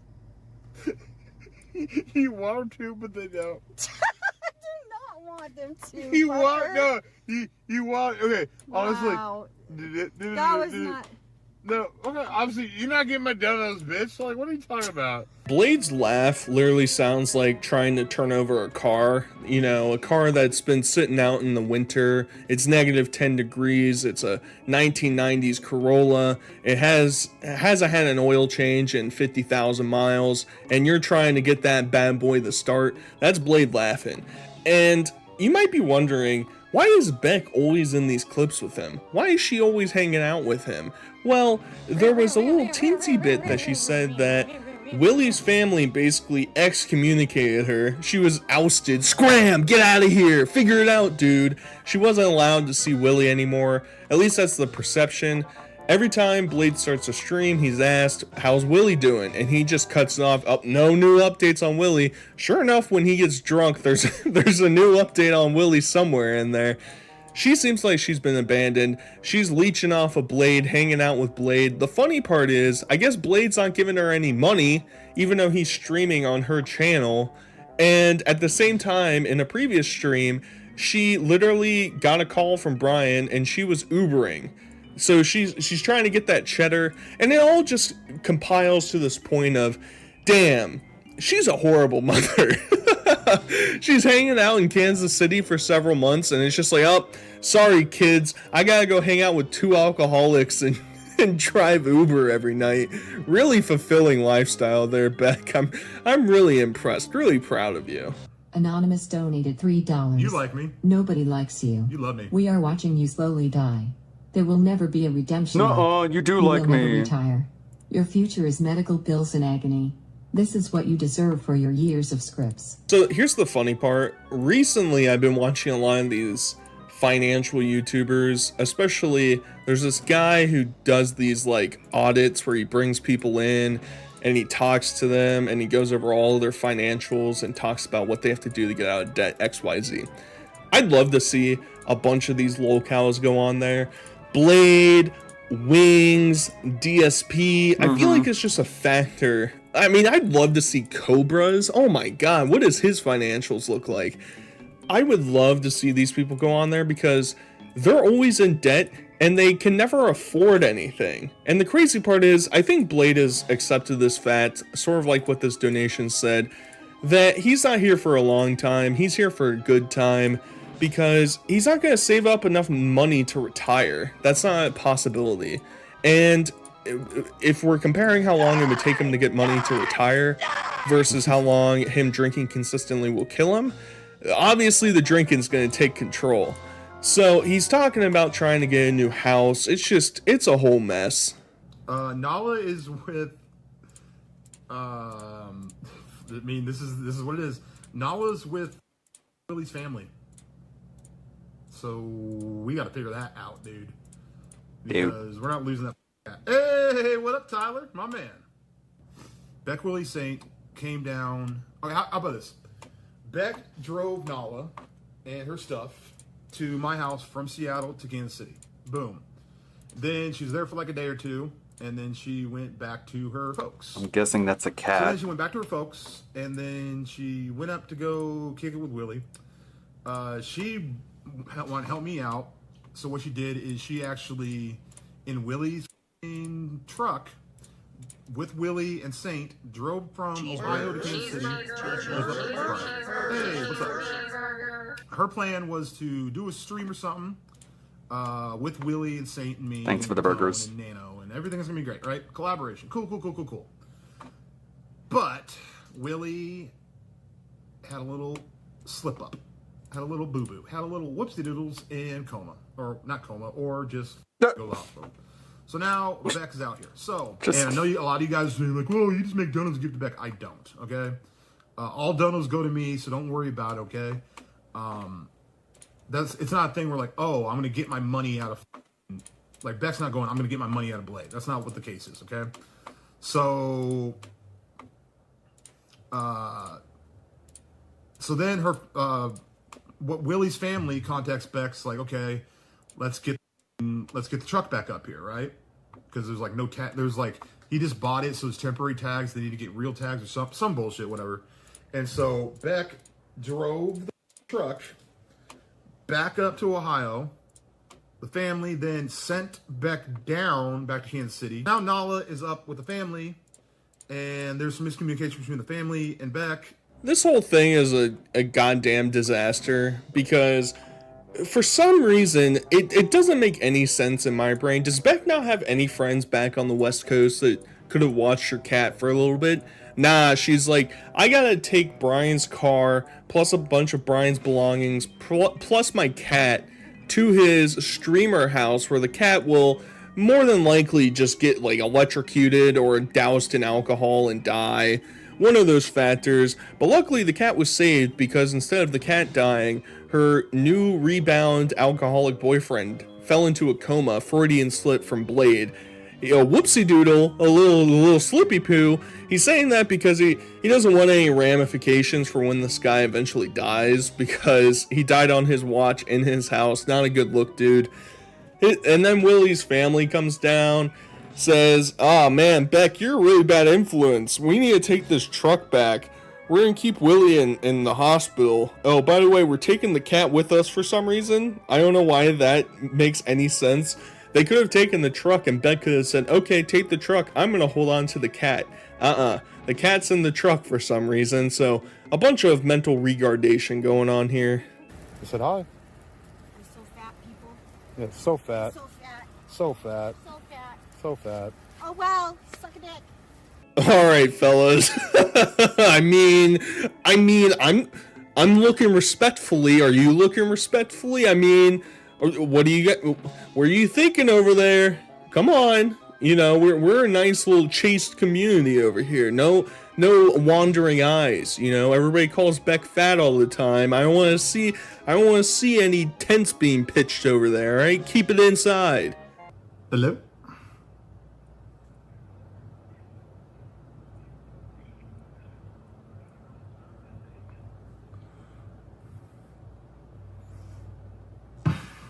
And if only that RV just, like, flipped, you know? It'd be nice. That one's bigger.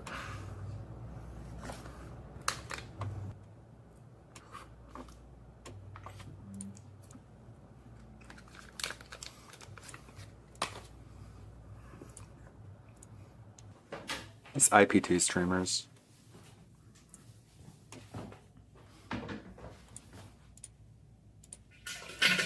Dude, what the fuck? Ew, god damn it, man. Now let's see his diabetic, falling apart muscle arms try and separate a gummy from itself, so that he's taking some edibles. You know, he's gonna get all silly Billy, loosey goosey like Willie. You know what I'm saying? And then he proceeds to just fall.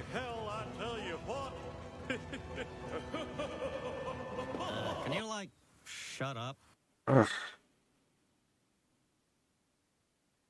Anyone who would do that needs terms of service.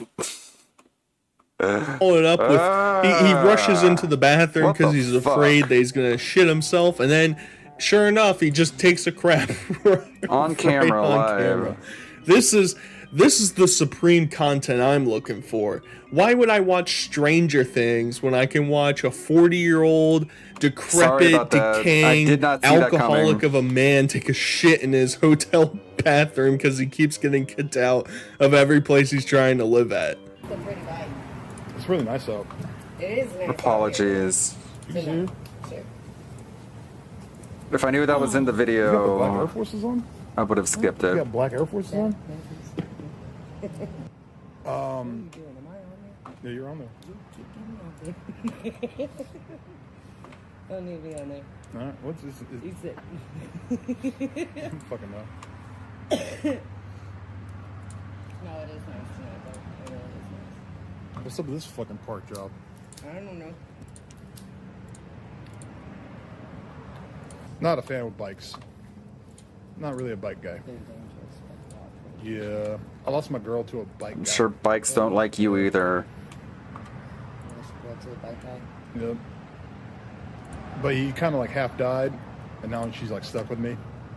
That's the girl that's with me. Oh, really? Yeah. Forensic proctologist donated $3. Lady, just out of curiosity, what do you think of 40-year-old men who get so drunk they pee all over themselves? Seriously, look up Only Use Me Blade on That YouTube. only and happened there's 10 countless times. bits of him peeing all over himself while drunk. And in diapers too. You said what? That only happened 10 times. I mean, what a normal conversation to have with some minimum wage front desk employee at the hotel you're staying at. Yeah, you know, I was kicking it with this alcoholic guy back at my house before I got thrown out. Then he like OD'd and died on my floor, and I guess my ex-girlfriend who was dating him at the time just ran back to me. She has no choice. She doesn't live here. She has to just leech off of me everywhere I go. Needs to borrow my car. It's making my heart rate needs go to up. give her dog away to an estranged family. Who really cares? I mean, she's giving them initially. Initially, I was like, oh, you know, maybe Breathe. this lady, she wants the hippity hop on the decaying legs, but no, I think that position changed pretty quickly, and by the end of the stream, you're gonna see they're not very happy with Blade. Oh, did I? Oh! Oh! What the? What you win? 4? 2. Don't say that, 'cause I was right. Do you want a Jaeger ball? Yeah. Come on. Oh, just hit 2, dude. I should go to 1. Go to 1 first. I'll get you a clean cup. So, in case you're curious as to what this stream was really like for the majority of it, it was literally Blade riding up and down the elevator, forgetting where he was, going to the main floor, taking a smoke. He literally went outside one time and took out a cigarette after cigarette after cigarette. I'm pretty sure he smoked like 5 cigarettes in a row in like a 10-minute span. And then went back inside, went upstairs, took a Jaeger shot, went back downstairs. It's time to party. Either way, this is where the mystery Iraqi soldier comes into play. Blade's gonna party tonight. He's gonna get turned into Swiss cheese. I know his legs already have holes in them, but this man, he's gonna stick them just a little bit deeper. Just a little bit. Come on, let's go have a Jaeger bomb. I'm more of a bourbon guy. Well, I'm giving you Jaeger. Enjoy it.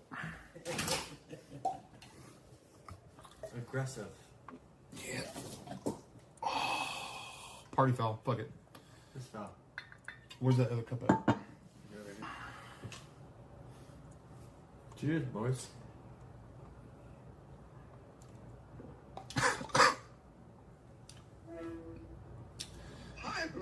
Not right now. I mean, what a cute couple. You know, Blade, I'm almost positive Blade's getting it in with Beck, but if not, you got a studly little Marine back there ready to take a pounding, you know? He's spilling drinks all over himself, he's spilling it all over your room. I'd love to see a... Why are locals revolting? Because they can't tell the difference between positive attention and negative attention. Attention is all they know, and they think attention is good no matter what. because they're completely incapable of garnering any positive attention. So they really can't discern the difference between, being liked and just being infamous. A hotel That's my theory. Cleaner come into this room after they check out, just cigarette buds all over the place. We'll see it pretty soon. Like they can't his do desk is just an anything absolute that people would catastrophe, like. and they're making party fouls left and right. And I'm always curious about it because I guess my only real experience with going to hotels is like on a work business trip or maybe a vacation. I feel like I very rarely ever have the instance of, yeah, I need to take a handle of liquor with me to the hotel room so I can drink. I feel like that's the least of my priorities, but that's why Blade is built different, all right? That's why we'll never achieve the enlightenment of only use me Blade. Ooh, like suck a dick for $1 million? I'm like, Yes. no. I'm like, no. Oh, I would. Sorry, I would. For $1 million, yeah. Okay, now this is my take on it, okay? Obviously, $1 million would be nice right now, right? But like what if? Are you PG or? No, rated R, dude. Okay. You can say the N-word on here. No, don't do it. Don't do it. I was joking about that. Don't do but it. Here's my mentality on that, okay? Let's say someone offered me $1 billion to do that, right? Yeah. Now, let's say I did that and I had $1 billion. Let's say I'm stupid, which I am. What if I spent all the $1 billion? Obviously, $1 billion would be amazing. Whatever, but here's the thing. Here's the thing though. What if I just like did some stupid shit, balled out of control, and then I'm broke again? I'm still a cocksucker. You're still a cocksucker. All right. This man legitimately just said that he would not suck a dick for $1 billion. $1 billion with a B. I can partially understand maybe $1 million, because honestly, in today's society, today's economy, $1 million, I mean, how long is that really gonna... You can't retire necessarily off of that if you're young. So, $1 billion? $1 billion? I mean, I have high standards, I have high morals, but $1 billion? Blade, think about how much Jaeger you could buy with that. I know the Jaeger company doesn't care about you at all. I know you tried to make that Christmas tree for them, and they just really didn't care about you. But $1 billion, you could be like their _1 stockholder. I don't know if they have stock. You could buy a portion of the brewing facility. I mean, there's countless ideas. You wouldn't have to live on the streets anymore. $1 billion? Figure it out, dude. I shot her. Just sip it. 134 proof. Who? That's a tough sell. Oh, but then that's. Oh my god. Whew. Shit. I don't want to entertain hypotheticals of that nature. Welcome to the club. That's bourbon, boys. I don't engage in lottery ideation. So this man, for whatever reason, has 6 different bottles of whiskey and bourbon inside of his room. He gives them 134 proof, and you guys can prank me. You can call me a little B word, but I'm not a big liquor guy. I'm a beer guy. That's my thing. A lot of people like to dunk on beer guys. Oh, a little P word. Ooh, little bitch. Eh. But if I drink liquor, I don't think I'm going over 100 proof. And this guy giving him 134 proof off of the 30 Jaeger bombs he's already taken is certainly not going to result in a very family-friendly night. Look at this.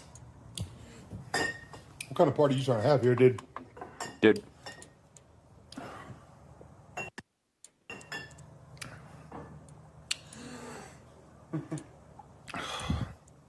Beautiful Jägermeister, though. I haven't had one of those since 2009, 10.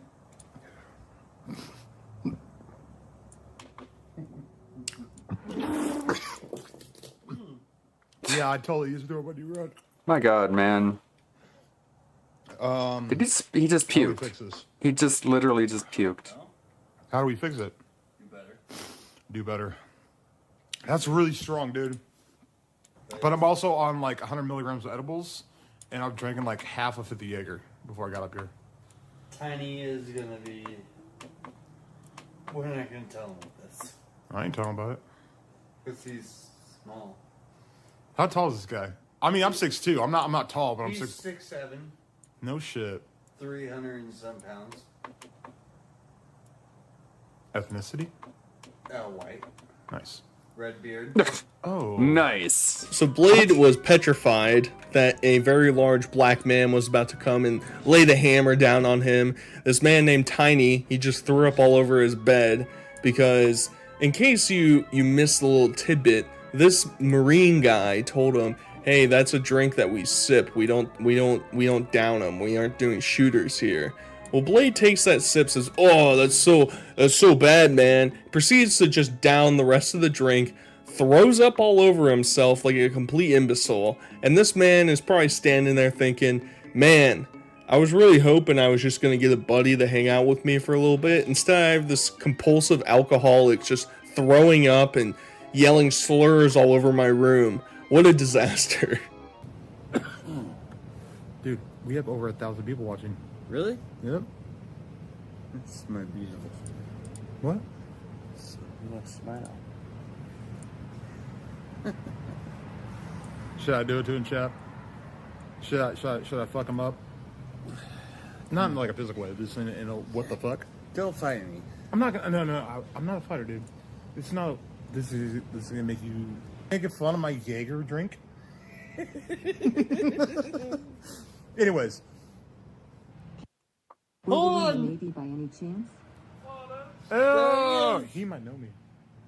There's a possibility. Hey, What's up, dude? what's up, man? My name's Brian. Nice to meet you. Hey, Brian. So Tiny shows up. He's not as big as this guy describes him to be, but he's decently tall, pretty hefty. I don't think he seems pretty friendly. I think Blade's in the clear, but for whatever reason, these three sort of stir up a weird high school romantic relationship between each other. It's like they're flirting with each other. "Ooh, are you saying, are you making fun of my Jaeger drink? That's so silly of you. Let's go give you a Remy in the back alleyway." "That's so cute of you, Brian." By the way, they're both named Brian, so goddamn, dude, can't escape it. Brian Square, get me out of here.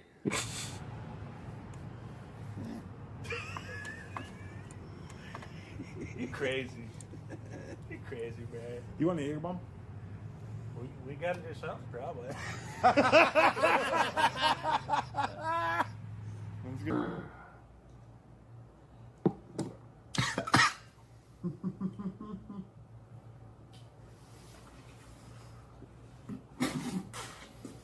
There you go, dude. So Brian number 2 gets payback on Brian number 1 by spitting up inside of his room. I mean, it's a bad combination to just be pounding different types of liquors with carbonation and Red Bull and stuff. Not a good look, dude. But these goobers, they're all gonna, each one of them's gonna get a turn from the back tonight. Let me tell you, that's 100% confirmed. I think they're each gonna enjoy it. They're all having a good time. I mean, it's really cute. It's really cute. A set of dentures is like wearing a wig. Take your teeth out right this moment. Show your friends who you really are. You want to see? Oh, you got him too! You got him too! Please, wait for that to go away. Wait for that to go away. Wait for that. You got blown out in Iraq. Mine got blown out by Newport. Iraq. I mean, come on. Come on, it's like Blade's not even a real character anymore. There's no more perfect response than, "Hey, thanks for fighting for our freedom as a soldier over in some desert wasteland and getting your mouth blown off by an IED. You're fighting to protect somebody like me who just runs through Newports and Jaeger every single night, and that's my job. Respect, salute, brother." And it's just, and you have to love it. I mean, it's romance at first sight. They both are gonna give each other gummies later.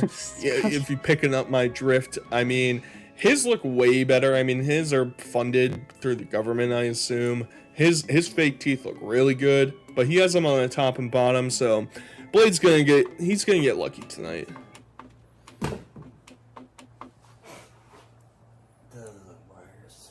What? I see wires. Well, can I show you what it is? Yeah. All right. Where's my speaker at? Huh? Hold that for a second. Yeah. Point this way.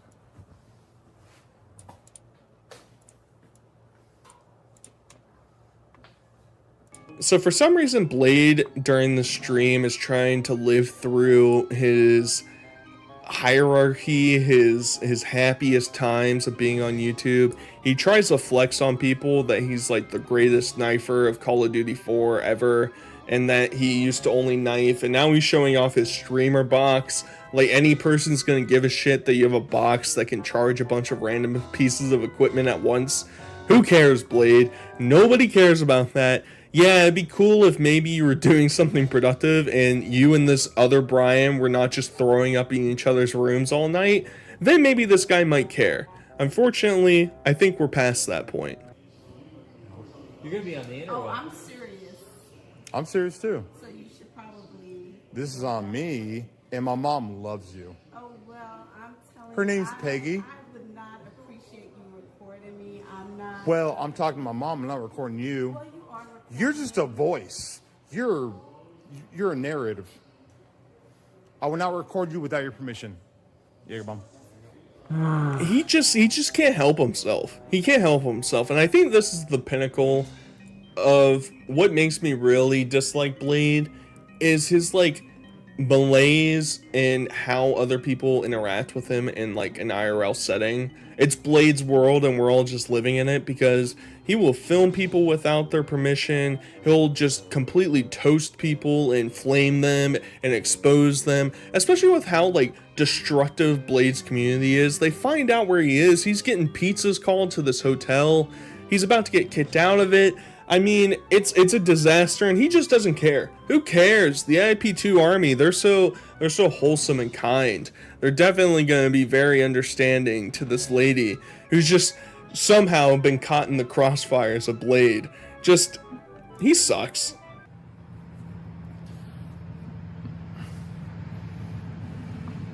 Hey, Brian with the conscious. What's up, dude? Wake up, dude. What are you doing, dude? I hate how he says dude. Dude. You should pee a little bit, dude. Anonymous donated $3. Blade, go join them in bed and let US watch. Hey, dude. Dude. You seem like a swell individual. Don't die, dude. Come on, dude. Dude, you on my stream's better than your dreams, dude. Hey, man,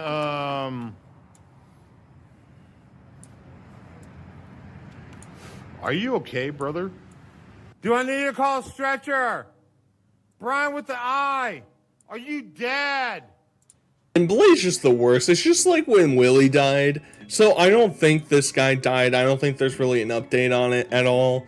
Blade just sort of walks away, leaves him be. I think he just passed out from drinking too much. Willie also had that unfortunate happenstance, and they all filmed Willie basically being dead. What if we're witnessing another instance like that?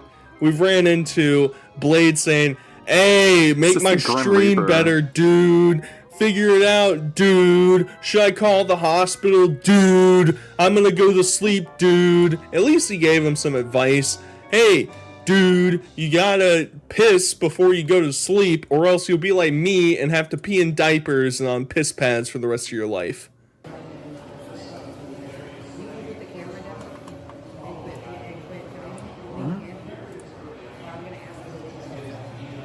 That's when I talk to you. That's when I talk to you. I end it. I end it. No, I end it. I end it. I end it. It's ended. I'm leaving. Good night. Scram, dude. Get out of here, dude. It's a perfect ending to this stream, because Blade's getting kicked out of every single hotel that exists in all of the Kansas City area. He can't risk this one as well. The two ladies at the front desk, understandably, they probably thought he was kind of fine initially, but now he's streaming him online. They're probably getting pizzas called. They're getting bomb threats called in. It's not looking good. And who's the culprit? The alcoholic with infected legs walking around every 5 seconds to go outside and have a smoke. That's your big issue. And here we go. They're just like, no more filming us, get out of here. He's like, all right, scram. Going back to my hotel room. He goes back, streams for like 10 minutes and calls it a night. Either way, I hope you guys enjoyed this Blade video. Until next time, I'll talk to you guys later. Peace. I don't know.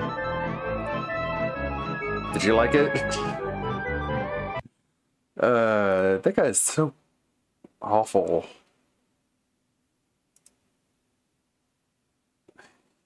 You know, someone who would film himself taking a shit can't really, like, doesn't have any consideration towards anyone else. It just tells you everything you need to know about that person. What's Pig Roach doing? Still learning Aki. That is really weird that 1 Minute Man tipped during the pre-stream. Like, I don't know. Who cares? Still in the lab. What great content. That must be why he's at $7 in tips minus the daily cuck. That'll push them back, and then you can start with this again. Anyway. He's gonna juggle. Okay. So they want. After that, they want jab, jab into the launcher, drive rush, medium. It must have been so exciting. Based Fetterman, give me a break. That's a fucking slob. Only use me blade tosses a dog at 5:30. Wow, great. What are you guys up to? 200 hours of Ryu. What is this? I have to watch that later.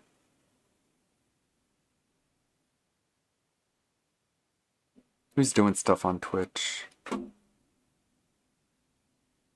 me check out my follows. Drawn Frog is watching the boringness. What's Shroom Dukem?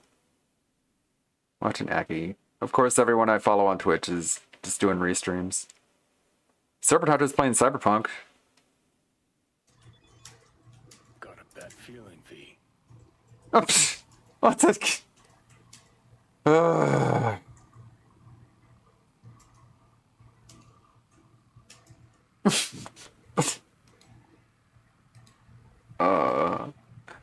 We live in a society, chat.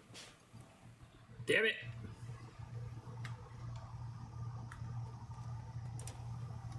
Got a bad feeling about this, V. Can't believe. What's Tevin doing? Oh yeah. Yeah, I do feel like that's way too much meter use.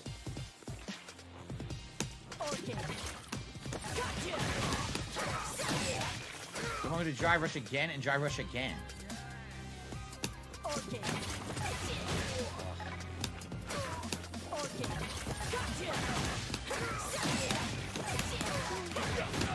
It's so goofy. Like, he should just... Almost. Like, what is even the point in trying to learn moves in training mode for that long?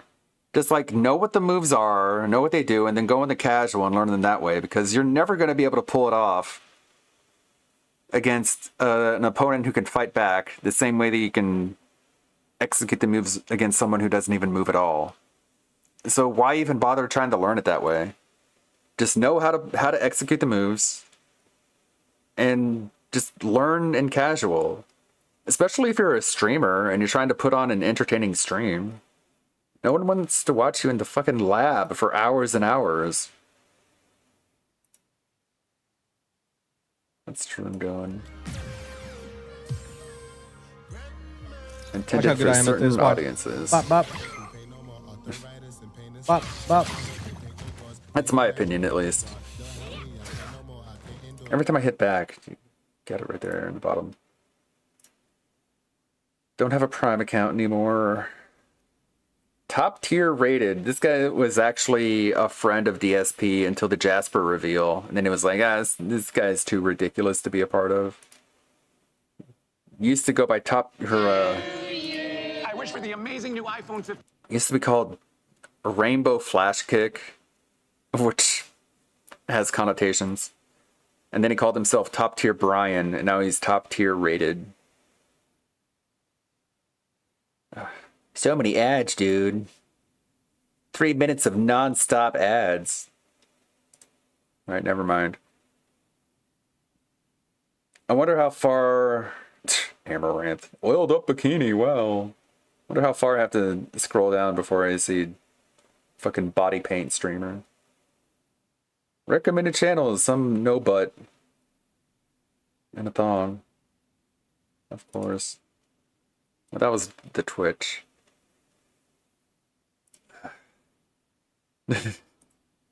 Everyone's liking the artwork I posted on YouTube. I beg daily for a living, I tell you what. I live in the real world, where men stream 6 days a week for a living. I have some of these on my soundboard. Leave. Are you feeling sorry for yourself? Well, you should be, because you are dirt. I work for a living. Are you a homosexual? I live in the real world, where men sell propane and propane accessories. Amazing detail, including the New Balance sneakers. Instead of we get an ack like a seal. Yeah, that's what I would do if I were making a parody. Instead of the it would just be the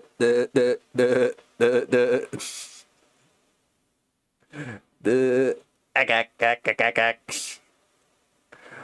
That pig ain't right. That boy ain't right. That boy ain't right. Daggone me, man. Me. Those trolls ain't right, I tell you what. Beg on the hill. Looks like the life of OIC. King of the Hate. King of Hate Hill. Something like that. Something along those lines. Joe Murray's no longer streaming. Got past. What's past doing? Phil actually goes and gets a diagnosis, we'll never know. My problem with autism, listen, I'm not gonna say. Hey, Decepticon. Sounds like it. Okay, I want to go over this inventory real quickly.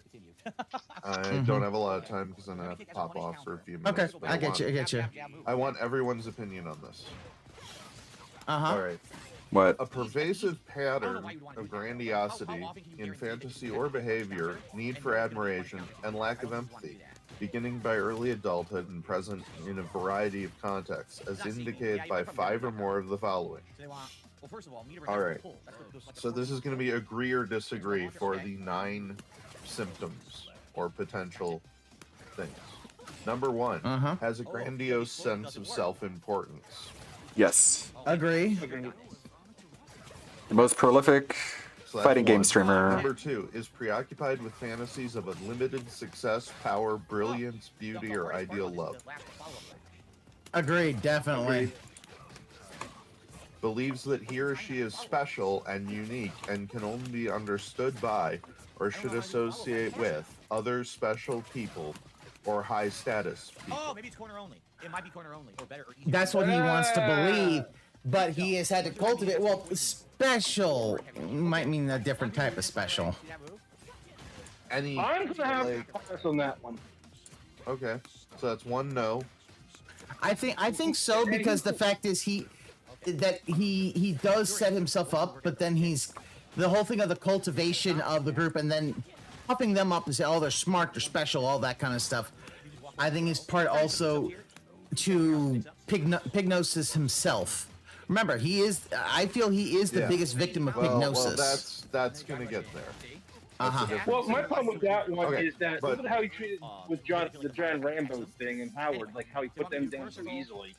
When they were working about, especially when they were doing the Project 7, when he downplayed John because he wrote things. He didn't try and pull up John to make. But here's the thing. I'll say yes, because here's what he did. He tore John down to build himself up. So that's a different behavior, and I can explain that, but not during the inventory. So let's go with 2 yes, 1 no. All right. Fair enough. Okay. Requires excessive admiration. Yes. Big yes, right? That's a gigantic yes. Especially monetary. So that's 3 yes, 1 no. has a sense of entitlement. Yes. Absolutely. God, yes. Okay, so it's 4-1. Is interpersonally exploitative. Yes, yes, yes, yes, yes, yes, yes. Yes, There you go. yes. The John Rambo, the Howard, the Is Leanna, the cat. interpersonally exploitative, i.e., takes advantage of others to achieve his or her own ends. Oh yes, God yes. 5-1. Lacks empathy, is unwilling to recognize or identify with the feelings and needs of others. He is definitely lacking in empathy. I didn't know that narcissism was lack of empathy was a narcissistic trait. Huh. Okay. It's a trait of all cluster B personality disorders. Yeah. Is often kind of a common envious. one I find, but that's only my limited knowledge. I don't know all the cluster B personality disorders. All of the cluster B personality disorders are lacking in empathy. It's What are the cluster B personality disorders? Borderline personality disorder, histrionic personality disorder, narcissistic personality disorder, antisocial personality disorder. Okay. Yeah, because I always thought that he did have some sociopathic tendencies, but I don't think he was a full-on sociopath. That's antisocial personality disorder. And I think he ticks a few boxes, but not all of them. The reason I bin him outside of that is that antisocials get caught. Yeah, they're like. I always joke that it's like you walk into the room and you see someone playing with their own poop. What? It's that degree of like, oh shit, this person is fucked. Yeah. And very quickly, and there's a component of criminality associated with antisocial personality disorder that Phil doesn't have. That is true. He's not a straight up criminal, and No. antisocials tend to be criminals and wife beaters, and there's a whole host of violent behaviors that Phil doesn't have. That's true. He does not. He does not have any violent behavior. You're right. Who should we go raid? There's fine for it, in my opinion, but we've got. there's a situation together. But that's literally not having the spine. That I've always seen. Does that make sense? Yeah, no, I'm just I'll be saying back tomorrow that's for why. a shorter I'm stream. just saying, like, he's disqualified, but I'm saying, like, he just doesn't. Not a full length stream. So I'll try and work on animation in the background, or in the meantime. Is a yes. So now we're at 7-1, right? Yep. Last one shows arrogant, haughty behaviors or attitudes. Let's see, Fraga or Tevin. Let's dedicate it to a 8-1. spin wheel. So the idea that this is a primary Let's leave it up to a spin wheel. diagnosis of him is, in my mind, unquestionable. Tevin. Say that one more time. Fraga. My notion that he is NPD. It's an armchair diagnosis, but I'm not a professional, so I'm going to say things. Tevin wins. I don't care, and I won't get in trouble for it. He's 8-1, 8 yes, 1 no. He has this. Yeah. All right. May the good blood guide your way, everybody. Thank you, G Starwind, Mayotis, Lonely Solely, everyone who gifted subs, and Lead. Thanks for the gifted sub. Mr. Nobody, Luna's Royal Guard. Hope you're doing well. Thanks for checking in on us. Billy, Samurai Santa, Ivan Zephyr, everyone who stopped by and hung out. Kinda Sav, even the new people who didn't really understand what was going on. Thanks for at least giving us a little bit of a chance. Even if we did run you off as soon as possible. Rarin, Pooraf, all new viewers, all lurkers. Thank you, appreciate it. Let's go raid the almighty Tevin. Almighty _ Tevin. I believe it's 1 _. Yeah. See you tomorrow. As I said, have a good one. Let's see what Tevin's up to.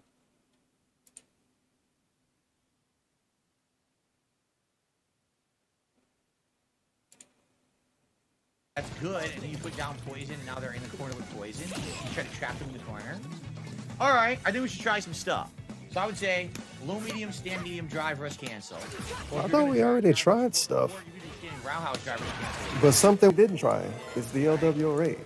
Party of 15. Okay.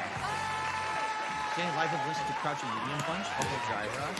Thank you for the raid on this lovely, robust day. I'm just suffering on level 2, I guess. Watching the guy use Fang 2.0. Thanks for checking in. Watch someone. You can't go like I don't think she's gonna stick around. Not on his stream. Yes. Well, But I think it's a pretty good character. They tricked me into playing Street Fighter 6 again. I don't know. I guess would be. This is the beginning of the journey. Bye bye. That's an easy cancel you can do at any time when you have.